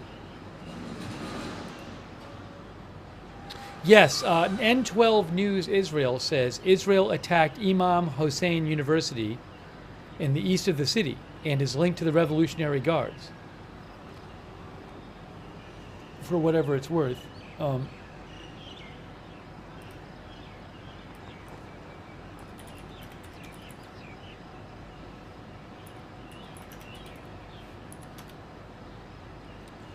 Imam Hossein University. That's in eastern Tehran.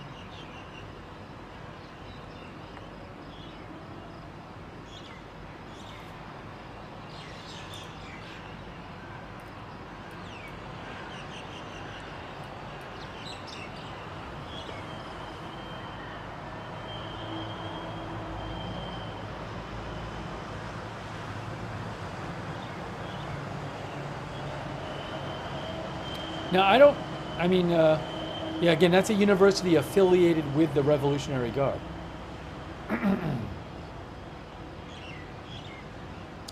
District 18 of Tehran, where part of it's under evacuation, is in southwestern Tehran. District 18 is down by Mehrabad Airport, which is down, I have to look it up.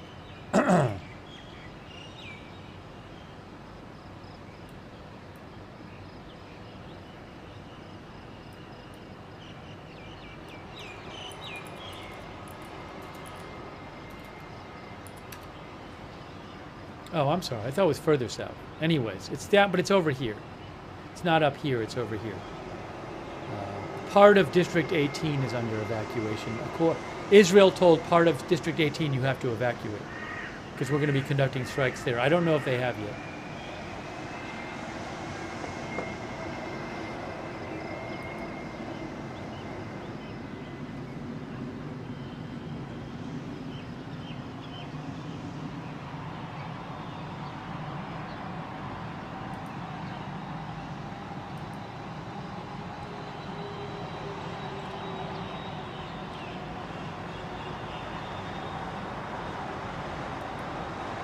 I thought we might know more by now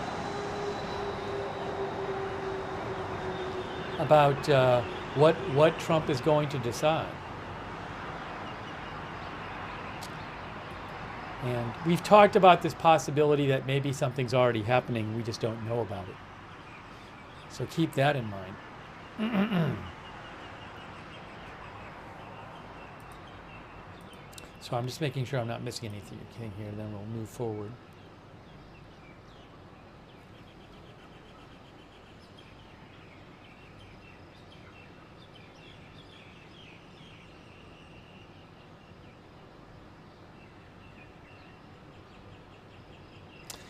The Times of Israel says Israel is reportedly attacking a missile facility near Tehran, a site it attacked in October of last year.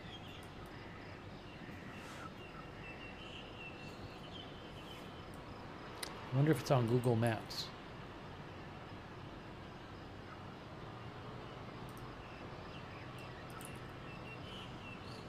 I don't think it is.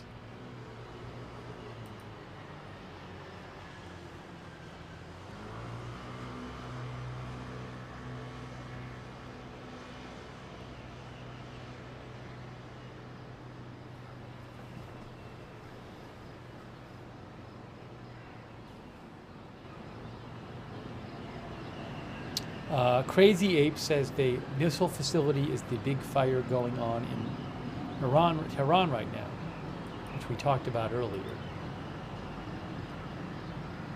I want to...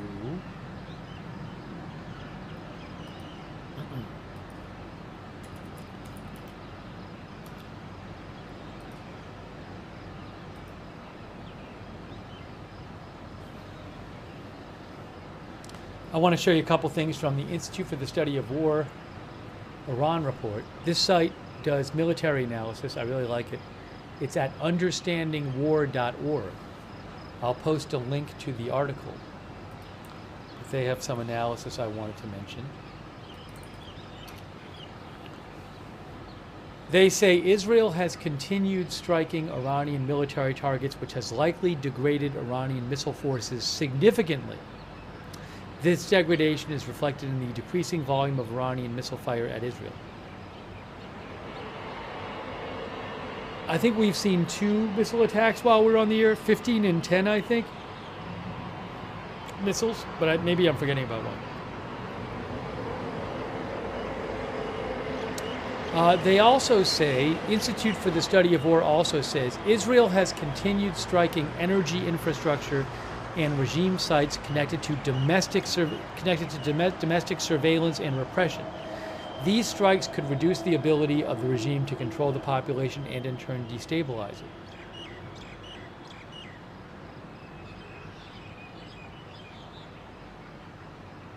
According to the New York Times, Iran has prepared to fire missiles at U.S. forces if the U.S. strikes Iran. The Times reported that Iran would first attack U.S. positions in Iraq, then in other specified Arab countries, presumably those around the Persian Gulf.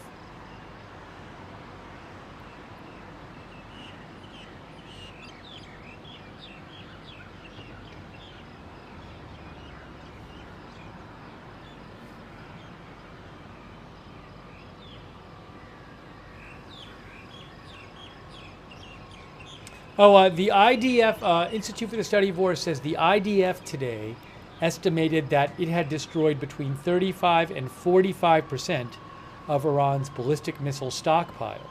Interesting. Also, I think they said about 1/3 of their launchers. Yes.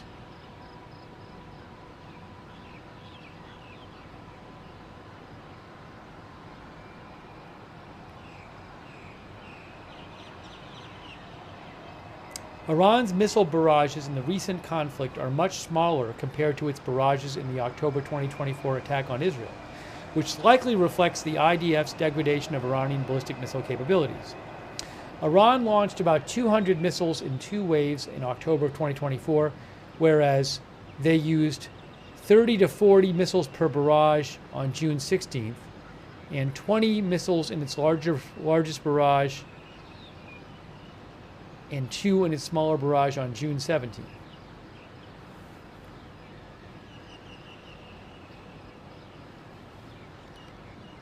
They say the sharp decline in the size of Iranian missile barrages is likely the result of IDF's destruction of Iranian missile launchers, and storage facilities. Alexandri, our viewer, thinks Iran does not have the capacity to respond.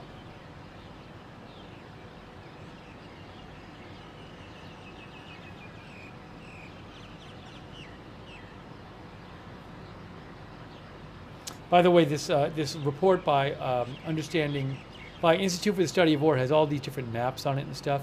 I'll post a link to it if you're interested. Again, they did good work over there.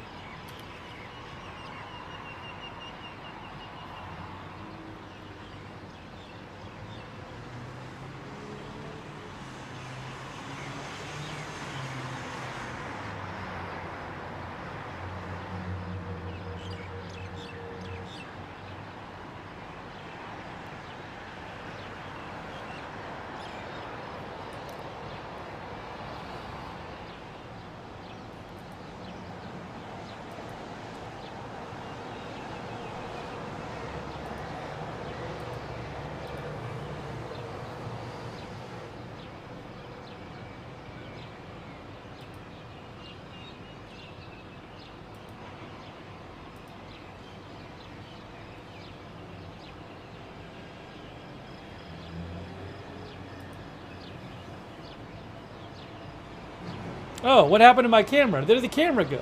Where'd the camera go? Can you guys hear me? I just noticed that. Hold on. Hang on, folks. Hang on, folks. If I hit refresh, we should be okay, I assume. Let's see. Now, why is this happening? Uh-oh. I don't like this. I don't like this. Hang on. That's weird. I hope my camera didn't die on me. I have another camera I can plug in. Can you guys can hear me? I think the camera may have been dying lately. Let me plug it in again and see what happens. I hope this doesn't mess up the stream. That's never happened before. This has never happened before. Hang on, I'm gonna put a thing up on the screen saying, yeah, you can hear me.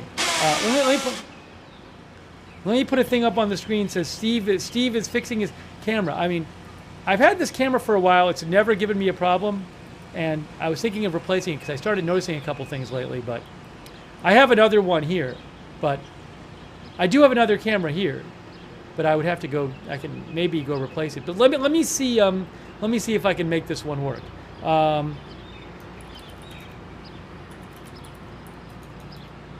Steve is fixing a technical issue. One moment.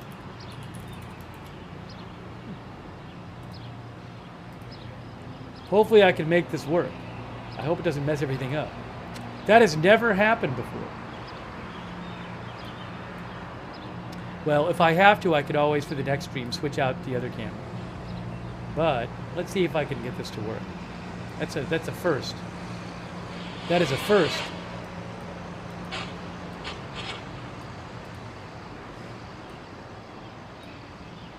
All right, hold on.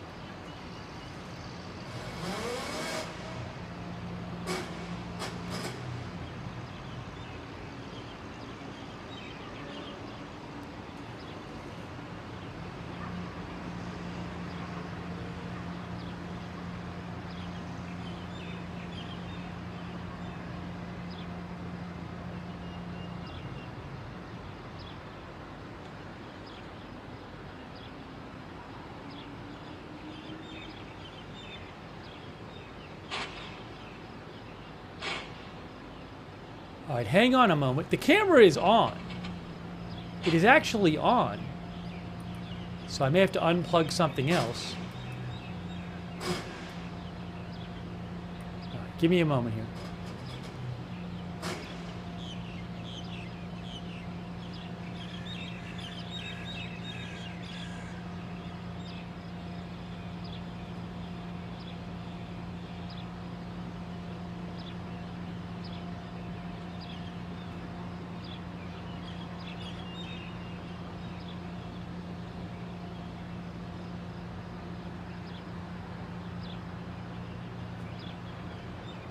Are we back? Are we back? It's also possible that something had come unplugged. Yeah, it's possible that just a thing had become loose or something. I mean, it seems to be working fine, so I think something maybe was a little loose. Sorry about that. Hopefully we're good to go now. Yeah. Zen21 says it's the lid on Steve's Temu camera. Thank you, Zen21 Tau. Medallion. I appreciate that. Hey, @#hashtag gave 50 people memberships. Wow. That's incredibly nice of you. Thank you. Make sure you thank @hashtag or somebody else if they give you a membership or subscription. Thank you, Donnie. You know, you don't need to contribute to a camera. There was a friend of the channel who said that if you need something, they would do it. So, but I think I'm going to be fine. I don't think I need I don't think I need a new one. I have an extra one I can use here. But it's very nice of you to ask about it. Thank you.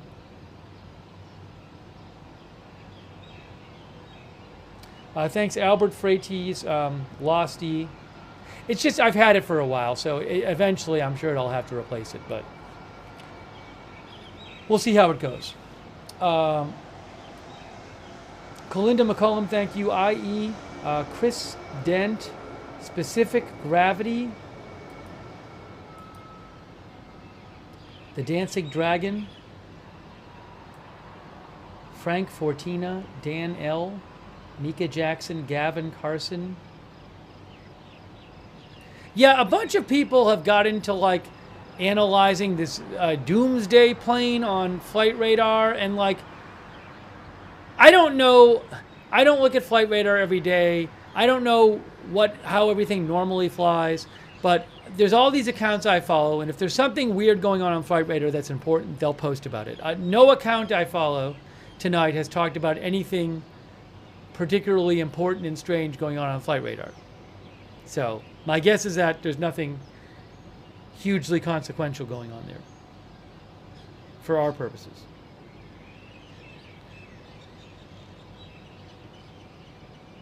But I'll keep checking. I mean, I'll check the people who I know.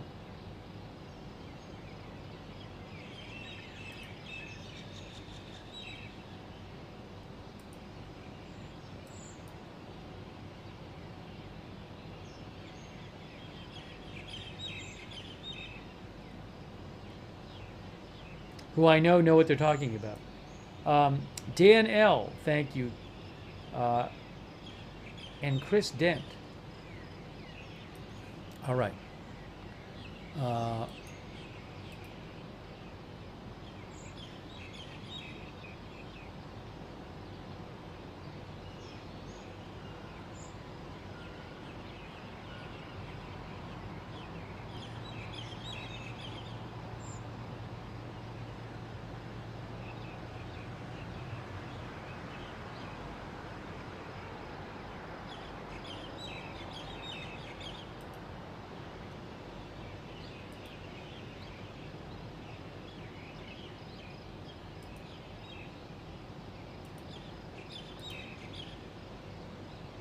I haven't even seen like there's really not new American reporting about how this is all going to play out at this point. Excuse me.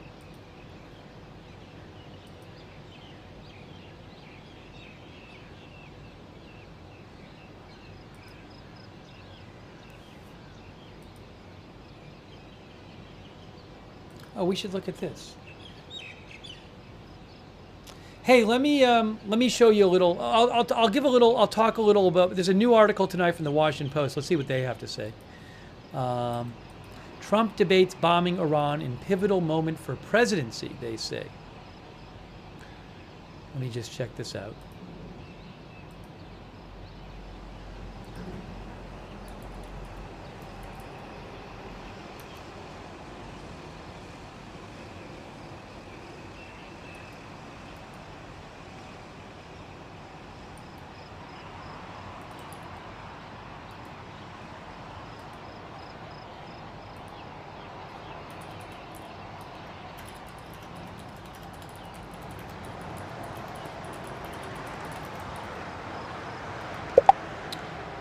What do they say? Washington Post says tonight, President Trump faced one of the most monumental decisions of his presidency as he debated whether to join a war against Iran that risked sucking Washington into a new Middle Eastern conflict, but also offered the chance to eliminate a foe's nuclear program. Is it really a debate? Would he have come back for this if it was really a debate? I kind of feel, and posted the stuff he posted this morning. I mean, at this point, I think a lot of people, myself included, would be just shocked if it was like, oh no, we're not actually going to help out.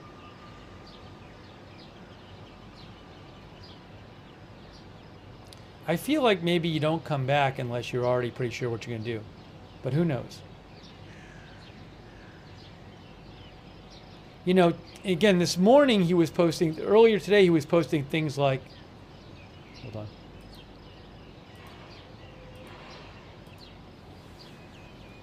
on. Posting things like, we know exactly where the so-called supreme leader is hiding.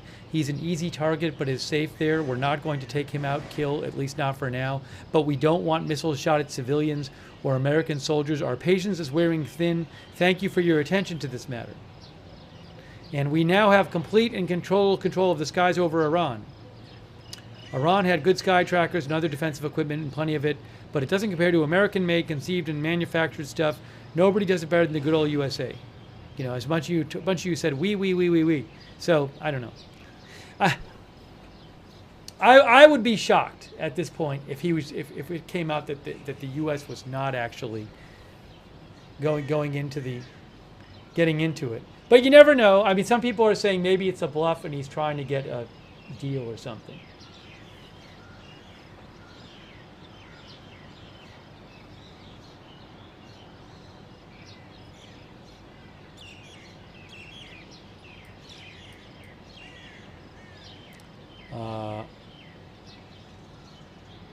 Naz came in, thinks he wants them to make a deal. It's a hollow threat.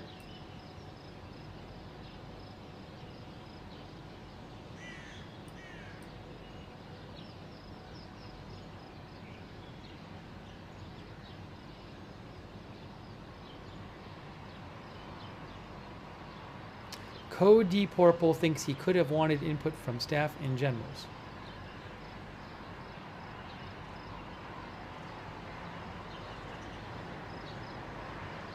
Bunny Rabbit thinks the decision to join Israel has been made.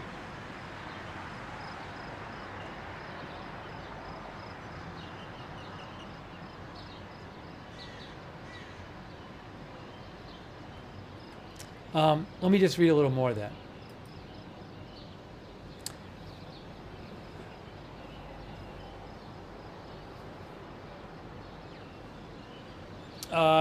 President Trump's tough language today, says the Washington Post, came at a moment of extraordinary weakness for Tehran, whose power is at a low ebb following a year of Israeli attacks against its allies and proxies in the Middle East. Actually, more like a year and a half.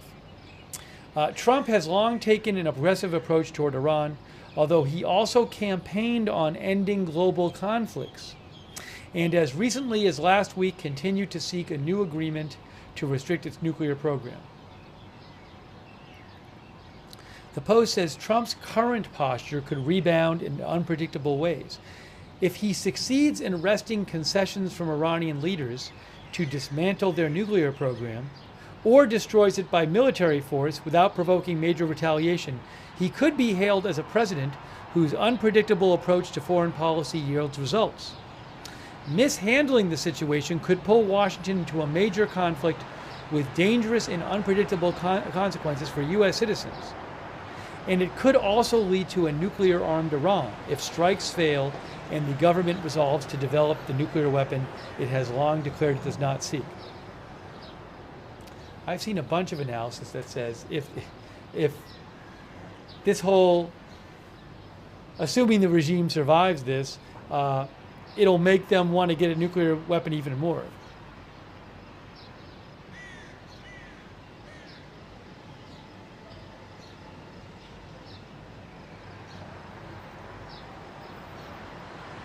Leaders who met with Trump at the G7 summit yesterday, says the Post, said that the U.S. leader that Trump had floated the possibility of joining Israeli strikes against Iran. They say this is an extraordinary departure after months in which he had pushed for a diplomatic solution to Tehran's nuclear program. The Post reports that Secretary of State Rubio told some counterparts yesterday that the U.S. did not intend to join the Israeli attack on Iran. By Tuesday, those officials let me just say this again. 3 officials familiar with Rubio's phone calls said that Monday, Marco Rubio called counterparts from different countries and told some of them that the U.S. did not intend to join the Israeli attack on Iran. The officials who told this to the Post, however, said that by the next day they believed that the U.S. position had changed and that Trump was considering joining the attack.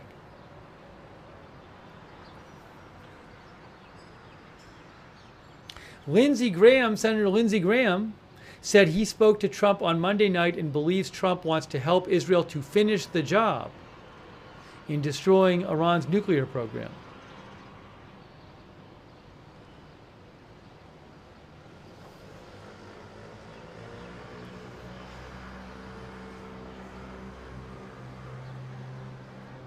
While some of Iran's nuclear facilities have been attacked in recent days by Israel, the most significant nuclear facility they have is the Fordo enrichment plant, which is buried deep underground inside a mountain. I believe I think it's around 280 feet underground. U.S. officials have said the center can be effectively attacked only with massive bunker-busting bombs, including the GBU-57, a 15-ton round known as the Massive Ordnance Penetrator, or MOP. That 20-foot-long bomb is carried by the B-2 Spirit, the bat-wing-shaped stealth bomber. That fleet, I didn't realize this, the B-2 Spirit bomber fleet is based at Whiteman Air Force Base in Missouri. Okay.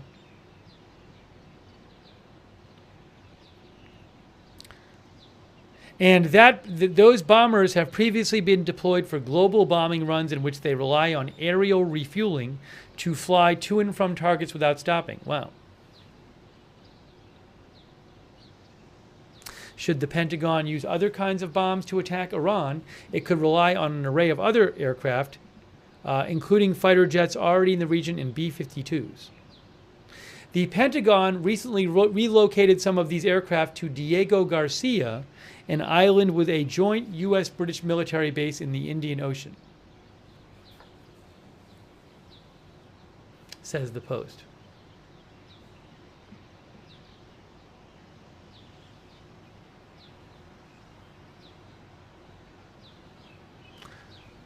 While the U.S. military has not launched any strikes as of today, defense officials said it has assisted Israel in other ways, including using Navy destroyers off the coast and fighter jets to shoot down Iranian munitions fired toward Israel.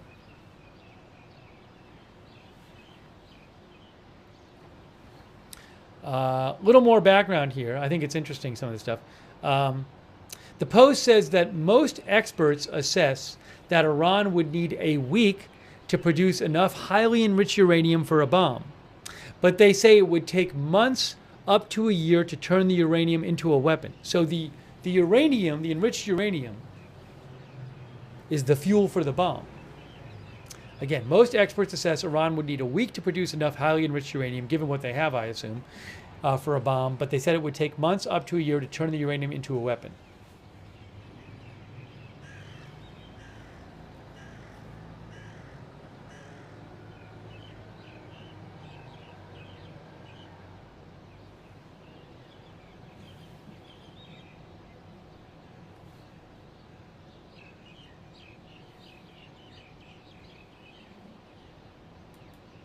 Ian Dixon thinks things are so deathly quiet, something big has to be happening.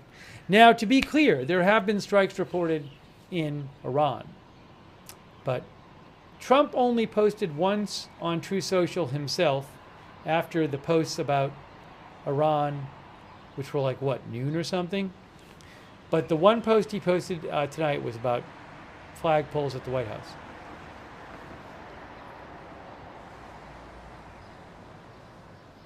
Excuse me.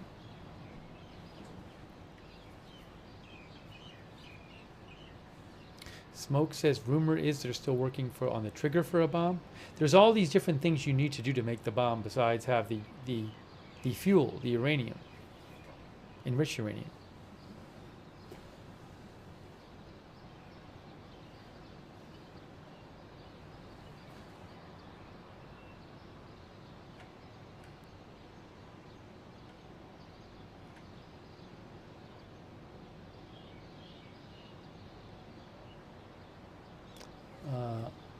Baby girl says, can or will something happen during the daytime? I mean, Israel has been striking Iran sometimes during the daytime.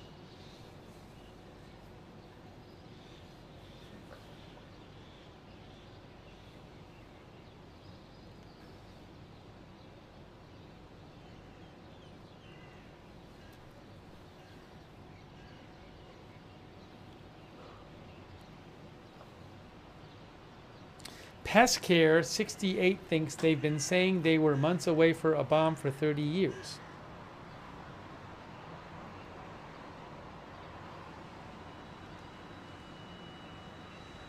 Wall Street says there's no pacifying Iran. You need a deal very beneficial to Iran, allows them to save face or remove the regime.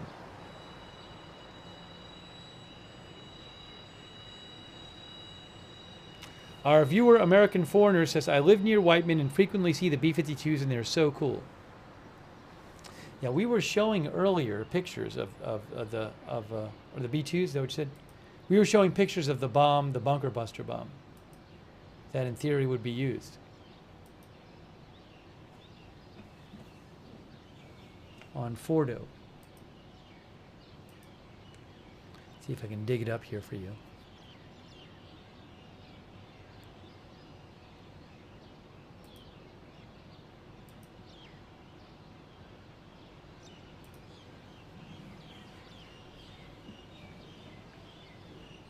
Oops, that's not what I wanted.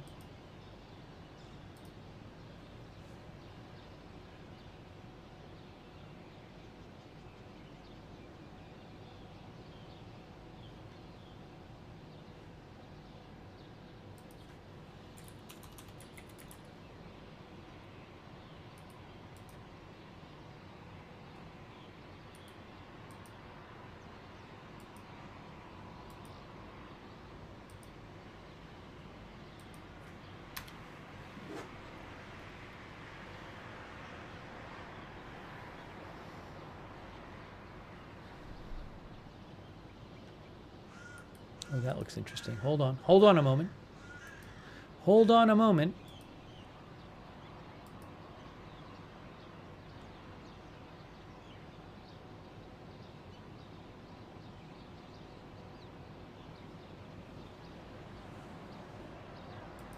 So we showed you this before.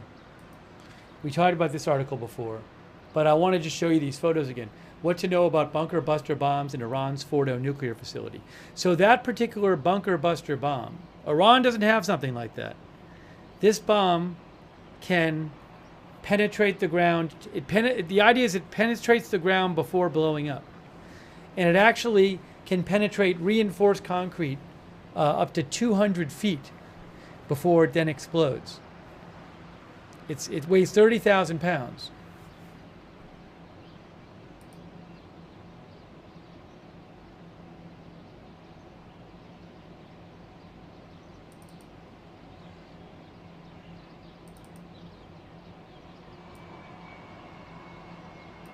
That's it.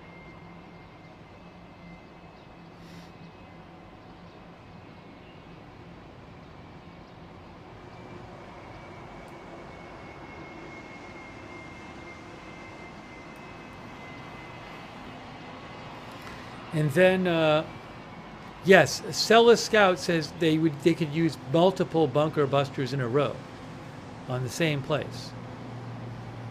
But it's so heavy and it's made of a certain material that it can go 200 feet down without even exploding. It just gets dropped from a plane and it just the energy it gets from falling does that job. That's the B2 right there.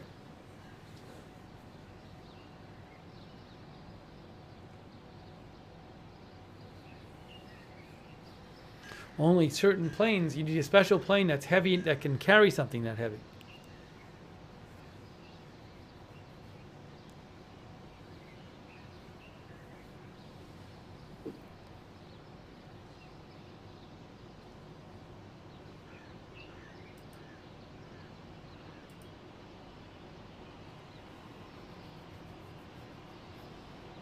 Yeah, I want to just read a little of this again because AP says the bunker buster bomb is a broad term to describe bombs that are designed to penetrate deep below the surface before exploding.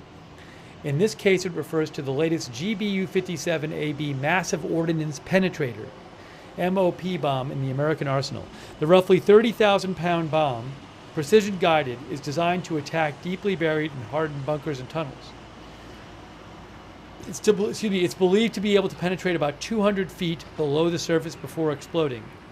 And the bombs can be dropped one after another, effectively drilling deeper and deeper with each successive blast.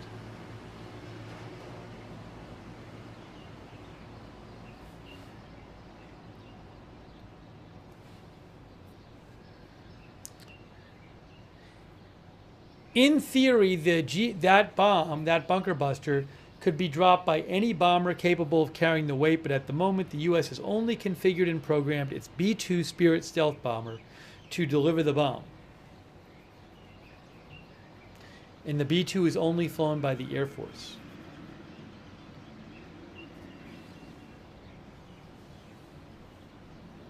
Yes, the B-2 normally it can only carry a payload of 40,000 pounds, but the U.S. Air Force has successfully tested the B-2 located with two bunker busters, GBU-57 bunker busters, which weigh 60,000 pounds.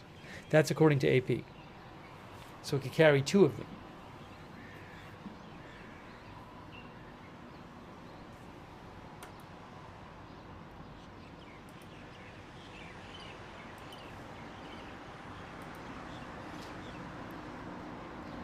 Oh, and here's a list I wanted to show you. I thought this was interesting. Yeah.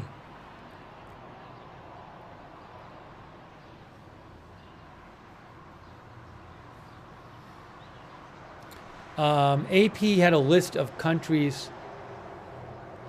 These countries have nuclear weapons or are believed to have them.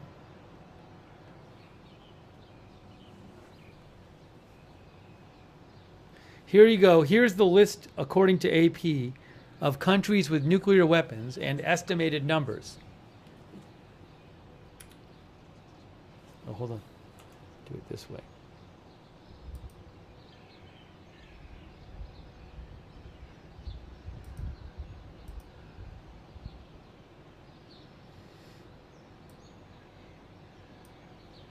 Here is your list.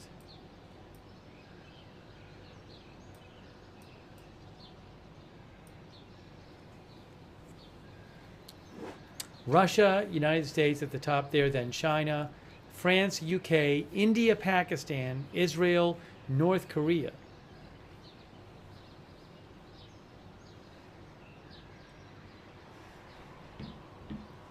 Yes, Israel has nuclear weapons. Israel has never acknowledged having nuclear weapons, but is widely believed to have them, says AP. They've never officially acknowledged it.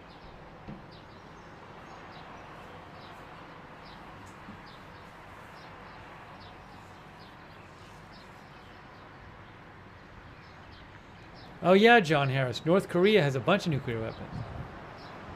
Now that doesn't mean they have the ability to... They have some long-range missiles.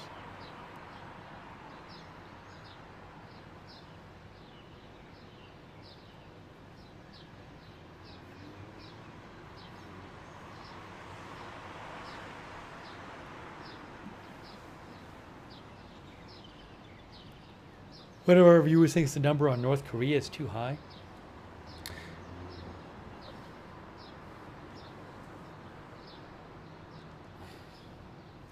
Do you think Iran will get supplies from other countries like Russia and China? I don't know. I don't know. If the U.S. starts helping out, I don't know.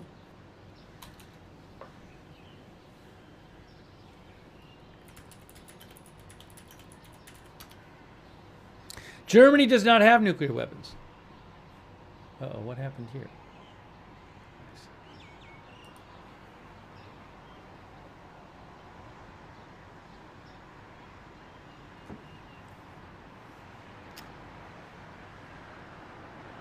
Oops, I don't want to. I want to see the. I want to just see this. I don't want to see Google. I want to see this. That's what I thought we were showing.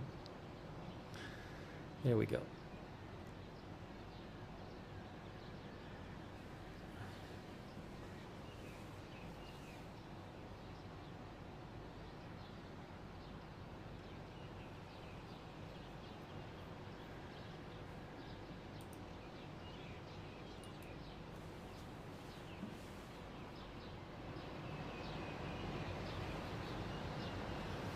Thanks, by the way, to Corky Thomas Rockinger from New Zealand, who's pruning his vineyard. Thank you, Thomas.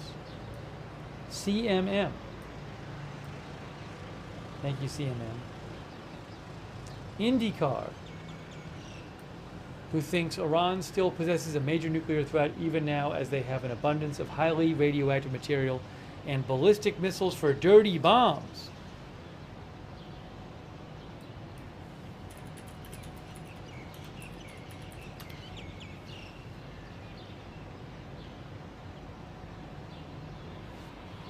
The American Enterprise Institute had something about this. Where is it? Hold on, what's this?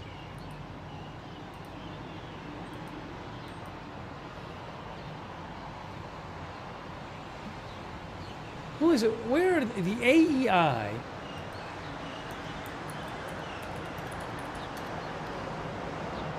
They are an independent, they are a center-right think tank. Okay. There's an article from the American Enterprise Institute from a couple days ago that says a dirty bomb attack could be Iran's next move against Israel.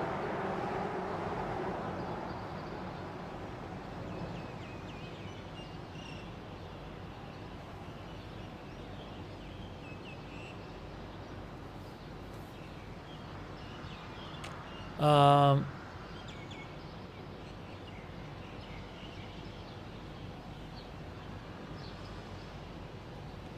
me say more about this.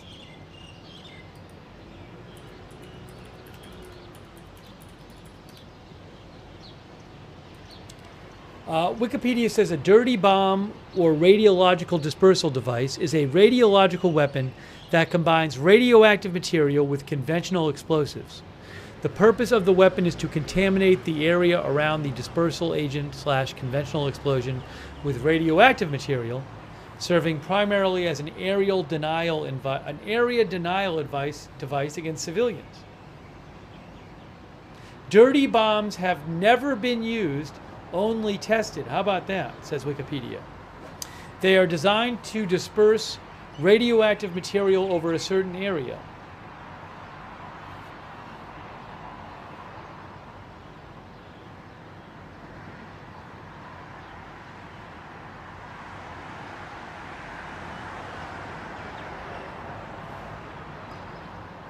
Wikipedia says, with no prior event of a dirty bomb detonation, it is considered difficult to predict the impact.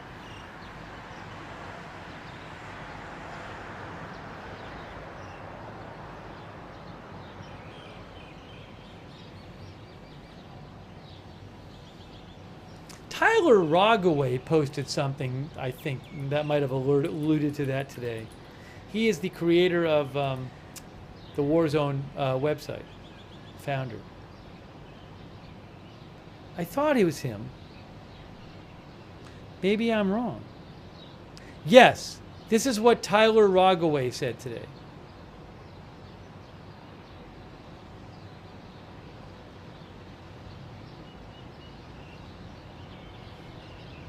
He said, I'll put it on the screen for you.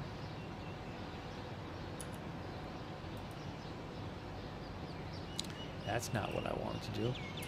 He said, Tyler Rogaway,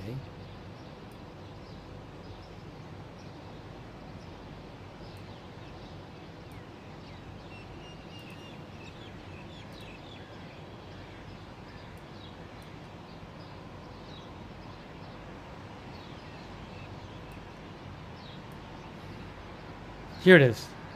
Tyler Rogaway said, Iran may not have an atomic bomb, but they have nuclear material that can still be very deadly and destructive. Keep that in mind.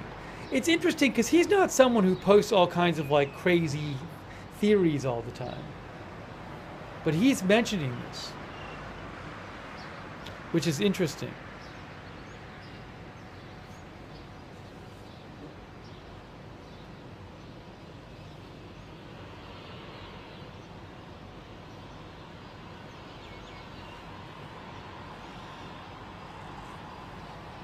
Secret Owl says a desperate Iran may be possible.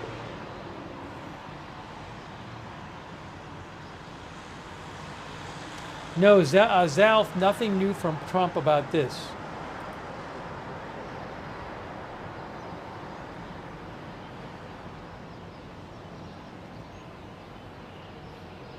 A quick thank you to Rob Herring and Guzman73 and Corky, Thomas Rockinger from New Zealand.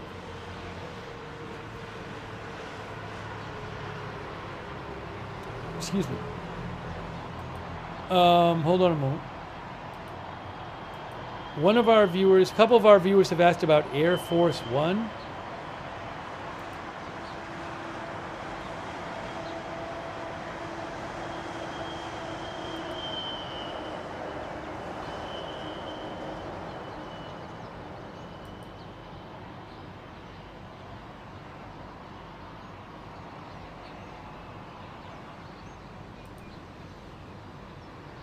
Is it one of the most tracked flights? I'm not seeing it on a tracked flight.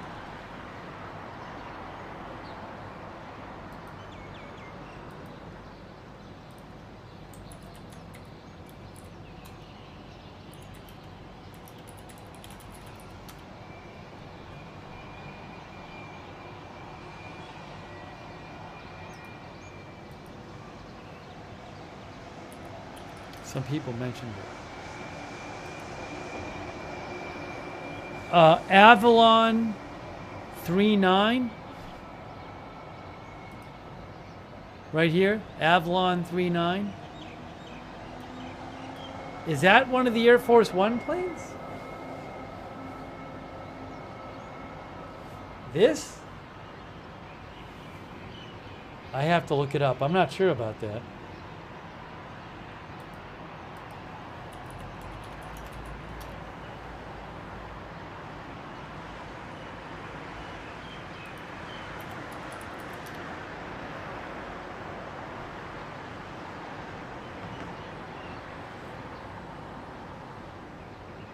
Is it a Doomsday plane? I don't know off the top of my head. I don't remember what the call signs are. This is a Boeing C-40 Clipper.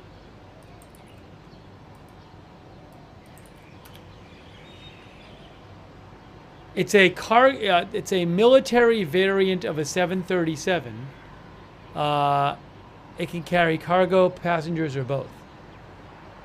The Air Force uses them, the C-40B and the C-40C, for transporting senior military leaders and government officials. So maybe it has some government official on board.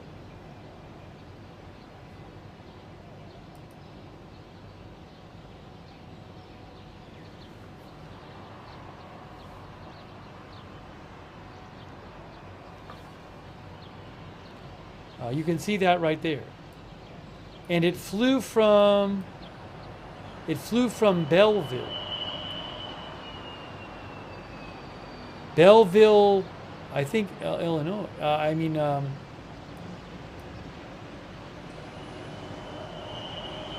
Is it Missouri? Well, it's not Missouri, no. I was going to say Missouri. I can't see. I can't make out. Oh, Illinois. Oh, it would be Illinois, right? Maybe Illinois. I can't really speak to this plane. I have no idea. But it's over here.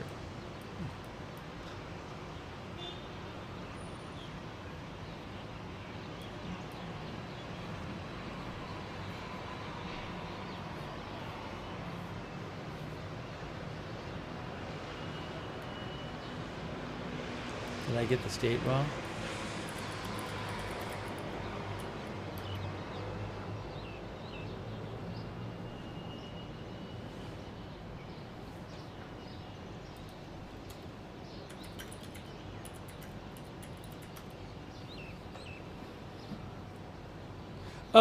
It's Scott Air Force Base is near Belleville in southwestern Illinois. So that's probably where that plane took off from. Anyways.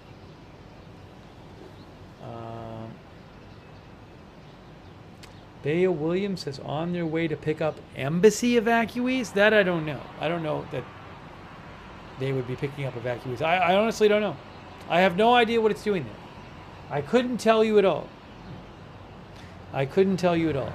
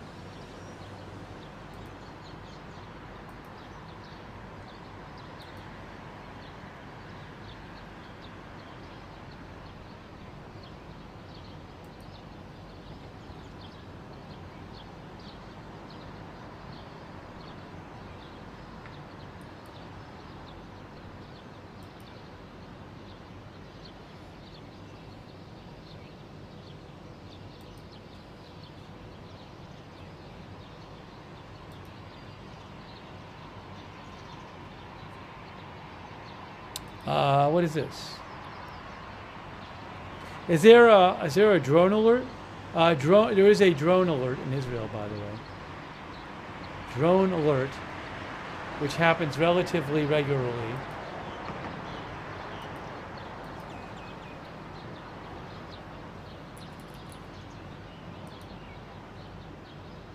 Ooh, bunch of drone alerts in northern Israel.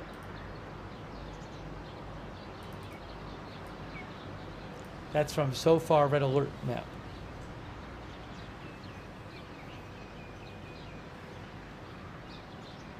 Are there a bunch of drones, or is that why there's so many? Normally you don't get this many drone alerts at once. That's kind of a bunch.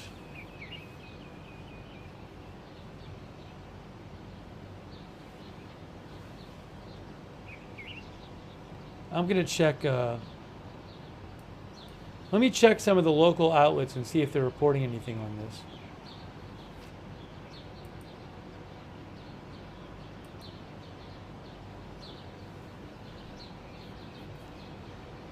They're saying it. I don't know specifically what's going on with that. Hold on a second here.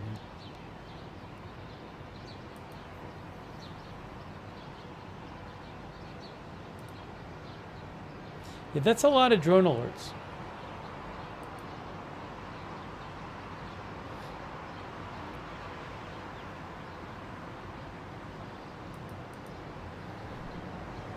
Where is it? There. There it is from So Far Red Alerts. All your drone alerts.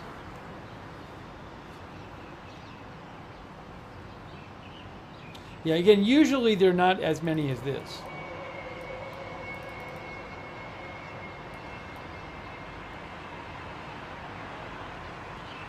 But maybe some of them will go away. Some of them already seem to be going away.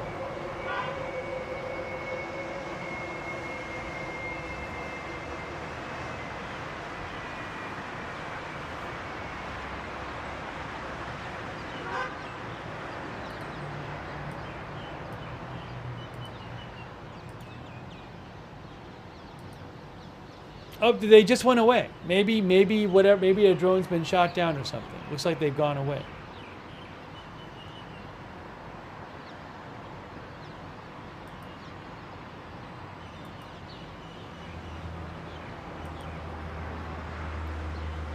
Rock and Roller says they gone.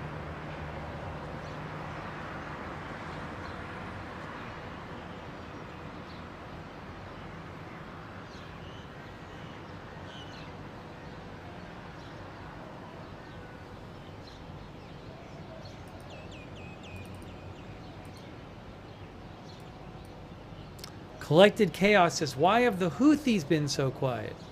Why haven't they been launching stuff in support of Iran? Good question.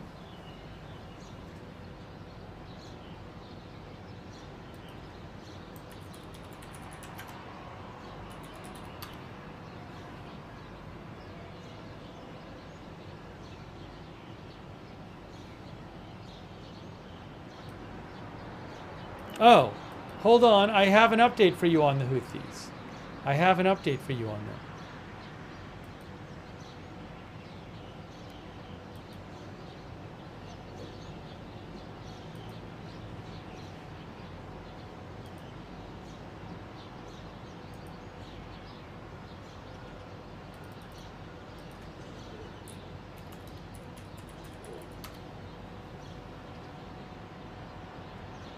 Houthi official says group will intervene to support Iran against Israel. That's from today. A member of Yemen's Iran-aligned Houthi movement said on Al Jazeera Mubashir TV today that the group will intervene to support Iran against Israel, like it did in support of Palestinians in Gaza.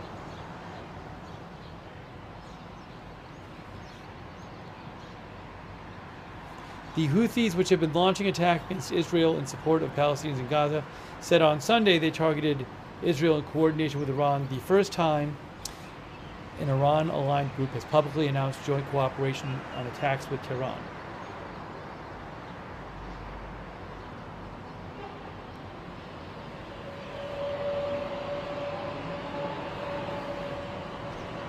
So that's, we'll see if they start getting more involved.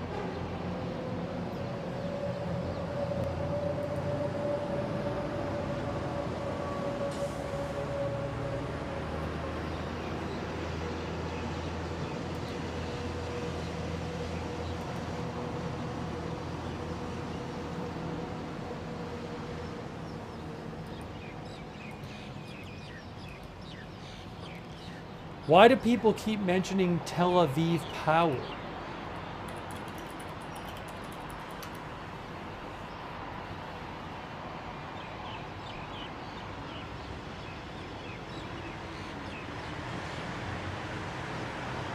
I've heard nothing about Tel Aviv power.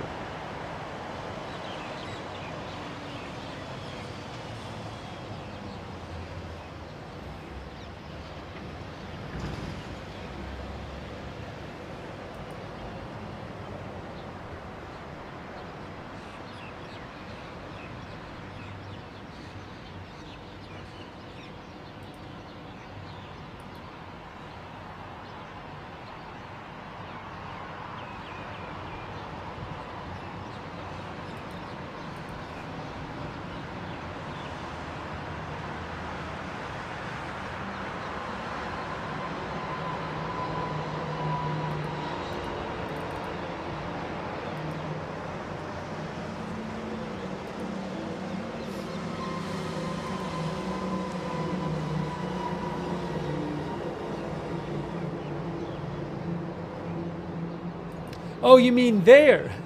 I see. Okay. People are talking about what's on the screen right now. I was like, I haven't seen this anywhere. I didn't realize people were looking at the screen. That's a live. It is a live shot. I see cars driving by. I have another live shot of Tel Aviv too. But the other live shot is like. Here, I'll show you. This is this live shot, but I see cars driving by on the bottom. So it is a live shot. Maybe there's, I mean, is it? I don't know. Is it maybe just the way the camera is that it looks so dark or something? I don't know.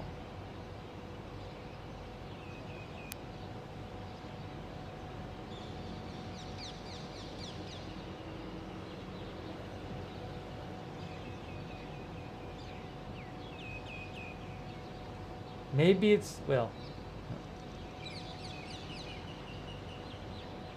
I haven't seen any reports of some kind of power outage in Tel Aviv, so I would think we would have heard it by now.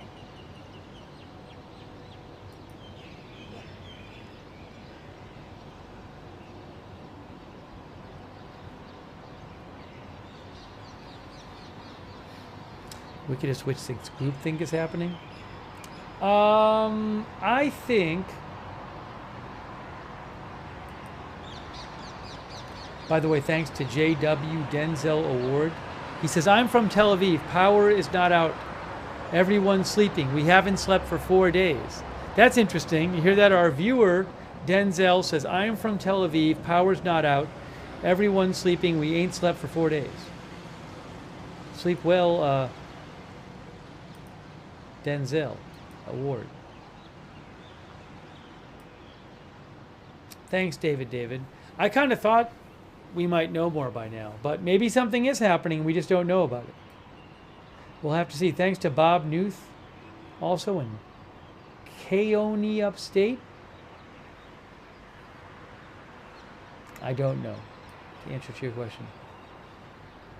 Also, Carnival Barker. Yeah, I haven't really seen much about Russia and China, about what they might do, if anything. So, you mean to the, you know, like I've heard, like China encourages countries to make peace or whatever.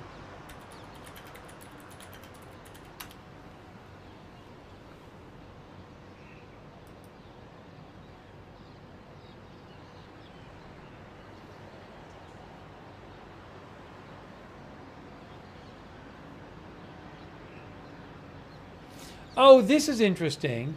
I saw this, an expert who Al Jazeera talked to said Russia now manufactures its own Shahed drones under license. So its own combat capabilities are unlikely to be affected by the Israel-Iran conflict. That's interesting. So the idea is that they can make them themselves now. They don't have to get the exact drones from Iran.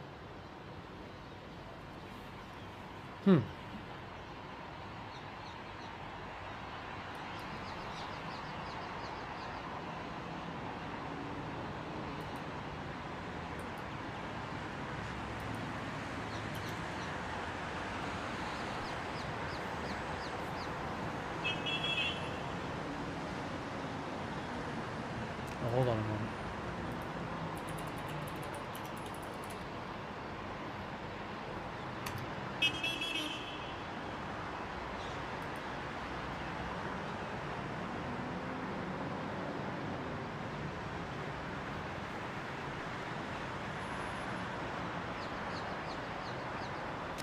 Evergreen Intel says, Evergreen Intel is an account where they talk sometimes about the stuff going on flight radar. They say that there's some more tankers going now on ADSB exchange. Well, let me check the flight radar.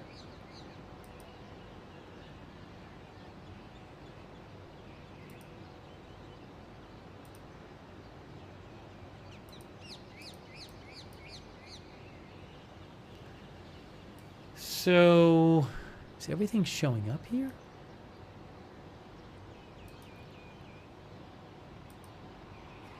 So there's this plane, which is a Italy Air Force plane. All right. There's this one, U.S. Air Force Strato tanker. That's heading this way. Strato tanker heading this way. Are these two going to Europe and eventually the Middle East? I don't know. I see those two.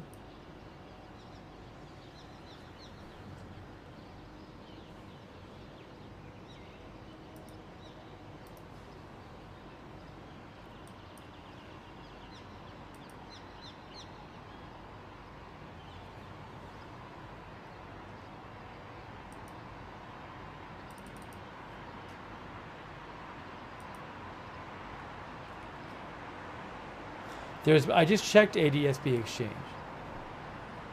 but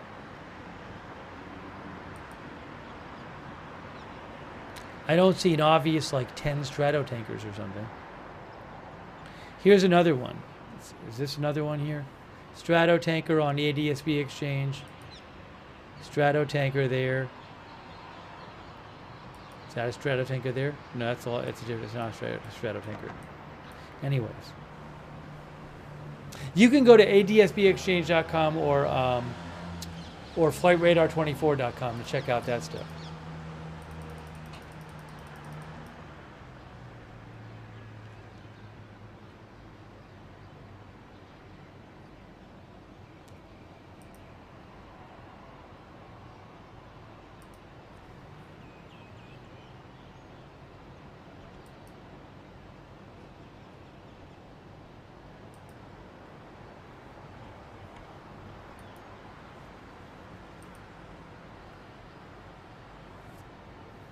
Yeah, it's an interesting question about China and Russia, and I'm not sure what to tell you on that.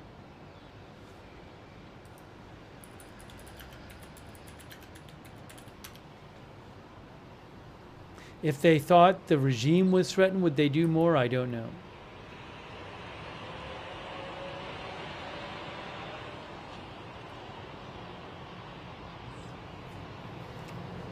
You know, I'm kind of thinking, I'm sure we'll be covering this tomorrow. I'm kind of thinking, I don't have many updates right now. Maybe it's better to kind of wrap it up now and, you know, because the later I go now, the later I would have to start tomorrow. I feel like, you know, maybe we've hit that point where this might be the place. This might be the time. What do you guys think?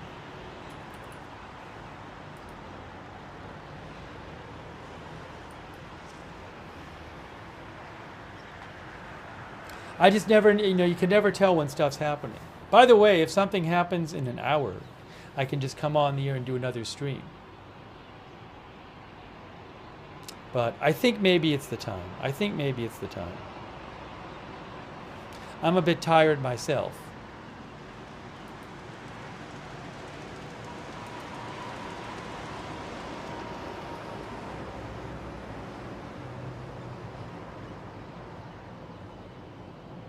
No, the IDF post is about something that already happened. There was already an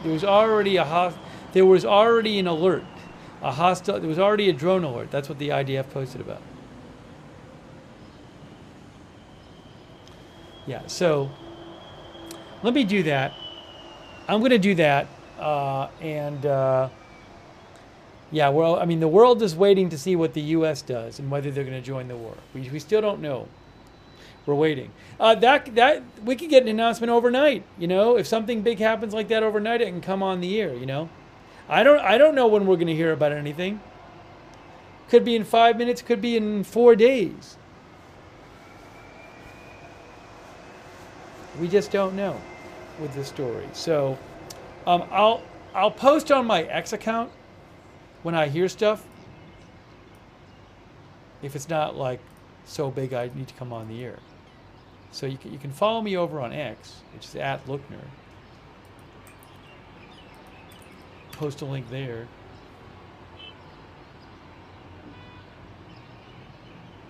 Roberta thinks the next few days are going to be busy. I owe some thank yous to people, by the way, which I will do in a second. But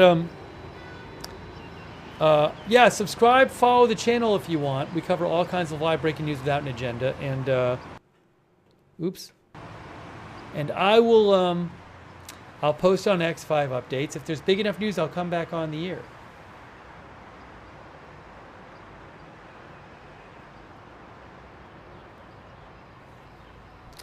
Oh, I think ABC News I had seen had posted something about, what did they say?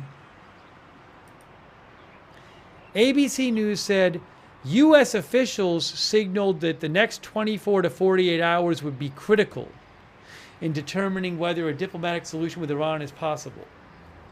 I don't know if that's true. I don't know if there's 24 or 48 hours that...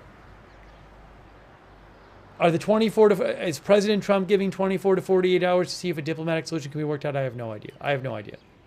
Just don't know. Maybe it's been decided already. But I will keep an eye out, and when there's really big developments, we come on the air, and I would assume we'll just do coverage tomorrow. But if something happens before then, I'll come on the air. So subscribe, follow. I really appreciate everybody tuning in. Thank you for tuning into the stream. And thanks, we've had a lot of people sending, so many people have been sending me updates and links and news tips, and that's really helpful. And I also think it's cool that people are talking in the chat, the people who do the chat, so thanks for doing that.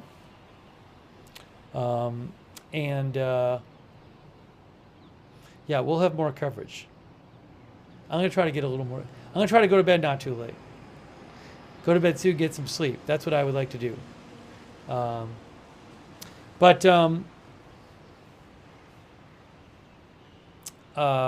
I do appreciate everybody watching greatly. And a shout out to our mods. Our mods are awesome.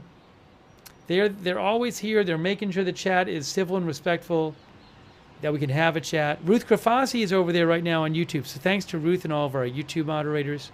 Thank you so much. What did I do here? Closed a window I didn't even know I closed. On Twitch, Bash and Girl, Big Ball of Yarn, Knock Knock.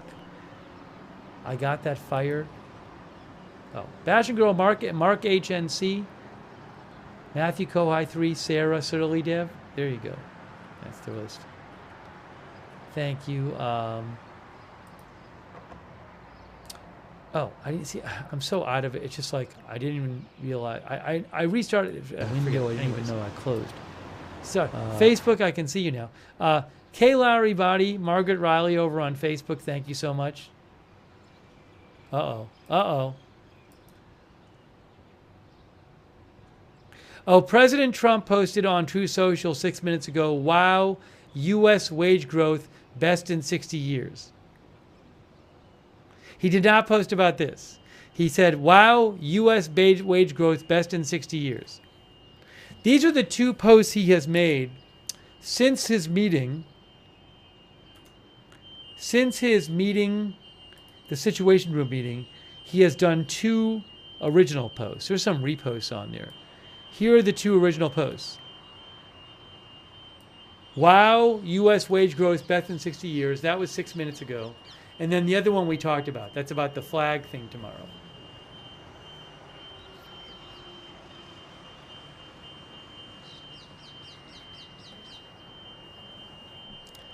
noise is coming from one of the cameras. I don't know what it is.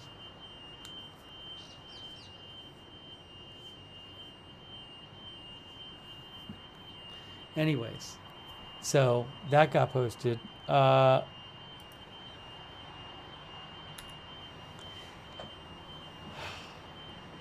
Paul Anderson was modding too. Thank you so much, Paul. I appreciate it. Linda Belkin, Larry, and Misha on X. Thank you to all of our moderators. Thank you so much. Also, what was I going to say? Oh,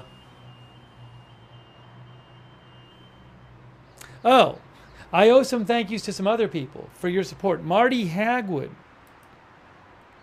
That's so nice of you, Marty. Marty says we have KC-135s here, where Marty is, in Mississippi. Thank you, Marty. Thanks for shouting out the mods, too. That's super nice of you, Marty. That's really kind. Thank you. Kimo Sabi. Thanks, Kimo Sabi, for your support, who thinks the Iran threats are for the U.S., not Israel. Thank you, Mark. Thank you to Ronald Gonzalez.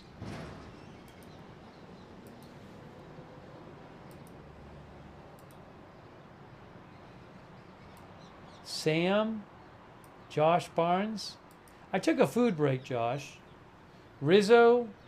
Waltham. Denise Horton. Waltham says it's a lid. Macro Geek. So nice of you guys. Kimo Sabi. VF9E. JW. Sam. Denzel Award. David. I thought we would know something by now, but I was wrong. Bob Knuth.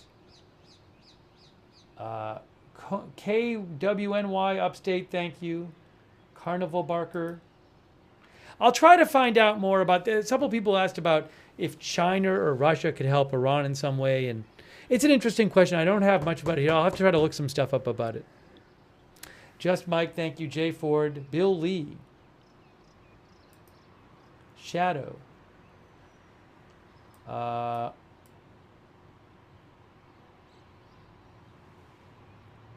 Jay Ford, Rod 420, Rob Herring, Guzman 73, Corky, Thomas Rockinger from New Zealand. I think I read that one already. CMM, IndyCar, Rockaday Johnny, Noak Sukau, thank you. Yinzer Steel Squid from Canada. Nettie P. Oh, I got behind on thanking people. I should not have done that.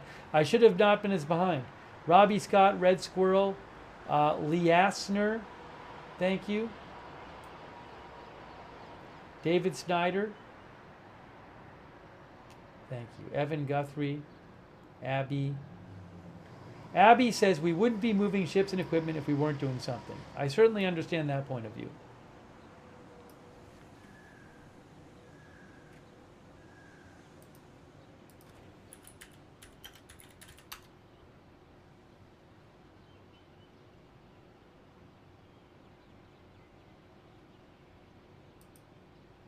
Maybe next stream we'll talk about the son of the Shah of Iran. Some people mentioned that. I forgot to talk about it. But the son of the Shah of Iran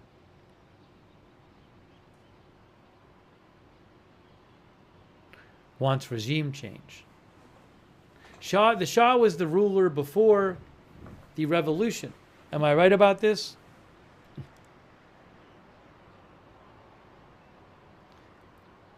The Jerusalem Post says he has emerged as a leading opposition figure.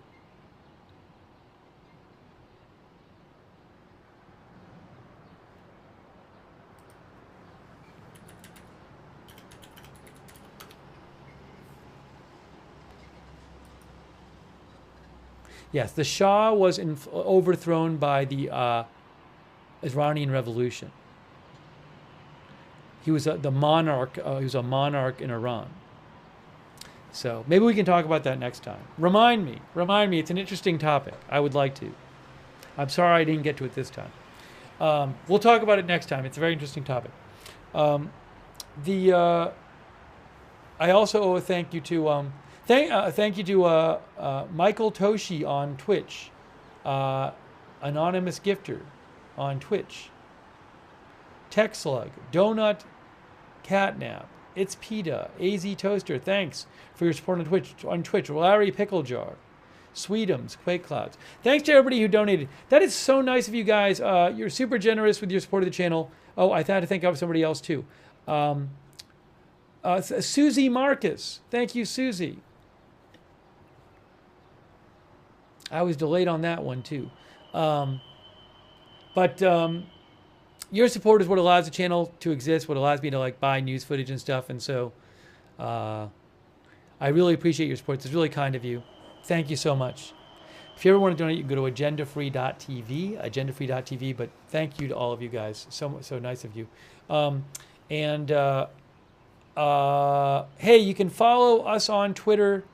If a good way to find out if you're on X and you want to find out when we're live on X, follow us on Twitter at AgendaFreeTV. I always post there when we're going live. I post updates about the channel. But turn on our... Did I mention the free notifications? I probably mentioned it and forgot. But we have free notifications. It'll tell you... Maybe I didn't. We have a notification system. It'll tell you when we're going live. You'll get it. I can't tell you in advance when we're going live. I don't know. Depends when the big news happens or whatever, you know. So sign up. We have a notification system. It works great. It's free. You sign up once. You get set to notification whenever we're going live. The mods will post the link to sign up to the free notifications. They'll post that link in the chat. You can find that link on the description of this broadcast on YouTube and Facebook. So sign up for the free notifications. At the same link, there's also a chat where you can chat with other viewers when we're not live. A lot of our viewers like doing our Discord chat. It's free. Check that out if you want as well. Thanks to our Discord mods too.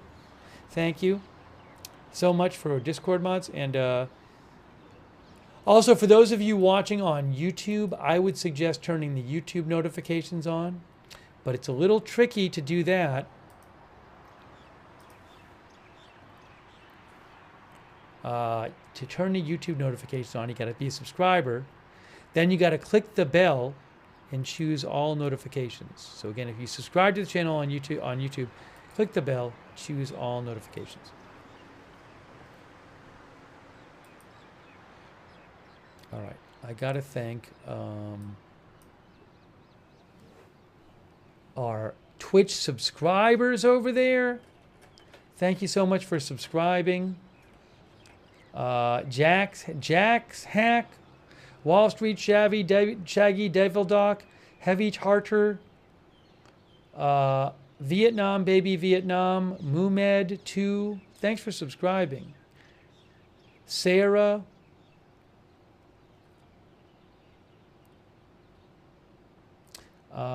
Jack's Animals, all of our other subscribers over there. Donut Catnap, it's PETA. Thank you. Our Facebook moderators, Margaret Riley, Kay Lowry, Body, Paul. Sorry, this is how my brain is working. I already thanked our moderators. I want to thank our Facebook subscribers. This is why I need to take a rest. It's not working anymore. People like Aaron Van S., Sharon Klassen Goslin, Robert Rial II, Kay and Margaret, thank you for subscribing too. I think I missed some stars. Lisa Perkins and Pam Zilski Stavrum, thanks for the Facebook stars. And Alicia Dinoff, or maybe you gave some earlier. Either way, thank you for them. And Allison Hargroves, and thank you. Oh, also thanks so much to Yisrael Schachter. Thanks, Yisrael. That's really nice of you. Thanks so much. Also, our YouTube members like Bluebird Softball Kiki, Evelyn in Maine, Kimberly Barr. Oh, I also owe a thanks to Sean Decker. Thanks, Sean. And AJ. Thanks, AJ. And Laura Langford. Thank you, Laura, for the gift memberships. And Better You Than Me. And Eddie Live Talks from the UAE. Have I seen CNN expose of Netanyahu? I'm not sure to what you're referring to. I have not. If you want, you could message me on X at Lookner. or AFT or agendafreetv@gmail.com and shoot me a link. I have not heard of it. Oh, thanks, Cartistic Concrete one. Thank you so much. That's nice of you. I really appreciate it. Thanks to our other members, Susanna Branch, Frank J., Patricia Grace, can't even speak anymore, Cogito Ergo Sum, Joe Seals. Joe, you are so generous. Oh my gosh, Joe. Crazy. Joe's been such a generous supporter. Joe is Joe Seals from Right Side, who actually was very important in the founding of this channel, actually. That's a whole other story.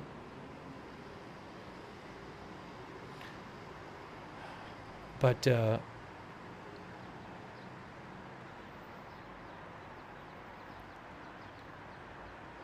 anyways, the basic idea is that Joe was streaming before I was. And Joe actually taught me a ton about streaming. So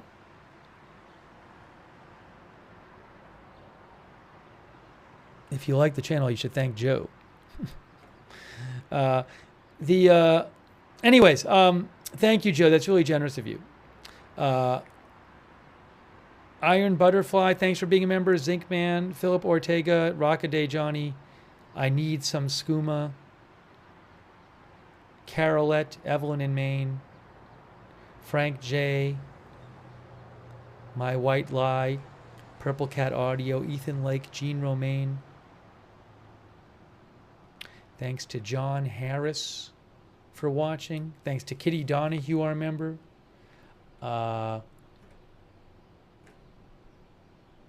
Chung Peter, Gina Roberts.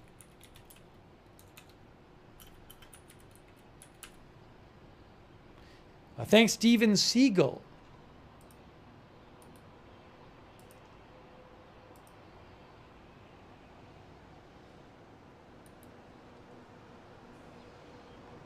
Shade Tree Mechanics, thanks for being a member.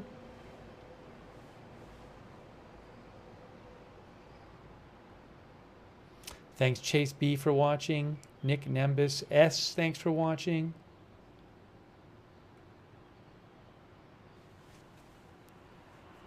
Naughty Beats, Paula Thompson, Dennis Britt, thanks for watching. Baja VA on Facebook there.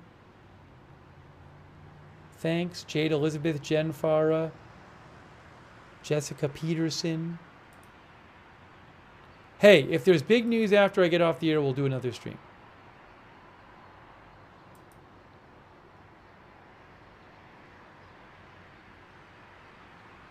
All right, guys. Way Out West, thanks for watching. Legend of Pretzelda.